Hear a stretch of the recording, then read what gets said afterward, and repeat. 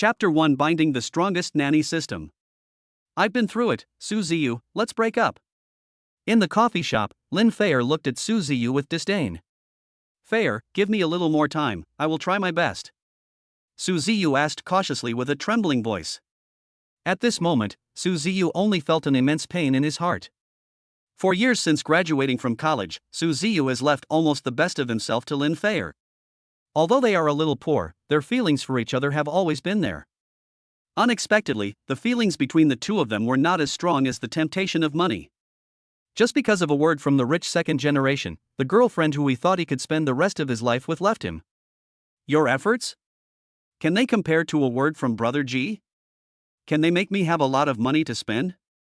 Today I will let you die knowingly.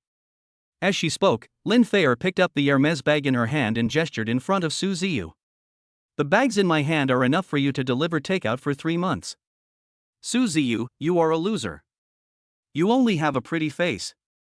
I don't know why I fell in love with you in the first place. Su Ziyu looked at the unfamiliar Lin Feer in front of him. After 6 years of getting along, he found that Lin Feer was no longer the person he knew. I also want to tell you, Su Ziyu, we are no longer from the same world.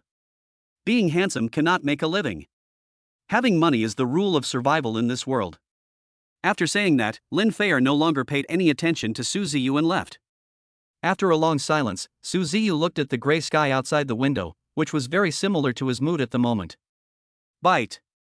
The ringing of the cell phone interrupted Su Ziyu's thoughts. Looking at the name on the caller ID, he answered the call without a pause. Ziyu, something big has happened, you must hold on. A rough male voice came from the other end of the phone. The person who called him was his best friend in college, Guo Renhao, who was also the only friend he could really talk to. What happened to Fatty Guo? I just saw Lin Feer get into Jifan's car alone. Guo Renhao said very seriously. I knew that the boy's surname Ji had no good intentions. He has been thinking about Lin Feer since college. It's just that his family has a little money. Oh. I understand. Su Ziyu said in a flat tone. You know? What do you mean? You don't think I'm lying to you, what I said is true. Guo Renhao on the other end of the phone suddenly became anxious, thinking that Su Ziyu thought he was joking with him. Because he knew how much Su Ziyu liked Lin Feer. Well, just now, Lin Feer broke up with me. Su Ziyu replied casually. What? It's better to break up. It's not too late to see Lin Feer's true face now. Guo Renhao said. Fatty Guo, that's all for now. I'm hanging up now. Su Ziyu chuckled. There was a sudden beep from the other end of the phone. Hello, hello. This kid actually hung up on me. If I could get back now, I would have skinned him alive. Guo Renhao looked at the phone with a depressed look and smiled bitterly.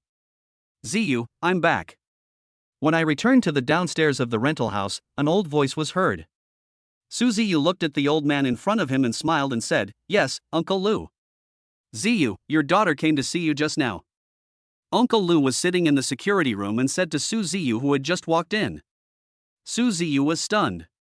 He subconsciously wanted to ask, where did my daughter come from, but he took the words back. Yes, your daughter said that her father's name is Su Ziyu.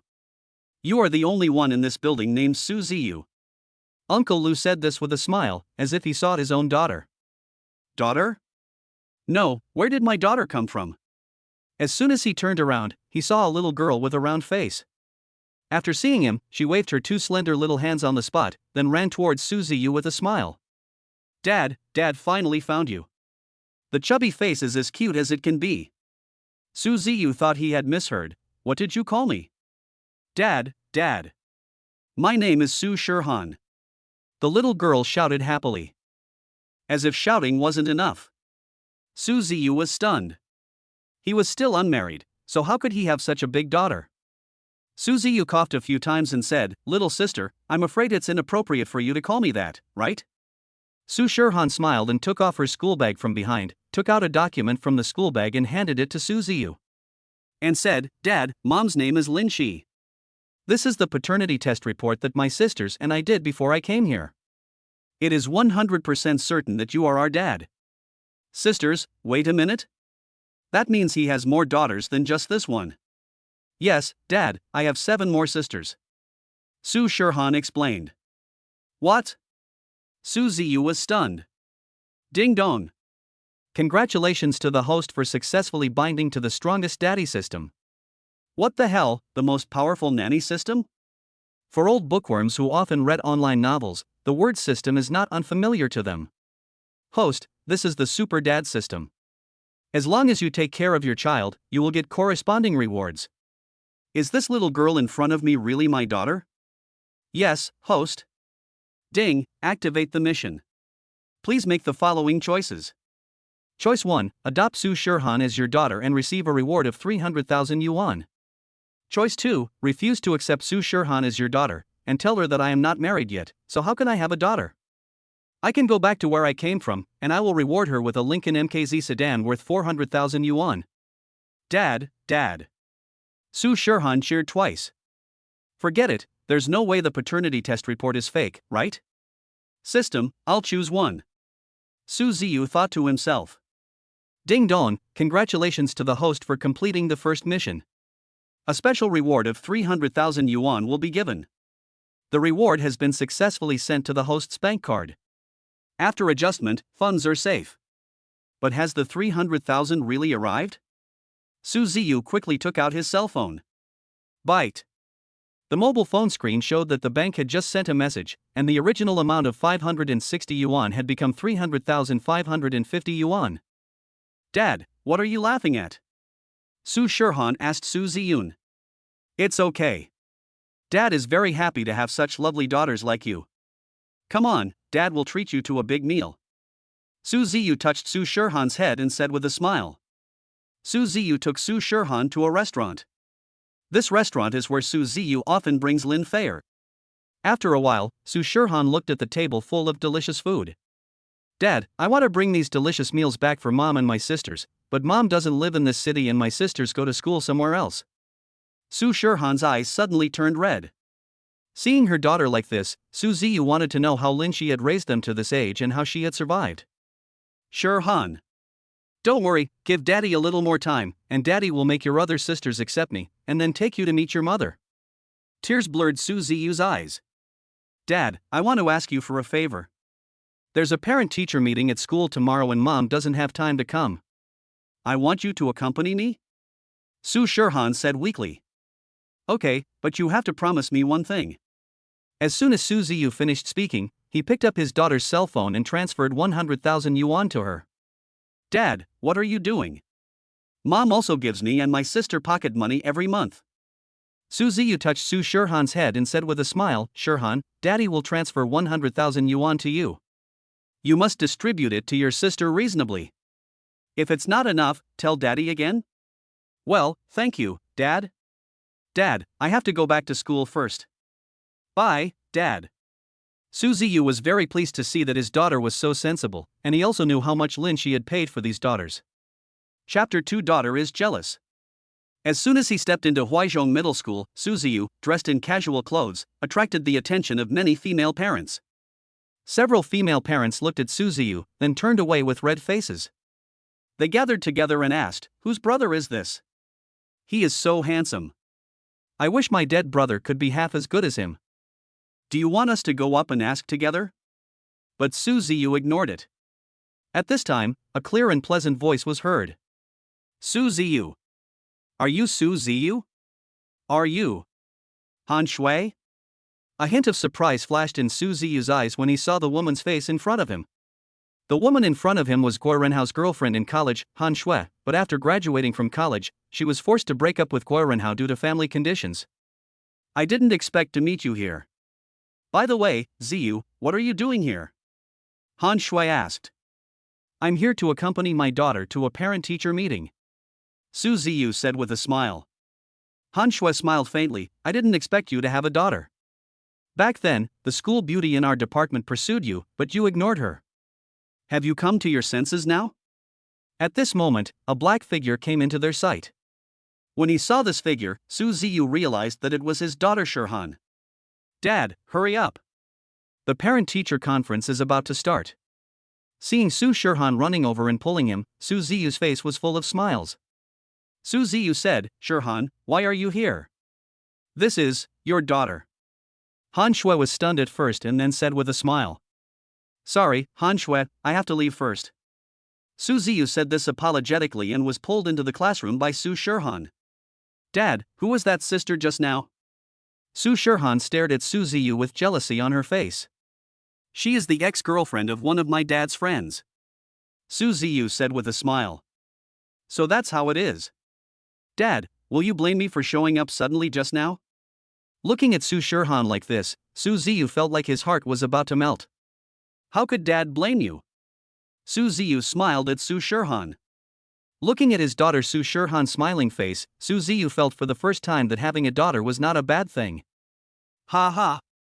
Dad will definitely not forget what he promised Shirhan, and you are Dad's sweetheart now. Dad will attend your parent-teacher meetings on time in the future. Su Ziyu touched Su Shirhan's head and smiled. Well, I believe Dad. At this time, a tall female teacher with deep eyes and a high nose walked into the classroom. We welcome all parents to take time out of their busy schedules to attend your children's parent-teacher meetings. My name is Chen Shi, and you can call me Teacher Chen. Chen Shi smiled faintly. Chen Shi picked up a document and said, Before the meeting, I want to praise 3 students. They ranked among the top in the grade in this exam. They are Su Shirhan, Lin Xiaodong, and Chen Liang. Please give these 3 students a round of applause. Pa pa pa. Warm applause rang out in the classroom. Hee hee. Dad. Su Shirhan looked at Su Ziyu and smiled. Looking at Su Shirhan's smiling face, Su Ziyu felt warm in his heart. Okay, enough small talk, let's start the meeting now. Chen Shi continued, I will mainly talk about the sports meet. Many students did not work hard or even missed the meet. I hope that parents can urge their children to actively participate in school activities. As soon as he finished speaking, Chen Shi picked up the document again and read it. Chen Liang, you won 3rd place in this sports meet. Please continue to applaud and encourage Chen Liang. A boy of about 17 or 18 immediately stood up and accepted the applause from the crowd with pride on his face. However, Chen Shi's words broke the situation. Several students from other classes even won places in the sports meet, but what about us? Besides Chen Liang, there are several students who did not work hard, so I won't name them one by one. Okay, this is the end of the parents' meeting. I hope that all parents can supervise their children well after this incident. After the parent-teacher meeting, Su Ziyu carefully helped Su Shirhan pack her backpack. Our Shirhan is the most beautiful and also a top student. You are so smart. Come, Dad will give you a reward. As soon as Su Ziyu finished speaking, he took out a Huawei Mate 30 from his pocket and handed it to Su Shirhan. Dad, what is this? Su Shirhan looked confused. Su Ziyu said, Shirhan, last time I saw that your phone seemed to have been used for a long time, I wanted to buy you a new one, but I never had the time. Today is the perfect reward for you. Dad, I don't want it. It's too expensive, and mine is still usable. After Su Shirhan finished speaking, she pushed away the hand that Su Ziyu extended to her. Dad, just take this and use it. Think of it as your birthday present. Su Ziyu said with a smile. Su Shirhan looked at Su Chen with smiling eyes. Well, thank you, Dad. Dad is so good to me. Seeing her father being so nice to her, Su Shirhan felt warm inside. For the first time, I felt how good it was to have a father's love. One big and one small, they walked happily towards the school gate. Just as I was about to step out of the school gate, suddenly, a voice came. Shirhan. Wait for me. Su Ziyu looked at Su Shirhan, only to see her frowning and ignoring him. Shirhan, is it your classmates who are calling you? It's wrong for you to do this. But Dad, I don't like him. Su Shirhan said with a look of grievance. At this time, 2 teenagers in basketball uniforms walked towards them. These 2 are from their school's basketball team, and their leader is the vice-captain of the basketball team, Lin Hao. Lin Hao was also one of Su Shirhan's suitors, but was rejected by Su Shirhan at the beginning of the school year. But Lin Hao seemed to have no idea what rejection was, and he continued to pursue Su Shirhan, even driving away countless suitors. Shirhan, who is he? Lin Hao pointed at Su Ziyu with disgust. Lin Hao saw Su Shirhan and Su Ziyu chatting together early in the morning. But when Lin Hao saw the girl he liked chatting with a boy, he got angry and called 2 brothers to come over to support them. Su Shirhan looked unhappy. What does it have to do with you? I can be with whoever I want to be with. Of course the fact that I like you has something to do with me. You stinky uncle, get away from Shirhan right away or you'll blame me for being rude. The young man behind Lin Hao roared. Xiaobin, I am a civilized person. Uncle, do you dare to shoot 3 balls with me? If you make one, you win. If you beat me, I promise not to harass Shirhan. Lin Hao stopped Xiaobin behind him and smiled at Su Ziyu. Ding, activate the mission. Please make the following choices. Choice 1, accept the competition. Your daughter's favorability will be increased and you will be rewarded with a Pagani Velociraptor. Choice 2, refuse to participate in the competition. Your daughter's favorability will remain unchanged and you will be rewarded with 100,000 yuan. Host, please make a choice as soon as possible. System, I choose 1. Let's compete? But remember what you said, I hope you keep your promise. After looking at Su Shirhan, Su Ziyu smiled faintly. Dad, don't compare yourself with him. Lin Hao has participated in city-level basketball competitions. Su Shirhan said with a worried look on her face.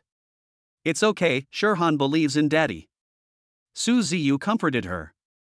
Then let's play basketball together to see who's better. I, Lin Hao, always keep my word. Uncle, I hope you won't let me down today. In basketball, Su Ziyu passes the ball to Lin Hao, and Lin Hao passes the ball to Su Ziyu again. This action is called washing the ball. Lin Hao grabbed the basketball with one hand and made a standard 3-point shot. Swish! The basketball went into the net. Wow! There was cheering on the basketball court. As soon as the basketball landed, Lin Hao tapped the ground with his toes and shot again. Swish! The basketball went into the net again. So handsome! You are worthy of being a male god. The girls in the audience screamed. Soon, Lin Hao made 3 consecutive 3-pointers. Uncle, it's your turn. Don't let me down. After saying that, Lin Hao threw the basketball in his hand to Su Ziyu. Chapter 3. It feels so good to have a daughter. Lin Hao threw the ball to Su Ziyu. Whoosh! Su Ziyu, who hadn't played basketball for several years, caught the ball in a panic, and the ball almost flew out of his hands. Ha ha! This caused laughter on the court. Uncle, can you do it? Just tell me if you don't believe it. Lin Hao looked at Su Ziyu sarcastically. Su Ziyu ignored it. Su Ziyu grabbed the ball with both hands and made a standard 3-point shot from the 3-point line. With a clang, the basketball bounced out of the basket. Ha ha! Dad! Looking at his daughter's worried expression. It's okay, trust Dad. Su Ziyu said with a smile. Come again. Lin Hao threw the ball in his hand to Su Ziyu again. But this time Su Ziyu easily caught the flying basketball. Su Ziyu stood alone on the 3-point line holding the basketball, took a sidestep, and took a standard 3-point shot. Watching the basketball being thrown into the air by Su Ziyu, Su Shirhan nervously closed her eyes and prayed for her father Su Ziyu. Swish! The basketball went into the net. Wow! Su Ziyu's action scared everyone on the basketball court. Only after hearing the cheers from the audience did Su Shirhan slowly open her eyes. Lin Hao bent down and said to Su Chun in a flattering manner, Uncle, I promise not to harass Shirhan from now on. Su Shirhan looked at Su Ziyu and smiled. Dad, you won, that's great. Ding dong, congratulations to the host for completing the task, and you will be rewarded with a Pagani Velociraptor. Playing a basketball game with Lin Hao almost made Su Ziyu forget about this. Please select the vehicle color. The system voice sounded again. Immediately, a virtual 3D screen appeared in front of Su Ziyu, with a black Pagani Veneta on the screen. Although Su Ziyu likes black. But now he has a daughter. So they chose white, which is more popular among young women. Please select a parking location. Park the car in the school parking lot. Su Ziyu said to the system. Okay, congratulations to the host for winning a Pagani Veyron. The car insurance and invoices are in the storage box under the co-pilot dashboard. Host, please specify the location of the car keys. Put the car keys in my right trouser pocket. Okay, it has been put into the host's right pocket. I wish the host a pleasant ride. Su Ziyu immediately reached into his right trouser pocket and found the car keys. Ah, that is cool. Dad, what's wrong with you? Su Shirhan looked at Su Ziyu standing there with a silly smile and gently pushed him. It's okay, Shirhan's father will take you for a ride. Dad, where did you get the car? Su Ziyu smiled faintly. Dad, of course, bought it for my lovely daughters. You are really Dad's pride. I want to thank your mother for being so outstanding. When Su Shirhan heard her father say that they were his pride, her face was filled with joy. And they also heard their father praising their mother.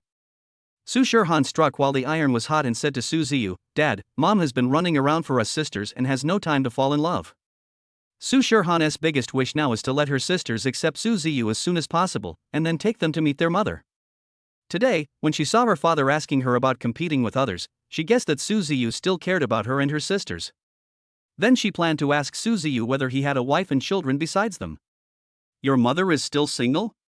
Su Ziyu was shocked. I felt happy inside. He thought that with Lin Shi's looks, she would have been married long ago.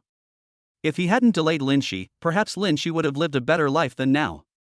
Su Ziyu cursed himself inwardly for being a bastard and punched himself hard in the chest. Su Shirhan stared at Su Ziyu worriedly and said, Dad, what are you doing? Why are you hitting yourself? Su Ziyu gave Su Shirhan a sedative and said, It's okay, Shirhan. You two are enough for Daddy now. When your sister and the others accept Daddy, Daddy will take you to see your sister. Su Shirhan smiled and said, Well, Dad, I believe you. Chirp. Chirp. Suddenly, Su Ziyu took out the key from his trouser pocket, and the headlights of a Pagani Venda suddenly lit up in front of him. Su Shirhan stood there in a daze, watching Su Ziyu open the door of the Pagani Velociraptor. Dad, this is the car you just said you would take me for a ride in. Su Shirhan was surprised. Yes, Shirhan, get in the car quickly. Watching Su Ziyu open the passenger door and wait for her. Su Shirhan's face was full of joy. She originally thought that her father was just joking with her. But ever since she met her father, he would always do what he said. Dad, can you take a picture of me? Su Shirhan said shyly with her head lowered. Of course. Su Ziyu continued. Su Shirhan immediately took out the new mobile phone that Su Ziyu had bought for her and handed it to him, then posed and leaned against the left front of the car. Seeing Su Shirhan's happy face, Su Ziyu was also very pleased. He took the phone Su Shirhan handed him and started taking pictures.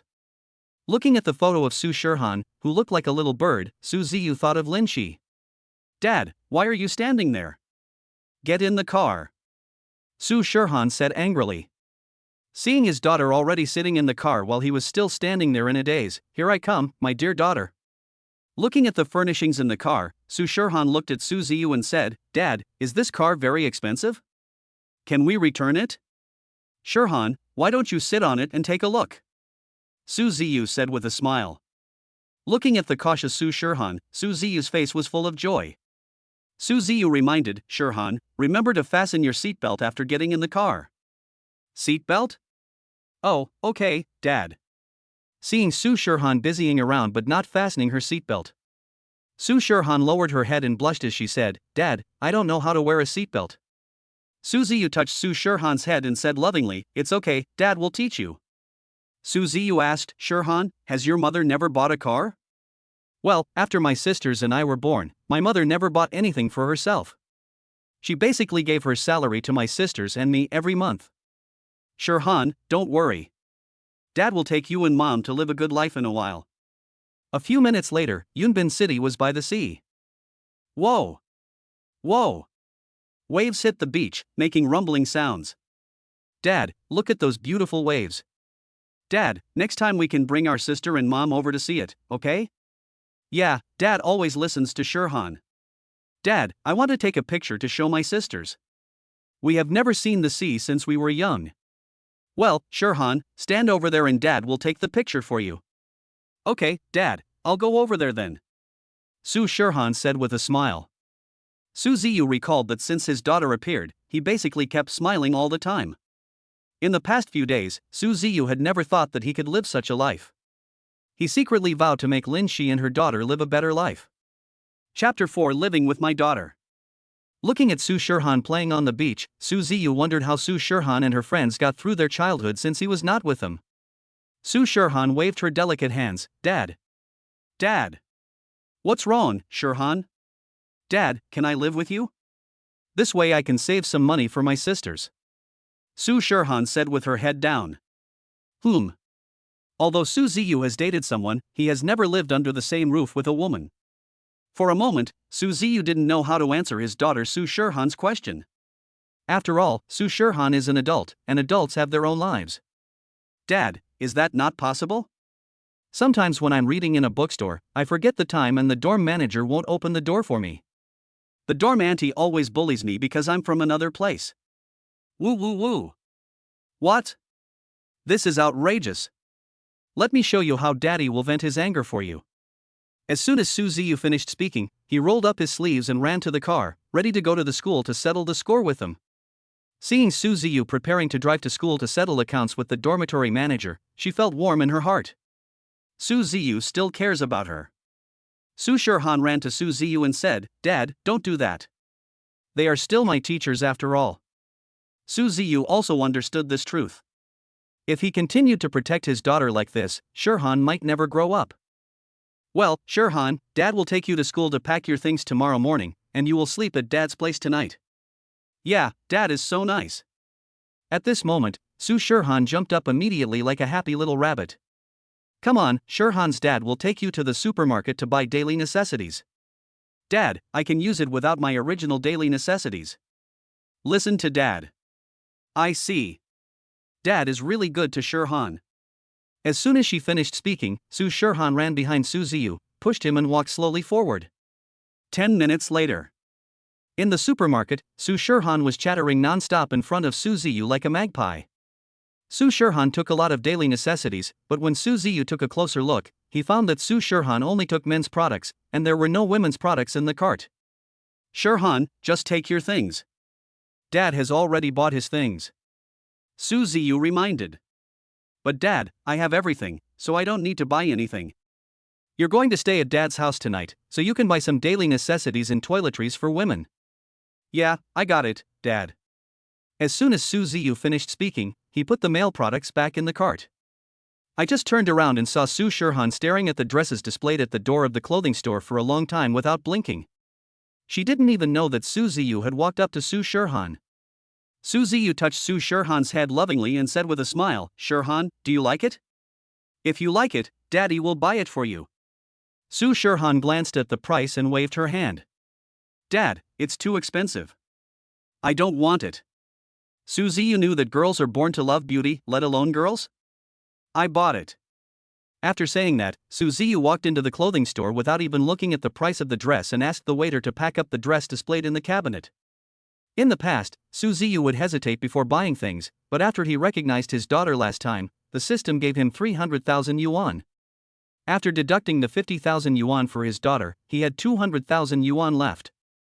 It was also the first time in more than 10 years that Su Ziyu bought clothes for his daughter. "Thank you, Dad. Dad, let me go buy some groceries first. I'll let you taste my cooking tonight." "Well, Dad, you go buy the groceries first. I'll go buy something else and come home later." "Okay, Shirhan, be careful on the road and come back soon." "Well, Dad, I'm going then." Ding-ling-ling. The cell phone suddenly rang. When Su Shirhan saw that it was a video call from her mother, she was shocked and thought to herself that it was a good thing she had sent her father away, otherwise she would be exposed. He immediately answered the phone. "Shirhan, is the money I gave you enough? If not, I'll give you more." I heard the mother's concern from the other end of the phone. "Mom, I still have some. I saved some money after you transferred money last time. Well, my daughter has grown up. Oh, by the way, Mom, winter is coming soon. You should take good care of yourself in Shanghai City. Don't miss me and my sister. When the holidays come, my sister and I will go back and bring you a surprise."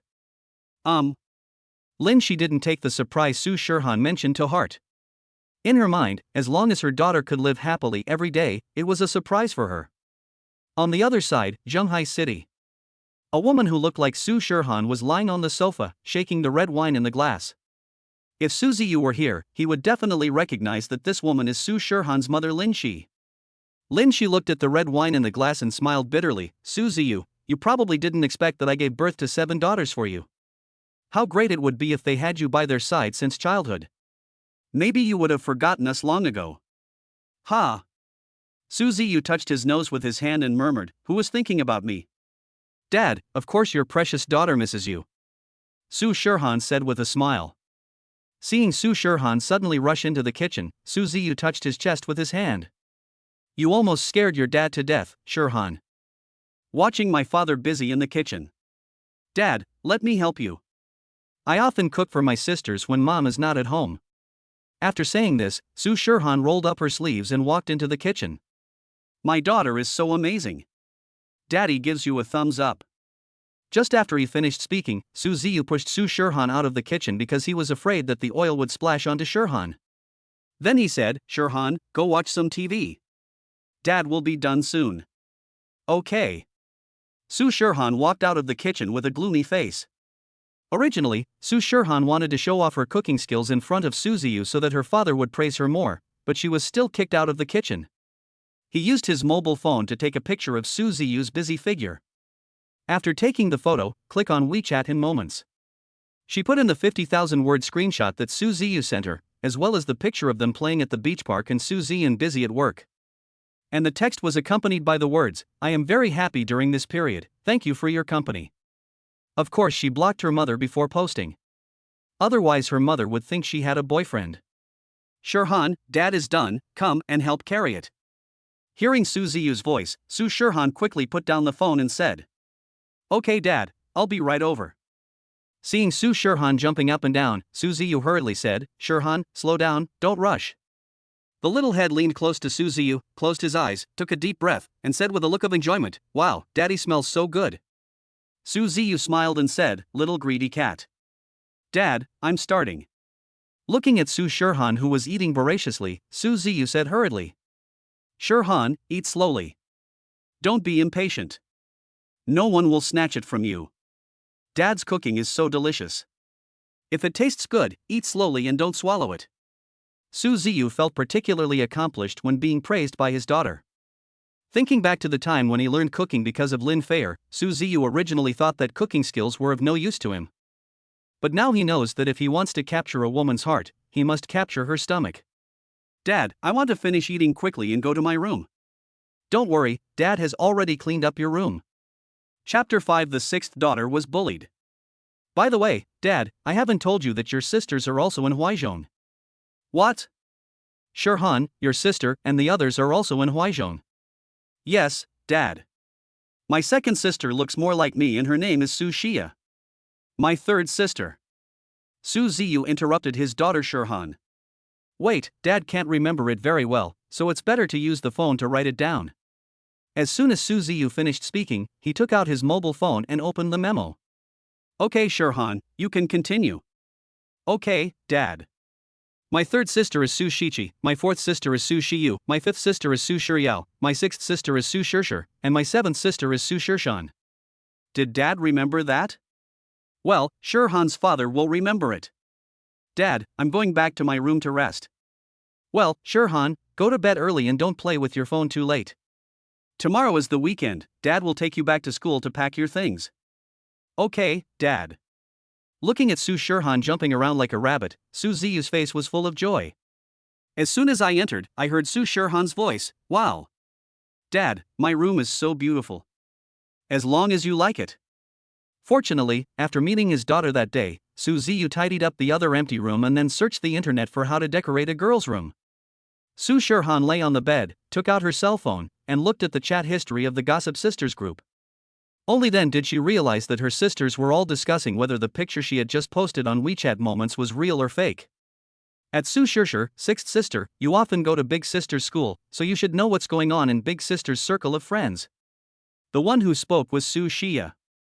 Although Su Xia looks the same as Su Shirhan, Su Xia loved to make fun of her older sister when she was a child.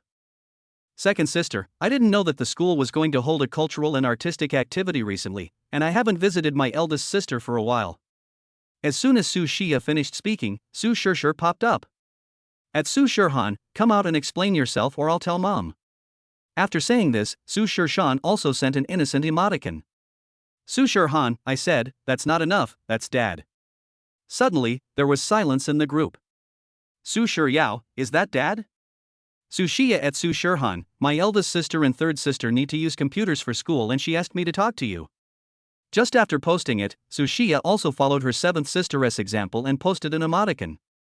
Although Su Shirhan was actually very happy to see her younger sister wanting to use their father's money, she was afraid that after she gave it to her younger sisters, they would spend it all quickly and lavishly. Su Shirhan at Su Shichi, after you see this message, please choose a laptop that is priced under 5,000 and send me the link. I will buy it for you. Boom boom boom. Suddenly, the voice of Dad Su Ziyu was heard. Is Shirhan asleep? Dad hasn't come yet. Su Shirhan responded. Su Ziyu looked at Su Shirhan, who was playing with her phone in bed, and said with a smile, Shirhan, don't play with your phone too late. Drink your milk and go to bed early. After saying that, he placed the hot milk in his hand in front of the bed. Okay, I got it, Dad.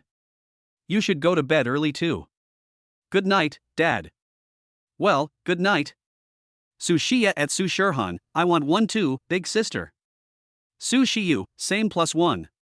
Su Shirhan at all members, except for the third sister, everyone else has 2,000. Come to me when you need money.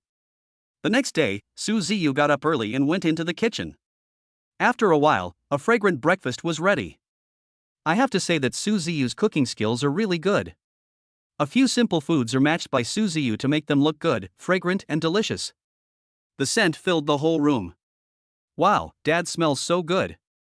Su Shirhan, who had just finished washing up, stared at the breakfast on the table with shining eyes. Watching my daughter eating so happily.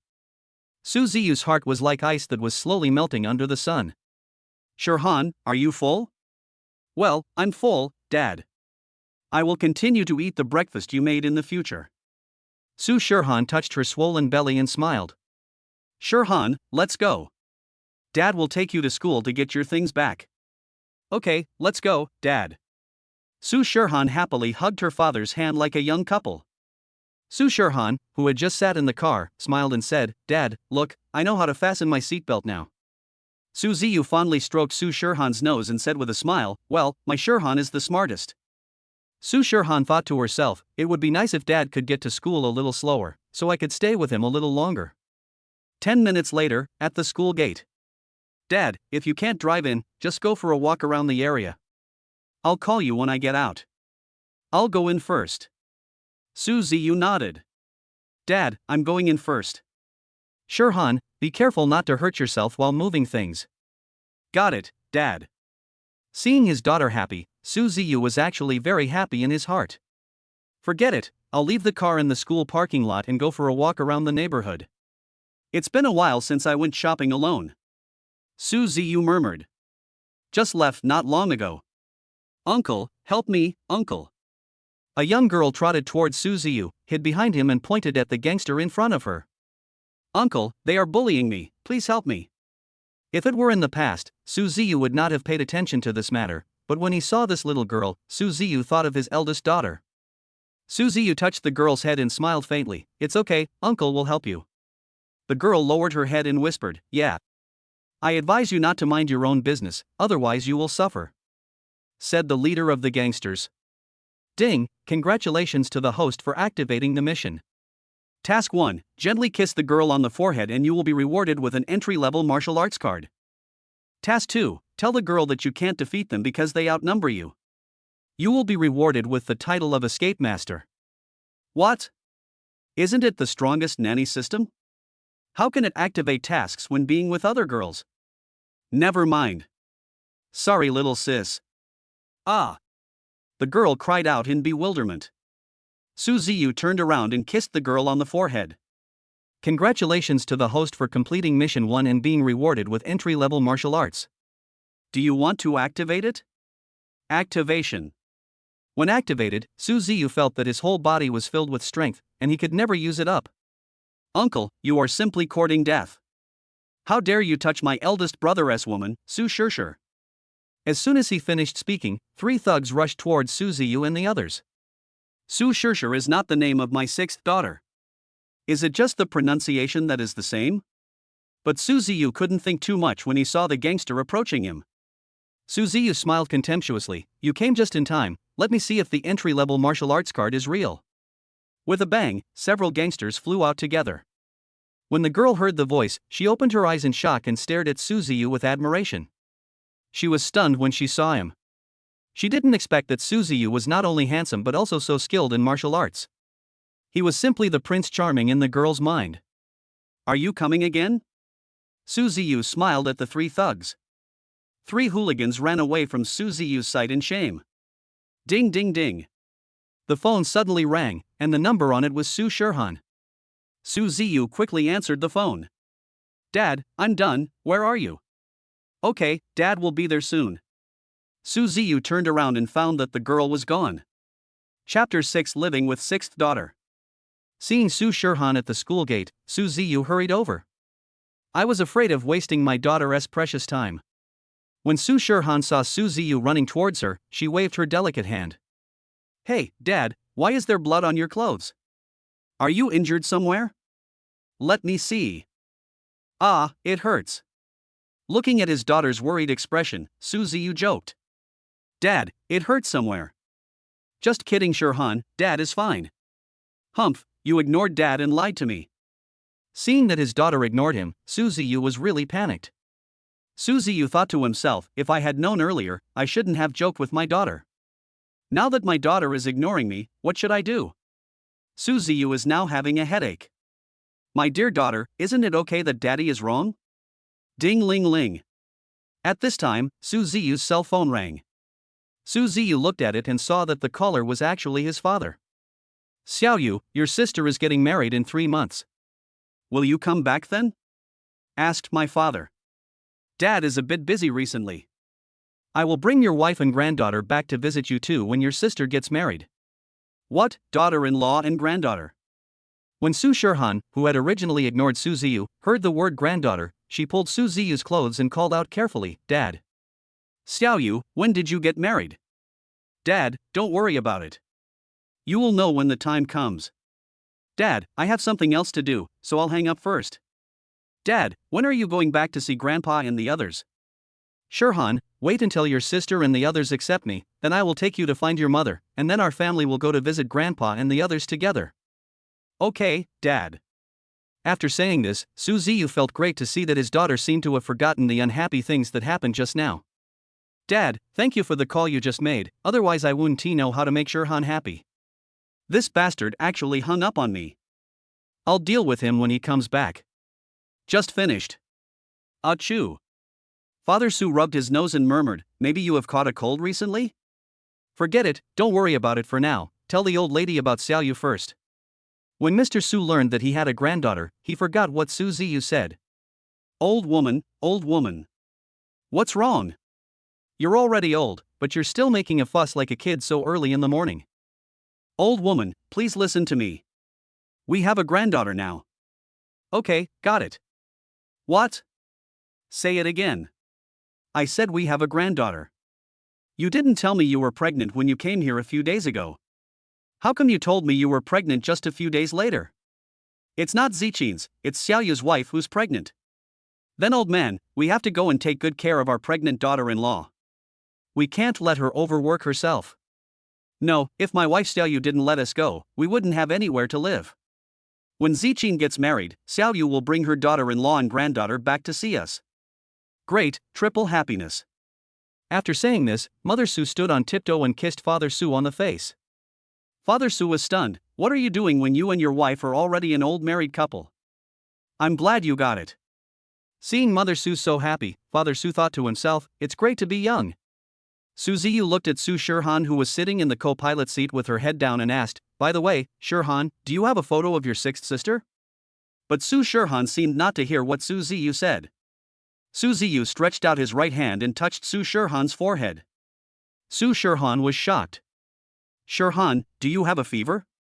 Why is your head a little hot? It's okay, Dad. I'm fine. Dad, do you have something to ask me? Well, do you have a photo of your Shirshir? Yes, what happened to Dad? After saying that, Su Shirhan opened the photo album on her mobile phone and found the photo of her sixth sister Shirshir. Su Ziyu was stunned when looking at the photo of his sixth daughter. I thought to myself, what a resemblance. Could that girl be my sixth daughter, Su Shirshir? Dad, why did you look at Shirshir's photo for so long? Did Dad see Shirshir somewhere? No, I haven't seen it. In the end, Su Ziyu shook his head and told his eldest daughter that he had never seen it. Ding ding ding. At this moment, Su Shirhan's cell phone suddenly rang. Upon seeing it, Su Shirhan smiled happily.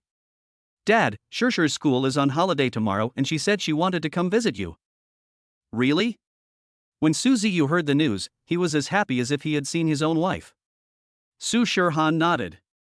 Dad, Shirshir asked me to pick her up later. Well, Shirhan, Daddy will take you to Shirshir's school, right? No need, Dad. You go back first. Shirshir originally asked me not to tell you. I was planning to give you a surprise when I got here. Well, Shirhan, be safe. Dad will go back and prepare lunch for you. Dad, drive carefully.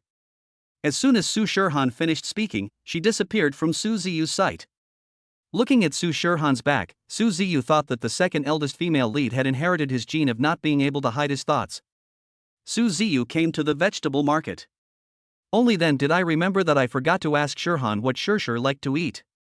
But now I am afraid that Shirhan is with Shirshir now. So I bought a lot of things and took them back. Dad, we're back. Shirhan, take your sister to wash her hands first.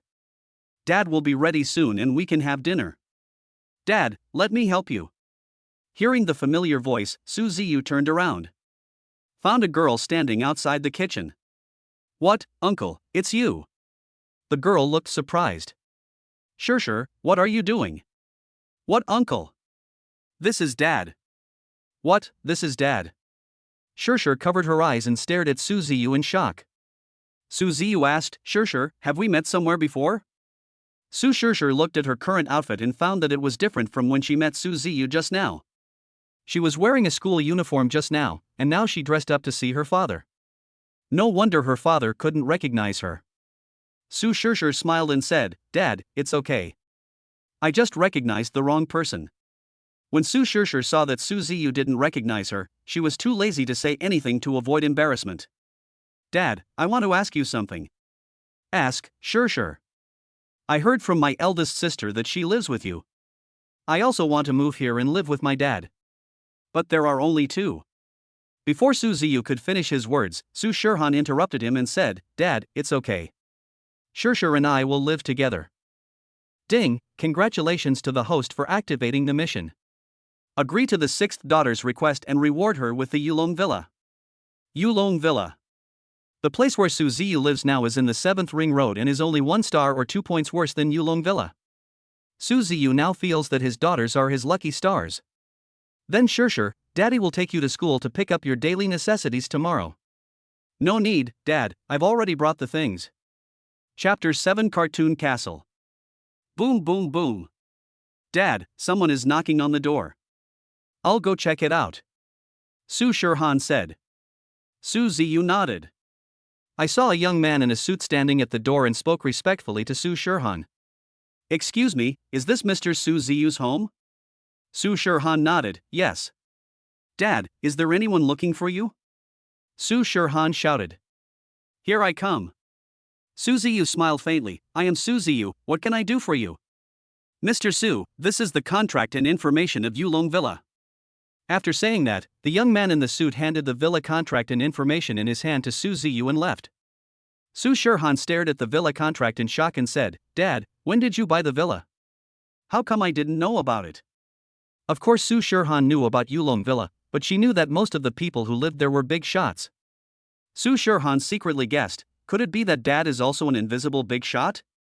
Su Ziyu scratched Su Shirhan's nose lovingly and said with a smile, of course my precious daughter doesn't know, Daddy will show you little by little.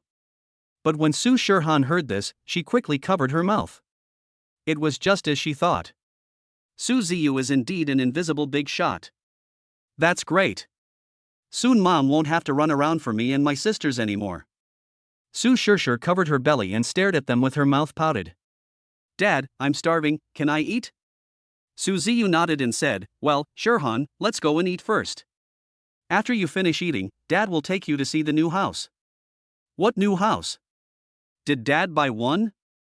Su Shirshir stared at Su Ziyu in confusion. Su Ziyu smiled faintly, well, Shirshir, after dinner, Dad will take you to see the new house. Oh yeah, long live Dad. Dad, you are so good to me. You bought a house as soon as I arrived. Su Ziyu thought to himself, sure, if it weren't for you, Dad wouldn't be able to buy a house now. You all are Dad's lucky stars. Looking at Sure, who was eating voraciously, Su Ziyu smiled. Sure, eat slowly and don't swallow it. Well, Dad, I want to finish eating quickly so I can go see Dad's new house. When Su Shirhan saw her sixth sister Sure being so happy with her father, she wanted to get her other sisters to her father's side as soon as possible. Even if Mom doesn't like Dad, he will slowly accept Su Ziyu because of them. Su Ziyu asked, Shirhan, you should eat quickly, or Sure will finish all of it. Dad, I'm full. When Su Sure heard Su Shirhan's words, she put down her bowl and chopsticks and said to Su Ziyu, Dad, I'm full too. Sure, swallow what's in your mouth before you speak. Su Ziyu was amused by Su Sure's expression. This expression was as cute as it could be. With its chubby little face and the unchewed food in its mouth, it looks like a pufferfish. Su Ziyu smiled and said, after you finish eating, Dad will take you to see the new house. The two women nodded. To be honest, Su Ziyu didn't know what was in Yulong Villa, so he and his daughter didn't take anything to Yulong Villa. 10 minutes later, at the entrance of Yunting Tianga, a young property manager ran up to Su Ziyu and said respectfully, Excuse me, are you Mr. Su Ziyu? Su Ziyu nodded. Mr. Su, I have been waiting here for a long time. I will take you to see Yulong Villa now. Yulong Villa. Su Sure stared at Su Zi in surprise, and although Su Shirhan was surprised, she didn't show it. Su Sure asked, Dad, is that Yulong Villa the latest development where the wealthy leaders live? Su Ziyu smiled faintly and said nothing. Su Ziyu saw someone getting on the sightseeing bus and immediately spoke to the property manager. Please help me find a sightseeing bus. The property manager nodded. Okay, Mr. Su, please wait a moment. The sightseeing bus will be here soon. The property manager was preparing to contact someone to drive a sightseeing bus over. A voice suddenly sounded. Dad, I don't want to take the sightseeing bus. I want to slowly enjoy the scenery along the way. Okay, sure. Su Ziyu glanced at the property manager. Excuse me. It's okay, Mr. Su, let's go. The property manager took Su Ziyu and the other two towards Yulong Villa. The two children looked at the surrounding scenery excitedly, afraid that they would miss such a beautiful scenery. Soon, they arrived at Yulong Villa. Mr. Su, I'll leave first. Have a nice stay. The property manager said this respectfully and turned to leave. Wow, Dad, are we going to live here in the future? This looks like a castle in cartoons. My dream when I was a child was to live in a castle. Now it finally comes true. Thank you, Dad. Su Sure looked at Su Ziyu with admiration. Originally, Su Sure thought that her elder sister lied to them and said that their father had a Pagani Velociraptor, but she still believed it. Now she knows that her sister was not lying to them. Su Sure asked, Dad, I heard from my classmates that even if you are rich, you may not be able to live in Yulong Villa. What did you do in the past? Although Su Shirhan didn't say anything, she was waiting for Su Ziyu's answer with anticipation. Su Ziyu touched Shishiyu and Shirhan's head and said lovingly, no matter what Dad did in the past, now Dad just hopes that we can be reunited as a family. Although Su Ziyu's answer was not what Su Shirhan had in mind, she also hoped that the family could live happily together. Okay, Dad, can I go in and take a look? Su Sure asked. It seemed like she couldn't wait to see what Yulong Villa was like. As soon as she stepped into the living room, Shirhan touched the soft sofa and looked at the beautiful and colorful decorations. On the contrary, Sure seemed to be afraid of breaking things and just stood there in a daze. Su Ziyu looked at Su Sure, who was so restrained, and smiled faintly. Sure, you should also accompany your elder sister to take a look. This will be your home from now on. Really, Dad? Su Ziyu nodded. After Su Ziyu finished talking about Sure, he ran to find Shirhan. Su Ziyu really found it hard to believe how his daughter grew up. After seeing such a beautiful villa, they found it hard to believe that they would be able to live in such a good environment in the future. Wow, it's so beautiful, I want to live here forever. Su Shirhan smiled happily. Su Ziyu smiled lovingly and said, This will be our home from now on. You can stay here as long as you want. Then bring your mother and other sisters over so that we can live together as a family. Well, Dad, I believe that soon our family will be able to live together, right Sure? Su Shirhan spoke. And Su Shishir was still staring at the villa, reminiscing about it. Su Shirhan pushed her gently. Su Shishir finally reacted and nodded. Yes, that's what big sister said. Although she didn't know what her elder sister and father were talking about, she had been saying this since she was a child and could always fool people. Chapter 8, Daughter Framed.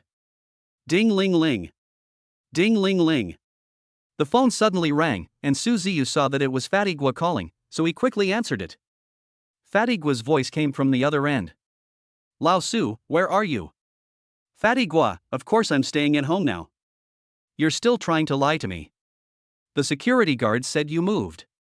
Tell me the truth. Is it because of Sophie? Fatigua was obviously a little unhappy at this time. Su Ziyu now felt sick when he heard the 3 words Sophie. Now that I have a daughter, don't mention this name to me anymore. What? How come I didn't know when you had a daughter? It's a long story. I'll tell you when I see you. Where are you now? I'll pick you up. No need, I'm in Yunting Tianga. Why are you going to Yunting Tianga? Fatigua said doubtfully. Su Ziyu smiled faintly, of course I'm at home with my daughters. Don't tell me you bought a villa in Yunting Tianga. Yeah, what's wrong? Forget it, forget it. I won't talk to you about this nonsense. Come to Antique Street to find me and I'll take you to find treasures. Okay then. Wait for me and I'll be there soon. See you later. As soon as she hung up the phone, Su Shishir stared at Su Ziyu. Dad, I heard everything. Shishir, what did you hear? Of course, Dad is going to Antique Street to find treasures. Su Shishir smiled happily. Su Ziyu breathed a sigh of relief and thought to himself, fortunately, if his daughters heard that he was dating a woman not long ago, he would never be able to clear himself even if he jumped into the Yellow River. Su Ziyu smiled faintly. Shishir, go call your elder sister and we will go to Antique Street. Yeah, that's great, Dad. After saying that, she stood on tiptoe and kissed Su Ziyu on the face. Su Ziyu stood there in a daze, touching his face. Unexpectedly, the first person to kiss his cheek was his own daughter. Su Ziyu smiled bitterly but felt happy in his heart. He knew that now Shishir had accepted him, and they were one step closer to living together as a family. Soon, a black Pagani Velociraptor drove into Antique Street. The 2 people who got off the car, 1 adult and 2 children, were Su Ziyu and his 2 companions. Looking at the crowded Antique Street, Su Ziyu was speechless. Suddenly, a familiar voice was heard. Ziyu, Ziyu, where are you? Hearing this familiar voice, Su Ziyu knew it was Fatigua. He was still as carefree as he was in school. Dad, someone seems to be calling you. Su Shirhan asked from the side. Su Ziyu nodded, let's go. After saying that, he walked towards Fatigua. What are you looking for, Fatigua? I am here. Before he finished speaking, Fatigua looked back. Okay, Lao Su, you actually come to tease me. After saying that, he raised his fist and punched Su Ziyu hard in the chest. When Su Shishir saw this, she helped Su Ziyu with a worried look on her face. Dad. Su Shirhan quickly stood in front of Su Ziyu, fearing that her father would be beaten and injured by the man in front of him. Su Ziyu smiled faintly. Shirhan, Shishir's father is fine. Su Shishir pouted and said, but Dad, I saw him hit you, and you said it was okay. When Fatigua, who was standing by, heard the 2 little girls calling Su Ziyu Dad, he was completely confused and stood there at a loss as to what to do. Fatigua thought to himself, could it be because of Sophie that old Su has fallen to the point of spending money to find a little girl? No, I can't let old Su fall any further like this. Fatigua was about to pull Su Ziyu aside, but the 2 little girls in front of him were protecting Su Ziyu, so he couldn't do anything. Su Ziyu knew what his daughters were thinking and shook his head helplessly. Shirhan, Shishir, this is Dad's friend, go and say hello to Uncle. Hello Uncle. Su Shirhan was very polite. Su Shishir's face was full of dissatisfaction, and she was still bothered by the punch that Fatigua had just given her father. Su Shirhan gently pushed Su Shishir, signaling her to call for help. Although Su Shishir was not convinced, she still listened to her elder sister. Hello, Uncle. Fatigua was shocked. Could it be that these 2 little girls in front of me are really old Su's daughters? I didn't pay attention just now, but now that I look closely, he does look a bit like Lao Su. Fatigua was so eager to ask Su Ziyu what was going on, but he held it back in the end. Fatigua smiled and said, well, hello. Uncle didn't prepare any gifts for you when I met you for the first time, so I'll give you 10,000 each as pocket money. Hearing this, Su Shishir quickly took out her cell phone, and Su Shirhan looked at Su Ziyu and asked, Dad. Su Ziyu originally wanted to refuse, but when he turned around, Fatigwa's eyes looked as if Fatigwa would eat Su Ziyu alive if Su Ziyu refused. Su Ziyu nodded. Su Shirhan and Su Shishir looked at Fatigwa politely and smiled. Thank you, Uncle. After getting the pocket money, Su Shishir seemed to have forgotten all the unhappy things that happened just now. Su Shishir looked at the various items in the antique street with curiosity on her face. Dad, can my sister and I go shopping around? Okay, but you have to be careful. Got it, Dad. After saying that, Su Shishir grabbed Su Shirhan and ran towards the crowd. Seeing the two little girls leave Fatigwa's sight, Fatigwa said seriously, Lao Su, can you tell me what's going on now? Do you want to talk about this here? Su Ziyu glanced at the bustling antique street and smiled bitterly. Then let's go to my new antique shop and talk. When did you open it? It just opened a short while ago. I wanted to take you out for a walk, but now I'm afraid I don't have time. In the antique shop, Su Ziyu and Fatty Wang were talking and laughing. Fatty Wang smiled bitterly and said, So that's how it is. Old Su, you have to be nicer to your daughter in the future. Su Ziyu knew that Fatigwa had never met his father since he graduated from university. Every time Fatigwa's father was busy with his career, even during the holidays, Fatty Wang could only look for Su Ziyu and the other two. At this moment, a young man suddenly ran in. The young man said anxiously, Boss, something bad has happened. But Fatty Wang seemed to be used to it. Fatty Wang said calmly, Wang Meng, drink some water first and speak slowly. After saying that, Wang Meng took a sip of water and his emotions gradually stabilized. Wang Meng pointed at Su Ziyu and said, Boss, the two little sisters who came with this big brother have offended Huasan. What, where? As soon as he heard that his daughter was in danger, Su Ziyu grabbed Wang Meng by the collar. Fatty Wang was frightened by Su Ziyu's action. As far as he could remember, Su Ziyu had never been so angry before. Fatty Wang quickly grabbed Su Ziyu's hand. Lao Su, let Wang Meng go first.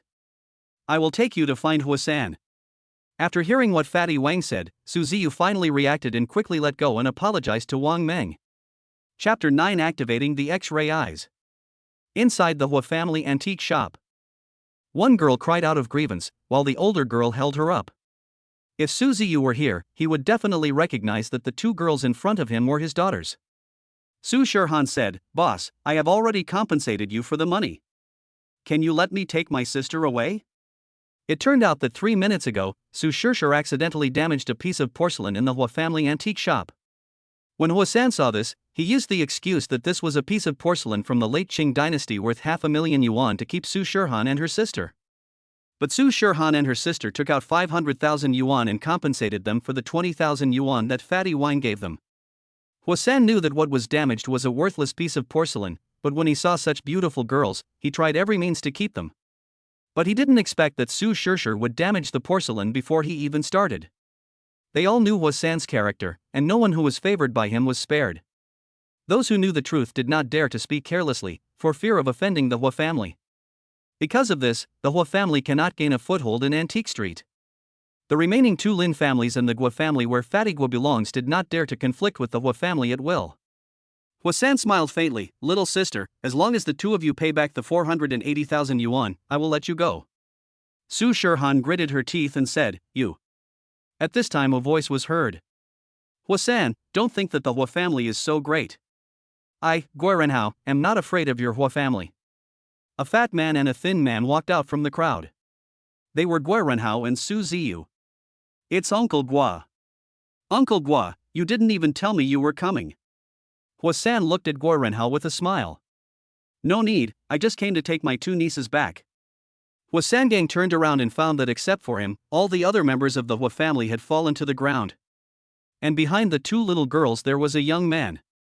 Fatty Gua was really shocked to see Su Ziyu suddenly appear next to Su Shirhan and her sister, but he knew that Su Ziyu was protecting his daughter.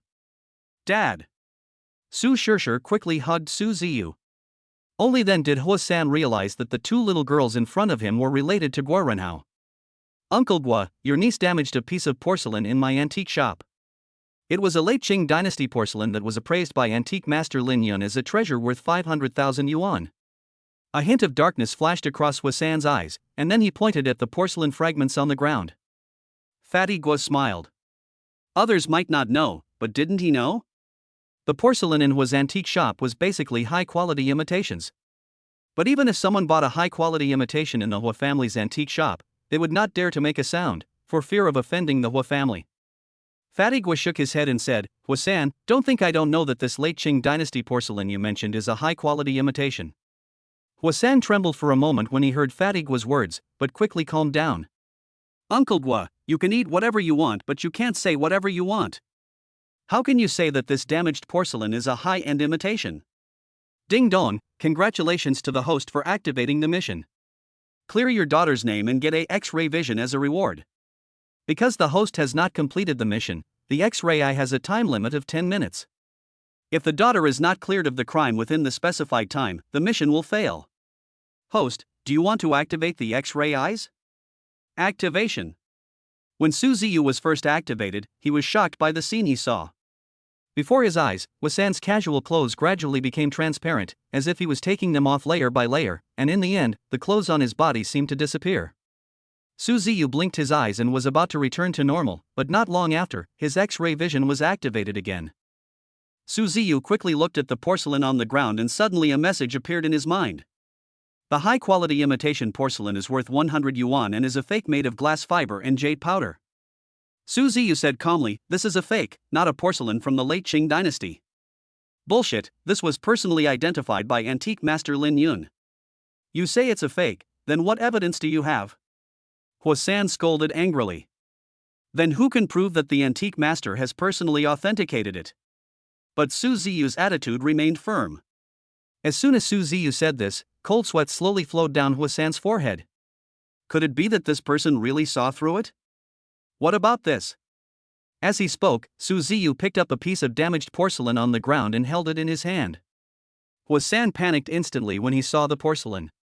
The Hua family shouted, this porcelain is a treasure passed down from our Hua family. You say it's a fake, so why don't you tell me what's going on? Su Ziyu said calmly, okay, this is what you said.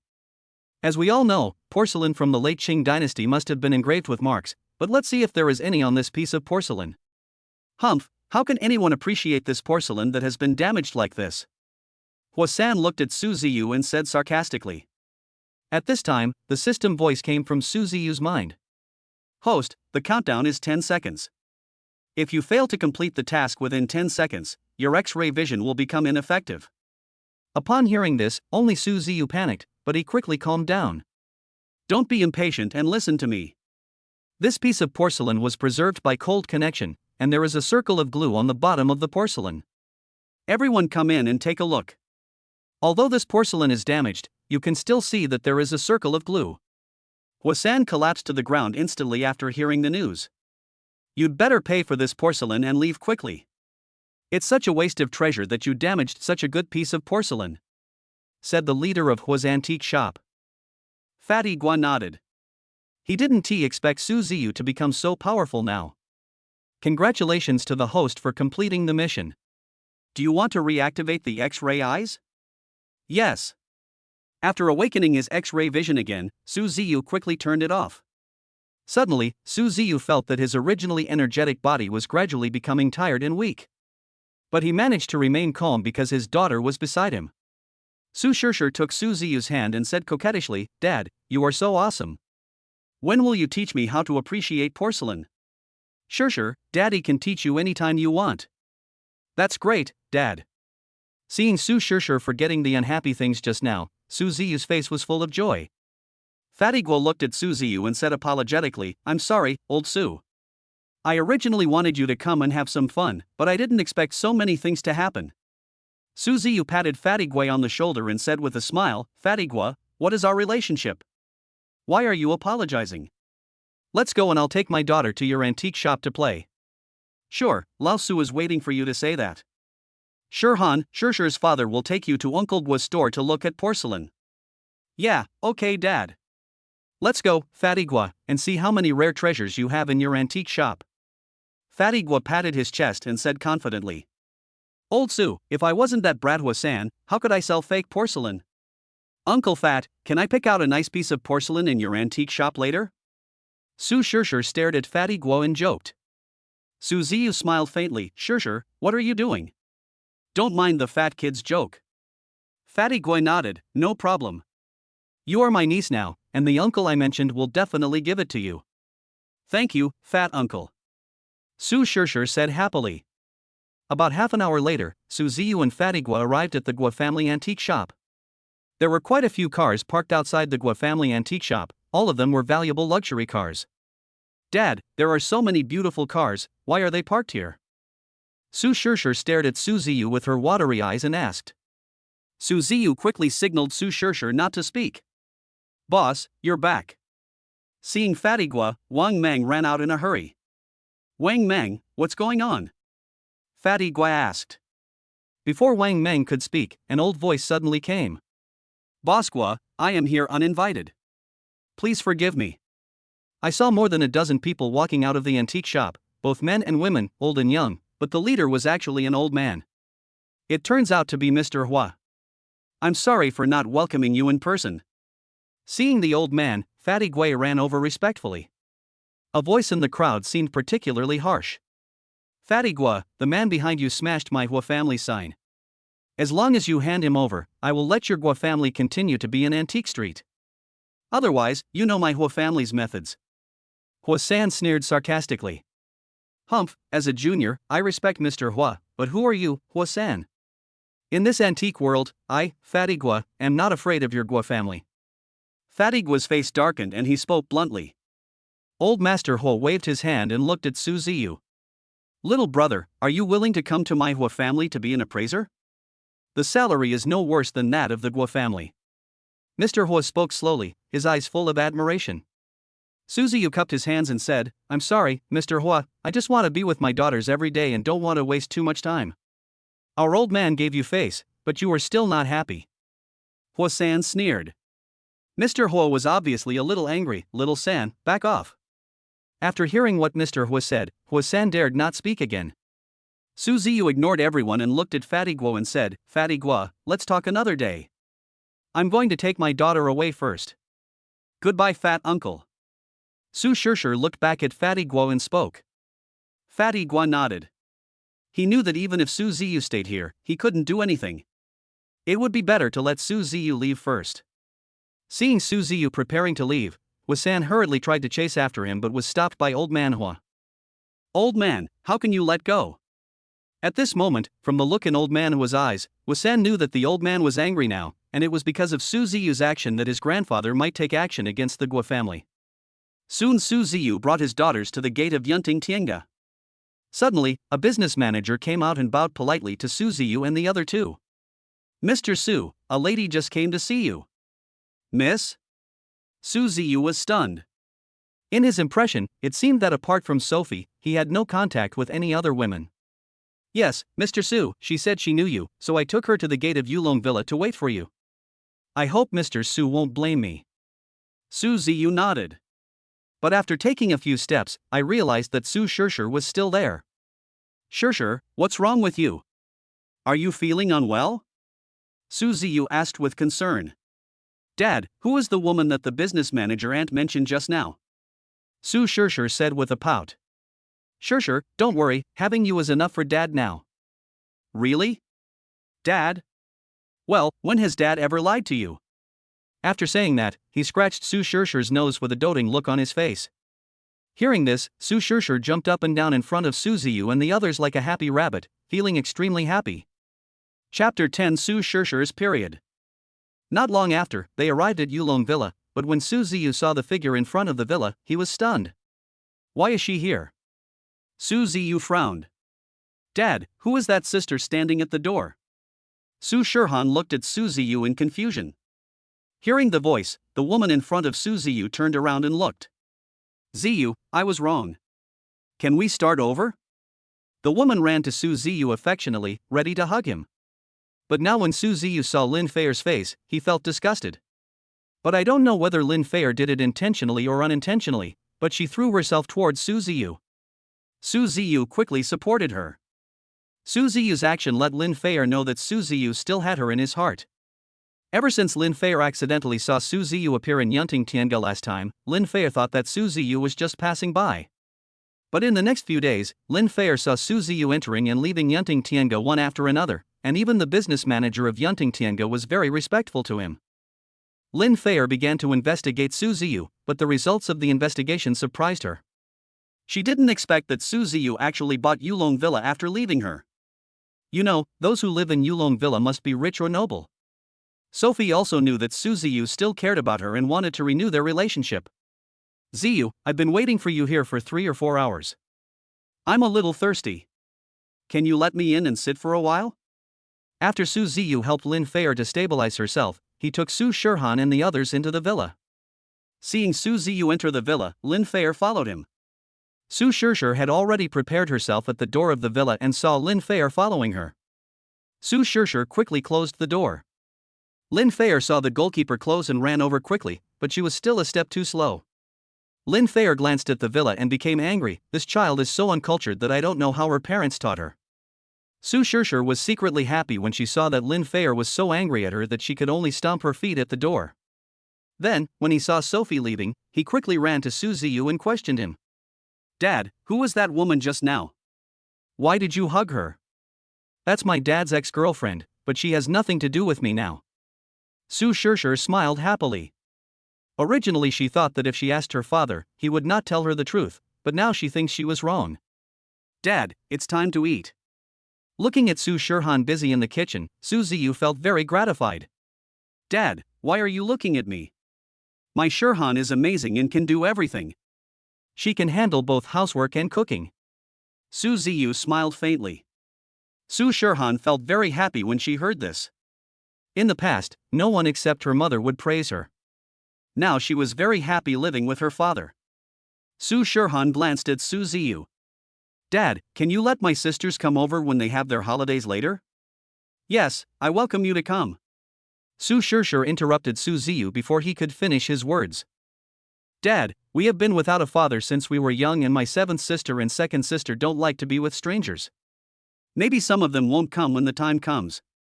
Su Shirshir interrupted Su Ziyu before he could finish his words. Su Shirshir knew that her eldest sister wanted to pull the other sisters to her father's camp as soon as possible, but she was afraid that Su Ziyu would dislike her after the other sisters came. It's okay, Shirhan Shirshir, don't worry.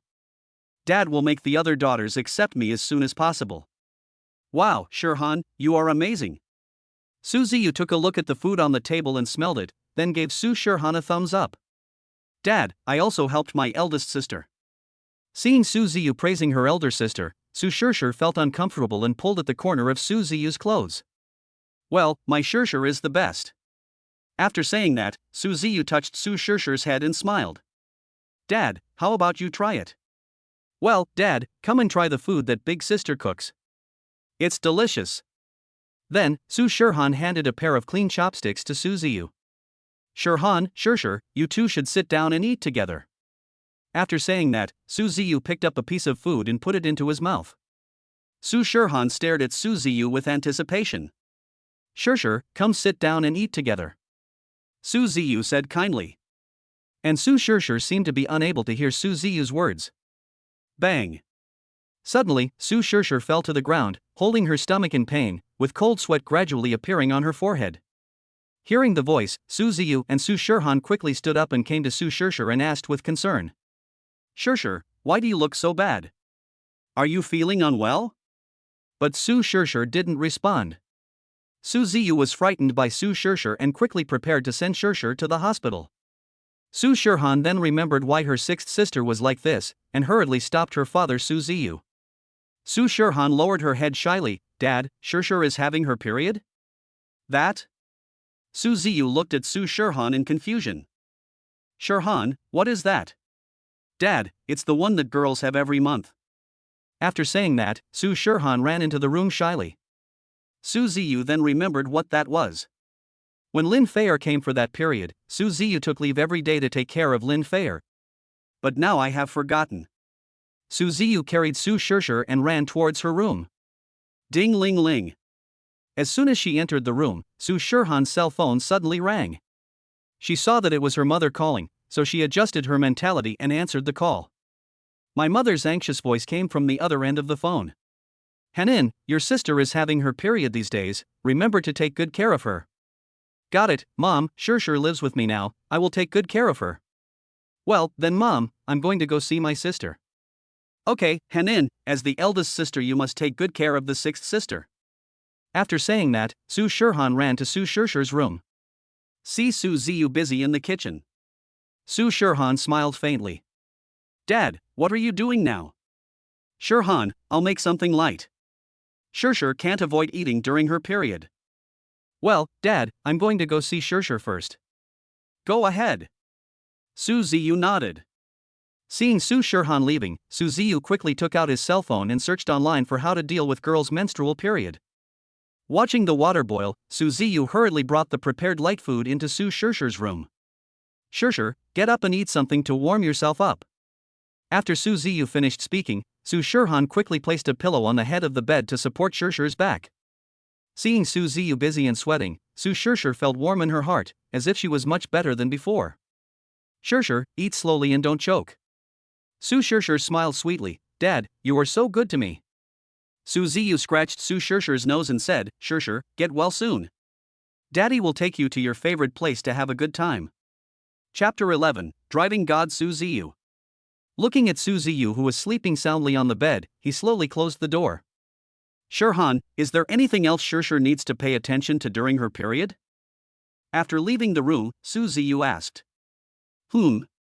Dad, let me think about it.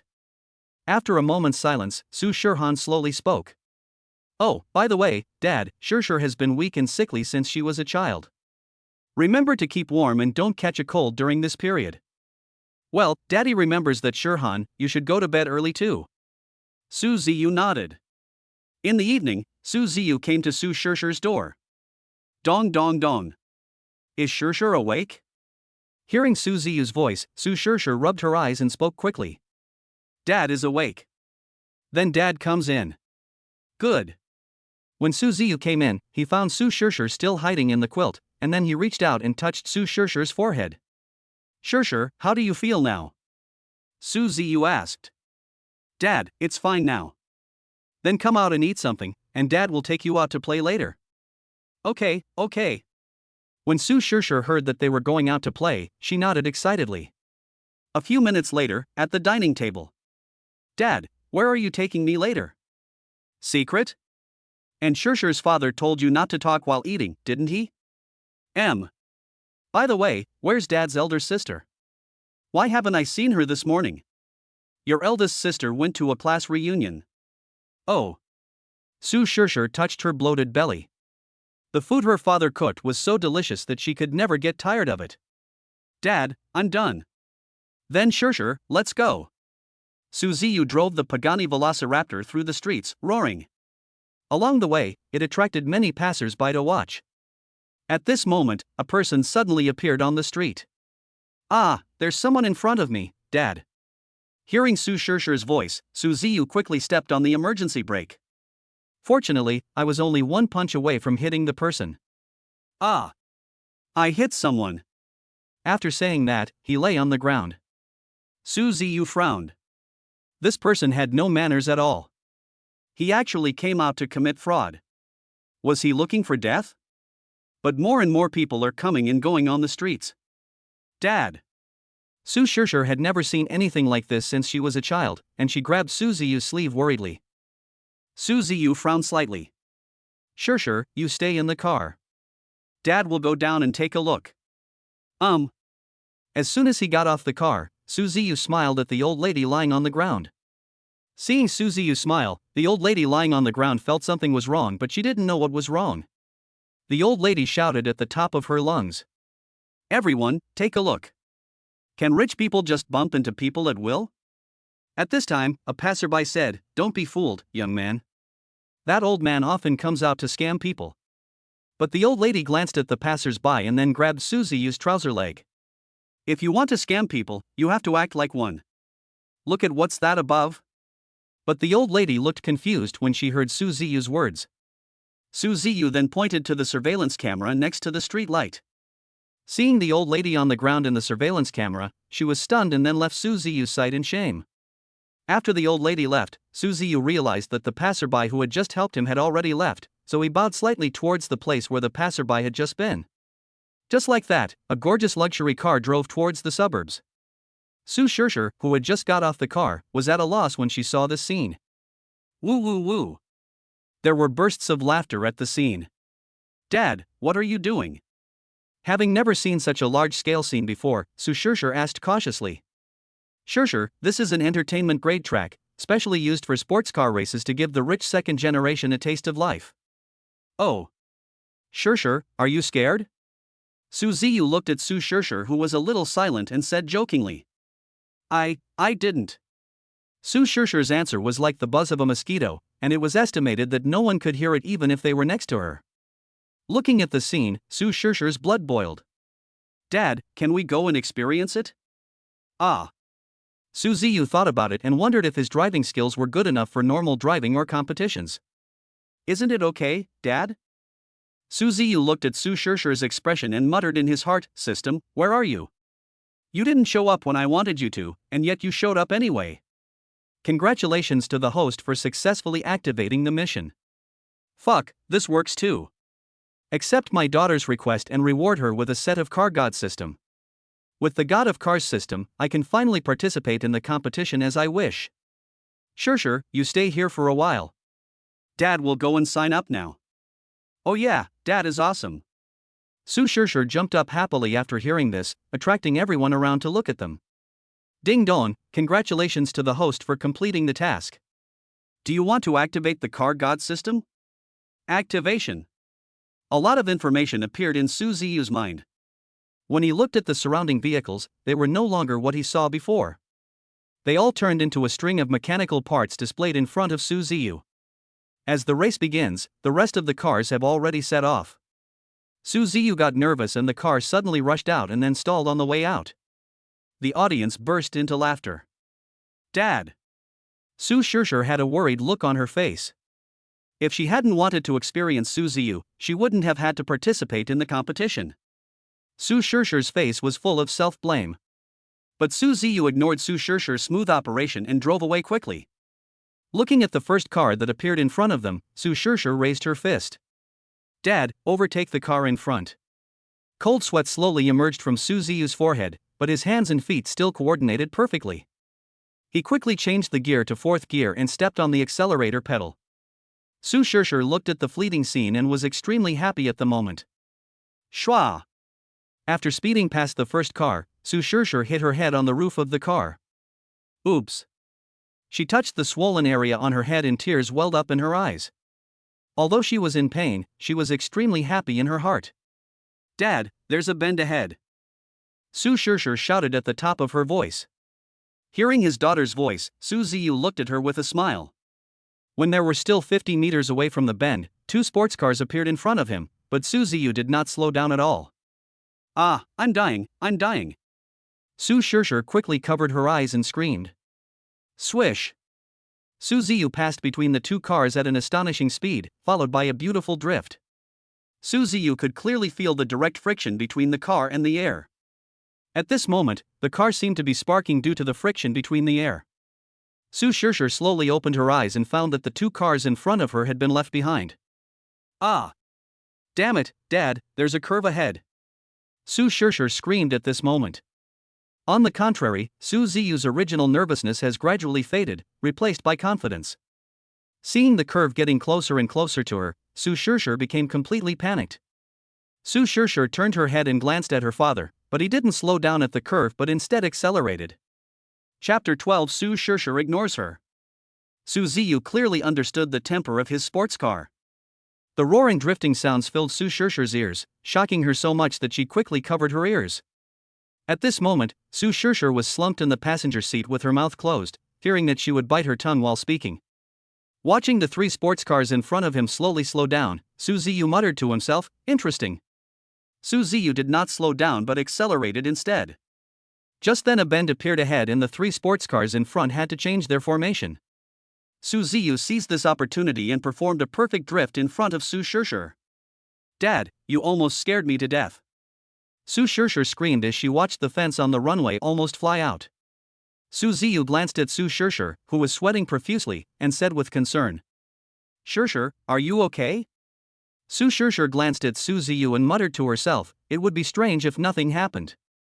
Seeing Su Shishir ignoring him, Su Ziyu looked helpless. In the end, Su Ziyu crossed the finish line in third place. As soon as he got off the car, a group of people surrounded Su Ziyu. At this time, Su Shishir walked out slowly, holding the car door with both hands, looking at Su Ziyu with eyes full of resentment. Su Ziyu almost couldn't hold back his laughter when he saw Su Shishir like this. Su Ziyu hurriedly took Su Shishir's hand and walked away from the crowd. Suddenly a middle-aged man appeared in front of Su Ziyu and the others. "Hello sir, I am Lin Xiao, the organizer of this competition. I would like to recommend you to join our sports car club." Lin Xiao glanced at Su Ziyu and spoke politely. "Sports car club?" "Yes, sir. Our sports car club also has a certain porch that is quite high, and those who can enter it are elites from all walks of life, which will be of great help to you in your future." Su Ziyu glanced at Su Shishir and then said, "Well, I'll think about it. After all, he is trying to show his goodwill, so you can't just ignore him. You still have to be polite." "Well, okay, if you want to join our club, feel free to contact me." After Lin Xiao finished speaking, he took out a postcard from his pocket and handed it to Su Ziyu. Su Ziyu took the postcard and turned to walk towards the parking space. Lin Xiao nodded with satisfaction. Lin Xiao has always been good at judging people. He knew that Su Ziyu could have easily won the first place this time, but he actually slowed down at the finish line. Lin Xiao knew that Su Ziyu was definitely not as simple as he appeared. "Humph, you are so shameless. You think you are so great just because you happen to get third place. There are so many people who want to join the sports car club but don't have the chance. And you dare to refuse the invitation personally by President Lin." Suddenly, a burst of sneer came from a distance. A young man and woman appeared in Su Ziyu and his friend's sight. Lin Xiao muttered in his heart, "What's wrong with Li Yunlong? I can't offend Li Yunlong or this gentleman in front of me. Otherwise, if he is poached by another sports car club, it will definitely be a huge loss for our club. Li Yunlong, apologize to the gentleman immediately or you will be disqualified from the sports car club membership." Lin Xiao saw Li Yunlong's face darken. "Mr. Lin, you..."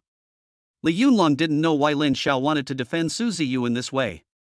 He originally wanted to vent his anger for Lin Xiao, but Lin Xiao didn't appreciate it. Su Ziyu knew that in the eyes of businessmen there were no eternal friends, only interests. In the past, Su Ziyu might have agreed to their requests without even thinking about it, but now Su Ziyu had a wife and daughter. Su Ziyu didn't want to get involved in their affairs, so he pulled Su Shishir and disappeared from their sight. Half an hour later, Su Ziyu and his daughter Su Shishir arrived at Yulong Villa. "Dad, you're back." As soon as Su Ziyu stepped into the house, Su Shirhan ran out. Su Ziyu nodded. "By the way, Dad, this is my good friend Su Jejia, and Jejia, this is my dad." Su Shirhan introduced. Seeing Su Ziyu's appearance, Su Jejia actually became infatuated with him, muttering in her heart, "He doesn't look much older than us, don't scare me, Shirhan, and he's so rich, how can he have a young and rich father?" In her impression, fathers are all bald middle-aged men. Su Shirhan quickly pushed Su Jejia. Su Jejia finally reacted, but now she didn't know how to address Su Ziyu. "Hello, hello." Su Shishir almost couldn't help laughing when she saw Su Jejia's current appearance. Su Jejia pulled Su Shirhan's clothes awkwardly. At this moment, Su Jejia wanted to dig a hole in her heart to put the thing in. Su Ziyu broke the awkward situation with a word. "Shirhan, it's quite late now, ask your friend to stay and have dinner with you." Su Shirhan looked back at Su Jejia and found that she nodded shyly. Su Shirhan took her hand and walked into the room. In the room, Su Jejia stared at Su Shirhan with a serious face. Su Shirhan suddenly felt uncomfortable when Su Jejia stared at her like that. "Jejia, why are you staring at my face? Is there something wrong with my expression?" "Shishir, you said the person outside was your father, but I don't believe it. How could there be such a young father? And why didn't I know about it before?" Su Shishir frowned, then took out the paternity test from the cabinet and handed it to Su Jejia.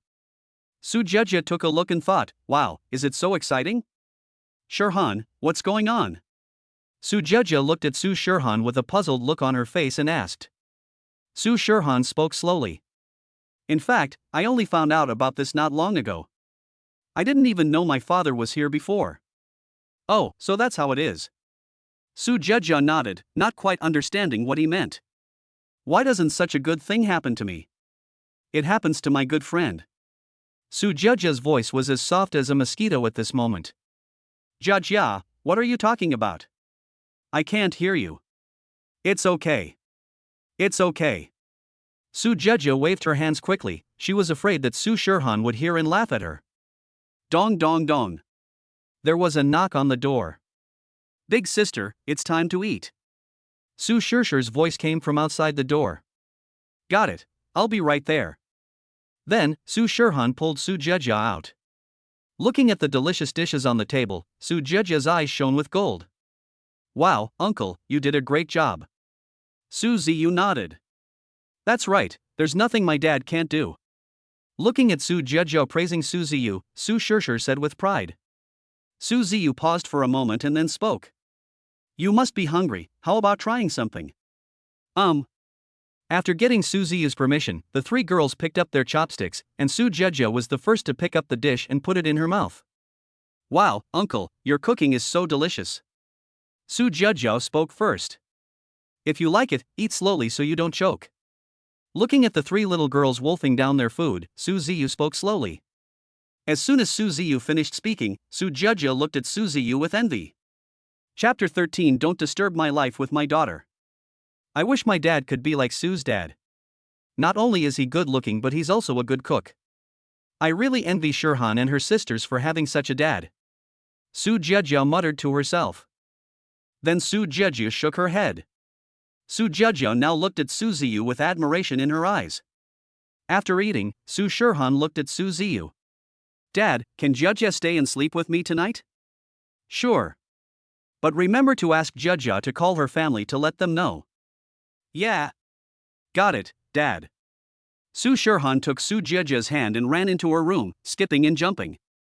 Looking at the laughter coming from Su Shirhan's room, Su Ziyu's face was full of smiles. Dad, you look very happy today. Su Shirshir noticed Su Ziyu's expression at the moment and asked. At this moment, Su Ziyu touched Su Shirshir's head with his big hands and said to him with a smile. Of course Dad is happy to have you by his side. At this moment, Su Shirshir seemed to have thought of something and laughed softly. Dad, that's... Seeing that Su Shirshir was about to stop, Su Ziyu scratched Su Shirshir's nose and smiled. Shirshir, just say whatever you want to say. Dad won't blame you. After hearing what Su Ziyu said, Su Shirshir spoke slowly. Dad, I'm sorry I shouldn't have let you participate in the competition just now. It's okay, Shirshir, don't think about it anymore now that it's over. Looking at the mess on the table, which has not been cleaned up yet, Su Shirshir rolled up her sleeves and said to Su Ziyu with a smile. Dad, just let me clean up and you go and rest. After saying that, Su Shirshir pushed Su Ziyu out of the restaurant. Su Ziyu looked at Su Shirshir's busy figure in the restaurant and smiled. His daughters were so sensible that Su Ziyu secretly vowed to leave the best things for them. Shirshir, it's getting late now, go and rest as soon as you finish cleaning up. Got it, Dad, you should go to bed early too. Looking at Su Shirshir's back, Su Ziyu slowly turned around and walked towards the room. The next morning, Su Ziyu woke up early, washed up, and ran into the kitchen to prepare a hearty breakfast for his daughters. Su Jejia opened the door in a daze. But the air was filled with the urge to leave, and Su Jejia rubbed her eyes. Looking towards the kitchen, I found Su Ziyu making breakfast in the kitchen early in the morning. Compared to her own father who would not wake up until noon, Su Jejia looked at Su Shirhan who was sleeping soundly with envy. 20 minutes later, Su Shirshir and Su Shirhan came to the restaurant together and watched all the dishes of the Manchuhan banquet on the table were finished. Su Shirshir lay on the table, smelled it and smiled happily. Wow, Dad, your cooking is really delicious. Su Shirshir gave Su Ziyu a thumbs up and praised him. Dad, your cooking is better than those chefs in 5-star hotels, although I have never eaten in a 5-star hotel. Then, Su Shirshir lowered her head and smiled. Su Shirshir's words caused a burst of laughter. Shirshir, sit down quickly. Got it, big sister. Uncle, your cooking is so delicious. Can I come here often to eat? Su Jejia looked at Su Ziyu eagerly and said. Hearing this, Su Shirshir glanced at Su Jejia. She didn't want Su Jejia to come because she was afraid that her father's love for her would become even less than it was now. But she couldn't say it directly because Su Jia was her eldest sister's good friend. Jia, you are Shirhan's good friend. If you want to come and eat, you can come anytime. Su Ziyu said with a faint smile. Okay. Jia, our door is always open to you. Thank you, uncle. I can come to see Shirhan anytime from now on. Su Shishir glanced at Su Jia and was slightly dissatisfied with Su Ziyu's answer, but there was nothing she could do now that her father said that. She couldn't just kick Su Jia out of the house without considering her father and elder sister's feelings. After dinner, Su Ziyu and the other three sat on the sofa, talking and laughing. Dong dong dong. At this moment someone is knocking on the door. Dad, let me see who is knocking on the door. After Su Shishir finished speaking, she ran to open the door. As soon as Su Shishir opened the door, she found that the person standing in front of her door was a middle-aged woman with her back to her. The middle-aged woman looked back when she heard the door open. When Su Shishir saw that the middle-aged woman was Lin Feer, she quickly closed the door. When Lin Feer saw this, she quickly stretched out her hand to block the gap in the door, but she didn't know where she got the strength to push the door open. Where is Ziyu? Humph, I won't tell you where your father is. You are so young, why do you do this? Don't you know your parents? Lin Feer retreated backwards with a look of disgust. Su Shishir looked confused. She certainly didn't know what Lin Feer meant. But she knew that Lin Feer wanted to be her second mother. Just as Lin Feer was about to step into the door, Su Shishir reacted and quickly pushed Lin Feer out, then slammed the door shut. Then Su Shishir yelled towards the door. They only know how to destroy other people's families.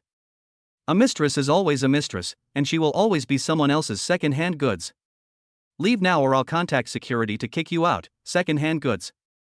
How dare you, little brat, call me a mistress. You little brat, you don't even know how Su Ziyu could like you. As she spoke, Lin Feer took out her cell phone and called Su Ziyu. As soon as the call was connected, Su Ziyu's voice came from the other end of the phone. Please don't disturb my daughter and I in the future. Lin Feer called out quickly when she heard Su Ziyu's voice. Ziyu, Ziyu. But there was a beeping sound from the other end of the phone. Lin Feer was stunned for a moment, then pointed at the villa and roared. Okay, doesn't Su Ziyu have a little money? Look, I'll find someone richer than you and see what you'll do then. Seeing Su Shishir walking in, Su Ziyu asked. Shishir, who was that person just now? No one, my dad just asked a security guard to ask something, everything is fine now. Of course Su Shishir didn't dare to tell the truth, for fear that Su Ziyu would blame her after knowing it. I'm glad you're okay. Shishir, don't just play around and remember to finish the homework assigned by the teacher. Su Ziyu said with a doting smile. I know, Dad. I'll go to my room first. Su Shishir walked into the room with an impatient look on her face. Su Ziyu shook his head and smiled. Uncle, I'll go back first. At this time, Su Jia walked out of Su Shirhan's room. Well, be careful along the way. Su Ziyu nodded and spoke softly. Dong dong dong. Shirhan, can Dad come in? Su Ziyu's voice came from outside the door. Dad, come in. Shirhan, Dad found some information that may be useful for your review. After saying that, Su Ziyu handed Su Shirhan a set of study materials. Su Shirhan quickly took the study materials, took a quick look and smiled. Thank you, Dad. This information is quite useful to me. Chapter 14 Childhood Sweetheart Lin Yao Yao. Su Shishir walked into Su Shirhan's room cautiously. Sister, what are you looking at? Shishir, you almost scared me to death. Su Shirhan patted his chest. Su Shirhan paused for a moment before speaking. I'm looking at the study materials my father gave me.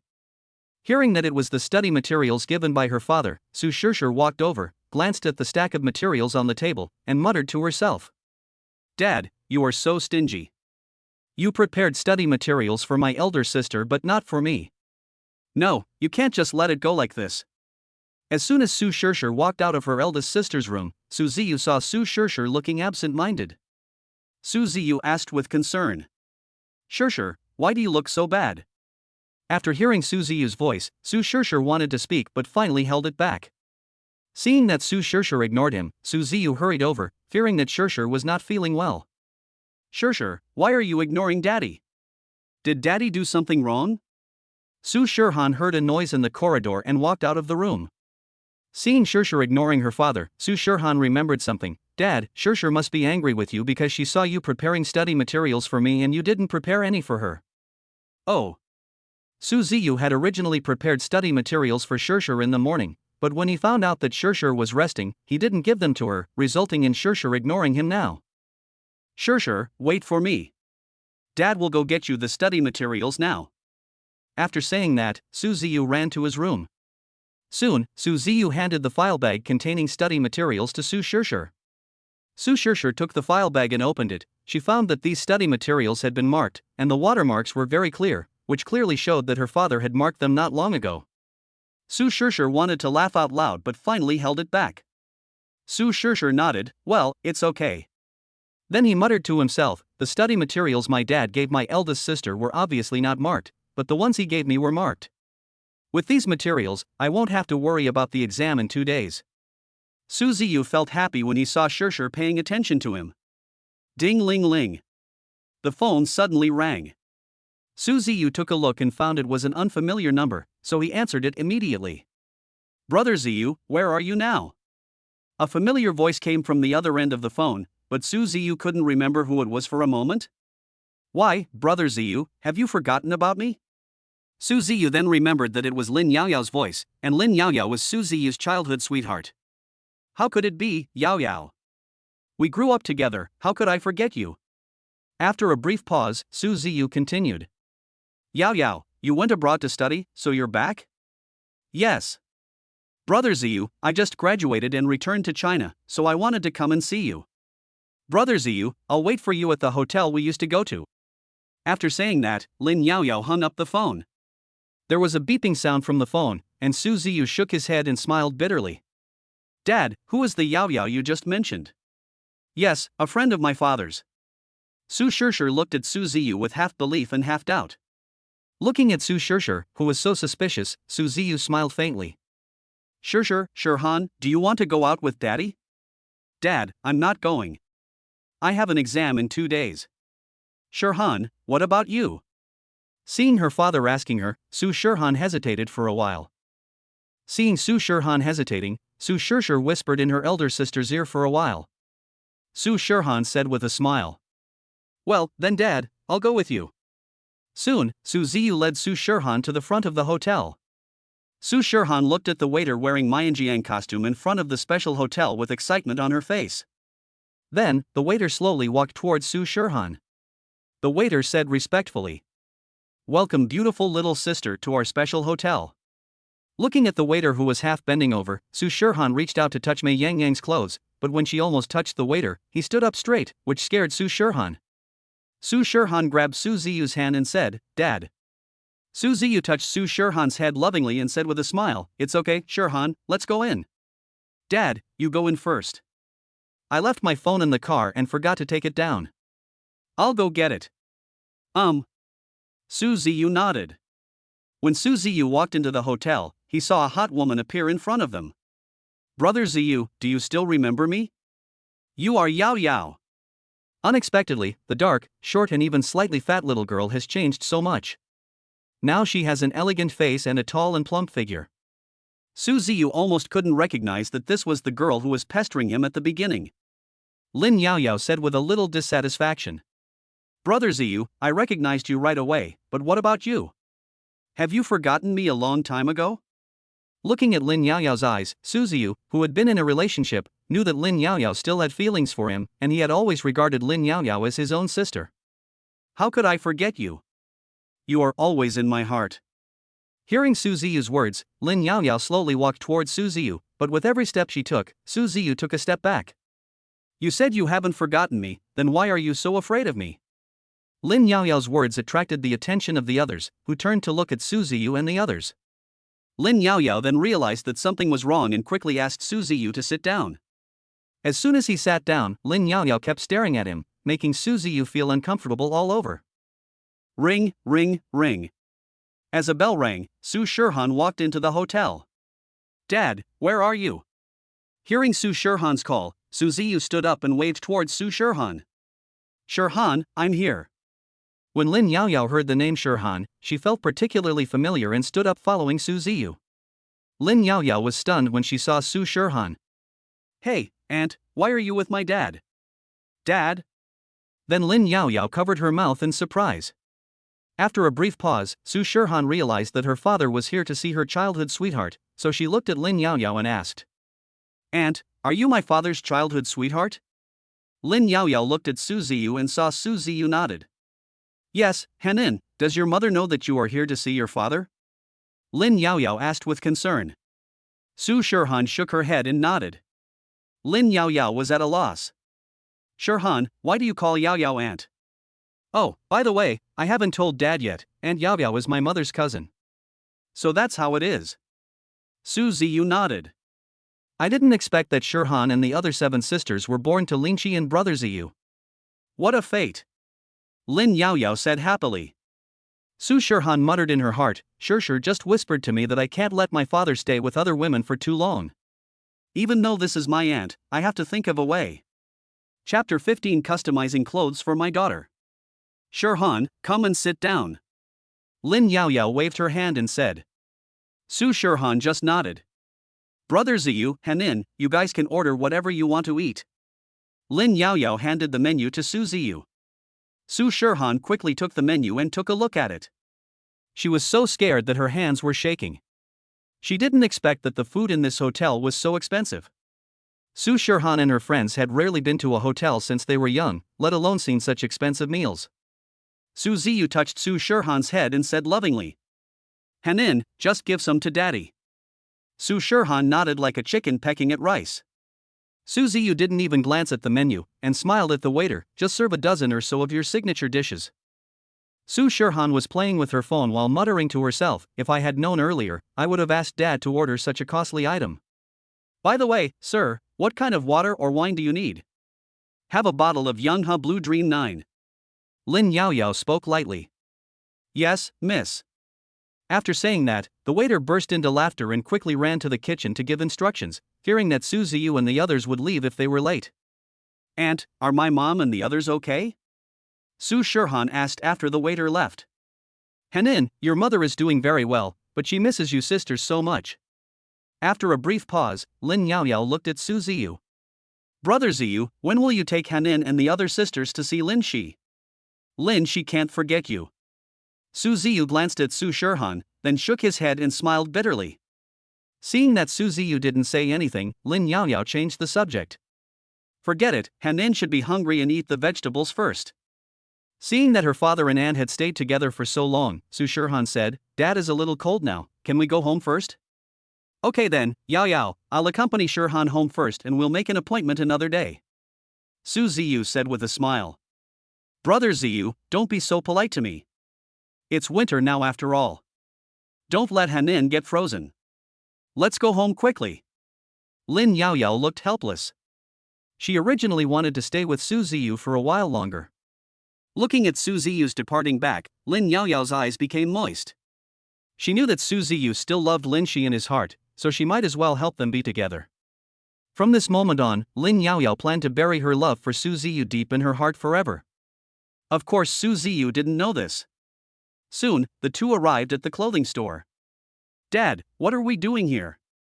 Su Shirhan stared at Su Ziyu with a puzzled look. "Of course I'm going to buy you new clothes." "Shirhan, don't tell me your clothes are still wearable." "Oh."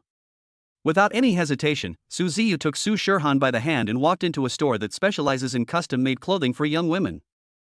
"Sir, how can I help you?" As soon as I stepped into the clothing store, a shopping guide ran over and said with a smile, "My daughter wants to pick out some clothes. Can you please help her find some?" "Yes, sir." At this moment, Su Shirhan was like a naughty elf, wandering around in this huge clothing store. Su Ziyu and the shopping guide followed behind Su Shirhan. Seeing the price of the clothes, Su Shirhan obviously hesitated and looked back at Su Ziyu. "Dad. It's too expensive. Can we go to another clothing store to buy it?" Ding dong, congratulations to the host for successfully activating the mission. Task 1, agree with my daughter's idea and receive a cash reward of 1 million. Task 2, tell your daughter that daddy has money and you can buy whatever you like. The reward is a listed hotel. Su Ziyu said lovingly, "Sure Han, Daddy has money, just buy whatever you like, don't hesitate." Su Shurhan nodded like a chick pecking at rice. Congratulations to the host for completing task 1 and being rewarded with a listed hotel. A professional will contact the host later. Wow, this dress is so pretty. At this moment, Su Shurhan was standing in front of a pink dress, her eyes full of love.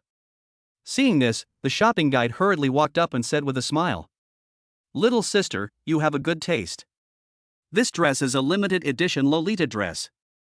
Su Ziyu walked over and touched the dress, feeling the comfort and softness of the fabric. It's not bad, let's take this one." Su Ziyu nodded. After a pause, Su Ziyu spoke. "Also, help me choose some high-quality fabrics and customize a few more sets of clothes." "Yes, sir." The shopping guide said with a smile. "Dad, why do you need to order so many clothes?" "Shurhan, you know what your sisters like, so help them choose clothes that suit them. Also, you know Shurshur and her height, so help them customize them." Oh. Originally, Su Shurhan thought that her father had forgotten about the other sisters, but now she realized that she was overthinking. "Come here, little sister. I'll help you measure your size." Then Su Shurhan glanced at Su Ziyu, and Su Ziyu waved his hand to signal her to follow the shopping guide. After measuring the size quickly, Su Shurhan ran towards Su Ziyu. The shopping guide looked at Su Ziyu respectfully. "Sir, this custom-made dress."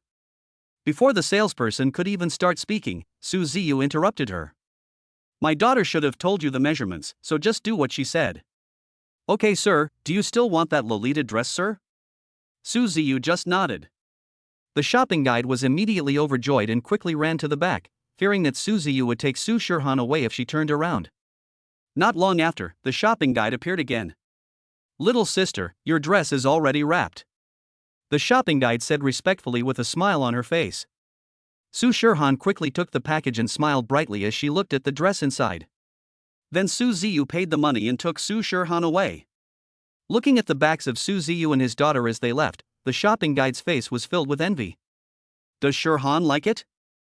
"Yeah, I like it, thanks Dad." After saying that, Su Shurhan kissed Su Ziyu on the face. Su Ziyu was stunned and looked back at Su Shurhan, who was sitting in the passenger seat, only to see Su Shurhan lowering her head shyly. Ding ling ling. The sudden ringing of the cell phone broke the atmosphere. Su Ziyu took a look and found that it was an unknown number. Thinking of the reward the system had just mentioned, Su Ziyu hurriedly answered the call. A respectful voice came from the other end of the phone. "Excuse me, are you Mr. Su Ziyu?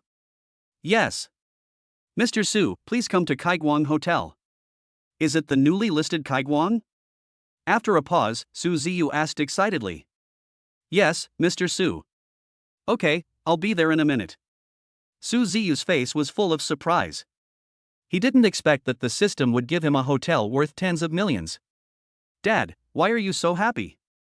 Su Shurhan's clear voice rang in Su Ziyu's ears. Chapter 16: Dad's Surprise. Su Ziyu touched Su Shurhan's head and smiled faintly. "Secret." Su Shurhan pouted and muttered in her heart, "If you don't tell me the password every time, I am not your daughter anymore." Seeing Su Shurhan's expression, Su Ziyu said calmly, "Shurhan, go home and pick up your sister, and then Dad will take you to a place where there will be a surprise for you." "Really? Dad?" "Of course it's true. I would never lie to anyone else but my precious daughter." Su Shurhan was delighted to hear that there was a surprise. Su Ziyu glanced at Su Shurhan. "Shurhan, go call your sister and I'll take you to see the surprise." Watching Su Shurhan jumping and running into the house. Not long after, Su Shurhan came out holding Su Shurhan's hand. Seeing Su Ziyu, Su Shurshur said excitedly, "Dad, I heard from my eldest sister that you are going to give us a surprise." "What is it?" "You will know in a moment." Originally, Su Shurshur was a little dissatisfied when she saw that her father only gave clothes to her eldest sister.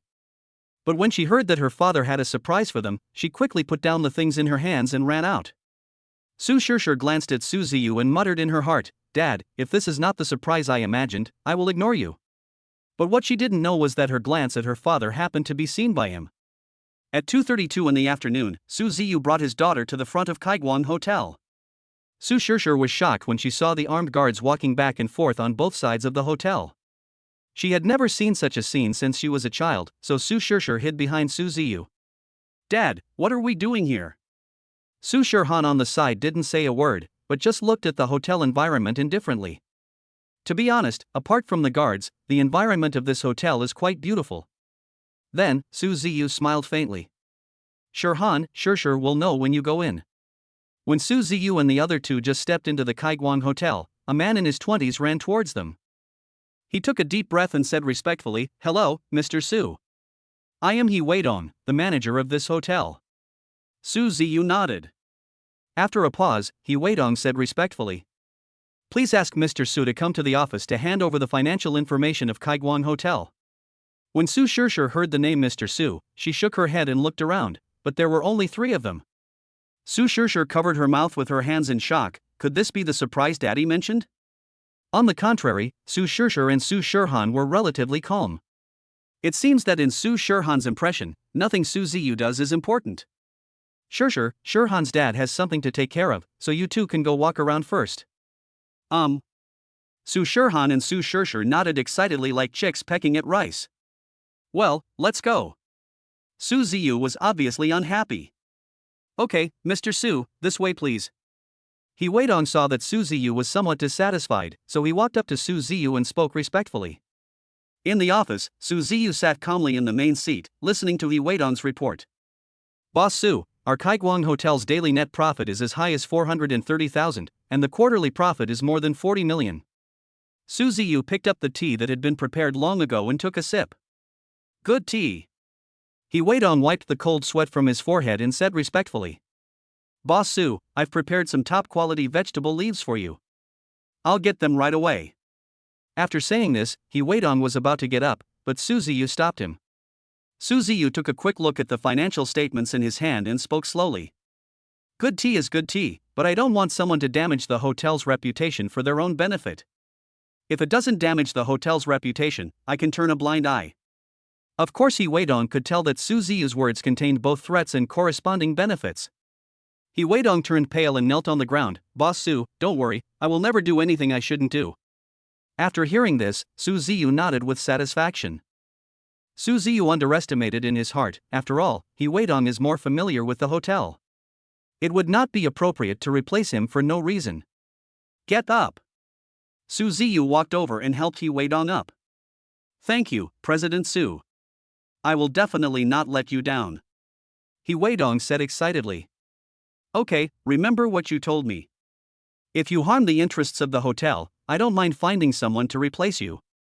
After saying that, Su Ziyu left the office. As soon as Su Ziyu stepped out of the office, He Weidong collapsed on the ground. He Weidong wiped the cold sweat from his face and said in a low voice, I finally managed to keep my position. Seeing Su Ziyu walking out of the office, Su Shishir waved her delicate hand happily and ran towards him. Dad. Su Ziyu glanced at Shishir and Shirhan and spoke lightly. Shirhan, Shishir, what do you think? Well, Dad, this hotel is so beautiful. Can I come over and play if I have nothing to do? Su Shishir took Su Ziyu's hand and smiled. Of course. Shishir, you and Shirhan can come here and play whenever you have time. Yeah. Big sister, did you hear that? After saying that, Su Shishir pulled Su Shirhan and ran towards the hotel entrance. As soon as she reached the door, Su Shirhan turned around to look at Su Ziyu and said in a soft voice. Dad, can you do me a favor? Shirhan, just tell me what you want, as long as it's within my ability, I will help you. Can you take a picture for me? Of course. When Su Shishir heard that she was going to take a photo, she certainly wouldn't miss such a good opportunity. I want one too, I want one too. Click, click, and after just a few minutes, the photos were taken. As soon as the photos were taken, Su Shirhan opened WeChat and sent the photos to the Gossip Sisters group, with a text attached after the photos. I'm so happy today. I can actually come to Kaiguang Hotel for a visit. It's really a great joy in life. As soon as Su Shirhan finished posting, Su Shishir added a sentence after her elder sister, the decoration in Kaiguang Hotel is not bad, it's just so-so. Within a few minutes, the WeChat group exploded. Sushia at Su Shirhan, how come you and Shishir are so rich that you can go to the Kaiguang Hotel? It is said that a trip to the Kaiguang Hotel costs at least 50,000 yuan. Su Shirhan at Su Shia's second sister, it's not that expensive. Sure, and I didn't spend a penny here. As soon as Su Shirhan said this, the seventh sister Su Shirshan, who was diving, said something. Su Shirshan at Su Shirhan, how did you do it? Please teach your seventh sister as well. Su Shirshir at all members, no, if I tell you, what will you do if you come to Kaiguang Hotel every day to spend money? Su Shirhan, yes, I agree with sixth sister, but I can't tell you now. Chapter 17 Happy Elf Su Shirhan. Su Shia at Su Shirhan, big sister, you and Shirshir are so biased that you didn't even tell us about such a good thing. +1. Su Shirshir muttered, if I tell you that this Kaiguang Hotel belongs to Dad, then when you come here, Dad will show less love for me. What should I do? In the evening, Su Ziyu took Su Shirhan back to Yulong Villa. Shirhan, Shirshir has been playing all day and it's very late now. Go take a shower and rest early. Okay, big sister, you go wash first and I'll sit for a while. Then I'll go wash first. After saying that, Su Shirhan walked towards the bathroom. Watching her elder sister walk into the bathroom, Su Shirshir hurriedly sat next to Su Ziyu. Wow! Soon the sound of water splashing could be heard from the bathroom. It was undoubtedly Su Shirhan who started taking a bath in the bathroom. Dad, can you tell me what's going on at the Kaiguang Hotel? Shirshir, do you believe me when I tell you that I bought the Kaiguang Hotel? When Su Shirshir heard this, she immediately rolled her eyes, but then she thought that if she pretended to be aggrieved, maybe her father would tell the truth. Su Shirshir pouted and looked pitiful, which made Su Ziyu's heart soften. But Su Ziyu had no choice.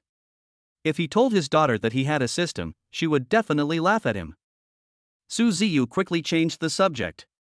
Shirshir, I see your hairdryer is about to break down. You can search online for a better, high-power hairdryer. It doesn't matter if it's a little more expensive. Once you find one, Dad will buy it for you. Oh well. After saying that, Su Shirshir quickly picked up her phone and searched for a hairdryer. Soon Su Shirshir chose a hairdryer for $23.99 and added it to the shopping cart, but when she turned around and looked at the order in Su Ziyu's hand, she was surprised. Dad, why did you buy 8 at once? Well, buy one for each of you 7 sisters, and one for your mother, and then you can bring her over when the time comes. Dad, just buy one. It's a waste of money to buy so many. Shirshir, you forgot that Dad now owns a hotel that can earn tens of millions per quarter. When Su Shirshir heard Su Ziyu say that he made tens of millions in the first quarter, she covered her mouth in surprise. She originally thought she could earn at most 1 or 2 million a year, but she didn't expect it to be so much. In the bathroom, Su Shirhan had finished her shower. Squeak! The bathroom door opened, and Su Shirhan walked to the hall and saw her sixth sister talking and laughing with her father, so she asked quickly. What did Shirshir say to Daddy? No. Nothing to say. Dad, I'm going to take a shower first. Looking at the flustered Su Shirshir, Su Shirhan knew that sixth sister was hiding something from her. Shirhan, Daddy sees that your hair is still wet. Can Daddy blow dry it for you? Su Shirhan smiled. Great. Dad is so nice. Su Ziyu carefully blew her daughter's hair with a hairdryer.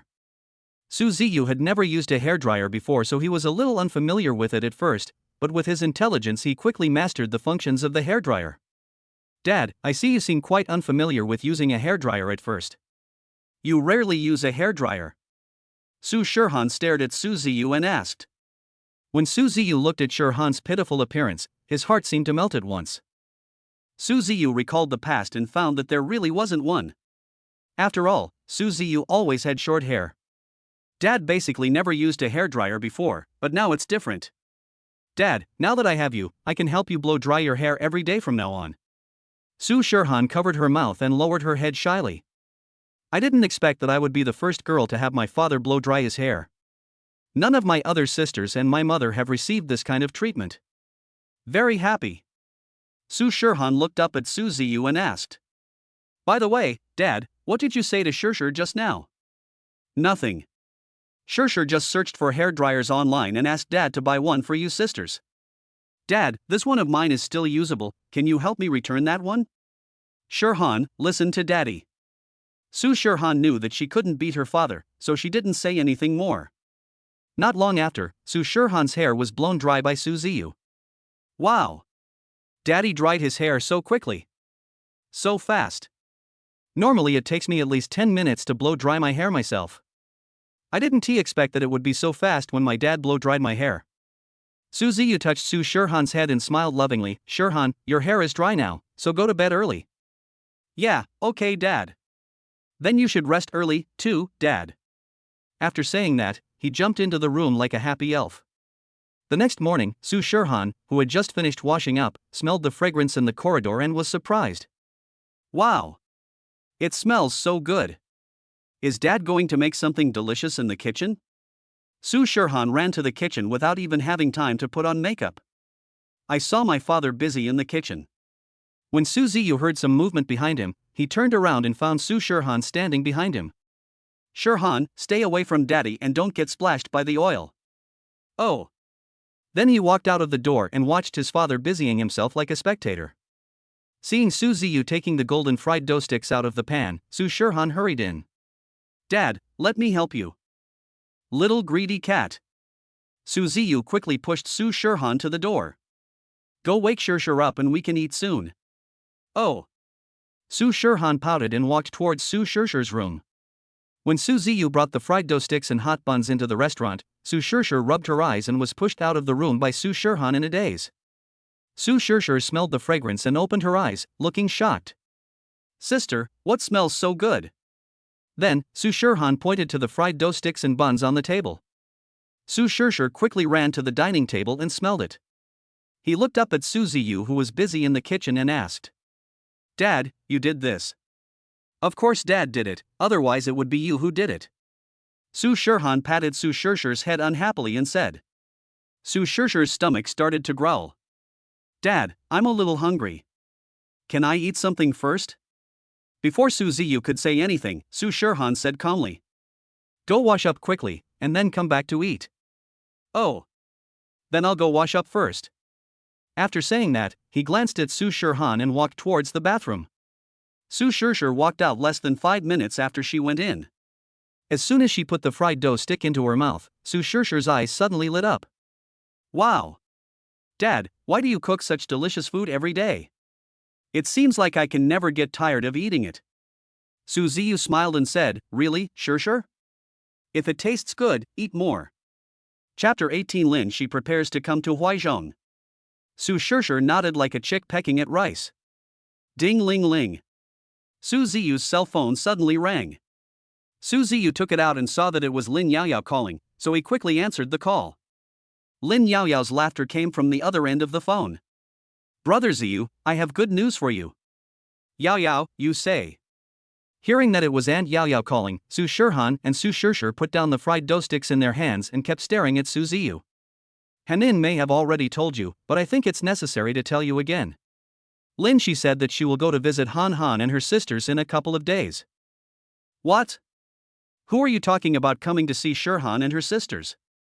Su Ziyu almost knocked over the soy milk on the table. Brother Ziyu, Lin she said that he missed Hanin and the others a little after not seeing them for a long time, so he decided to go see them. Lin Yaoyao could hear that Su Ziyu and the others did not know that Lin she was going to see Su Shirhan and the others, and Lin she did not tell them because he did not want Su Ziyu to know. That's all for now, Brother Ziyu. I have something else to do, so I'll hang up now. After hanging up the phone, Lin Yaoyao smiled bitterly. Lin she, don't blame your sister. Dad, what did Aunt Yaoyao say? Su Shirshir looked at Su Ziyu standing there in a daze and asked anxiously. Seeing that her father ignored her, Su Shirshir stood up, walked to Su Ziyu and waved her hands gently in front of Su Ziyu's eyes. Dad! At this moment, Su Shirshir pouted with a look of dissatisfaction on her face, and Su Ziyu finally reacted. He glanced at Su Shirshir and said lovingly, Shirhan, Shirshir, do you know that your mother is coming to see you? What? Su Shirhan was so shocked that she almost dropped the fried dough stick in her hand. Dad, you said Mom was coming to see us. Looking at the expressions of his daughters, Su Ziyu guessed that Lin she did not tell Shirhan and her sisters about his plan to come to Huaizhong. Seeing Su Ziyu nodded. Su Shirhan's face gradually showed a worried expression, but on the contrary Su Shirshir just ate the fried dough sticks by herself, as if she didn't care about anything. Su Shirshir ate the fried dough sticks while muttering in her heart, Humph, my mother is coming to Huaizhong, so what should I do? If not, I will stay at school for a few days. Anyway, my mother can't stay in Huaizhong forever. As soon as my mother leaves, I will come back and live with my father. When Su Ziyu saw Su Shirhan like this, he felt uncomfortable and stood up and sat next to Su Shirhan. He touched Su Shirhan's head lovingly and spoke softly. Shirhan, it's okay. If your mother blames you, just tell her that it was your father who found you and wanted to fulfill his fatherly duties. Yeah. Dad. Su Shirhan nodded like a chick pecking at rice. After hearing Su Ziyu's words, Su Shirhan felt a little warm but still felt sorry for her mother because she had lied to her mother. After waiting for a while, Su Ziyu glanced at Su Shirshir and said, Shirshir, the same goes for you. If your mother comes to see you, just tell her that it's your father who wants to fulfill his duties as a father. Su Ziyu glanced at Su Shirhan, who was lowering her head, and then sighed. Su Ziyu knew that if Lin Shi came to Huizhong and found out that Shirhan was in contact with him, Shirhan might never meet him again. What should I do? Lin Shi and Shirhan are so sensible that they will definitely not let Lin Shi be sad. After thinking for a while, Su Ziyu finally came up with a solution. That is to pursue Lin Shi again. After all, I heard from Lin Yaoyao that Lin Shi still cares about me. Shirhan, Shirshir, do you believe in Daddy? Hearing Su Ziyu's words, Shirhan and Shirshir looked at Su Ziyu with confusion. Su Shirhan spoke first. I believe it, but what do you want to do, Dad?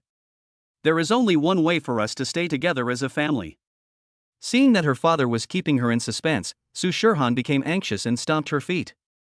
Dad, what's the solution? That means I will pursue your mother again, so that no one can stop our family from being together. Can. Su Shirhan was obviously worried when she heard Su Ziyu's answer. Although she could see that her mother still cared about her father, after such a long time, who could still keep liking someone? What's more, her mother hadn't seen her father for more than 10 years. Seeing Su Ziyu's determined eyes, Su Shirhan said helplessly. Oh well. Dad, I'm full and I'm going back to my room now. Su Shirhan was in a terrible mood at the moment. Seeing Su Shirhan like this, Su Ziyu felt sad. He knew that he owed Lin Shi and his daughters too much. After watching Su Shirhan leave the restaurant, Su Shirshir looked up at Su Ziyu and said, Dad, can you do me a favor? Of course. Shirshir, if you say Dad can do it, I will definitely help you complete it. Dad, my best friend went out to sketch a few days ago. She just came back. Can you help me pick her up? Let Dad pick up your bestie. Su Ziyu looked confused. He felt like he had heard it wrong. Shirshir actually asked him to pick up another girl. Su Shirshir nodded like a chick pecking at rice. Okay then. But Shirshir, you have to keep this a secret from your mother and Shirhan. Okay. Got it, Dad. I'll keep it a secret. Dad, you just go to the Lushan temple and wait for her. Su Ziyu scratched Su Shirshir's nose and smiled. Okay, Dad will be there soon. He. Su Shirshir smiled as if her evil plan had succeeded, and then she muttered in her heart, Third sister wants me to pay for her to get a taxi, dreaming, it would save money and effort to just let Dad pick her up, and she can also call third sister her best friend so that Dad won't know it's third sister. Dad, I'm full. I'm going back to my room to study first. After saying that, he jumped into the room. Chapter 19. The third daughter calls Dad. Watching Su Shirshir walk into the room, Su Ziyu thought to himself, my daughter is quite similar to me when I was young. She doesn't care about anything, as if nothing has anything to do with her. After Su Ziyu went out, he drove towards Lushan Mountain. Su Ziyu arrived at the Lushan Temple not long after. Wow, the scenery of the Lushan Temple is so beautiful. Looking at the surrounding environment, Su Ziyu said in amazement. Su Ziyu thought about it for a while, as if he had forgotten something important. I actually forgot that Shirshir hasn't told me her best friend's name yet. But if I call Shirshir now, I'd better forget it for fear of disrupting her studies. If a girl comes out to take the bus later, she must be Shirshir's best friend. Su Ziyu was concentrating on observing the surroundings when suddenly he heard a burst of noise coming from the Lushan Temple. But Su Ziyu came here to help Shirshir pick someone up, and didn't want to disturb others. But the sound became louder and louder, so Su Ziyu, who was sitting in the car, could hear it clearly. Shichi, can you wait for a moment? My father will send a butler to pick me up soon. I will ask the butler to take you there then. When Su Ziyu heard the name Shichi, he felt like he had heard it somewhere before, but he couldn't remember where. No need, I'll ask someone to get me a taxi so I won't bother you, Han Yu. A man and a woman walked out of the temple and saw a black Pagani Velociraptor parked in front of them. Shichi, look, this is the person my dad sent to pick me up. Han Yu said excitedly while pulling Shichi's sleeve. But when Shichi saw the Pagani Waylon, she was shocked. This seems to be the Pagani Velociraptor that my eldest sister posted on WeChat Moments. Could it be that the person sitting in the car is my dad? Hey, the uncle in the car, please come down and open the door for us. When Su Ziyu heard Hua Honyu's voice, he realized that there was a man and a woman standing in front of him. The man had a high-nose bridge and wore a pair of glasses, looking quite gentle, but his golden hair made him look like a bad boy.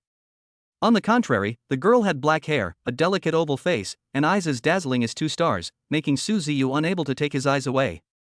When he saw the girl, Su Ziyu felt familiar with her, as if he had known her for a long time. When Shichi saw Su Ziyu, she realized that the man in front of her was her father. Hey, uncle, have you seen enough? Hua Hongyu looked at Su Ziyu with disdain. After hearing this, Su Ziyu finally reacted and asked, "What's up? If not, I still have someone to pick up." Upon hearing this, Hua Hongyu's temper erupted like a volcano. "My dad, I asked you to come pick me up and you treated me like this. Just wait and see how I'll deal with you when I get back." Su Ziyu shook his head helplessly. "You got the wrong person, this car is mine." Hua Hongyu glanced at Su Ziyu's cheap clothes with a look of disgust. "There's no way you can afford a Pagani Velociraptor. Believe it or not." After saying that, Su Ziyu waved his hand and rolled up the car window. Ding dong! Congratulations to the host for successfully activating the mission. What? Isn't he a man? How can he activate the mission? But the daddy system completely ignored Su Ziyu. Task 1, pick up the girl and spin her around 5 times. Reward, Financial Management Expert. Task 2, hold the girl's hand and say loudly, "I love you." Su Ziyu thought about it and decided that choosing Task 1 was the best option. If he chose Task 2, what would happen to Lin Shi and her daughter? System, I choose Task 1.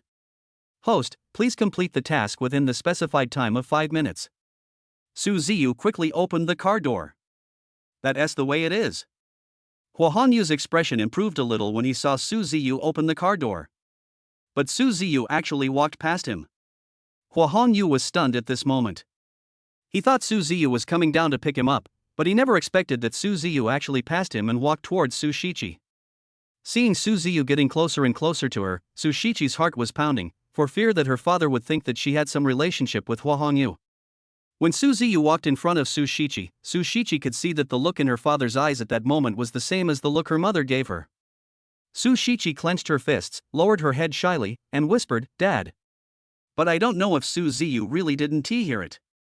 Su Shichi was stunned by what Su Ziyu said next. "I'm sorry, little sister." Ah. Su Shichi thought she had misheard and looked up at Su Ziyu.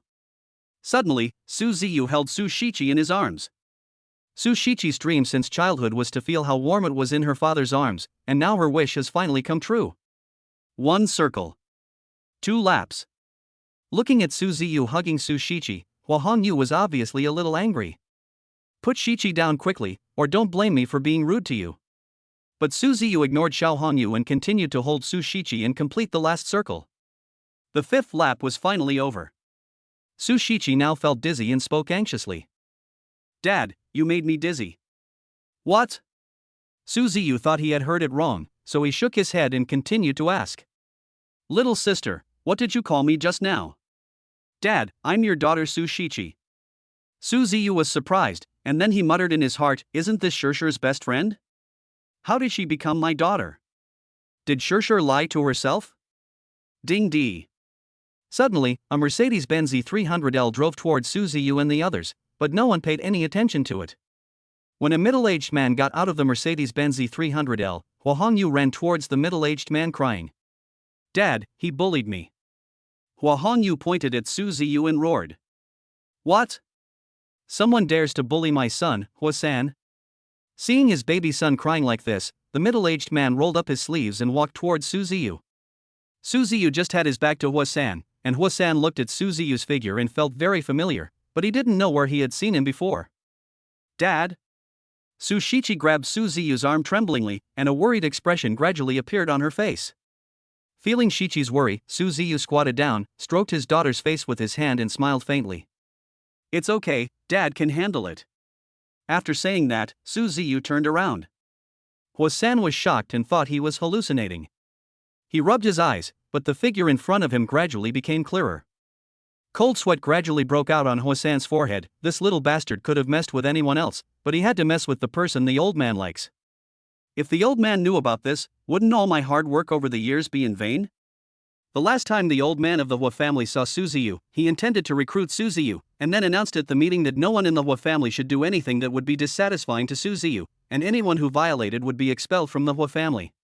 Chapter 20 Nervous Su Shichi.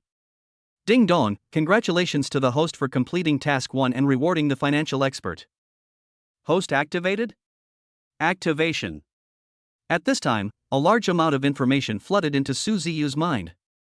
Seeing Su Ziyu standing there in a daze, Hua Hongyu said sarcastically, "Uncle, why don't you kneel down and beg me?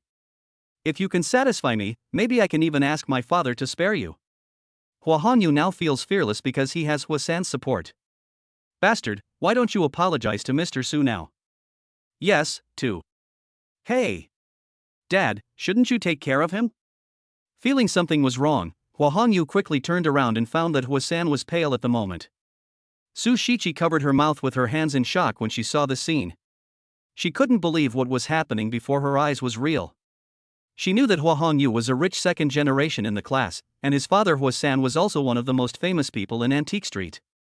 But now he was so respectful to his own father. Could it be that his father was even more powerful than Hua-san? "Putty, wait and see how I deal with you." After saying that, Hua-san raised his arm and slapped Hua Hongyu in the face. Pa!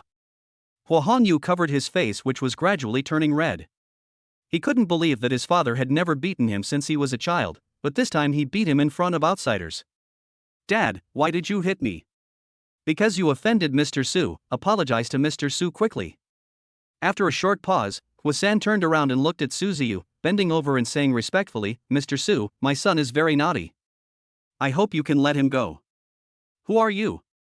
Su Ziyu looked at Hua-san in confusion. "Mr. Su, it's normal that you don't remember me. After all, I'm just a nobody and I'm not worthy of Mr. Su's attention. Mr. Su, I am Hua-san from the Hua family in Antique Street." "Oh. Su Ziyu, just now I remembered that there seemed to be such a person." In Hua Hongyu's impression, his father was so respectful to the old man of the Hua family, but he seemed to have never been like this to other people. Could this man in front of me be Mr. Su who was at the family meeting last time? If it is really as I think, then I have ruined my father's business. Hua Hongyu shook his head and denied his previous opinion. Looking at a gigolo like him, at most he's being kept by a rich woman. Forget it, I'd better apologize first. Looking at the look in my father's eyes, I'm afraid he'll beat me up again if I don't apologize. Hua Hongyu lowered his head and said respectfully, "Mr. Su, I'm sorry, it's my fault." Su Ziyu glanced at Hua Hongyu and said calmly, "Don't think that you are great just because you have a little money. There are many people who are richer than you. I think you are a child, so I won't bother with you." Looking at Hua Hongyu, who was standing there in a daze, Hua-san quickly spoke. Yes. Mr. Su is right. I forgive you, but that doesn't mean Shichi forgives you." "Ah." After hearing what Su Ziyu said, Su Shichi finally realized that her father just wanted to vent his anger on her. Hua Hongyu stood there in a daze, and Hua-san raised his arm again and slapped Hua Hongyu in the face. "Pa!"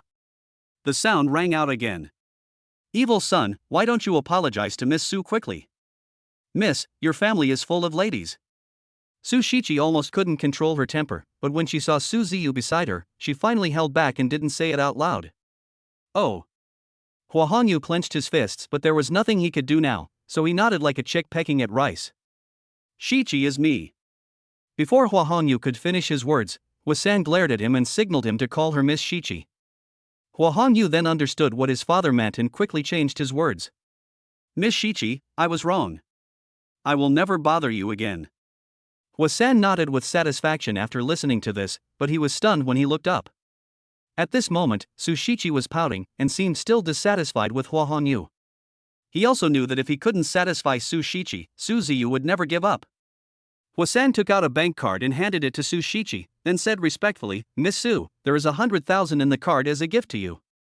I hope Miss Su will accept it." This. At this moment, Hua Hongyu's eyes widened.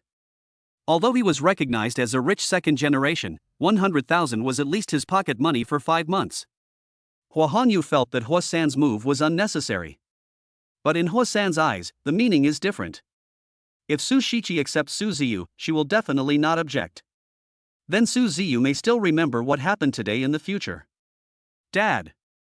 Su Shiqi was worried that if she accepted it, her father would be unhappy, so she looked up at Su Ziyu. Su Ziyu smiled faintly. Shiqi, just make your own decision. Dad will always support you. Su Shiqi was very happy at the moment. Since she was a child, she had always longed to find her father because she had seen children of the same age being accompanied by their fathers. However, every time she asked her mother always hesitated to speak. Now, she could finally live with her father, which was her greatest wish. Su Shiqi shook her head. Then I won't accept it, Dad.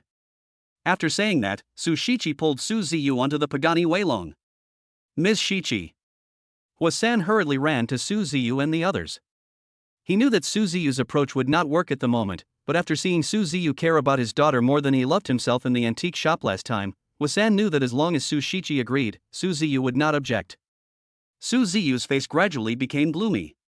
He didn't expect that Hua San would dare to stop him. Roll. As he finished speaking, Su Ziyu's entry-level martial arts card was activated again. Hua San felt that Su Ziyu seemed like a different person at this moment, which made him step back involuntarily.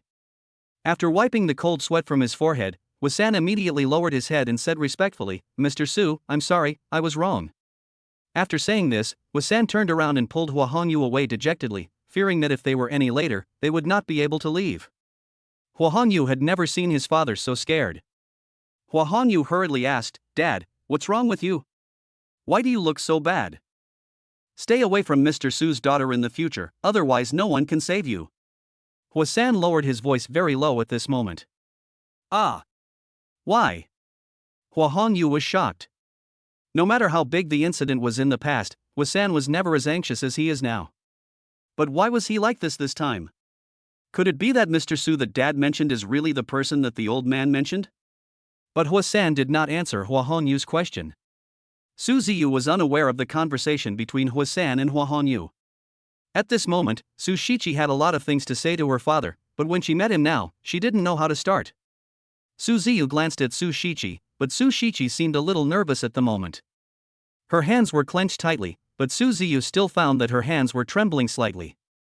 Su Ziyu stretched out his right hand and grabbed Su Shiqi's trembling hand. Su Ziyu asked with concern. Shiqi, just say whatever you want to say. Don't keep it in your heart. Chapter 21 My third sister is my nightmare. Feeling the warmth from Su Ziyu's hand, Su Shiqi couldn't help but ask. Dad, why was Hua Hongyu's dad so afraid of you just now? The reason is simple, Dad is more handsome than him. Hearing Su Ziyu's answer, Su Shiqi rolled her eyes, and then a burst of laughter rang out in the car. A Pagani Veneta drove into the clothing mall. Su Ziyu touched Su Shiqi's head and smiled lovingly. Shiqi, let's go. Go and see if the clothes your dad ordered for you are suitable. Wow. Dad is so nice to me. Su Shiqi was so happy to hear that she had new clothes to wear that she couldn't stop smiling, and then she ran into the clothing store. Shiqi, you're going the wrong way. This is the way. Hearing that she was running in the wrong direction, Su Shiqi smiled awkwardly. Seeing such a cute and lively Su Shiqi, Su Ziyu felt as if he was seeing the warm scene of their family shopping in the mall. Come on, Dad. Su Shiqi waved at Su Ziyu, and Su Ziyu finally reacted. Shiqi, slow down, wait for Daddy. In the women's custom clothing store, the shopping guide saw Su Ziyu appear, quickly put down the things in her hands, and trotted towards Su Ziyu and the others. Sir, this is the women's clothing you ordered last time. After saying that, he respectfully handed the packaging bag to Su Ziyu. Su Ziyu quickly took the packaging bag. Dad, why are these clothes so beautiful? At this moment, Su Shiqi was looking at the clothes in the clothing store and was dazzled. Shiqi, which one do you like? Go and have a look if you like. But Su Shiqi shook her head. In her eyes, as long as she could be with her father, that was enough. No thanks, Dad. I want to go to my dad's house now. Su Shiqi's face was filled with a happy smile. Yes. Dad listens to Shiqi. Goodbye, sir. Welcome to our store again. The shopping guide respectfully escorted Su Ziyu and the other person out of the clothing store. Not long after, Su Ziyu and the others arrived at the gate of Yulong Villa. Wow! Dad, is this your house? Su Shiqi covered her mouth and looked at Su Ziyu in shock. This was beyond her imagination. At this moment, Su Shiqi's worldview gradually collapsed. Isn't this the castle in the cartoon she watched when she was a child? Am I still dreaming? Looking at the shocked Su Shiqi, Su Ziyu had the same expression as when he saw Su Shirhan and the others for the first time they saw the castle. Su Shiqi raised her hand and pinched her face. Ah, it hurts. Su Shiqi stroked the face that she had pinched, and her eyes gradually became moist, but she was now sure that she was not dreaming, so this castle might be her father's home. Shiqi, this is not Daddy's house. This is not Dad's house, so I must have been wrong just now. Su Shiqi asked quickly. Ah. Then whose house is this, Dad? Looking at such a lovely Su Shiqi, Su Ziyu smiled faintly. Of course it's our house. Us. Su Shiqi looked at Su Ziyu in shock. She originally thought she was wrong, but she didn't expect that it was really her father's house, not the current home of me and my father. Squeak. Suddenly the door of the villa was opened. Su Shiqi looked and found that it was her sixth sister, Su Shirshir.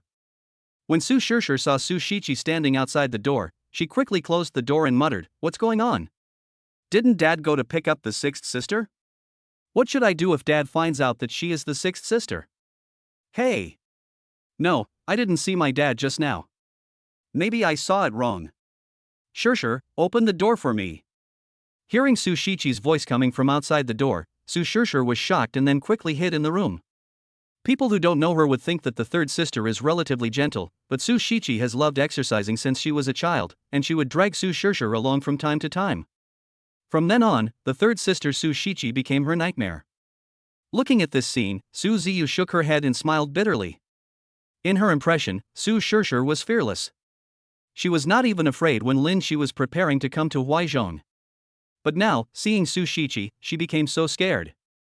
Su Shiqi muttered in her heart, "Humph, Su Shirshir, just wait and see how I punish you later." Su Shiqi turned around and came to Su Ziyu, grabbed Su Ziyu's arm and said coquettishly, "Dad, look, Shirshir didn't even open the door for me." "Shirshir won't open the door for you, Dad will open it for you." When Su Shiqi heard that her father was asked to open the door, she nodded. "Yeah. Dad is still the best. By the way, which room is Dad Shirshir in?" Su Shiqi asked quickly. "Second floor, third room on the left." "Yeah. Thank you, Dad." After saying that, Su Shiqi jumped and ran towards the second floor. Looking at this scene, Su Ziyu smiled faintly. He knew that the house would become more and more lively from now on. "Can't see me, can't see me." Su Shirshir was hiding in the quilt and shivering at the moment, completely unaware that Su Shiqi had already walked into his room.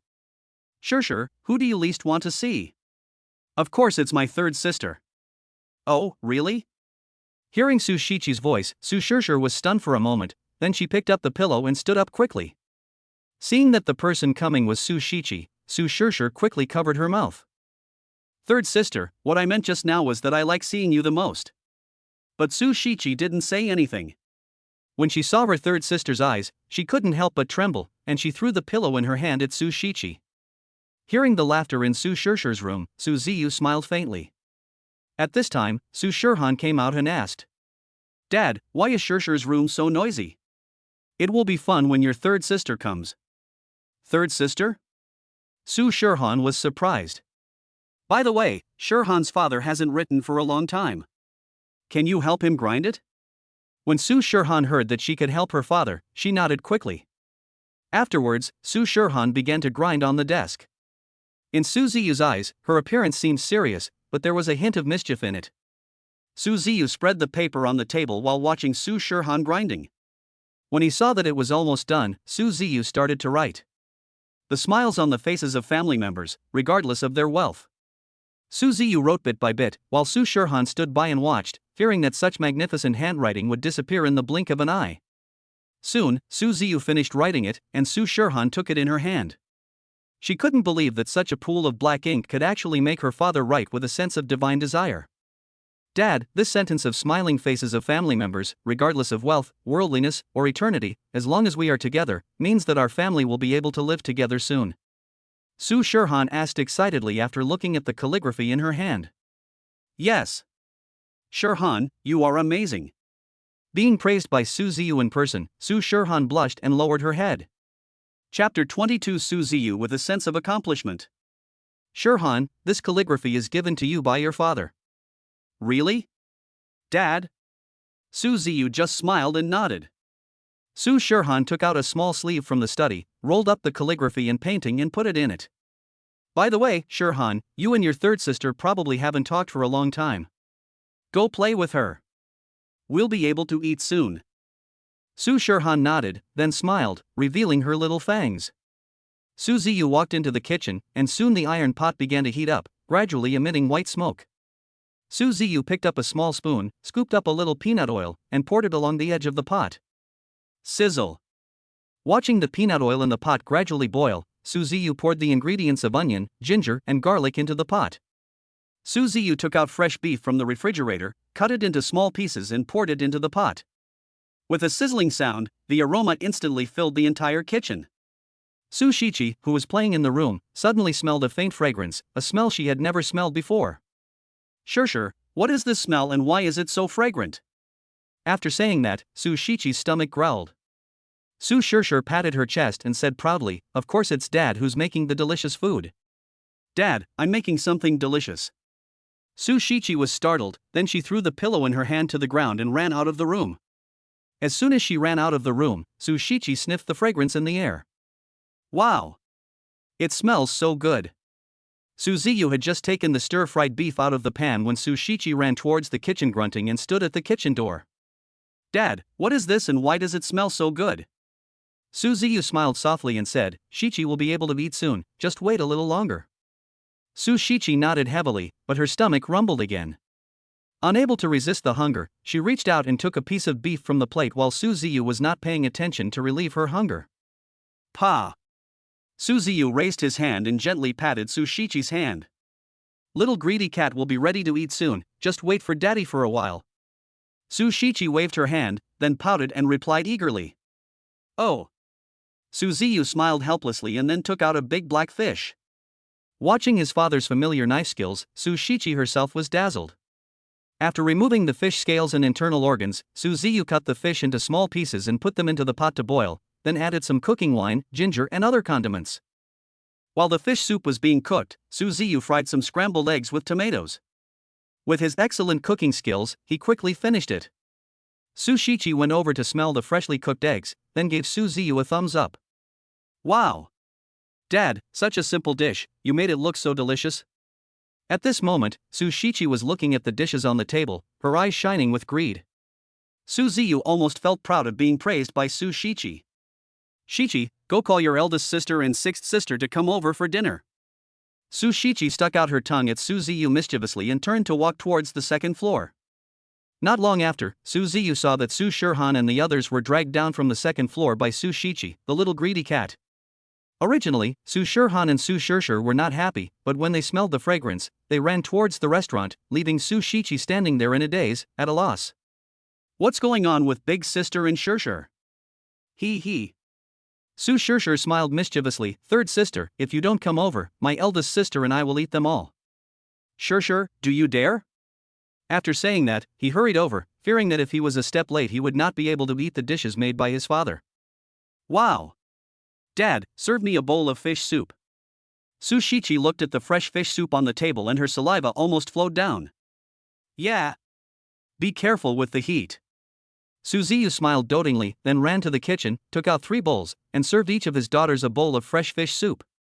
Su Shirshir blew on the bowl of fish soup, then took a sip. Su Shirshir said in surprise, wow! How did Dad make this fish soup? It tastes so sweet. Su Shirshir quickly finished the whole bowl of fish soup in one gulp, and at this moment she was still savoring the taste of the fish soup. Su Shiqi glanced at Su Shirshir with full of conviction, but she didn't believe what her sixth sister said. In her impression, everything Su Shirshir said was contrary to reality. So Su Shiqi picked up the soup spoon, scooped a small amount and put it into her mouth. Suddenly, Su Shiqi's eyes widened. She couldn't believe that it was her father who did this, but her father had never left her sight just now. Don't just drink the soup, eat more vegetables too.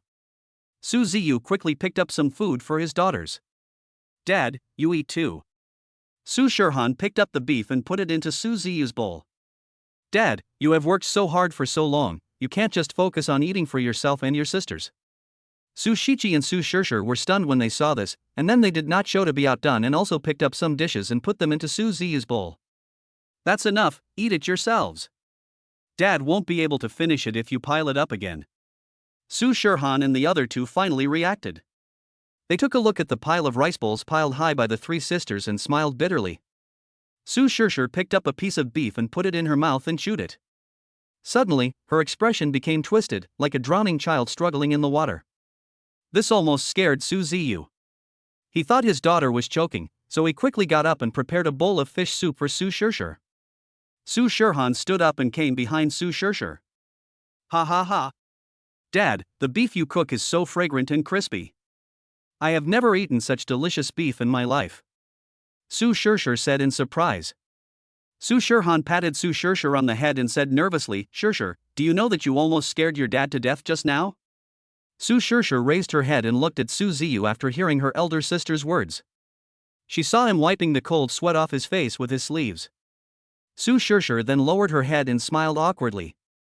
Su Shichi shook her head as if she was used to it.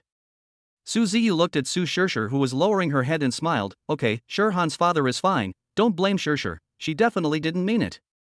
Only after hearing Su Ziyu say that it was okay did Su Shishir dare to take action. Hiccup. Su Shichi burped, leaned back in her chair with an excited look on her face, and touched her bulging belly with satisfaction. This was the first time in her life that she had eaten so full. Dad, your cooking is better than those chefs in 5-star hotels.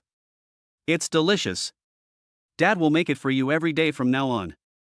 Seeing Shirhan and the other two enjoying their meal, Su Ziyu felt a sense of accomplishment. Dad, you, big sister, and Shishir go out and have a rest. I'll take care of these. Can. Before Su Ziyu could finish speaking, Su Shichi pushed Su Ziyu and the other two out of the restaurant. Su Shichi muttered quietly, this is my first time here, so I have to perform well in front of Dad, otherwise other sisters won't have a chance when they come in the future. After saying that, he rolled up his sleeves and started to work. Chapter 23, Being Disdained by Shichi. Looking at Su Shichi busy in the kitchen, Su Ziyu smiled faintly, his eyes full of doting.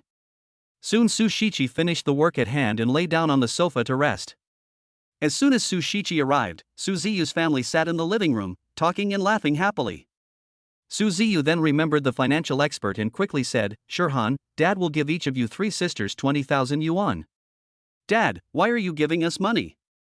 At this moment, Su Shirhan looked at Su Ziyu eagerly, her eyes full of questions. Sister, this is a good thing.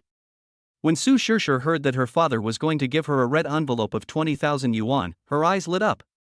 However, as soon as Su Shishir said this, her third sister glared at her. Su Shishir's hands trembled slightly, and she quickly covered her mouth for fear that she would be beaten by her two sisters if she said another word.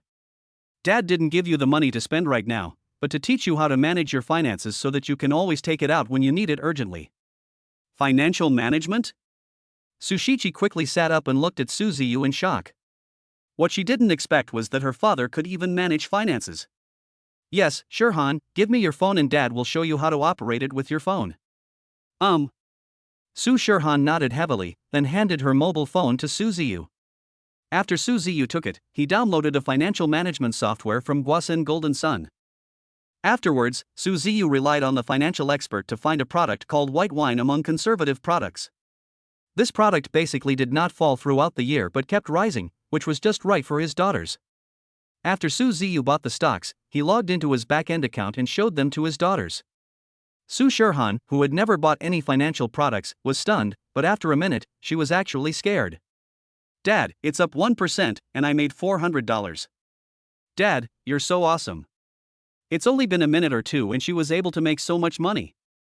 Su Shichi had played with financial management before, but she suffered heavy losses every time she invested. Although the platform would allow people to make a little money when they first bought, they would lose money in another 2 minutes based on their own experience. Seeing her elder sister grinning from ear to ear, Su Shichi realized that she was right. Fortunately, she managed to save the 20,000 yuan that Su Ziyu transferred to her. Dad, it's up another 1%. The gloomy atmosphere just now was instantly pulled back by Su Shirhan's exclamation. How come it's different from what I thought? After saying that, he hurriedly snatched Su Shirhan's phone and took a look at it, and unconsciously swore in front of Su Ziyu and the others. Oh my god. If the price doesn't go up by a few thousand a day, I'll take her last name. After saying this, Su Shiqi realized that something was wrong and smiled awkwardly. At this moment, Su Shiqi muttered in her heart, oh no, the good image I just established in front of Dad is going to be ruined. No, I have to change the subject. I can't let Dad remember what I just said.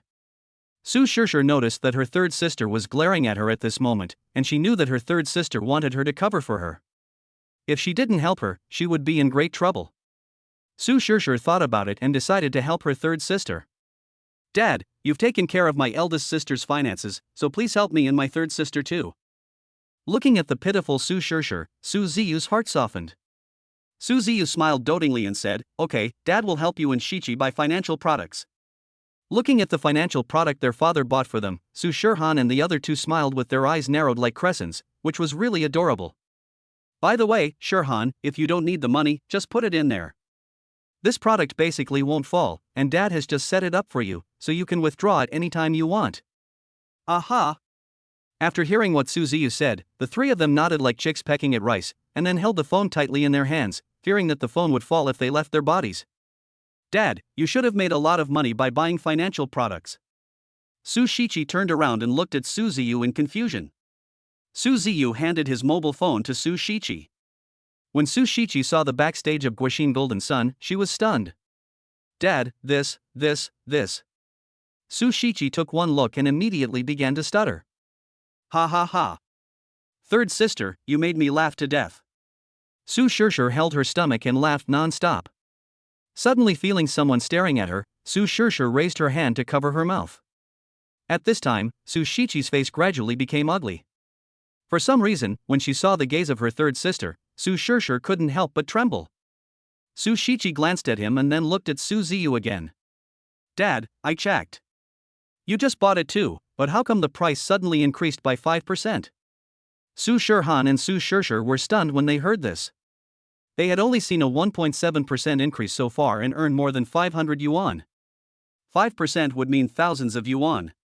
Su Shirhan and Su Shirshir looked at each other and then stood up and sat next to Su Shiqi.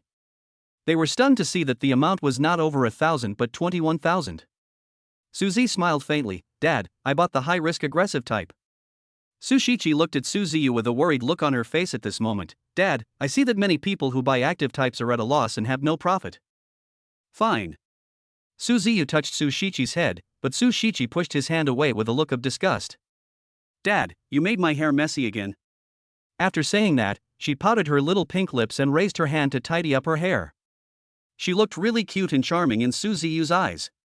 Chapter 24. He is indeed a descendant of the Su family. For some reason, Su Shiqi hated anyone touching her hair since she was a child, but now Su Shiqi still felt happy in her heart. At this moment, she felt a feeling she had never felt before. Su Ziyu thought Shiqi hated him and hurriedly explained. Shiqi, Daddy was abrupt.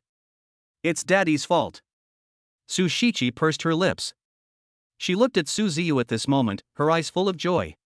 Su Shirshir, Dad, look at third sister's expression at the moment.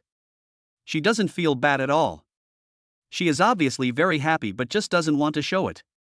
After hearing this, Su Ziyu reacted and glanced at Shiqi, and found that she was staring at Su Shirshir with shame and anger, with her fists clenched tightly.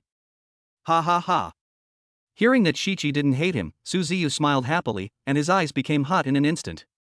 Originally, Su Ziyu was worried that Shiqi hated him while eating, but now he realized that he was overthinking. Dad, it's Shiqi's fault, don't be angry with me. After saying that, Su Shiqi picked up the toilet paper on the table, walked towards Su Ziyu, and wiped the tears from her father's eyes with the toilet paper in her hand. Su Shiqi's action seemed to trigger Su Ziyu's mind.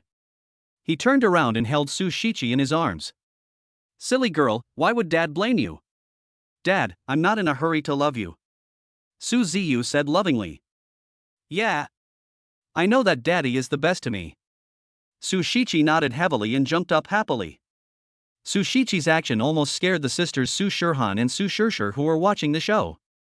They looked at each other as if to ask, is this still the Su Shiqi we remember?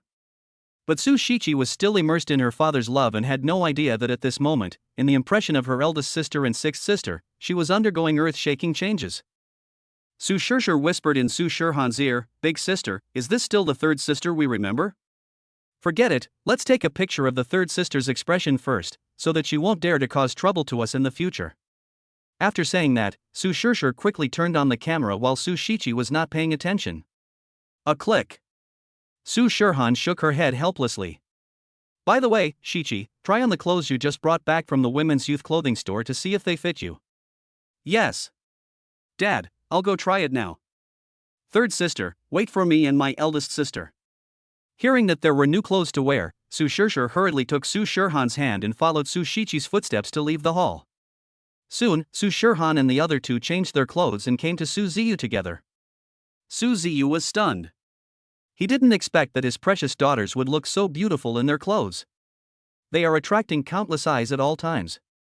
Su Ziyu felt extremely moved. As expected of a descendant of the Su family, he simply inherited his handsome and good-looking appearance. Su Ziyu kept staring at Su Shirhan and the other three, causing Su Shichi's face to gradually turn red, and she lowered her head shyly. At this moment, Su Shichi is like a girl in love. "Dad, does it look good?" Su Shishir walked up to Su Ziyu and said coquettishly.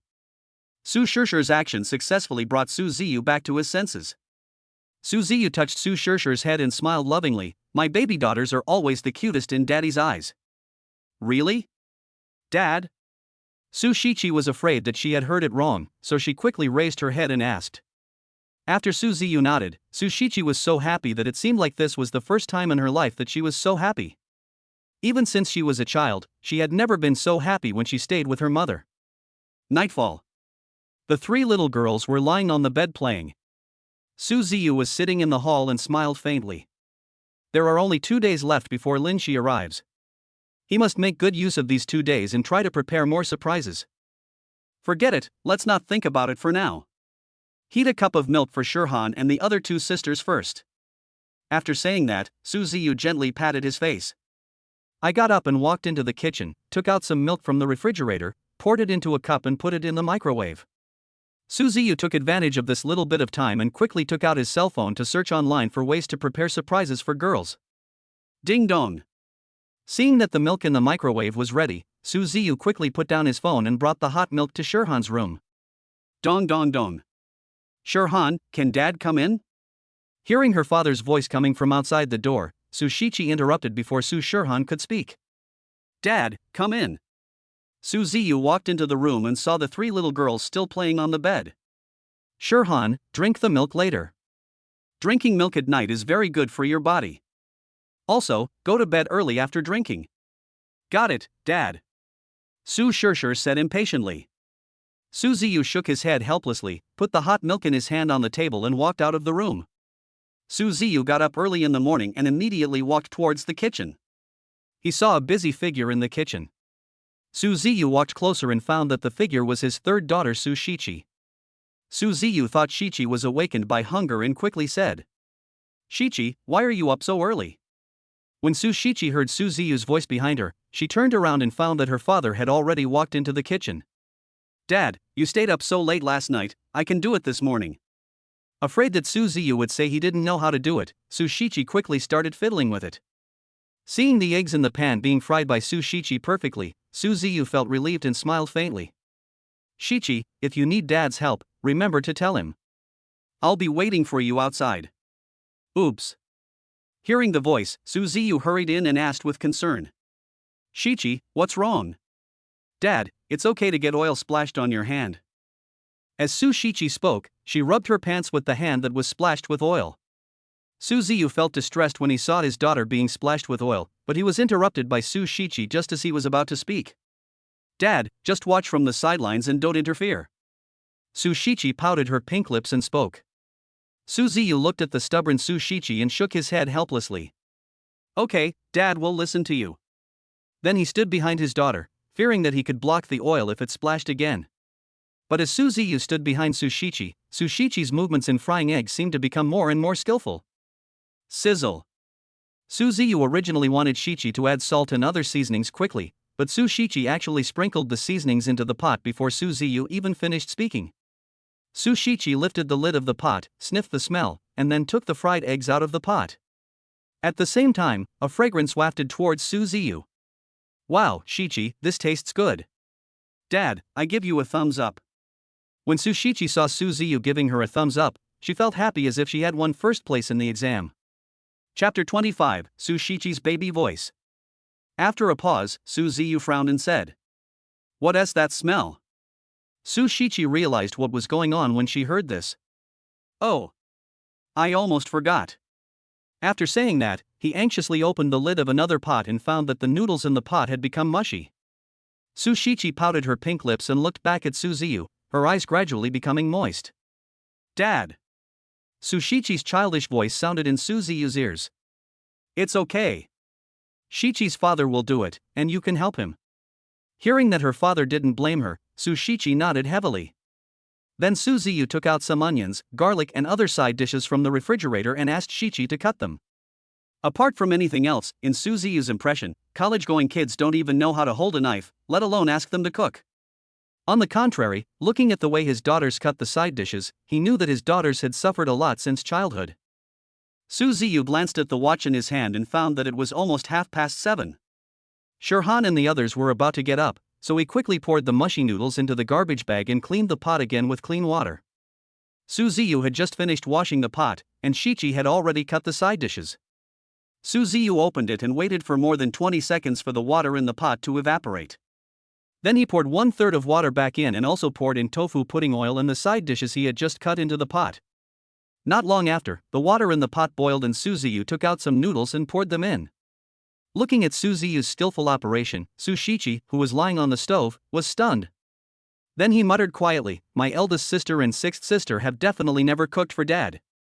If I learn how to do this, I can show off to my eldest sister and the others." Shichi, what are you talking about? No. Su Shichi waved her hand and explained quickly. If my father knew about this, he might not teach me. So I might as well go to the kitchen more often when I have nothing to do and secretly learn his cooking skills. Relying on his excellent cooking skills, Su Ziyu quickly cooked the noodles, then heated the milk and fried some dough sticks. Su Shichi glanced at the time on her phone and was shocked to find that her father had already made so many things in less than 20 minutes. Looking at such a sumptuous breakfast, the worms in Su Shichi's stomach started to growl. Little greedy cat. Su Ziyu smiled faintly. Su Shichi touched her rumbling stomach and smiled awkwardly. What delicious food is Dad going to make today? Suddenly, Su Shirshir's voice sounded at this time. Su Shirhan pushed the dazed Su Shirshir into the restaurant. Hey! Third sister, why are you up so early? Only then did Su Shirshir see Su Shichi coming out of the kitchen. How can I be as lazy as you and my elder sister who don't even know to get up early to help Dad make breakfast? Su Shichi said this in a joking tone. He glanced at Su Shirshir who was about to grab the fried dough sticks on the table, then quickly walked over, raised his hand and slapped Su Shirshir's hand. A pop sound was heard. Hearing the sound, Su Ziyu and Su Shirhan came out from the kitchen. Just happened to see this scene. Su Shirshir covered her hands and stared at Su Shichi with an innocent look. Su Shichi glared at Su Shirshir so hard that she began to tremble uncontrollably. Third sister, why did you hit me? But Su Shichi ignored Su Shirshir and continued to look at her. Su Shirshir couldn't beat her third sister, so she could only turn her attention to her father. Su Ziyu felt distressed when he saw his daughter's innocent eyes, but he knew that Shichi would not hit Shirshir for no reason. Only then did Su Shirhan notice that there was still powder left over from makeup on Su Shirshir's hands. Shirshir, why don't you go wash your hands? Look, there is still powder on your hands. Su Shirshir finally reacted after hearing what her elder sister said. She put her hands in front of her eyes and found that there was still a little powder left on her hands just as her elder sister said. Su Shirshir then walked towards the kitchen and glanced at Su Shichi before leaving. You. When Su Shichi saw this scene, she almost raised her fist to hit Shirshir, but because her father was standing by and watching, she had to hold back her anger. While the sixth sister went to wash her hands, Su Shichi took her father and eldest sister to start eating breakfast. When Su Shirshir came back after washing her hands, she found that her father and her elder sister and the other two had started eating without waiting for her. His face was obviously unhappy, and then he muttered to himself, "You eat it before I wait, and I'm not happy to eat it?" But just as she finished speaking, Su Shirshir's stomach started to growl. Su Shirhan waved at Su Shirshir and said with a smile, "Shirshir, hurry up, what Dad made today is more delicious than before." Su Shishir shook her head. Forget it, my elder sister has begged me so much, so I should fill my stomach first. After all, as a younger sister, I can't offend my elder sister. He quickly sat down on the stool, picked up the chopsticks, picked up a piece of fried egg and put it between his lips, then was stunned. It's delicious, Shishir. Su Shichi looked at Su Shishir with pride and smiled. Su Shishir glanced at her third sister and said unconvincedly, of course what Dad cooked is delicious, if it wasn't for you, third sister. Shishir, this plate of fried eggs was really made by me. How is that possible? Su Shishir looked at her father with full conviction. As far as she could remember, her third sister didn't know how to do anything except exercise. Su Ziyu smiled faintly. This fried egg was made by Shishir. Su Shirhan was shocked. Yes, this omelette is. Ah. Dad, you said this egg was made by my third sister, so are the others made as well? Su Shishir spoke stutteringly at this moment. No, this egg was made by me. The others were made by Dad alone. Su Shichi explained. Everyone can fry an egg. I'll make one someday. Ha, Shishir, please don't do that. What if you get poisoned? Hearing her third sister mocking her like that, Su Shishir glanced at her with a look of dissatisfaction on her face and then continued eating. No one noticed that Su Shishir was so nervous that her feet were shaking, and she was afraid of embarrassing herself in front of her father. Okay, Shichi, stop making fun of Shishir and eat quickly. Su Shirhan saw Su Shichi lowering her head, fearing that Shishir would be hurt by Shichi's words, and hurried to help the sixth sister out. Shichi, when did you learn to cook? Su Shirhan changed the subject and asked. But Su Shichi said proudly, Sister, I know a lot of things, you just don't know. Oh, really? Seeing her elder sister's confident look, Su Shichi smiled. Sister, why don't we go out for a morning run after dinner to exercise our bodies? When Su Shirhan heard about going out for exercise, she quickly waved her hand. Forget it, I still have to continue studying later. If I go out for a morning run with my third sister, I'll get hurt. I won't do that.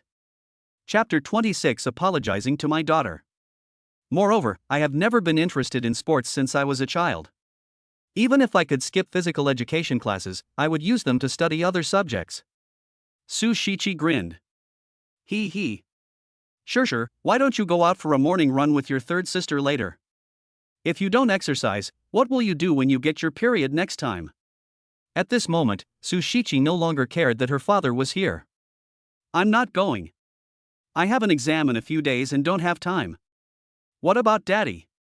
Su Shichi looked at Su Ziyu aggrievedly. Su Ziyu felt distressed when seeing this, but there was only one day left before Lin Shi's arrival, so he had to prepare everything today. Shichi's father has something else to do later. Dad can't accompany you. When Su Shichi heard that her father and older sisters were busy and had no time to accompany her, she lowered her head, picked up the chopsticks and fiddled with the noodles in the bowl.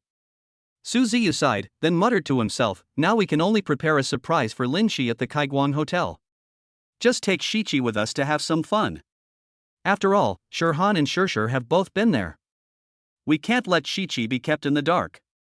She'll find out sooner or later anyway. Su Ziyu thought for a while before speaking. How about Shichi, you and Dad go to Kaiguang Hotel together? The Kaiguang Hotel? Su Shichi was startled, but when she looked at her eldest sister and sixth sister, they seemed to be used to it. Yes. Your eldest sister and sixth sister have both been to the Kaiguang Hotel. Hearing this, Su Shichi remembered that her eldest sister and sixth sister had said this in the Gossip Sister group a few days ago. But at that time, she thought that her eldest sister and sixth sister were deceiving her. Now that her father said this, it was possible that her father took them there. After all, those who live in Yulong Villa are either rich or noble, and his father drives a Pagani Veneta worth millions. Su Shichi nodded like a chick pecking at rice. What about Shirhan and Shishir? Do you want to go to Kaiguang Hotel with Dad? The two of them just shook their heads. Okay then. Remember to tell Dad if you want to bring anything. I know, Dad. Su Shirhan grinned and was extremely happy at the moment. She originally thought that her third sister would not accept her father so easily, but she did not expect that her third sister would be so attached to her father after she came. Oh, by the way, Dad. I'll take care of these. If you have something important to do, just go ahead and do it. Su Shirhan knew that her mother would come to see her tomorrow, and her father might have something important to do and wanted to prepare a surprise for her mother. If her mother accepted her father, then the family could live together every day in the future. Thinking about Su Shirhan, she felt very happy in her heart. Well, then I'll leave it to Shirhan. He. Su Shirhan's face flushed slightly. Dad, I'm done eating, let's go. Su Shichi touched her swollen belly and smiled with satisfaction. He then stood up and walked to Su Ziyu's side, holding Su Ziyu's hand and walking towards the parking lot. Before leaving, Su Ziyu did not forget to look back and give him some instructions. Shirhan, I'll leave it to you to clean up. I know, Dad. After Su Ziyu and the other person arrived at the parking lot, they immediately got into the car and drove towards the Kaigwang Hotel.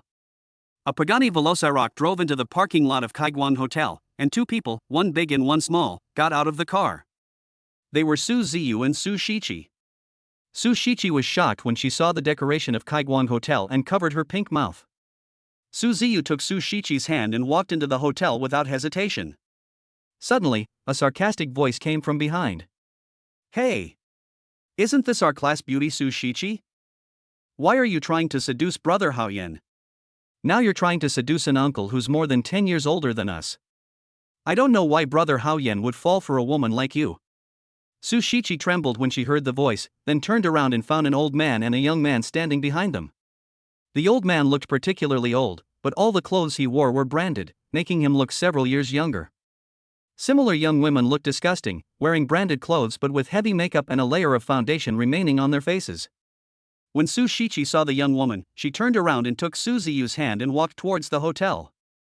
The young woman saw that she was being ignored and started cursing. What a bastard, born by a mother but not raised by a father. Su Ziyu's face suddenly turned gloomy. In his heart, he could say he could, but if he said his wife and daughter, Su Ziyu would not let them go. As the saying goes, if a dragon's reverse scale is touched, it will die, and Su Ziyu's reverse scale is his family. Say it again. The young woman looked at Su Ziyu and her hands began to tremble involuntarily, but then she looked at the old man behind her. The young woman spoke again, Humph, no matter how many times you say it, it's still the same. A bastard is still a bastard. When the young woman said this, everyone in the hotel looked towards them. Lu Mingxia, Ing Haoyan has nothing to do with me. Su Shichi said coldly, and then planned to take her father away. After all, Dad is here to do business and we can't put him in a difficult position. At this time, Su Shichi realized that no matter how she pulled her father, he did not move at all and continued to look at Lu Mingxia. Apologize to my daughter. Su Ziyu spoke again. Humph, if you want my granddaughter Xia Hong to apologize to this bastard, you're dreaming, said the old man named Xia Hong. The security captain who was not far away heard that it was Xia Hong and hurriedly ran to Xia Hong and said respectfully, Mr. Xia, you came without even notifying me. Xia Hong waved his hand to signal the security captain, who then turned around and looked at Su Ziyu and the other two with an expression of disgust gradually emerging on his face. You are not welcome at Kaigwang Hotel. Get out now. Ha ha ha. You said you don't welcome me, but you know that Kaigwang Hotel is mine. When Su Ziyu heard this, the corners of his mouth gradually rose. The security captain had just taken office on the first day relying on the relationship with his uncle He Weidong. In his mind, his uncle was the owner of Kaigwang Hotel. He had no idea that Su Ziyu was the current owner of Kaigwang Hotel. He Weidong, who was sitting in the office, was concentrating on looking at the financial statements in his hands. Ever since Su Ziyu took over the Kaigwang Hotel last time, He Weidong had personally strictly enforced all the hotel systems. Suddenly, the office door rang. Dong dong dong. He Weidong said slowly, please come in. A guard ran up to He Weidong and said anxiously, Manager He, something terrible has happened. But He Weidong was still looking at the report in his hand. In his mind, his most important thing was to help Su Ziyu manage the hotel, and he didn't care about anything else. Boss Su is here. Yes. President Su. What? You're talking about President Su Ziyu. He Weidong was startled and immediately stood up and grabbed the guard's collar. Yes, Manager He. And also. And what do you mean by hurry up? Are you trying to drive me crazy? He Weidong shouted at the guards. Chapter 27 You are not a woman in my eyes. And Manager He, your nephew is causing trouble for President Su. What? This brat wants to kill me. The cold sweat on He Weidong's forehead immediately soaked his entire back, and he collapsed in the chair. He Weidong raised his right hand and wiped the cold sweat from his forehead with his sleeve, then strode towards the hotel entrance. Seeing He Weidong disappearing from his sight, the guard hurriedly chased after him. Su Shiqi, you chose this uncle and you are entangled with Brother Hao. I must let Brother Hao know your true face. Su Shiqi had never had any good feelings towards Lu Mengxia when they were in school, but as soon as Lu Mengxia said this, Su Shiqi felt disgusted and even a little nauseous. Lu Mengxia has a bad reputation in school, but few people dare to disobey her. Su Shiqi clenched her pink fists and then released them. She knew that although Hua San was afraid of his father, the Lu family was no worse than the Hua family. Su Ziyu raised his head and touched Su Shiqi's head, but this time Su Shiqi did not feel any disgust. On the contrary, looking at her father's figure, Su Shiqi felt inexplicably at ease. Ding dong, congratulations to the host for successfully activating the mission. Task 1, use violence to drive the two Lu family members out of the Kaiguang Hotel. The reward is the second level of entry into martial arts. Task 2, use a civilized way to persuade the two Lu family members to leave the Kaiguang Hotel. The reward is 1 million in cash. Task 3, ignore the two Lu family members and reward them with a listed company. There are 3 options. If you choose Task 1, it's a pretty good entry-level martial arts level 2. Since I obtained the entry-level martial arts last time, I feel that my body is full of energy at all times. If you choose Task 2 or Task 3, you will not dare to hurt your daughter, and Su Ziyu will never let her go. System, I choose Task 1. I used to dislike hitting women, but in my eyes you are a tomboy and not a woman. You. Lu Mengxia stared at Su Ziyu with gritted teeth. Su Ziyu slowly walked towards Lu Mengxia. Seeing Su Ziyu getting closer and closer to her, Lu Mengxia felt obviously uneasy. But she believed that Su Ziyu would not be stupid enough to beat him in Kaiguang Hotel. After all, Kaiguang Hotel and Lu family were in a cooperative relationship. But what she didn't know was that her grandfather Lu Hong had exchanged 10% of the shares of Lu Group for this opportunity. And now Su Ziyu is the largest shareholder of Lu Group. Su Ziyu swung his fist and hit Lu Mengxia. Before Lu Mengxia could react, he was hit by Su Ziyu. Lu Mengxia flew backwards and crashed into the dining table 10 meters away. The table shattered instantly and Lu Mengxia fell to the ground unconscious. You. Lu Hong opened his eyes wide, he couldn't believe what was happening before his eyes. Su Ziyu actually dared to hit his own granddaughter in front of him, so he hurriedly ran towards Lu Mengxia. Xiar, Xiar. Lu Hong held Lu Mengxia in his arms and called out to him with concern, but Lu Mengxia fell into a coma due to a head injury no matter how Lu Hong called out. Lu Hongzhan's old face with tears on it was heartbreaking to see, but in Su Ziyu's eyes, the old man was doing this on purpose for others to see. Sure enough, a young woman dressed very elegantly in high heels slowly walked towards Lu Hong and helped Lu Hong up from the ground. Although the woman arrived at the hotel later and didn't know what had happened before, she knew that Su Ziyu's beating someone was wrong no matter what. The woman stared at Su Ziyu with disgust. She didn't know why she looked at the woman in front of her as if she was looking at Lin Feer back then. Congratulations, the host has completed Mission 1 and will be rewarded with the second level of Introductory Martial Arts. Host, do you want to activate it? Activation. Once activated, Su Ziyu felt that all the cells in his body seemed to be very active. Even if there were dozens of people in front of Su Ziyu could knock them down easily. Seeing Su Ziyu standing there in a daze, the woman thought that Su Ziyu had knocked Lu Mengxia unconscious and was afraid, so she sneered coldly, "Humph, young people nowadays don't know how to respect the elderly and love the young. They beat a child like this just because of a joke." Boss Su. Boss Su. When they saw He Weidong appear, the people watching in the hotel made way for him. Lu Hong seemed to have found a life-saving straw and ran towards He Weidong. At this moment, Lu Hong knelt on the ground without caring about himself, grabbing He Weidong's sleeves, and tears and snot flowed from his old eyes, which made the woman feel distressed. More and more people gathered in the hotel, and some who were unaware were even condemning Su Ziyu and the other man. Dad. Su Shiqi looked at Su Ziyu with concern. She didn't expect that she would embarrass her father because of a small thing she did. If she had known earlier, she should have agreed to Lu Mengxia's request so as not to put her father in an embarrassing situation. Manager He, you must seek justice for me since my grandson was beaten like this. But He Weidong glanced at Lu Hong and shook off the hand that was grabbing his sleeve. Lu Hong felt puzzled, but watching He Weidong walking quickly towards Su Ziyu, Lu Hong sneered, "Now apologize to me and compensate for the loss and kowtow to me a few times, and I will ask Manager He to let you go." Hearing this, Su Ziyu's mouth corners slightly raised. On the other hand, He Weidong clenched his fists and his whole body was shaking slightly. If the guard beside him had not supported He Weidong would have collapsed to the ground at this moment. Why don't you kneel down and pay? Before Lu Hong could finish his words, he was stunned by the scene in front of him. He thought that He Weidong's appearance would make Su Ziyu kneel down, but now it turned out that He Weidong was kneeling in front of Su Ziyu, and even lowered his head and dared not look Su Ziyu directly at him. Even the spectators on the side had their eyes wide open, as if their eyes were about to fall out. The most shocked person was the security captain who had just mocked Su Ziyu. He rubbed his eyes but still sought his uncle He Weidong, who was originally high and mighty, kneeling on the ground. Boss Su. This matter was my negligence. I am willing to accept any punishment. He Weidong didn't dare to take a deep breath at this moment, for fear that Su Ziyu would blame him. Lu Hong was startled, and then asked in confusion, Manager what are you doing? But He Weidong ignored Lu Hong and kept his head down. Su Ziyu knew that He Weidong must not know about this, so he walked to He Weidong, patted He Weidong on the shoulder and said lightly, Get up.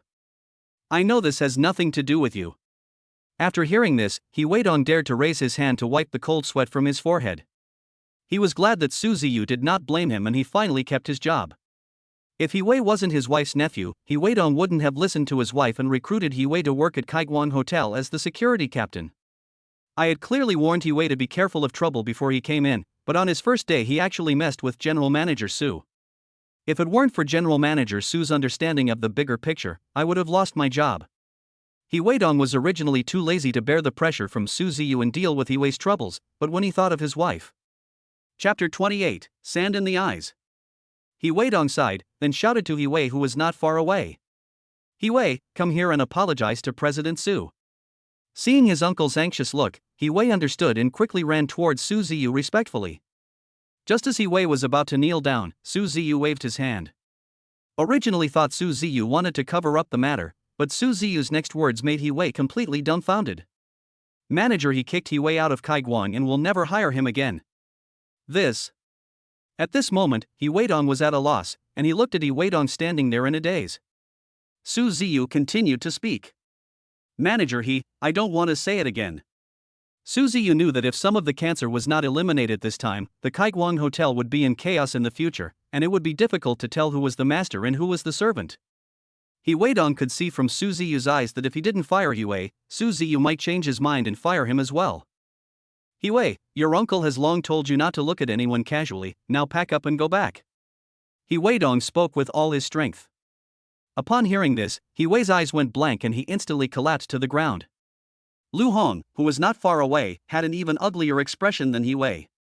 Even if Lu Hong was stupid, he could understand the current situation at this moment. He Weidong and Su Ziyu were obviously in a superior-subordinate relationship. Then who would be the current first shareholder of the Su Group that I founded? When he thought of this, Lu Hong's face became even uglier. Feeling Lu Hong's gaze, He Weidong smiled faintly. When he saw He Weidong smile, Lu Hong slowly crawled towards Su Ziyu. The young woman looked at the bloodstains on the road where Lu Hong had crawled, and became more and more panicked. She took advantage of the fact that Su Ziyu and the others were not paying attention and left Kaiguang Hotel in disgrace. Su Ziyu watched the young woman leave with a slight smile on his face. He knew that the young woman had no ill intentions, and he also knew that less trouble is worse than more, especially with so many people watching. Su. Mr. Su, I hope you can forgive us for what we did and just treat us as shits and spare us. Lu Hong knelt in front of Su Ziyu, his voice trembling and pleading, while he cowed out violently to the ground. Bang! Seeing the clean ground covered with blood after being knocked by Lu Hong, the young Su Shichi, who had never seen such a scene before, hid behind Su Ziyu, trembling slightly. Su Ziyu felt the little girl trembling at this moment, so he turned around and held her in his arms lovingly. Only when Su Shichi felt the warmth in her father's arms did she gradually calm down. Shichi, let's go. Su Ziyu's words rang in Su Shichi's ears. Watching Su Ziyu walking towards the office, He Weidong signaled the guards behind him to deal with what had just happened and followed Su Ziyu. Feeling the guards' gaze, Lu Hong realized that from today on he had nothing to do with the Lu Group. Su Ziyu, sitting in the office chair, looked down at He Weidong with a gloomy face. Although he knew that this matter had nothing to do with He Weidong, if he did not punish him severely, people like He Wei would appear again in the future. Su Shichi, who was standing next to Su Ziyu, was still at a loss. As a hotel manager, he actually knelt in front of his father for the second time and didn't even have the courage to look at his father. At this moment, Sushichi's heart was filled with waves, and she didn't know why she could only stand beside her father. He wait on, I remember you said last time that you should run the hotel well, and I will turn a blind eye. But now that someone like Hiwei has appeared, it is inevitable that he will appear again in the future. Su Ziyu's cold words rang out. Hiwei Dong, who was kneeling on the ground, didn't dare to take a deep breath in front of Su Ziyu, for fear of saying something wrong. Hiwei Dong felt that the situation was getting worse and worse. He suddenly remembered something. After looking at the information in his hand, Hiwei Dong thought about it and decided to hand it to Su Ziyu. Maybe he could still keep his job. Boss Su, this is the share transfer agreement of Lu Group. Su Ziyu was shocked when he heard this. He had no idea when the Lu Group appeared. Could it be given by the system? But in the end, Su Ziyu denied it and saw Su Ziyu's puzzled face. Hiwei Dong quickly explained, Boss Su, this shareholding agreement is actually what Lu Hong just mortgaged to our hotel. If it weren't for the emergency, I would have informed you of this long ago. And now, you are the major shareholder of Lu Group. Fearing that Su Ziyu would blame him, Hiwei Dong took a deep breath and continued, Boss Su, we spent 300,000 yuan in exchange for 10% of the shares of Lu Group. Although Lu Group was established not long ago, they are now the only one that dominates the internet. After hearing this, Su Shichi raised her hand and pinched her thigh. Ah! Although it was spoken softly, Su Ziyu still heard it. Seeing the little girl crying for no apparent reason, Su Ziyu asked with concern, Shichi, what's wrong with you? Hee, Dad, it's okay. Sand just got in his eyes. Su Ziyu almost rolled his eyes when he heard this. Where did the sand come from in the office? But Shichi said it was nothing and he couldn't keep asking. That's great, this is actually true and not a dream. It seems that both my own Kaiguang Hotel and Lu Group belong to my dad. Su Shichi almost couldn't hold back her laughter. Seeing that Su Ziyu ignored him, Hiwei Dong spoke again. Boss Su, what about the share agreement? Su Ziyu finally reacted. He took the agreement, glanced at it, and put it on the table. Get up. I hope there won't be people like Hiwei in the hotel again. Hiwei Dong stood up, bowed his waist and said respectfully, I understand. Mr. Su, I promise that I will strictly control the personnel situation of the hotel in the future. Oh, there's one more thing I want you to do in person. Su Ziyu thought about it and decided that it would be safer to set up the surprise scene in his own hotel. Boss Su, I will do whatever you say. Hiwei Dong agreed without even thinking twice in order to perform well in front of Su Ziyu. The task I'm giving you is simple to say. From now on, I will go to different places to buy things and decorate the hotel environment. Tomorrow I will receive the most important person in my life. And the hotel will be closed tomorrow except for the person I'm hosting. Got it. President Su, I'll do it right away. Hiwei Dong hurriedly agreed and disappeared in front of Su Ziyu and his daughter. Dad, who is the most important person you just mentioned? Su Shichi pouted her pink lips and said with a jealous look on her face. As if the agreement was not what she wanted, the little girl ignored her. Of course it's the person you want to see the most, Shichi. At this moment, Su Shichi was confused and had no idea who Su Ziyu was talking about. Chapter 29 The Little Girl's Request. Forget it. I won't think about it anymore. I'll know tomorrow anyway. Su Shichi shook her head and followed Su Ziyu to the hotel lobby. Then Su Shichi looked up at Su Ziyu. By the way, Dad, can you do me a favor? Looking at the pitiful Su Shichi, Su Ziyu was deeply touched. Of course you can, little girl. The guard behind him couldn't help but tremble when he saw this scene. He couldn't believe that Su Ziyu at this moment was the same person as the Su Ziyu at the desk just now. Feeling the guard's gaze, Su Ziyu looked back, and Hiwei Dong immediately lowered his body and did not dare to look Su Ziyu in the eye. Then let's sit there for a while, Dad. Su Shichi pointed to the sofa closer to the door and said. Su Ziyu smiled dotingly and said, Dad, I'll listen to you. After Su Ziyu and the other person sat down, Su Shichi immediately took out her cell phone. Looking at his daughter's happy face, Su Ziyu felt that it was really worth it to have these little girls around him. Su Shichi opened WeChat and found a group called Sisters Gossip Chat Group. Su Shichi, sisters, do you want to experience the feeling of driving a Pagani Velociraptor? As soon as Su Shichi said this, the whole group was bombarded. Sister Chi, are you telling the truth? You will find out when you come to Kaiguang Hotel. By the way, it costs 100 yuan per person to experience it. At Sister Chi, if what you said is true, let alone 100, even 1,000 is worth it. Wait for me and I'll take a taxi there right away. +1. +1. There were more than 30 sisters who signed up, and Su Shichi smiled foolishly. Let us in quickly, we're looking for someone. Seeing that they were young, the guards stopped the dozen or so young girls in front of them in front of the hotel. No. The hotel costs at least thousands of dollars. How can you kids get in? Hearing a familiar voice coming from the door, Su Shichi quickly stood up and looked towards the hotel entrance, where she suddenly saw several familiar figures. Dad, my classmate was stopped by the guard outside the door. Su Ziyu glanced at the guard next to him, and the guard understood and quickly walked towards the door. Su Ziyu and the other two also slowly walked towards the door together. Shichi, are you lying to us about where the sports car came from? Seeing Su Shichi appear, the girl in the fancy dress said unconvincingly. So that's how it is. Su Ziyu shook his head helplessly, took out the car keys from his pocket and threw them to the guard. The guard took it and ran towards the VLP parking area without hesitation. Not long after, a Pagani Veyron appeared in front of everyone, leaving the young girl stunned. Su Shichi watched the girl in the fancy dress getting closer and closer to the sports car, so she hurriedly ran in front of the girl to block her way.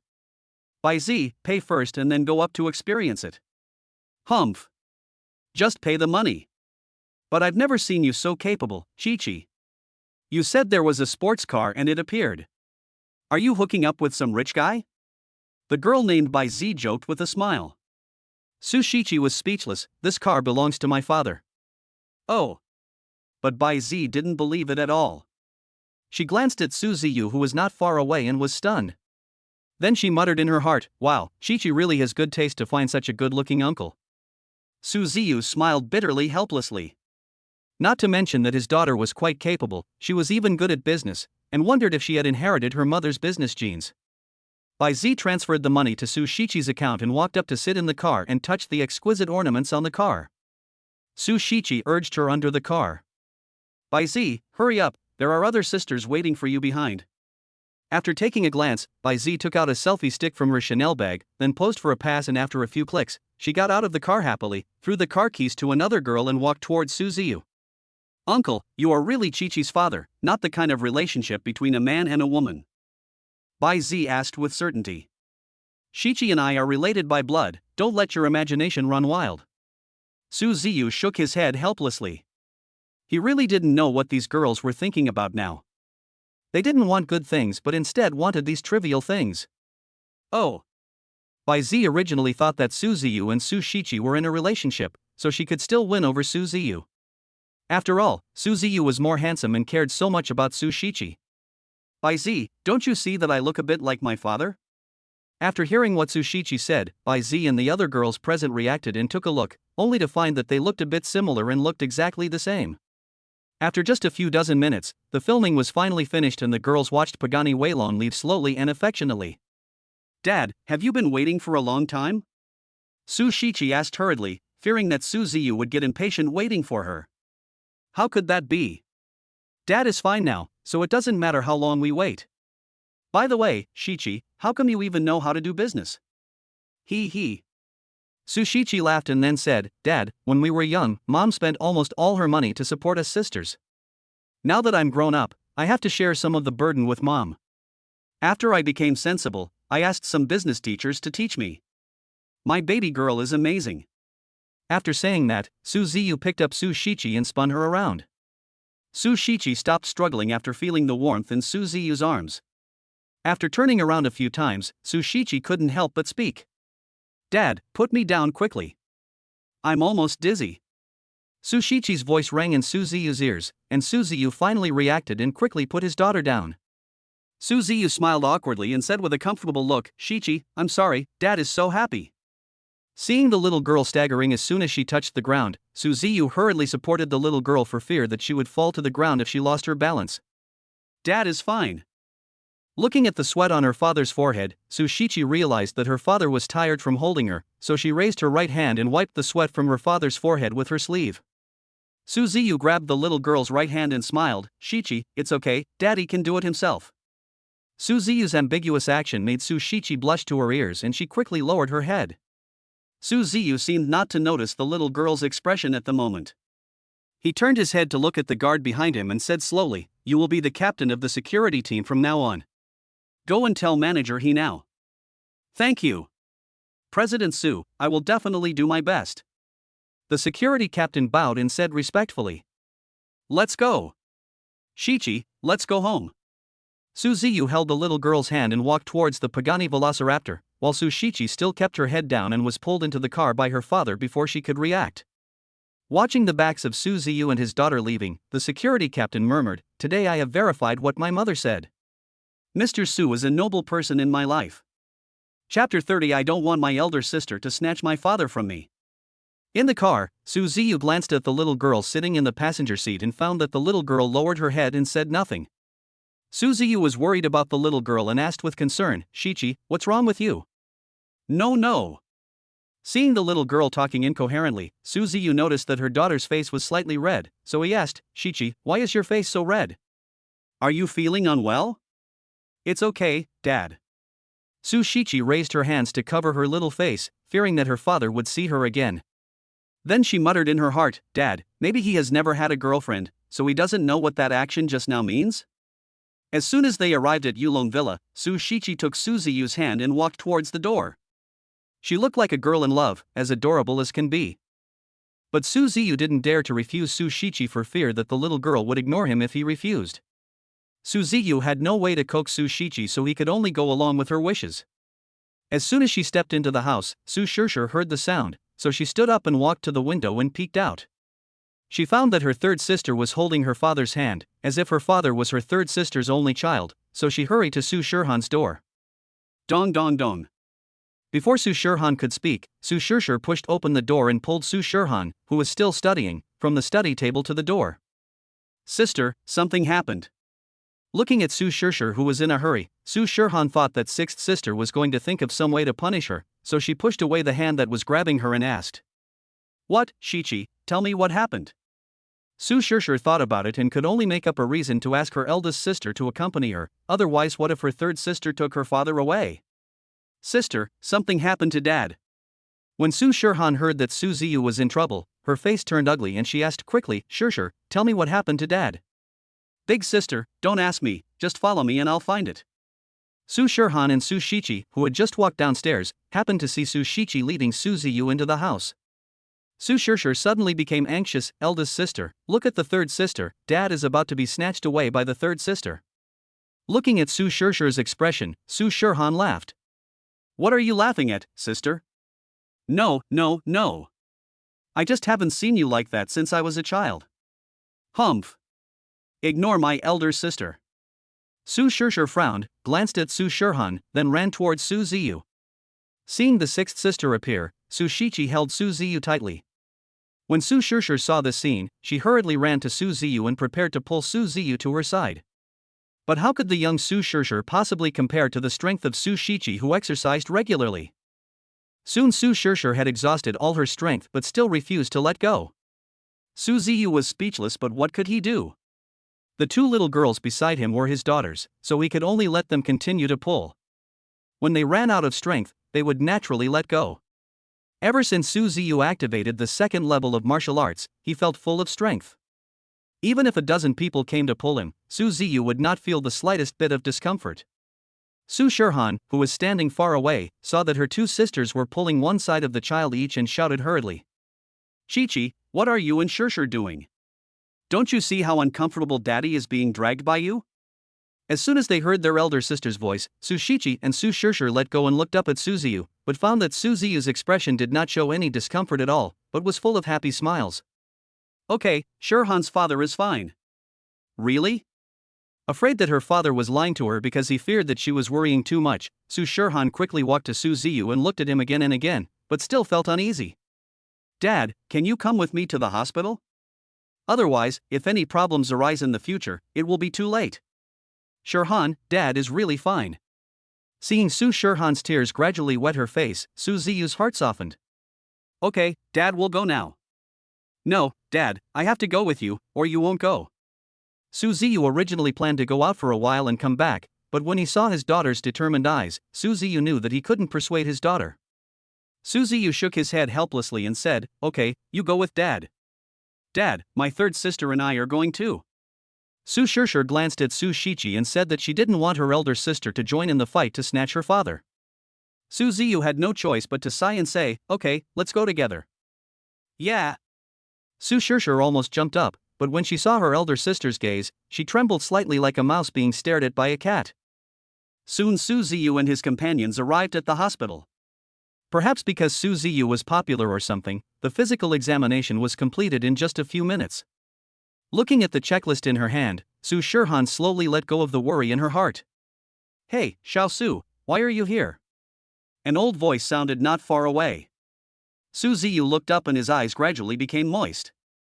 The old man in white robe in front of him was a medical professor whom Su Ziyu met when he was in college. It was he who sponsored his college expenses every year.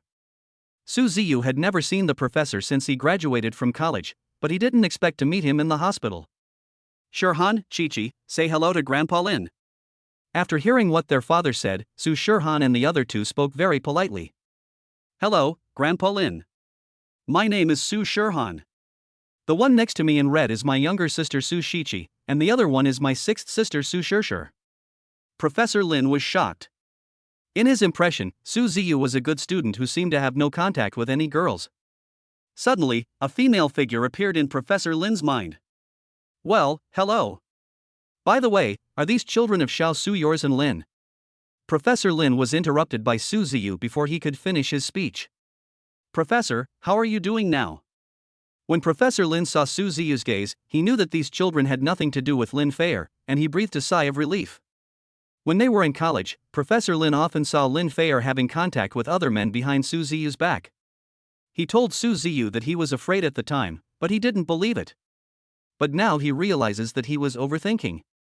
Looking at the relationship between the girls and Xiao Su, Professor Lin knew that the taciturn Xiao Su had finally come to his senses. Professor Lin looked at Su Ziyu as if Su Ziyu was looking at her own daughter. "I'm fine, but I miss you a little bit." Looking at the amiable Professor Lin, Su Shirhan smiled and said, "Grandpa Lin, can we come visit you with Dad in the future?" "Of course. Grandpa lives in the hospital and you are welcome to visit him every day." Su Ziyu said worriedly, "Professor, are you feeling unwell?" After all, without Professor Lin's help in college, Su Ziyu would not have been able to complete his studies successfully, and in Su Ziyu's mind, he had long regarded Professor Lin as his second father. Seeing that Su Ziyu cared about him so much, Professor Lin touched his white beard and smiled slightly. "Silly child, I am now the vice president of this hospital and I must be living in the hospital." Chapter 31, Shy Su Shishir. Su Ziyu felt relieved after hearing what Professor Lin said. After a pause, Professor Lin noticed the test report in Su Shirhan's hand. "Xiao Su, are you here for a physical examination?" "Yes, Grandpa Lin. I was worried about Dad's health, so I dragged him here for a checkup, but I didn't expect that Dad was in such good health." Before Su Ziyu could speak, Su Shirhan spoke hurriedly. "Oh, so that's how it is. I understand Xiao Su's health, but Grandpa is still worried about you. Do you want Grandpa to ask someone to check you for free?" Professor Lin smiled happily. Suddenly, a young nurse hurried over to Su Ziyu. Su Ziyu knew that the nurse must have come to see Professor Lin for something, so he smiled faintly. "Professor, you probably have things to do. How about I bring a few girls to visit you another day?" "Well, okay. Xiao Su, remember to bring these kids to see me again. I like these kids very much." "I understand, Professor." "Shirhan, please tell Grandpa." After hearing Su Ziyu's words, Su Shirhan and the other two nodded like chicks pecking at rice, then they waved their hands and said in unison, "Goodbye, Grandpa, we will come to see you again." Watching Su Ziyu and several children disappear from his sight, Professor Lin suddenly felt extremely relieved. "Deputy Dean, the patient in Ward 3 is experiencing convulsions. The Dean wants you to come over." The nurse bowed and said respectfully. After hearing what the nurse said, Professor Lin slowly took out a tissue from his pocket and wiped the tears from the corners of his eyes. The nurse was stunned when she saw the tears in Professor Lin's eyes. In her impression, Professor Lin lived alone and had never shed tears before, but now he was actually shedding tears in front of her. When the nurse followed Professor Lin's gaze, she saw nothing. "Let's go." When Professor Lin's words were heard, the nurse finally reacted and quickly led Professor Lin towards ward number 3. Since getting in the car, Su Shishir has been staring at Su Ziyu, making Su Ziyu feel uncomfortable. On the contrary, Su Shirhan and Su Shichi lowered their heads and played with their mobile phones. Shishir, why have you been staring at me since you got in the car? Dad, I have some knowledge about medicine, but why is your physical fitness better than those people who usually go to the gym? Su Shishir has been feeling itchy ever since she saw the report in the hospital, but she doesn't know how to ask Su Ziyu. That's because Dad exercises regularly. Shishir, have you forgotten how you and I met? Su Shishir seemed to remember something at this moment. Her face instantly turned red to her ears and she quickly lowered her head. Su Ziyu looked at Su Shishir like this and thought to himself, not good. But how can you take back what you have said? At this moment, Su Shishir wanted to find a hole to bury herself in. She originally thought that her father didn't know that the girl at that time was her, but she didn't expect that her father had already known it and still remembered it. If she had known Su Shishir, she shouldn't have asked her father, but now she felt extremely regretful. Just as Su Shishir asked Su Ziyu a question, Su Shichi, a sports enthusiast, also wanted to know Su Ziyu's answer, so she kept listening. But now I find that the meeting between Shishir and her father was not that simple, and Shishir used to like listening to other people's gossip. Now Su Shichi finally got the chance to play a good prank on her sixth sister and she can also let her exercise with her in the future. Su Shichi knew that it would be impossible to get the answer she wanted by asking Shishir, so she looked at Su Ziyu in the driver's seat. Dad, Shishir, what's wrong with you? When Su Shichi just said this, Su Ziyu saw that Su Shishir had been clenching her pink fists. Su Shishir muttered to herself, what if Dad tells me what happened that day? Because she was too nervous, Su Shishir's back was wet with sweat. Su Ziyu smiled bitterly and said, it's okay. Su Shishir was relieved when she heard Su Ziyu's answer, but this scene was seen by Su Shirhan. Su Shirhan shook her head. She finally understood why Shishir didn't show up when she called her to get something that day. Although she didn't know what happened that day, it seemed that Shishir met her father that day. No wonder her father asked her if he had a photo of Shishir that day. This confirmed what she thought. But Su Shirhan didn't dare to tell this matter, for fear that it would affect the feelings of her sisters, so she hid the matter in the deepest part of her heart. But how could Su Shichi miss this opportunity? She didn't believe that nothing happened on the day her father met Shishir. Did anything really happen to Dad? Su Shichi kept looking at Su Ziyu with a look of undoubting faith. Although Su Shishir knew that her father would not tell her what happened that day, her third sister kept asking him about it, so it was inevitable that her father would not be able to bear the questioning and would tell it. Thinking of this, Su Shishir's original nervousness was about to resurface, causing Su Shishir to tremble involuntarily without knowing it. Okay, Chichi, Daddy is still driving? Can you please go home and talk about it if you have anything to say? Su Shichi could only hold back her thoughts after hearing her elder sister's words. If her mother had not told her since she was a child that she should listen to her elder sister in everything after going to school, Su Shichi would have no choice but to agree now, otherwise it would be disastrous if her mother heard about it later. Got it, big sister. I won't say anything. After Su Shichi finished speaking, she glanced at Su Shishir who was sitting next to her, and then she muttered in her heart, huh. Otherwise, I'll ask now, then I'll ask Dad when I get home. Anyway, if Dad doesn't tell me, I'll pester him. I don't believe that Dad won't tell me. As soon as she got home, Su Shichi kept pestering Su Ziyu to ask her father to answer the question just now, but how could Su Ziyu say that he didn't know she was his daughter that day and kissed her on the forehead? After seeing this, Su Shirhan pulled her father away from her third sister's ear. She knew that if she didn't give her third sister a reason, she would keep asking questions and Su Ziyu must not have had a good rest as he had been busy these days. But Su Shirhan couldn't think of a solution now, and suddenly Su Shirhan had an idea. Chichi, Dad hasn't had a good rest these past few days. Let him have a good rest first and wait for Mom to come tomorrow. What? Big sister, you said Mom will come tomorrow. Su Shichi was shocked. No wonder her father had just told her that she could see the person she wanted to see tomorrow. It turned out that person was none other than their mother's. Okay then. Dad, you should get some rest early. Su Shichi knew that her mother would definitely meet her father when she came to see them, and her father had prepared so many surprises for her mother. If the sisters cooperated with her father, her mother would definitely accept him, and then they could live with her father every day like they do now. Chapter 32 Daughter buys clothes for herself. Su Ziyu originally planned to prepare more surprises for Lin Feer's arrival tomorrow, but if he didn't take a rest now and sure she continued to ask, he would have to say it out loud. Su Ziyu had been busy these days and hadn't had a good rest. After hearing what Shirhan said, he felt a little sleepy. Su Ziyu yawned and smiled faintly. Then Dad will go to rest for 10 minutes. You can call Dad later and Dad will prepare lunch for you. Got it. Dad, go and have some rest. After saying that, Su Shirhan pushed Su Ziyu into the room. But Su Ziyu couldn't fall asleep no matter how hard he lay, so he tossed and turned in bed. Then he remembered that he didn't have a proper suit yet, so he took out his cell phone to look for one. But before he found a suit that suited him, Su Ziyu couldn't resist the sleepiness and fell into a dream in a daze. During this time, Su Shirhan and her two sisters wanted their father to sleep a little longer, so they made some simple beef ramen by themselves. Big sister, let me go and call Dad to get up and eat. Su Shirshir's voice rang in Su Shirhan's ears. Let me go. Chi-Chi, you and Shirshir eat first. Su Shirhan said this because she was afraid that her sixth sister would wake up her father. After saying that, Su Shirhan walked to Su Ziyu's door, but didn't dare to knock and walked in quietly. Su Shirhan walked to the bedside and found that Su Ziyu was holding the phone tightly in his right hand and the phone was still on, so she leaned over to take a look. Only then did she realize that her father must be preparing to meet her mother tomorrow. But she knew that the phone should not be kept nearby when sleeping, and her father must have fallen asleep without realizing it, with the phone tightly held in his right hand. Su Shirhan stretched out her right hand and slowly pulled Su Ziyu out, fearing to wake Su Ziyu up. Looking at the page displayed on the phone, Su Shirhan realized that her father was looking for a suitable suit. Since the three sisters met their father, they seemed to have never seen him buy new clothes for them.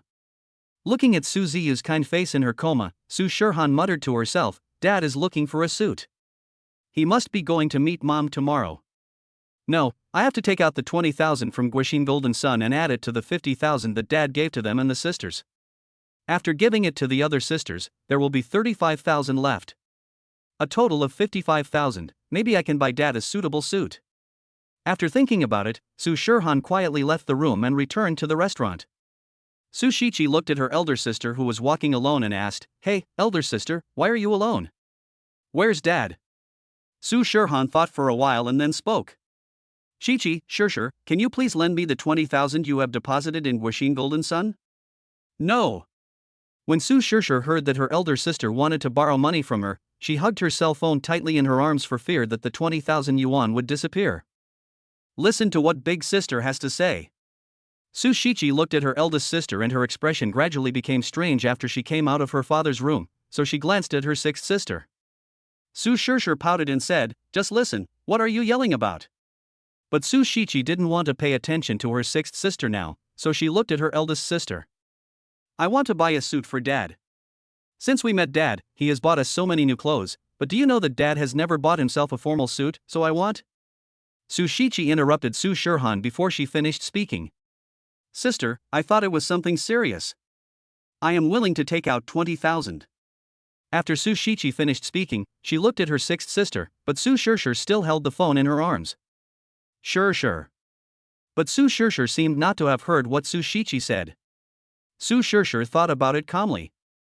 Indeed, it has been several weeks since Su Shirshir and Su Ziyu met, but she has never sent anything to her father, and now is the best opportunity. Seeing that Su Shirshir ignored her, Su Shichi stood up and prepared to go to her side. Su Shichi raised her hand and was about to slap Su Shirshir on the head, but when her hand was only 1 millimeter away from sixth sister's head, Su Shirshir's words scared Su Shichi. Okay. I do. After saying that, Su Shirshir looked back and found that her third sister was actually going to hit her. Then she cried and shouted, Big sister, look, third sister wants to hit me. Who said I was going to hit you?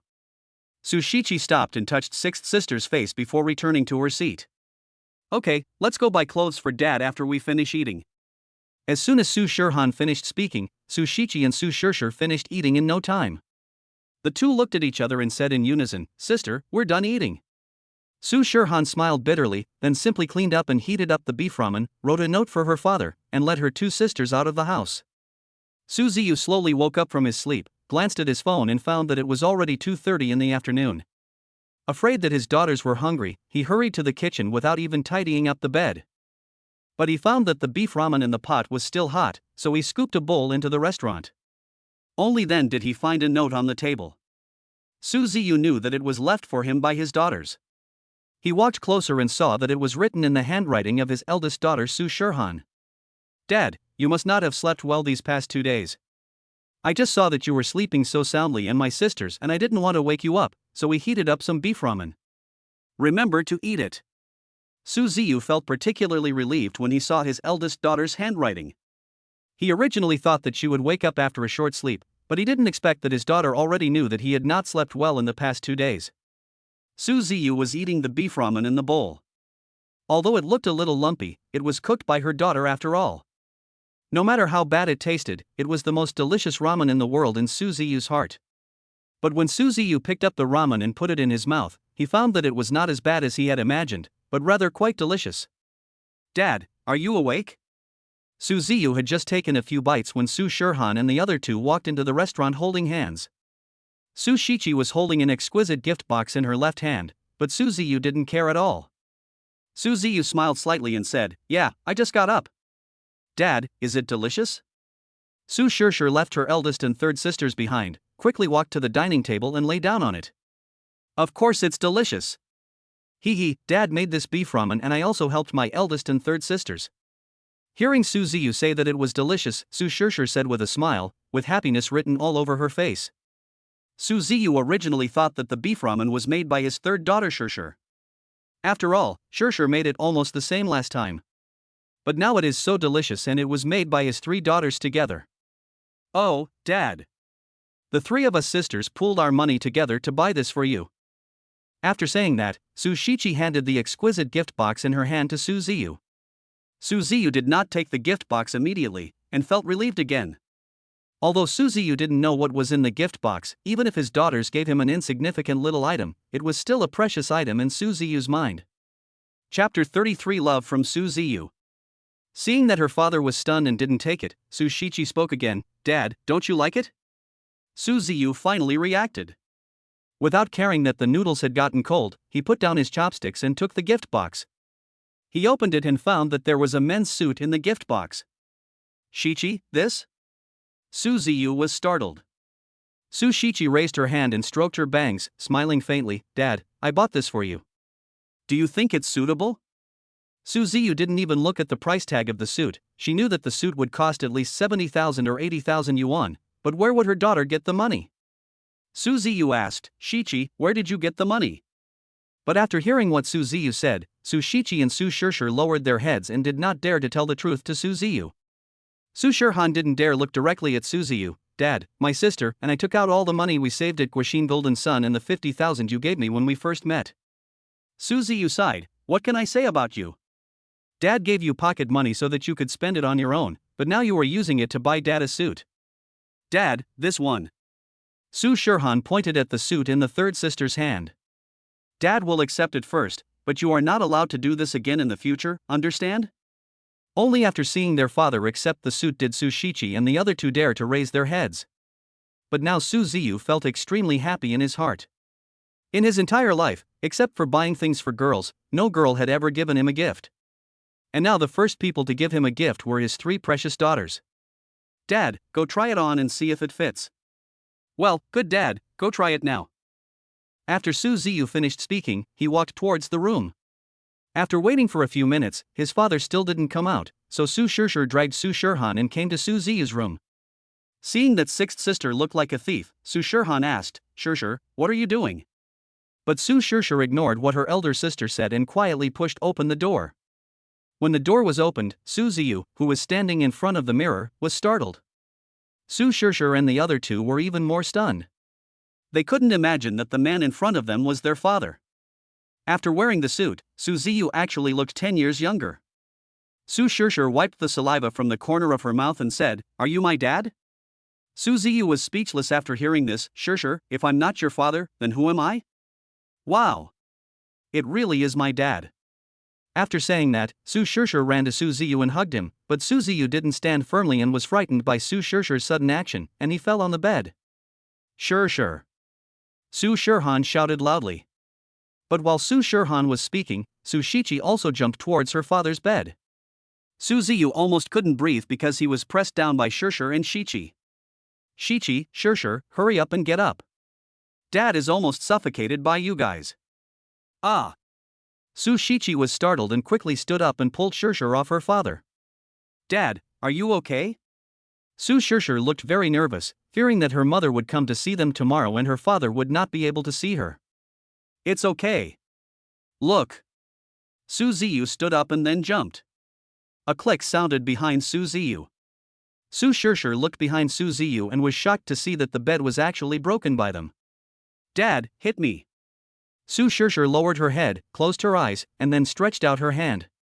Su Ziyu was so frightened by his daughter's behavior that he didn't know what was going on. Su Shirhan looked at it and smiled faintly. Dad, when we were little, we did something wrong and it was like this. After we stretched out our hands, Mom would pick up the ruler and swing it down on our palms. Su Ziyu almost got anxious when he heard this. Shirhan, does it hurt when your mother hits you? Dad doesn't feel any pain. Although Mom hits us a little harder, she always applies medicine to us when we fall asleep. Su Shirhan knew that although her mother had beaten them when they were young, it was all for their own good. Su Ziyu quickly grabbed Shirshir's left hand. Shirshir thought her father was going to hit her, so she closed her eyes and her whole body trembled slightly unconsciously. But what Su Shirshir didn't know was that Su Ziyu didn't hit her but instead stared at her hands, and he actually saw some scars on them, which were invisible unless you looked carefully. Su Shirshir waited for several minutes but couldn't feel any pain in her hand, so she slowly opened her eyes for fear of being seen by her father. But when she opened her eyes, she found that her father not only did not hit her, but was staring at the palm of her hand. Su Shirshir then realized that her father must have listened to her elder sister and was looking at whether there were any scars on her palm. But she knew that her father would not be able to tell that those were the scars left by being hit with a ruler. Su Shirhan and Su Shichi, who were standing by, almost couldn't hold back their laughter when they saw Su Shirshir, but they kept it back because their father was here. Shirshir, are you still in pain now? Su Ziyu looked at Su Shirshir with concern. Su Shirshir was stunned there, and her father actually discovered her scar. Su Shirshir shook her head. Dad, it doesn't hurt anymore. Su Ziyu felt distressed when he saw this.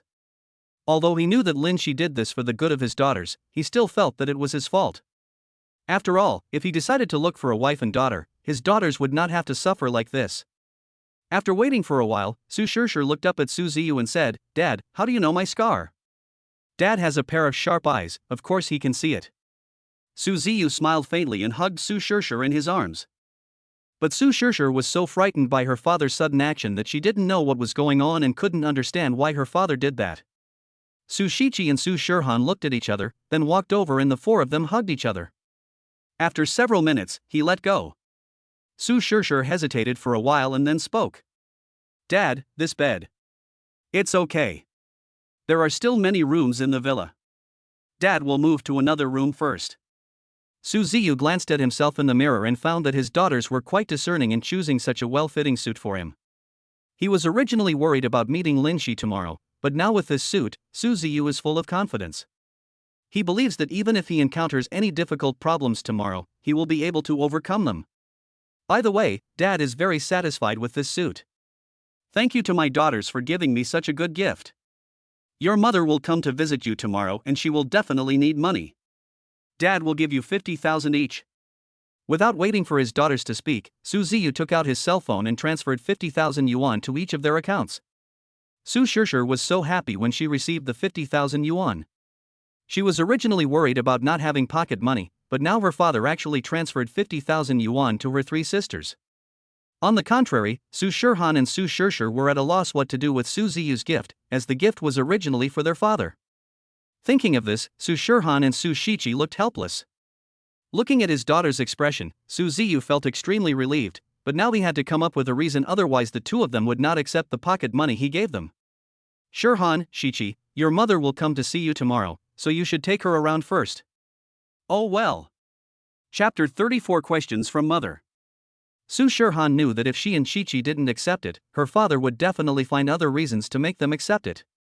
And when her mother came to see them tomorrow and knew that they had no money to spend and didn't ask her for it, she would have to transfer the pocket money to them sisters. After hearing her elder sister accept it, Su Shichi could only accept the pocket money her father gave them. By the way, Dad, the school is still on vacation now. Why don't we go out and live outside for a few days? Otherwise, if Mom asks us where we live tomorrow, it would be bad if we let it slip. Su Shirhan thought for a while and then spoke. No need, just stay here and your dad will explain everything to your mom when the time comes. Big sister, what are you afraid of? Mommy won't eat people. Su Shishir picked up her phone and looked at it, and she seemed to be more excited than Su Shirhan. Yes, big sister, I support Shishir. Besides, your father is here, so why don't you believe in him? After Su Shichi finished speaking, she hugged Su Ziyu. After hearing what her third and sixth sisters said, Su Shirhan was speechless. She also felt that what Shishir and Chichi said made sense. In her mind, even if the sky fell, it would never fall as long as her father was there. Shirhan, do you believe in Dad? Well, Dad, I always believe in you. Su Shirhan nodded heavily. Su Ziyu felt warm in his heart. Since he recognized his daughters, they seemed to believe in him unconditionally. Su Ziyu now felt the greatness of being a father. Shirhan, bring your sisters to see you tomorrow. Su Shirhan was extremely disappointed when she heard her father say this. Dad, aren't you going with us to see Mom? Su Shichi said calmly, Sister, we can just take Mom to Kaigwang Hotel tomorrow. Dad will be waiting at the hotel. Right. Dad. Shichi is still smart. Su Shichi was extremely proud at this moment. That's right. If I'm not smart, who will be smart? Third sister, you are so happy. Let me show you something. Su Shishir said with a smile. After hearing what sixth sister said, Su Shichi turned around and looked at Shishir in confusion. Shishir was holding a cell phone in her hand, but the photo in the phone was of her father holding her a few days ago, and it was only one step away from being uploaded to WeChat Moments. Su Shichi immediately became anxious and stood up and came to Shishir, ready to snatch her phone. Su Shishir stood on tiptoe and raised the phone in her right hand, but Shichi was obviously taller than Shishir. During the struggle, Su Shishir's thumb seemed to touch the phone screen and she said in shock, Third sister, I think I touched something. Upon hearing this, Su Shichi quickly snatched Shishir's phone and was shocked to see that it had already been posted to the Moments and her mother hadn't blocked it. Thinking of this, Su Shichi took out her phone and deleted the post on the Moments without saying a word. Ding ling ling. As soon as the post was deleted, Su Shishir received a call on her phone and the two words displayed on the caller ID were actually her mother.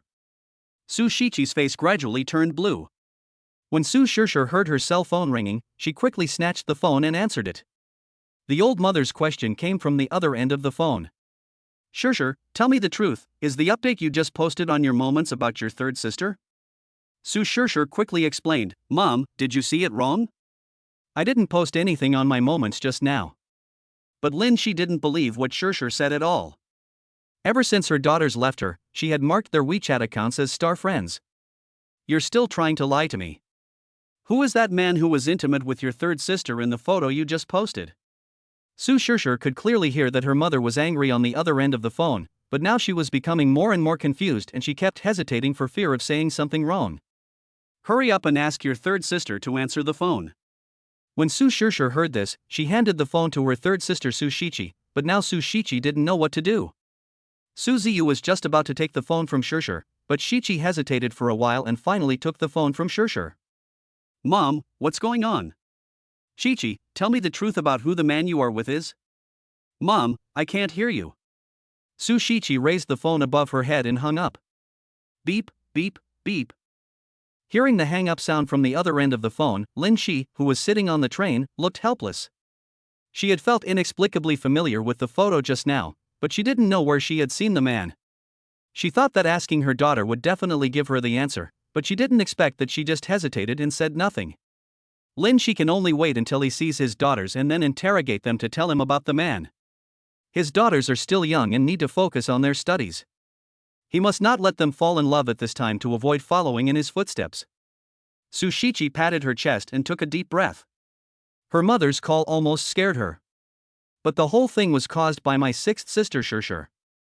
If it weren't for Shishir, how would my mother know about this? If her mother asks them again when she comes to see them tomorrow, how should she answer her mother's questions? Thinking of this, Su Shichi felt heavy in her head as if she had hundreds of things on her mind. How could she go to see her mother tomorrow? Thinking of this, Su Shichi got goosebumps all over her body and turned around to stare at her sixth sister Shishir. Su Shishir felt the gaze of her third sister and sweat unconsciously flowed down her forehead. She now knew that she had lied to her third sister. If her mother knew that the man next to the photo was her father. What should I do? How could I have seen that photo if it wasn't for my mother? Su Ziyu felt inexplicably distressed when he looked at his daughter's expressions, but he didn't know how to comfort them. Su Shirhan saw Su Ziyu's expression and for some reason, she felt that her father wanted to comfort them but didn't know how to start. After thinking for a while, Su Shirhan said, Shichi, sure, if mom asks about it tomorrow, I will answer it and you don't have to say anything.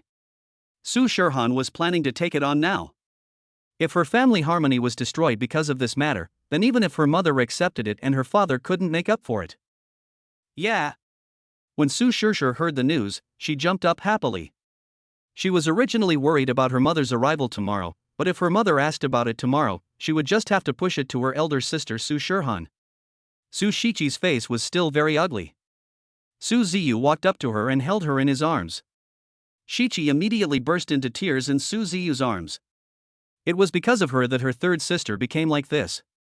For the first time, Su Shirshir's eyes were filled with apology when she looked at her third sister Su Shichi. At this moment, Su Shichi had been suppressed for a long time and finally released it. Su Ziyu touched Shichi's head lovingly and said lightly, Shichi, don't worry. Dad will take care of everything. In Dad's mind, you will always be the best and no one can replace you in Dad's mind. After crying for several minutes, Su Shichi seemed to be tired from crying and fell asleep in Su Ziyu's arms. Chapter 35 Lin Shi arrives at Huaizhong. Su Ziyu ignored his suit that was wet with tears, picked up Shichi and walked towards her room. He carefully covered the little girl with a quilt, took a tissue and meticulously wiped the traces of tears left on her face, then slowly closed the door. Su Ziyu sighed and returned to the hall. He lay on the sofa and looked at the ceiling.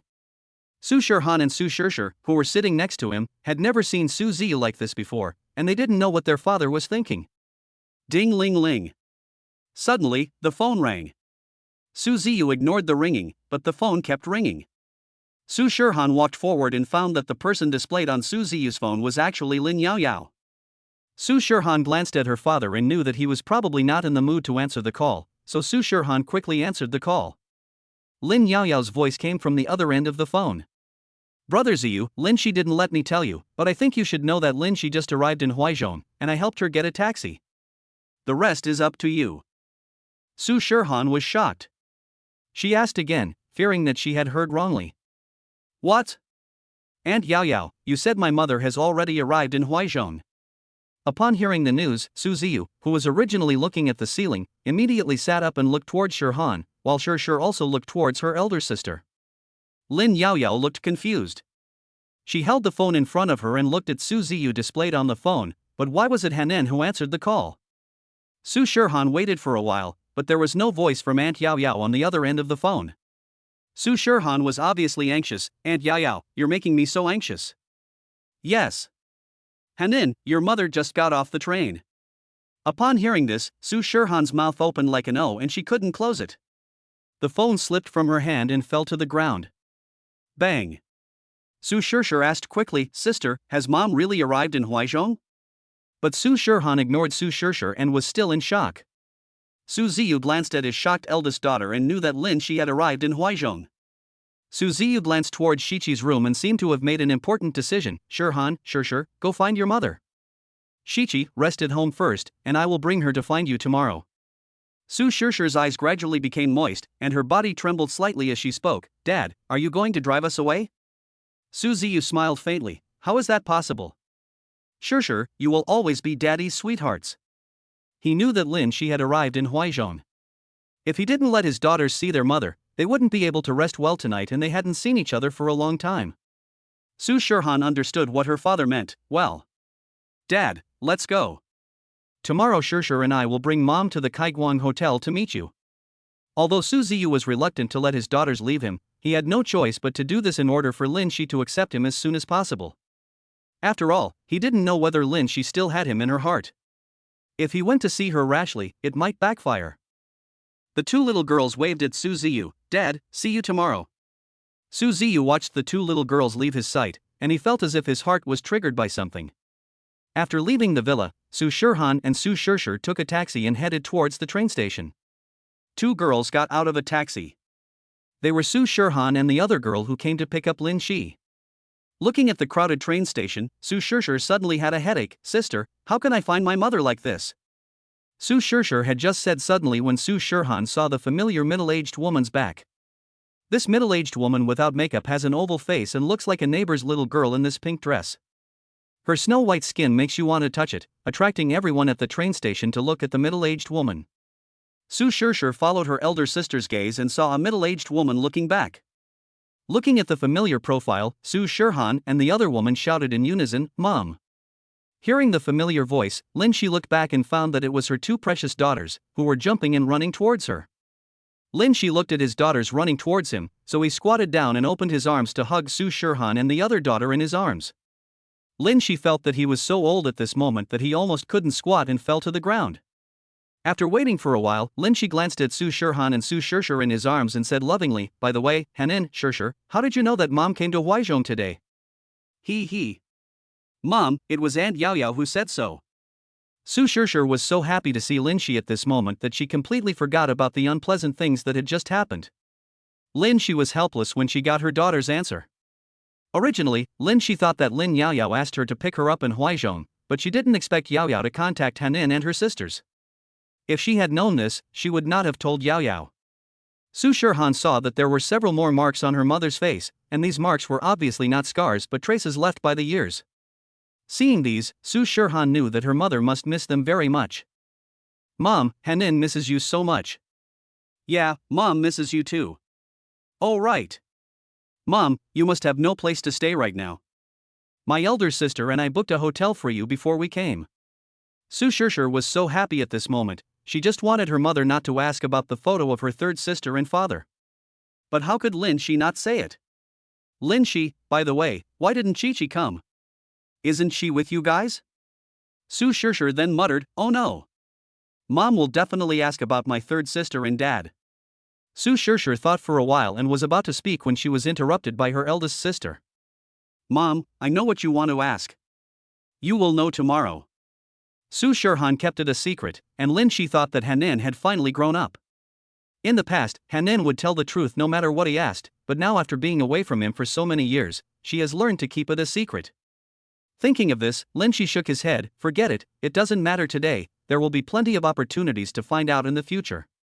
Su Shishir was stunned for a moment and then asked, "Mom, what do you mean by future?" "Of course I decided to find a job here in Huizhong in the future. Besides, hotels are too expensive. I will be staying here for a long time, so I just need to find a cheap room to stay in." "No, Mom, you have to listen to me and stay in a hotel tonight. The financial management I mentioned to you last time made tens of thousands of pocket money." Seeing Hanin so determined, Lin Shi knew that he couldn't win the argument with her. "Okay then. But the hotel can't be too expensive, you are still in school. You have to save some money." Su Shirhan smiled and said, "Mom, the hotel I booked is not expensive, just a few $100s. Su Shishir was speechless. It was not a few $100s, it was clearly more than several thousand. Although this was booked by her father for her mother before he left, she didn't dare to say it out loud, for fear that her mother would not stay there and instead blame them for spending money indiscriminately. Besides, now that she was with her father Su Ziyu, it seemed like several $1,000s was easily available to her. "Mom, let's go." Su Shishir was getting impatient at this point, so she took her mother and elder sister by the hand and walked into a taxi in the distance, heading towards the Kerry Hotel. Soon, Lin Shi and the other two arrived at the Kerry Hotel. What they didn't know was that the Kerry Hotel was a small hotel under the name of the Kaiguan Hotel. Although it was not large in scale, the decorations inside were no worse than those of the Kaiguan Hotel. Chapter 36, Su Shichi's Narrow-Mindedness. Although Lin Shi had never stayed in a hotel, when she saw the expensive decorations of the hotel in front of her, she knew that her daughters must be deceiving her, so she turned around and asked, "Hanin, isn't this hotel very expensive?" As soon as the words came out of their mouths, a young female manager ran towards them.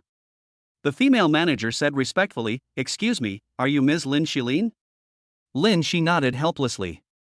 She had never been to Huizhong, let alone knew the female manager in front of her. Su Shirhan and Su Shishir standing by almost couldn't hold back their laughter. They knew that it was ordered by their father Su Ziyu, but they didn't expect that their mother's name was used. The female manager bent her waist and pointed her right hand towards the hotel entrance. "Ms. Lin, your presidential room is ready. Please check in as soon as possible." Lin Shi's eyes almost popped out when he heard this. She stood there in a daze, unable to believe what was happening before her eyes. Mom! Su Shishir's babyish voice successfully brought Lin Shi back to his senses. Seeing the female manager still hunched over, Lin Shi panicked and shouted, "Manager, please lead the way." "Okay, Ms. Lin, this way please." The female manager still spoke respectfully. Soon, Lin Shi and the others were brought to the presidential room. Manager Lin said respectfully, "Ms. Lin, everyone in this hotel is at your disposal." After saying that, the female manager slowly disappeared in front of Lin Shi and the others. As soon as she entered the room, although Lin Shi had never stayed in a hotel before, she knew that her daughters could not afford to stay in a hotel with their financial conditions.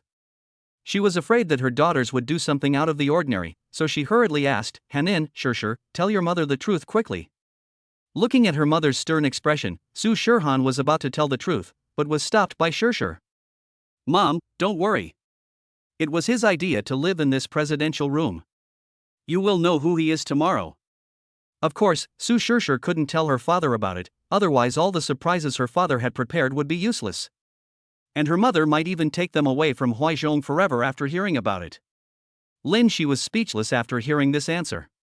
Shishir actually followed Hanin's example and kept the secret, but she had no choice after all, these two were her precious daughters. Alright then. Lin Shi knew that he would not get the answer if he continued asking, so it would be better not to ask since he would know the answer tomorrow anyway. But Lin Shi still couldn't help wondering who the person his daughters were talking about was.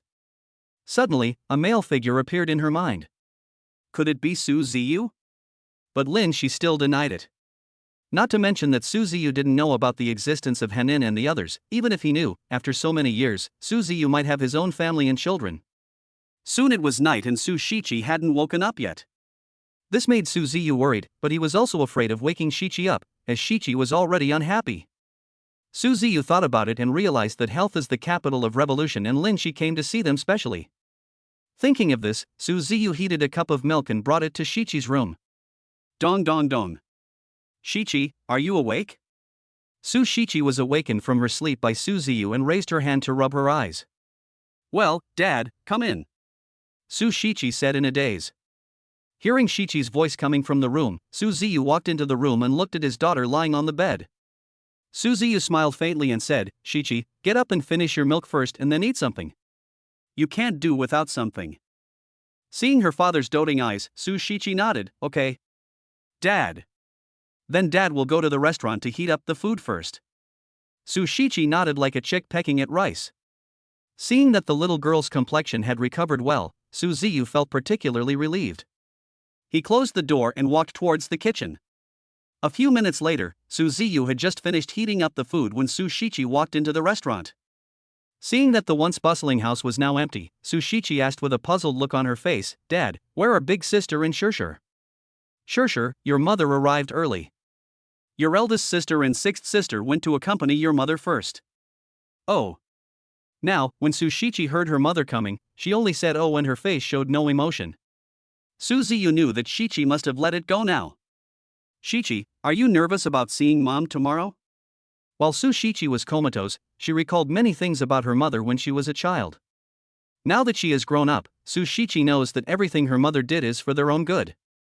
Thinking of this, Su Shichi felt that her heart seemed to be even narrower than when she was a child. After hearing Su Ziyu's words, Su Shichi still wanted to go back to being the carefree self she was when she was little, the self who trusted her mother very much. "Dad, I'm not nervous. On the contrary, I'm quite happy. After going to school, I haven't seen my mother for a long time except for video calls with her," Su Shichi said with a smile. "Dad is very happy that you can be so cheerful, Shichi." "Dad, I'm done eating. I'm going to take a shower first." Su Shichi lowered her head, put down the dishes and ran quickly towards the bathroom. After entering the bathroom, Su Shichi touched her hot face and felt happy. Tick tick tick. When Su Ziyu heard the sound of water in the bathroom, he knew that Shichi had started taking a bath. Su Ziyu used this time to send a "Are you there?" emoticon to his eldest daughter Su Shirhan on WeChat. Sure enough, after Su Shirhan saw it, she ran out of the hotel quickly. Su Shichi looked at her elder sister acting sneakily and knew that it must be her father who was looking for her. She was a little disappointed. Why didn't her father contact her but her elder sister instead? She originally wanted to follow him but her mother showed up and disrupted her plan. "How's Shirhan? Is everything going well?" Her father's voice came from the other end of the phone. Su Shirhan was very excited to hear her father's voice. Su Shirhan thought for a while and said, "Dad is not doing well. Mom almost doesn't want to stay in a hotel because it's too expensive. It doesn't matter whether it's expensive or not, as long as your mother is happy." Su Shirhan knew that her father now put all his love and care on her mother, which was enough to show that her mother would always come first in her father's heart. When Su Shirhan heard her mother's voice behind her, she knew that her mother had come out to look for her. "Dad, let's not talk about it for now. Mom is coming out to find me. See you tomorrow, Dad." As soon as Su Shirhan hung up the phone, Lin Shi came behind her. "Hanin, who did you just call? You look so happy." "No one. Just a classmate." While Su Shirhan was talking, she didn't dare to look directly at her mother. But how could Lin Shi not know that Hanin was deceiving her? Since she was a child, Hanin didn't dare to look at her when she lied, but she knew that Hanin must be doing it for her own good. "Mom, it's late, let's go back." Su Shirhan held Lin Shi's hand and smiled happily. "By the way, Mom, can I sleep with you tonight?" Lin Shi could see that Hanin's eyes were full of anticipation, and thinking that he hadn't spent a long time with his daughters for a while, he nodded. "Yeah. Mom is the best." Lin Shi hadn't seen Hanin so happy for a long time. Seeing her daughter so happy, Lin Shi felt content. Chapter 37, Shocked Su Shichi. Su Ziyu got up early in the morning and saw his third daughter Shichi was soaking wet. He asked hurriedly, "Shichi, where have you been? Why are you soaking wet?" "Dad, Mom came to see us. I'm so happy I can't sleep, so I'm going for a morning run." Su Ziyu smiled bitterly when he heard Shichi's answer. "Then go take a shower quickly and don't catch a cold." "Oh, I'll go now." Without any hesitation, Su Shichi ran into the bathroom. Su Ziyu looked at it and sighed. He knew that Shichi must not have brought the clean clothes into the bathroom, so he hurried to his daughter's room and got another set of clothes for her and placed them at the bathroom door. "Shichi, Daddy got you some clean clothes, remember to change into them later." Hearing her father's voice coming from outside the bathroom, Su Shichi lowered her head shyly. "I know, Dad." Squeak. Soon the bathroom door was pushed open, and Su Shichi walked in, wiping her wet hair with a white towel. When Su Ziyu saw this, he took the hairdryer that he had prepared and walked towards Shichi. "Shichi, let Daddy help you blow dry your hair." Looking at the hairdryer in her father's hand, Su Shichi lowered her head shyly and whispered, "Well, thank you, Dad. By the way, Dad, am I the first one among my sisters to have your hair blown?" Su Ziyu said without thinking, "Shichi, you are the second one, the first one is your eldest sister." Su Shichi was obviously a little disappointed after hearing her father's answer. Su Ziyu then realized that Shichi's expression was not right and quickly changed the topic and said, "However, in Dad's eyes, you are better than your elder sister." "Dad, why am I better than my elder sister?" Su Shichi's question stumped Su Ziyu. "Well, because Shichi, you can do everything your elder sister can't do." This was the first time that Su Ziyu lied against his conscience, but there was nothing he could do. If he made Shichi angry, he wouldn't know how to coax her now. "Dad is the best to me." After saying that, Su Shichi was about to kiss Su Ziyu on the face. Su Ziyu looked at Shichi's chubby face getting closer and closer to him, and even saw the pores on her face. Su Ziyu quickly dodged and changed the subject. "Shichi's hair is dry, let's go to the Kaigwang Hotel and wait for your mother and the others." Su Shichi was obviously a little disappointed seeing that her evil plan had failed, but when she heard the name of her mother, she nodded like a chick pecking at rice. "Dad, let's go quickly. Don't let Mom and big sister wait too long." After saying that, Su Shichi dragged Su Ziyu towards the parking lot. Su Ziyu then realized that maybe in the hearts of his daughters, Lin Shi was even higher than himself. After all, his daughters were brought up by Lin Shi alone since they were young, and their relationship with Lin Shi must be higher than his. But Su Ziyu didn't care about these at all. What mattered to him was that as long as he could live happily with his wife and daughters every day, he would be content. As soon as a Pagani Weilong arrived at the Kaigwang Hotel, the security captain hurriedly trotted away. As soon as Su Ziyu got out of the car, he threw the car keys to the security captain not far away. After the security captain took it, he quickly drove the car to the hotel's VLP parking space. When Su Shichi looked at the decoration of the hotel, she was dazzled and didn't know where she was. Su Ziyu nodded with satisfaction. Although it was not decorated according to his style, he knew that Weidong arranged it according to the popular scenes of contemporary women. He didn't know what style Lin Shi liked, so he looked at the little girl beside him and asked, Shichi, does your mother like this scene? After hearing this, Su Shichi shook her head and nodded, leaving Su Ziyu at a loss. Dad, I don't know if mom likes it or not, but I like it very much. At this time, He Weidong, who had just come down from the elevator, saw a familiar figure, one big and one small, and knew that the people coming were Su Ziyu and his daughter. He was afraid that Su Ziyu was still bothered by what happened to Yi Wei last time, so he walked over quickly and said respectfully, Mr. Su, are you satisfied with this arrangement? Su Ziyu nodded, yeah. Not bad. But... Upon hearing the next words, He Weidong raised his hand and nervously wiped the cold sweat from his forehead. Although you didn't decorate it according to my requirements, my daughter will be satisfied. If the guests are satisfied later, the decoration will be qualified. He Weidong's trembling voice rang out, yes, yes, yes. What President Su said is right. Su Shichi touched her stomach, and Su Ziyu knew that Shichi must be hungry, so he hurriedly said, okay, go downstairs and ask the kitchen to prepare some breakfast for my daughter. Yes, Mr. Su, please wait a moment and I will arrange it immediately. After saying that, He Weidong hurried towards the kitchen. Su Ziyu used this time to visit the interior decorations of the hotel. Although he didn't like these decorations very much, the longer he looked at them, the more it felt like he was back in love during college. And his daughter next to him seemed to like the current decoration very much. It has to be said that Su Ziyu felt that He Weidong's work time was quite strong this time. He was able to decorate the interior of the hotel so perfectly in just a few days. Su Ziyu followed Shichi's gaze and found that she was staring at the writing on the wall. Su Ziyu relied on his X-ray vision to see that the painting was authentic.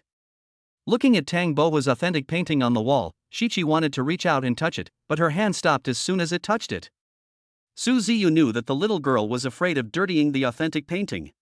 Su Ziyu knew that the little girl had loved painting since she was young, and judging from her current appearance, she must also like calligraphy and painting. It would be better to give the original painting on the wall to the little girl as a gift after this matter is over. Su Ziyu smiled faintly and said, Shichi, when you see your mother, Dad will give you this authentic Tang Bohua painting. Really? Dad? Su Shichi asked again, fearing that she had heard wrongly. But after thinking about it, he shook his head and said, Dad, it's too expensive, I can't accept it, and I'm afraid it will break in a few days. It's okay. Just accept what Dad said. As soon as Su Ziyu finished speaking, He Weidong trotted over to Su Ziyu and said respectfully in front of Su Ziyu, Boss Su, breakfast is ready. Boss Su and little Boss Su, please move to the restaurant for dinner. When Su Shichi heard He Weidong call her Mr. Su, she clenched her fists and lowered her head shyly, but she was very happy in her heart. Su Ziyu nodded with satisfaction, got it, manager He, go and do your thing first. Seeing Su Ziyu so satisfied, He Weidong finally felt relieved and left Su Ziyu and the others. Dad, I'm leaving first. Looking at the little girl who was so excited, Su Ziyu said worriedly, Shichi, slow down and don't fall down. As soon as Su Ziyu finished speaking, there was a burst of noise outside the hotel. But Su Ziyu ignored the noise outside. Su Shichi waved her hand and smiled, Dad, hurry up. Here it comes. Su Ziyu shook his head helplessly. Chapter 38, Special Medicine. Ding dong. Suddenly, the cell phone rang. Su Ziyu took out his phone and took a look at it, and was immediately stunned. The phone showed more than a dozen unknown calls, and they were all from his eldest daughter, Su Shirhan. Su Ziyu guessed that something might have happened and was about to call back, but the number showing it was Shirshir's incoming caller number appeared, so Su Ziyu quickly answered the call. But on the other end of the line came the crying sound of the sixth daughter Su Shirshir. Su Ziyu was almost scared and asked quickly, Shirshir, what's wrong with you? Dad, Mom was feeling unwell this morning and I insisted on taking her to see you, but on the way to see you, Mom suddenly developed a gastroenteritis attack. We are on our way to the city hospital now. Su Ziyu was obviously angry, and the phone was suddenly crushed in his hand. What? Su Shichi, who was standing in the distance, felt something was wrong when she heard her father's voice and hurried back.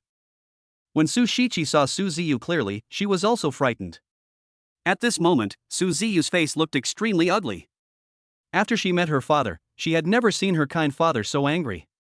Did something happen to my mother? Su Shichi grabbed Su Ziyu's right hand and said coquettishly, Dad, what's wrong with you? Don't scare Chi-Chi. Su Ziyu's sanity was called back by the little girl. Fearing that the little girl would worry about Lin Shi's condition, Su Ziyu decided to leave the little girl in Kaiguan Hotel. Dad is fine. Dad is going to take care of something now and will be back soon.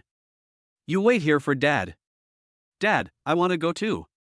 At this moment, Su Ziyu looked at the little girl's stubborn expression and knew that he could not do anything to her, and Lin Shi's illness could not be delayed, so he agreed to the little girl's request. As soon as he stepped out of the Kaiguan Hotel, the security captain saw that Su Ziyu looked a little strange and must need a car, so he ran quickly towards the VLP parking space. Soon, the security captain stopped the Pagani Velociraptor in front of Su Ziyu and his daughter and respectfully handed the car keys to Su Ziyu. Tell manager he that the business will be temporarily closed for a few days. After saying that, Su Ziyu drove his Pagani Velociraptor towards the city hospital, leaving the security captain with a confused look on his face. On the way to the municipal hospital, Su Ziyu realized that the university professor was serving as the vice president of the municipal hospital and called Professor Lin. An elderly man in the municipal hospital was sitting at his desk wearing reading glasses and looking at the documents in his hands.